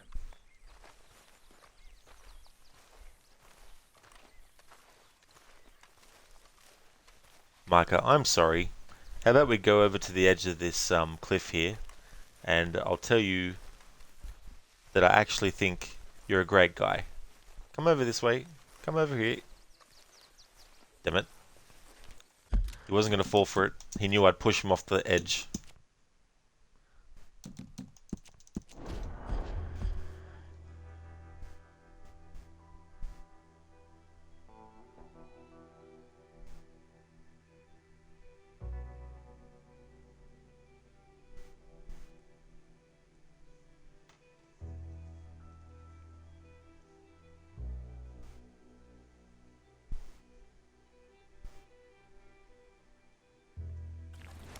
Good morning.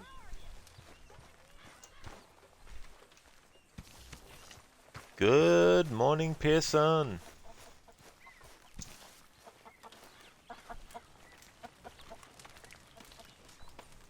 No, Mike is not in camp at the moment.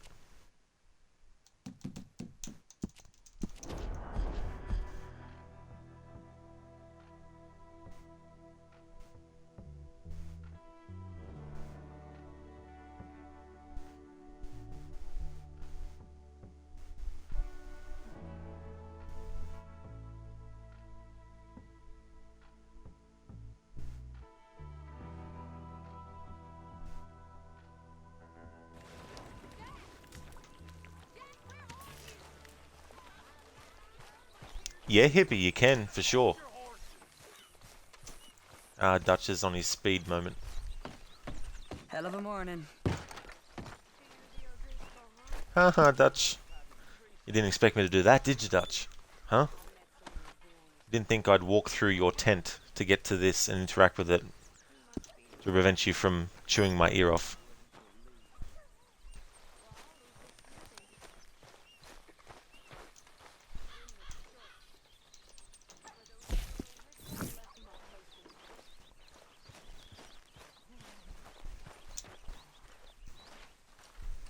Just what is your game? What are you talking about now? All right, simmer down. Whatever you say. You creepy, no-good bastard. What's really the problem, Arthur? Sorry. I'll stop messing with you now. You don't know what you want, do you? You don't fool me one bit. Playing the game. Look at you. You wait.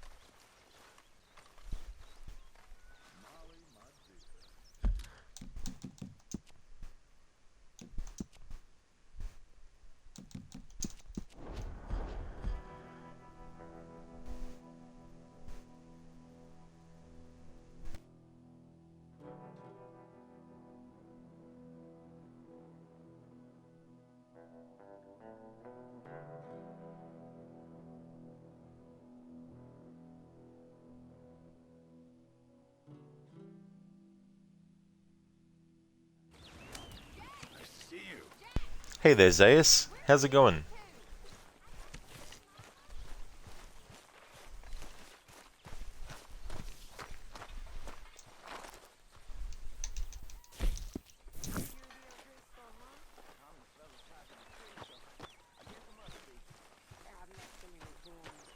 You ain't mentioned the Blackwater money for 5 minutes. This is a new record. You need some new lines, Morgan. Okay. Keep your hair on. You're a confused feller, Morgan. Only reason you're still here. I know that. What are you trying to do here? Okay. I really am done now. I'd pay all my share just to get rid of you. Keep this up, you'll see. Alright, so let's do that again.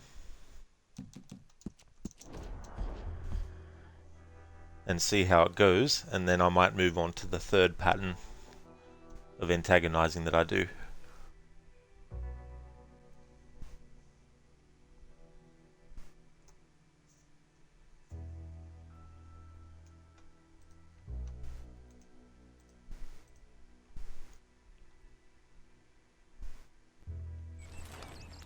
Morning, Arthur.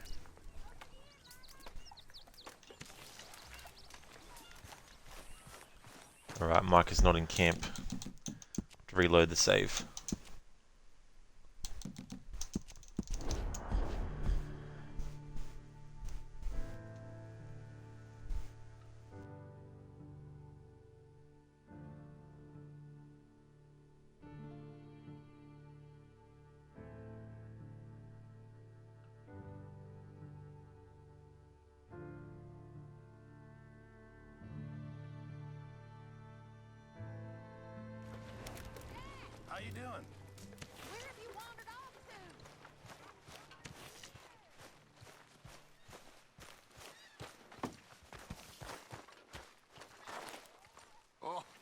Arthur, my boy. Damn it.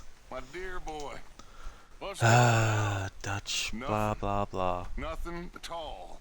For the first time in weeks, nothing. We're free. We're free to plan our own futures once more. I hope so, Dutch. You kept the faith, Arthur. You always kept it. And I ain't losing it now.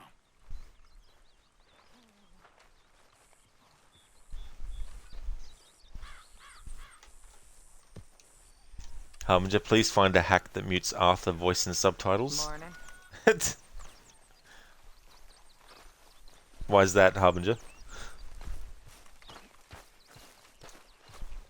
It stinks of coward right around here. Now that ain't nice, Morgan. I'm only joking with you. Ain't like I care either way. Drop the tough act. It's getting embarrassing. You think you're real funny, don't you? Sorry, I don't know why. I find this so entertaining. You don't know what you want, do you? I don't think I've ever This is been getting less real intimidated. tired now. You'll keep. Oh, I see. You meant Dutch. Yeah. He keeps saying Arthur, Arthur, and you messed it up. That's okay, dude.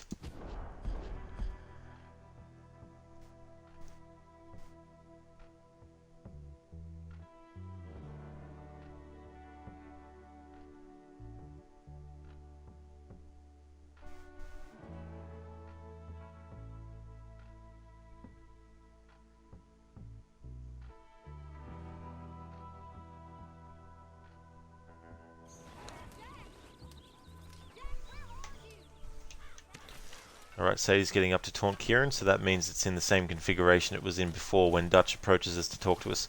He's moving really fast, so let's go through here. Morning, Arthur. Interact with this. Temporarily put him off our path. And then to permanently put him off our path, once he's walked away a little bit, exit out and then interact with the shaving kit.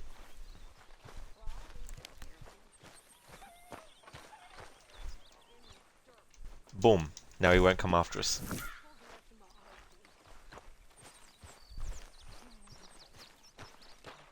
You are the creepiest man I know.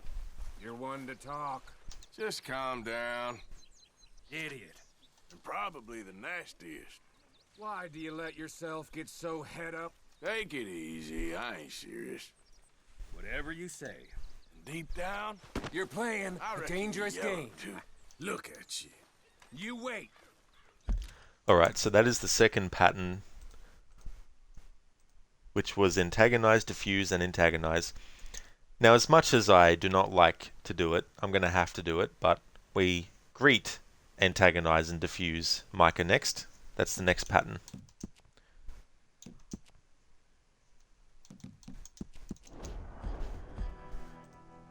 Listen, do you hate it when that happens? You're trying to say something, but you just happen to be looking off in the distance and see a word, and your brain will just say that word in your sentence.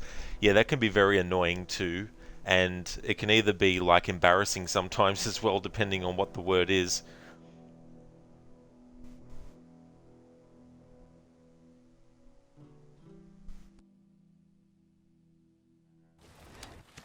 Good morning.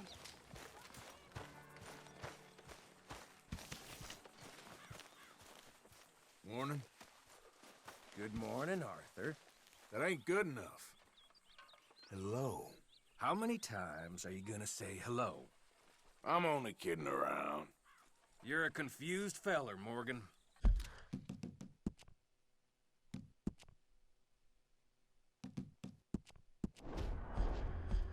I like how Arthur's like, you know, you didn't say hello to me with the vigor, the passion, the emotion, the strength that I wanted you to say it to me. So you are going to say hello to me again, but you're going to really, really put 100% effort into making your hello the best hello you have ever said to anyone. Got it? Good. Now again.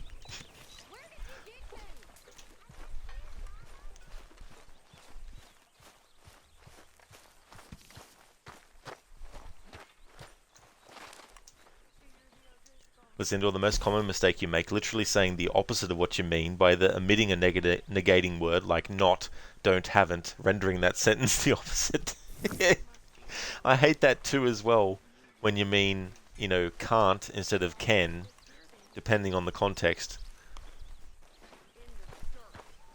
Good morning, Arthur. Morning to you. Good morning, Arthur. I said hello, tough guy. Yes, Morgan. I said hello, tough guy. Take it easy. I'm just needling you. Idiot. I've still been considering creating a command to count every time Arthur says, "Take it easy, I'm just needling you." But if I am, I'm going to have to go through my VODs and count from the start of the playthrough up until this stream to actually find out how many have actually happened. Because by this point it's probably in the 20s or 30s.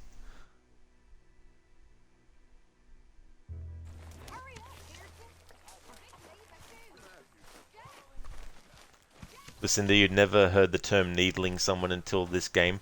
To be honest, me neither. I don't remember hearing it in any other, you know, context beforehand. If I did, completely forgot. Gonna be a good day. Morning. Now, one that sounds sincere. You all right there? Don't worry, I'm just playing with you. Ain't like I care either way. Well, Micah, no one is going to care when you die. I don't think people are going to actually care.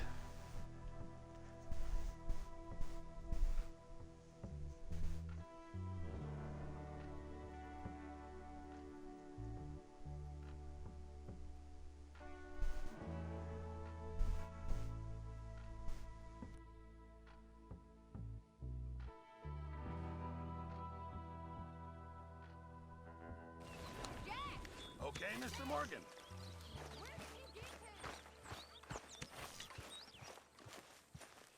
Morning to you. Good morning, Arthur. Come on. Give me that again. What, the first one wasn't good enough? I'm only kidding around. You don't know what you want, do you? Absolutely, Micah. We know what we want. We want to see you die. Simple.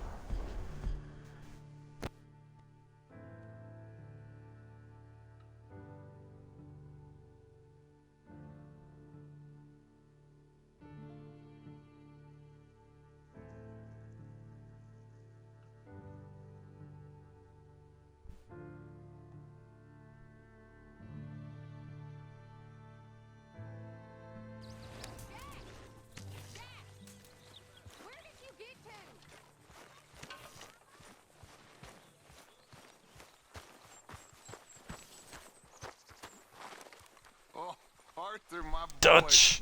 My dear boy. Should rename you bitch. Nothing. Nothing at all. For the first time in weeks, nothing. We're free. We're free to plan our own futures once Now, more. can we be free, Dutch, of your dialogue so I can speak to Micah? You kept the faith, Arthur. Not that I want to speak to You him, always to be kept friendly to him, but And I ain't losing it now. You in a better mood today? Hello. Now look me in the eye. Hello. Yes. You already said hello. All right, simmer down. Yeah. Good one, cowpoke.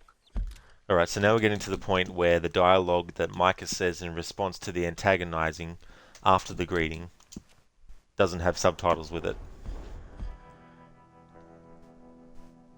But it can get to a point where there's no response at all until you follow up with the final option, which is greet again.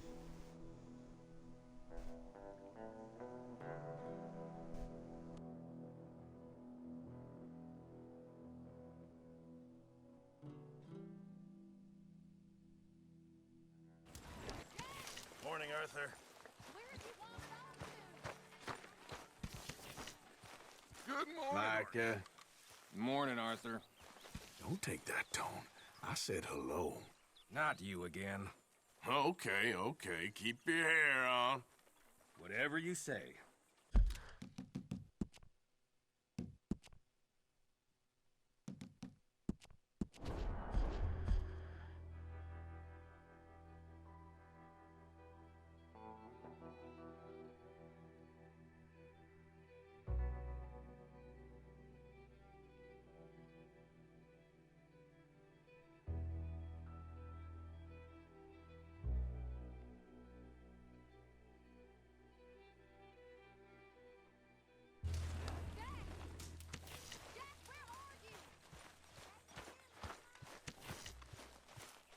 You still here? Morning, Arthur. One more time, just for luck. Stupid. It's all good. Calm down. A regular comedian, aren't you?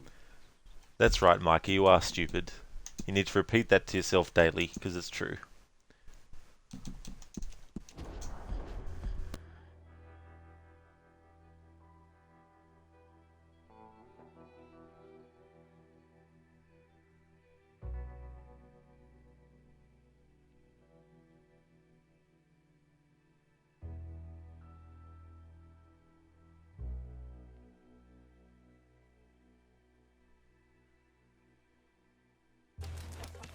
Good morning.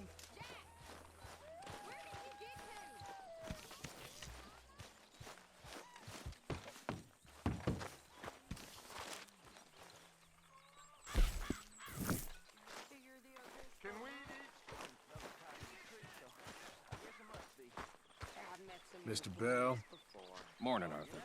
Try that again, tough guy. Hello. Not my problem. Take it easy. I ain't serious. Well, I'm glad to hear it.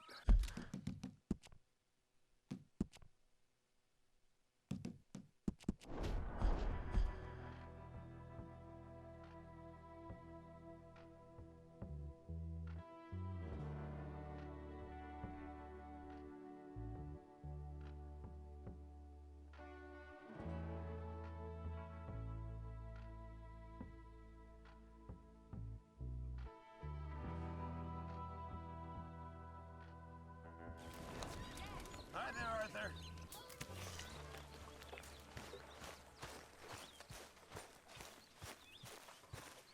Micah.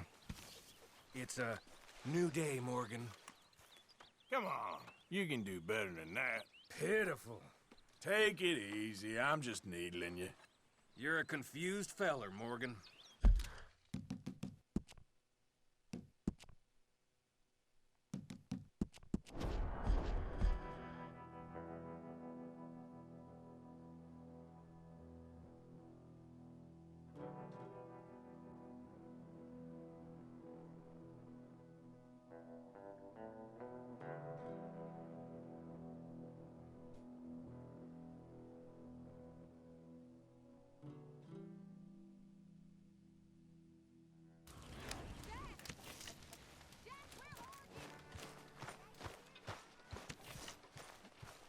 Good morning, Hey there. Arthur. Morning. I said hello, tough guy. Yes, hello? Don't worry. I'm just playing with you. Idiot.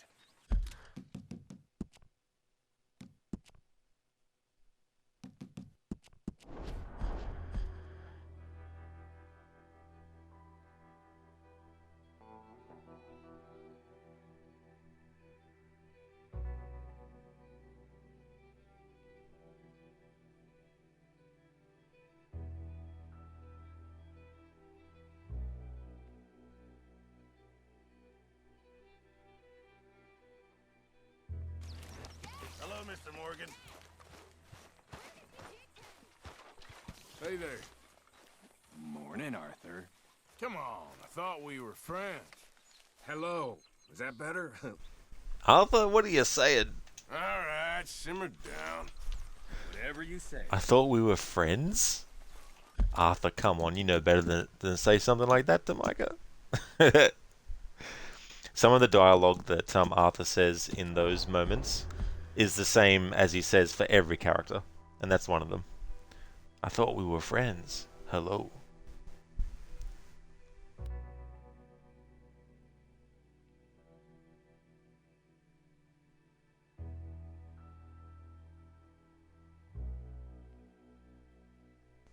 Because it's also funny because he also says that to Kieran, who is tied to a pole. As well, if you go antagonize, sorry, if you go greet and then antagonize.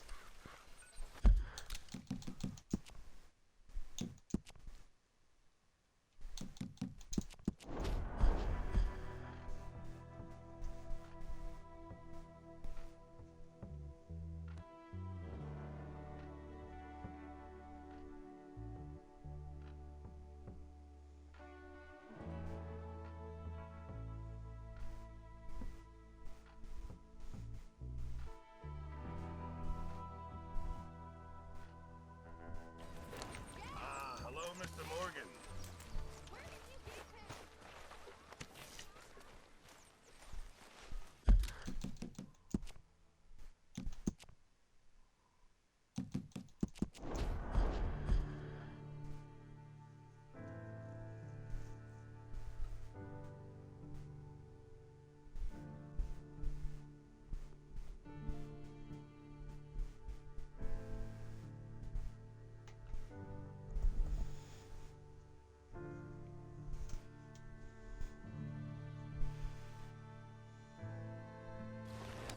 How are you? Hello. And how are you this morning? Now look me in the eye. Hello. Hello? Micah sounds so weird saying that like that. Calm down. You don't know what you want, do you? You must be hungry. It just sounds so weird. Micah saying, hello?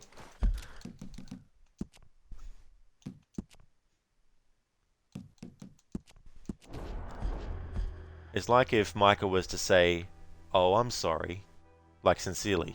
He'd be like, what the fuck? Since when do you sincerely say something, Micah?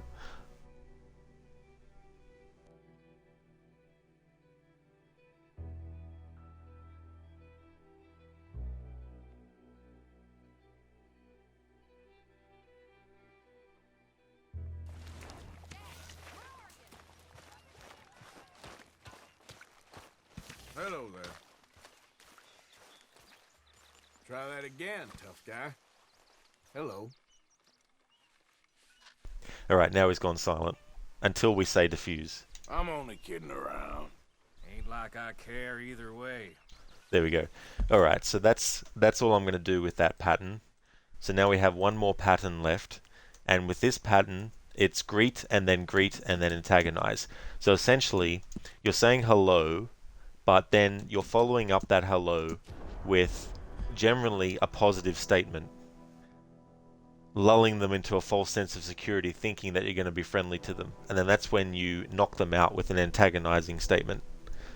So that's the combination that we'll be doing.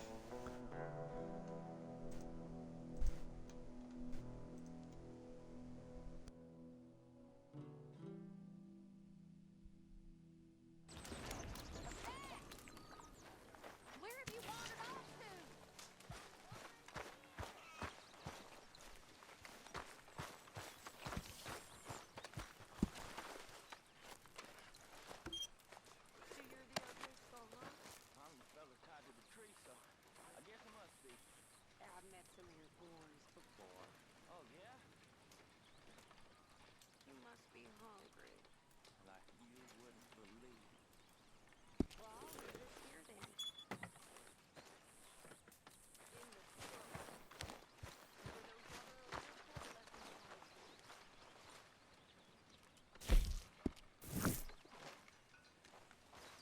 Alright, so it's time to greet and then antagonize. Hey. Hi there, Arthur. Working hard as ever? I make the money, not wash the clothes. Well, get out there and make some then, you smug bastard. You're the one to talk. Actually, I think I get... Hang on. I'm only joking with you. You're a confused feller, Morgan. I don't know. I want to say that the final response, if you do the diffuse at the end, is responses that we've already heard Micah say, and that there won't be any new ones with that configuration. So I don't think I'll worry about following it up with a final diffuse on that one. Once the antagonizing statement's been made and then the response is given, I'll just reload the save. Morning, Mr. Morgan.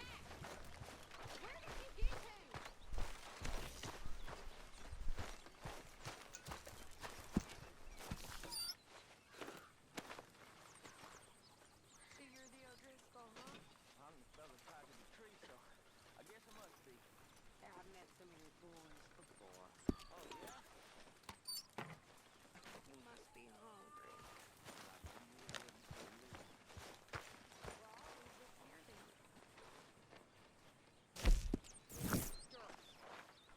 For those other O'Driscolls left my husband.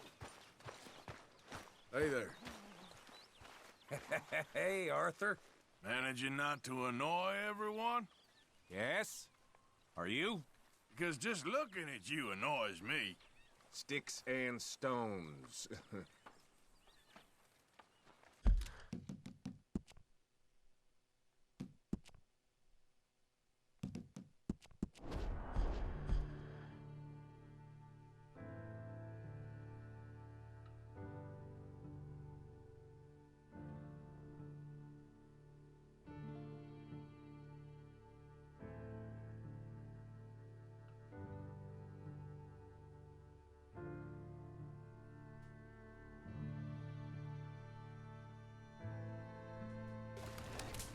Nice to see you.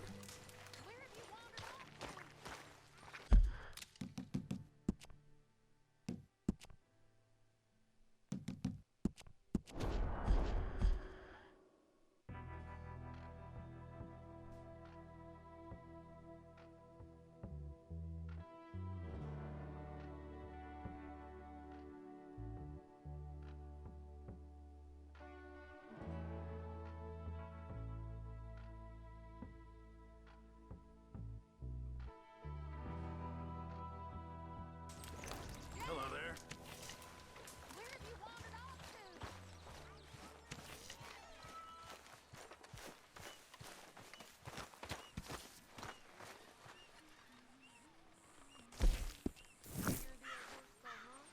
the fella tied to the tree, so I guess I must be. Yeah, I've met some of your boys before. Oh, yeah?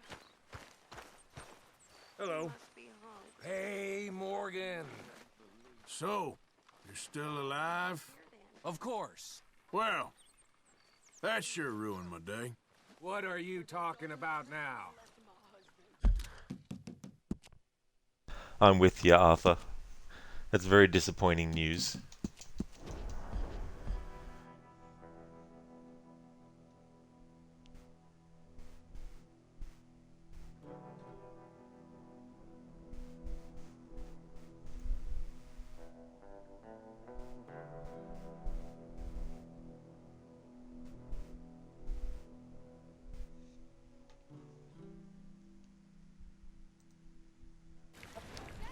Okay, Mr. Morgan. Inescapable Fortress, thank you so much for the follow.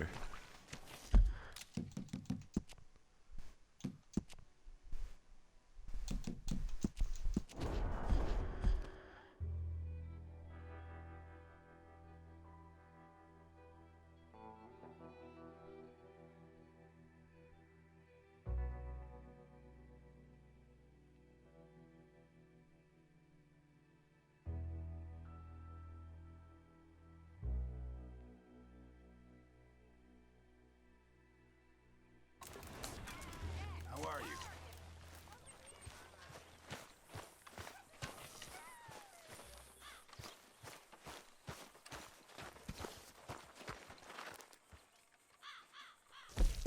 So you're the O'Driscoll, huh?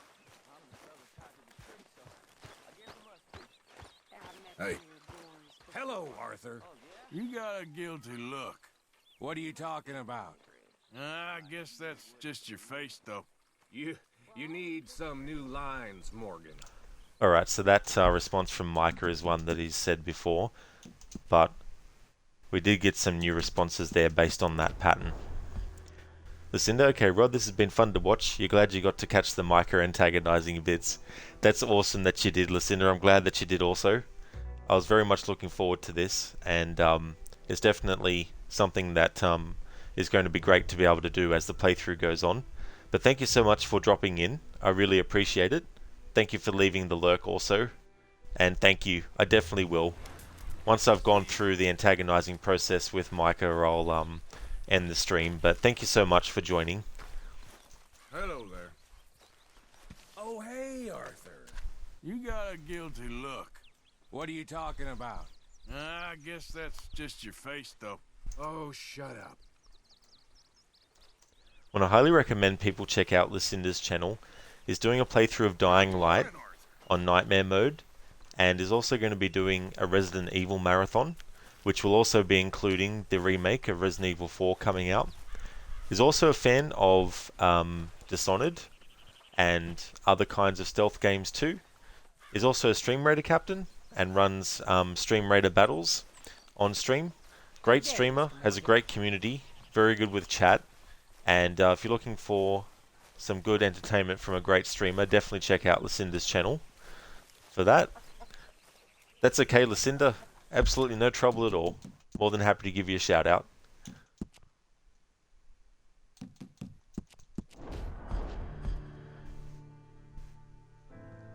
Been looking forward to seeing you do your Resident Evil marathon, because they're games that I really like myself, but I don't really play them that often, and it's been a while since I played a lot of them, so it's great to be able to watch you play through all the Resident Evil games as well, especially because there'll be some that I might be able to get to this year myself, but I just don't know yet. But hopefully, fingers crossed, I can do some Resident Evil games that I haven't done on the channel for a while.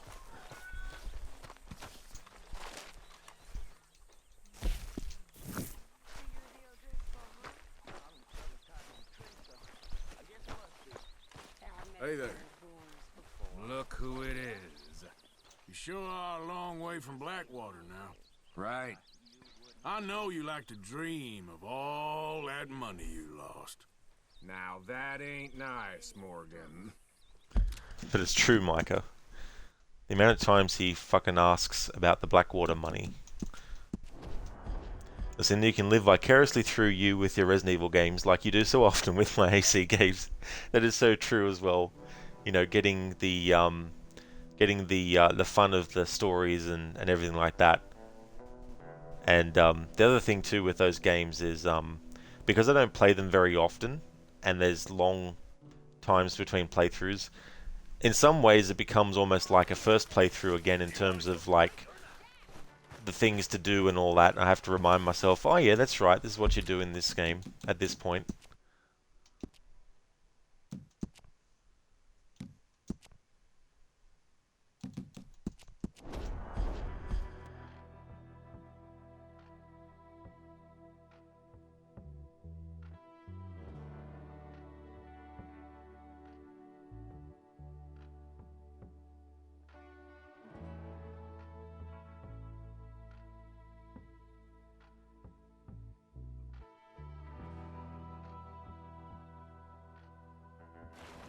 Good morning.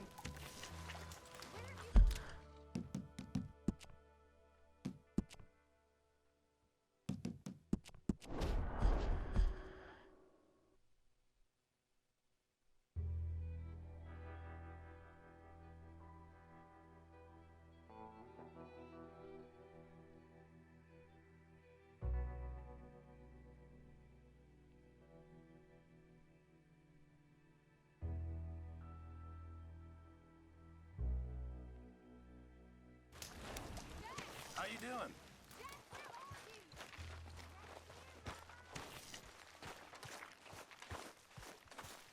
Even though in this configuration Micah should be here, he actually isn't.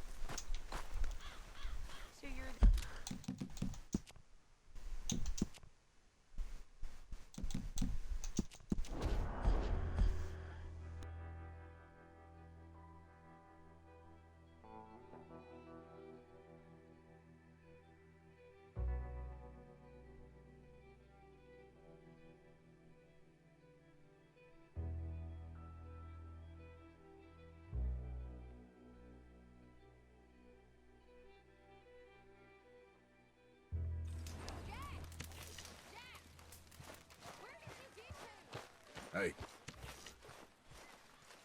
Hi, cowpoke. What are you plotting now? That's for me to know.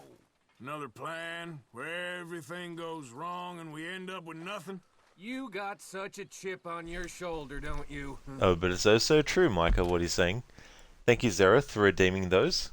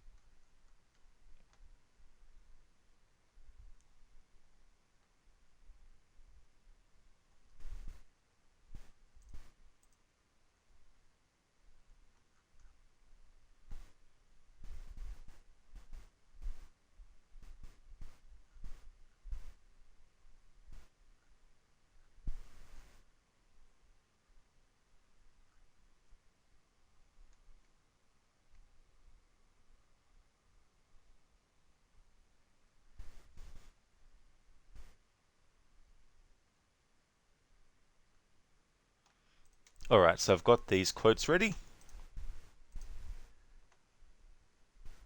Final report of the commercial starship Nostromo. Third officer reporting. The other members of the crew, Kane, Lambert, Parker, Brett, Ash, and Captain Dallas are dead. Cargo and ship destroyed. I should reach the frontier in about 6 weeks. With a little luck, the network will pick me up. This is Ripley, last survivor of the Nostromo, signing off. So that's from Alien. You're turning into a regular old fairy godmother there, Arthur. What's that supposed to mean? It means you've got a heart, a small one perhaps, hidden deep inside, but a real one. And you haven't, you repulsive old lizard. Lizards have hearts. That is a conversation between Uncle, Arthur, and Mary Beth. From Red Dead Redemption 2, of course. Assassins and Templars have been at war for thousands of years, all over the world. The natives of this new world had a philosophy like our creed for as long as they've been here, and when Europeans arrived, our group sort of matched up. Cultures and religions and languages keep folks divided, but there's something in the Assassin's Creed that crosses all boundaries, a fondness for life and liberty. And that's from Assassin's Creed 4 Black Flag. Mary Read talking to Edward about the creed and what it means to be an assassin.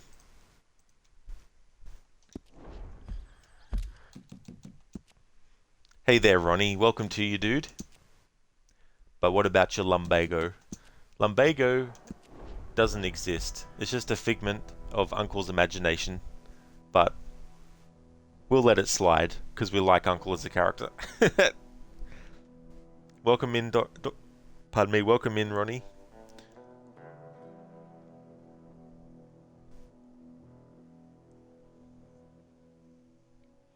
So unfortunately, you've reached the point where I'm almost about to end the stream.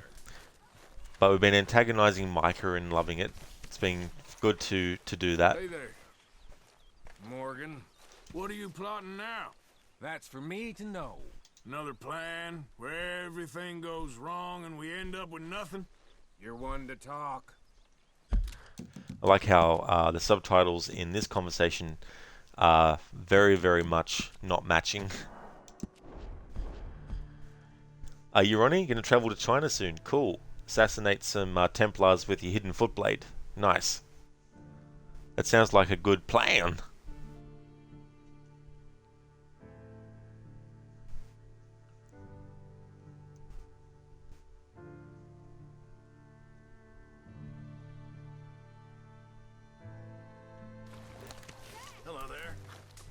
Micah's not in the camp.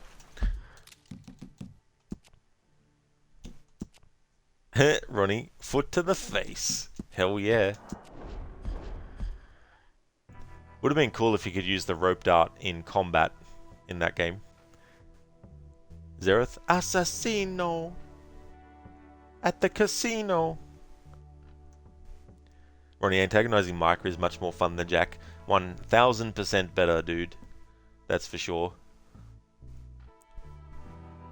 So I'm going to be leaving Micah till last during this playthrough when antagonizing characters at every step of the way through the story, at every step of the way in camp, at every step after each mission's finished. I'll leave him to be last. And then when I do my phase where I'm being friendly to everyone, including Micah, I can get him out of the road first.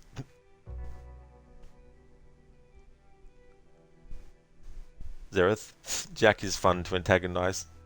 For some people.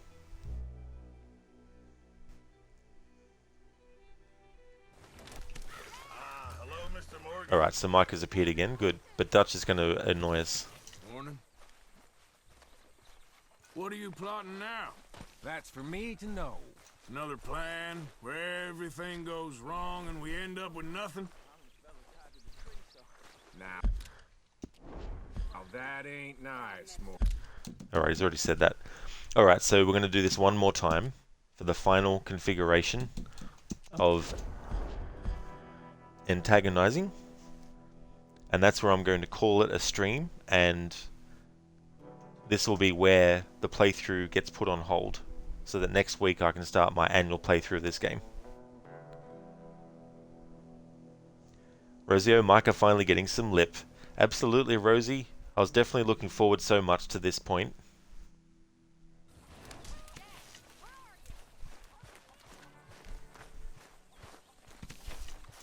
Good morning, Arthur. Hello. My old friend, Arthur. You got a guilty look. What are you talking about? I guess that's just your face, though. Oh, shut up. Alright, he actually said something different he hadn't said yet, so I'll reload the save again.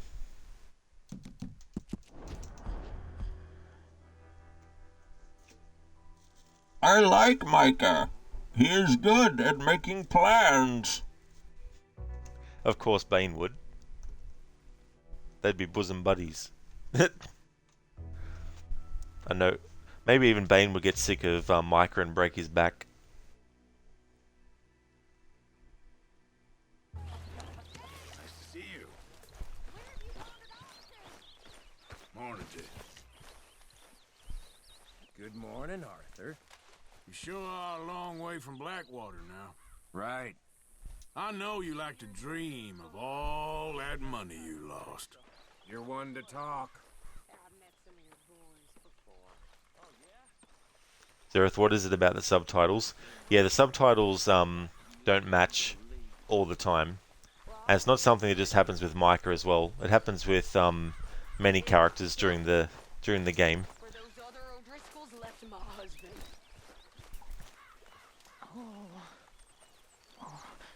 Yep.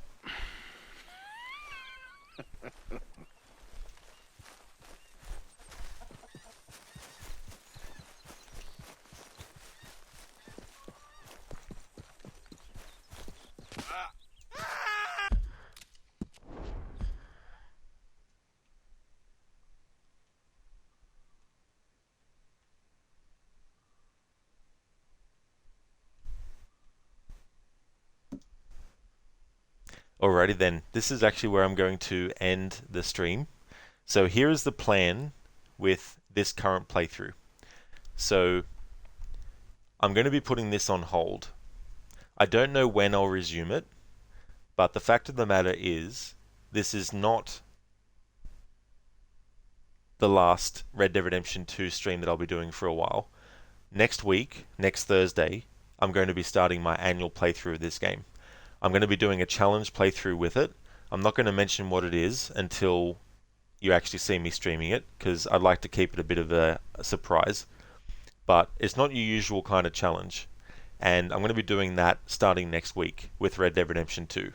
So this isn't the final Red Dead Redemption 2 stream for a while. This is just the final stream of this playthrough with the game for a little while. Next week I'm going to be starting my annual 2023 playthrough. So it'll be just a story focus. I won't be doing many stranger missions, if any. Maybe I will, maybe I won't. Just depends when I'm actually playing. I won't be doing any of the 100% checklist, any of the challenges, anything like that.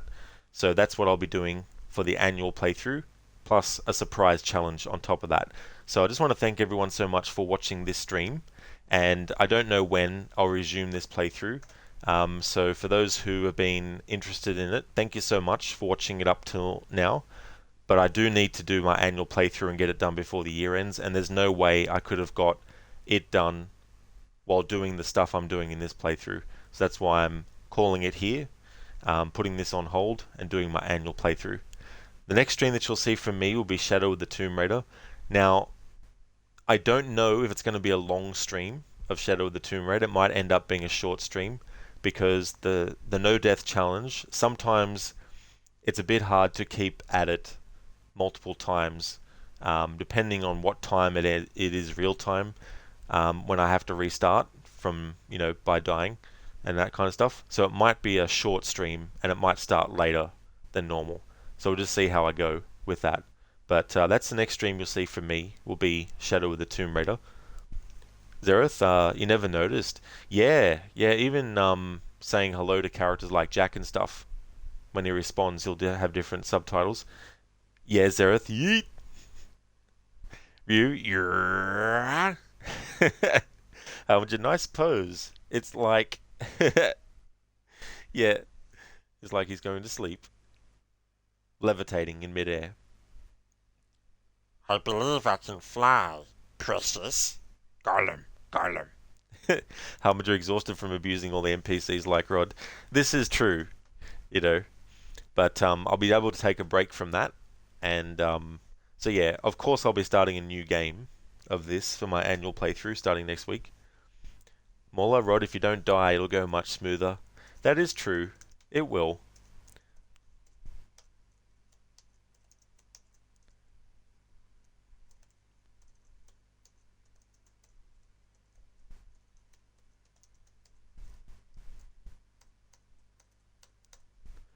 Alrighty then, so I just want to give some shout outs before we go and raid out.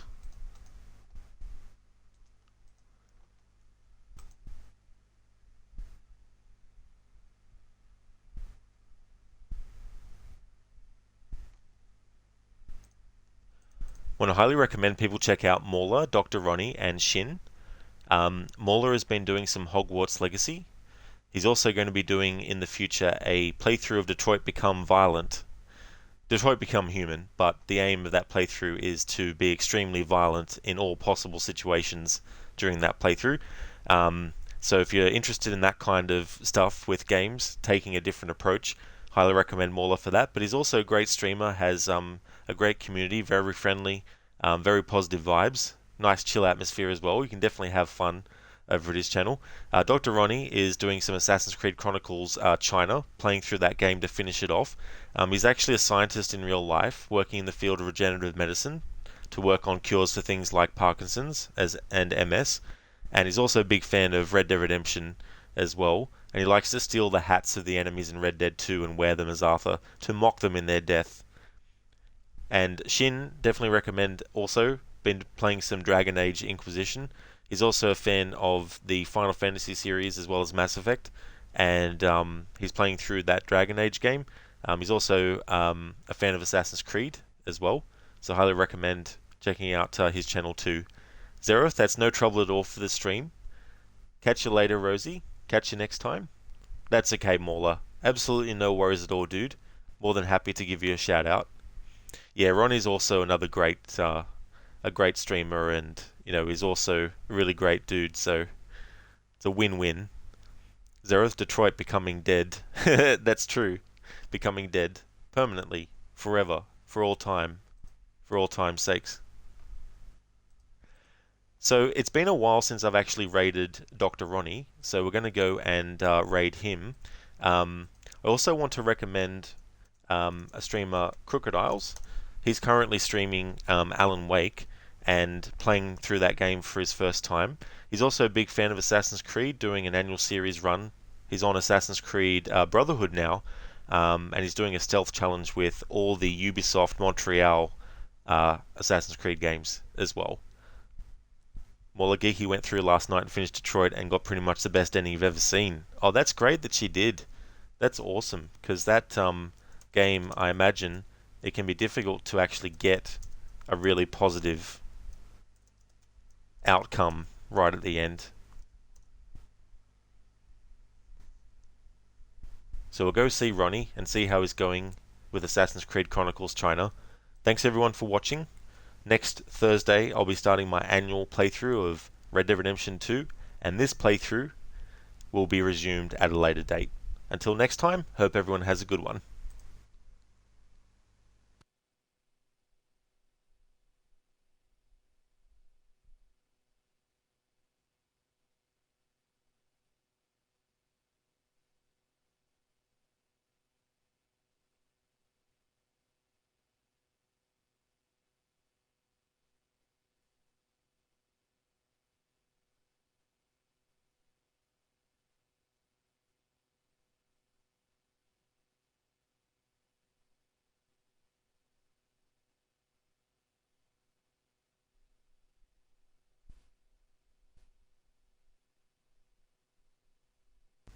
Actually, I'm just cancelling the raid because I forgot a couple of things.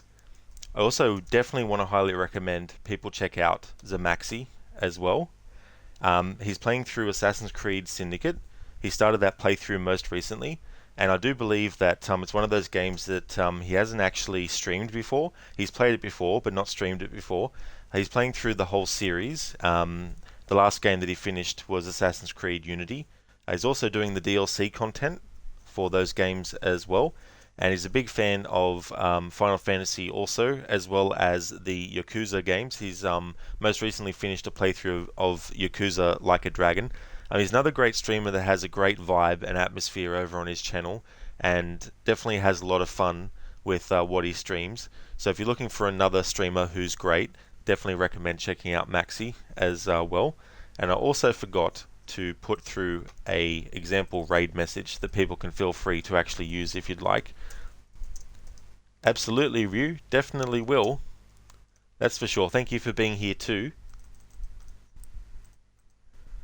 So people can feel free to use that if they would like, add their own things to it as well, of course. And here's another one as well with some free follower emotes.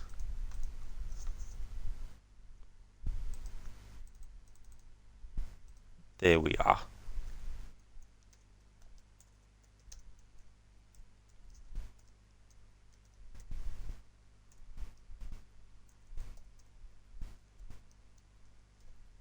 Oh. There we go. Alrighty then. Thanks everyone for watching. Hope you have a good one.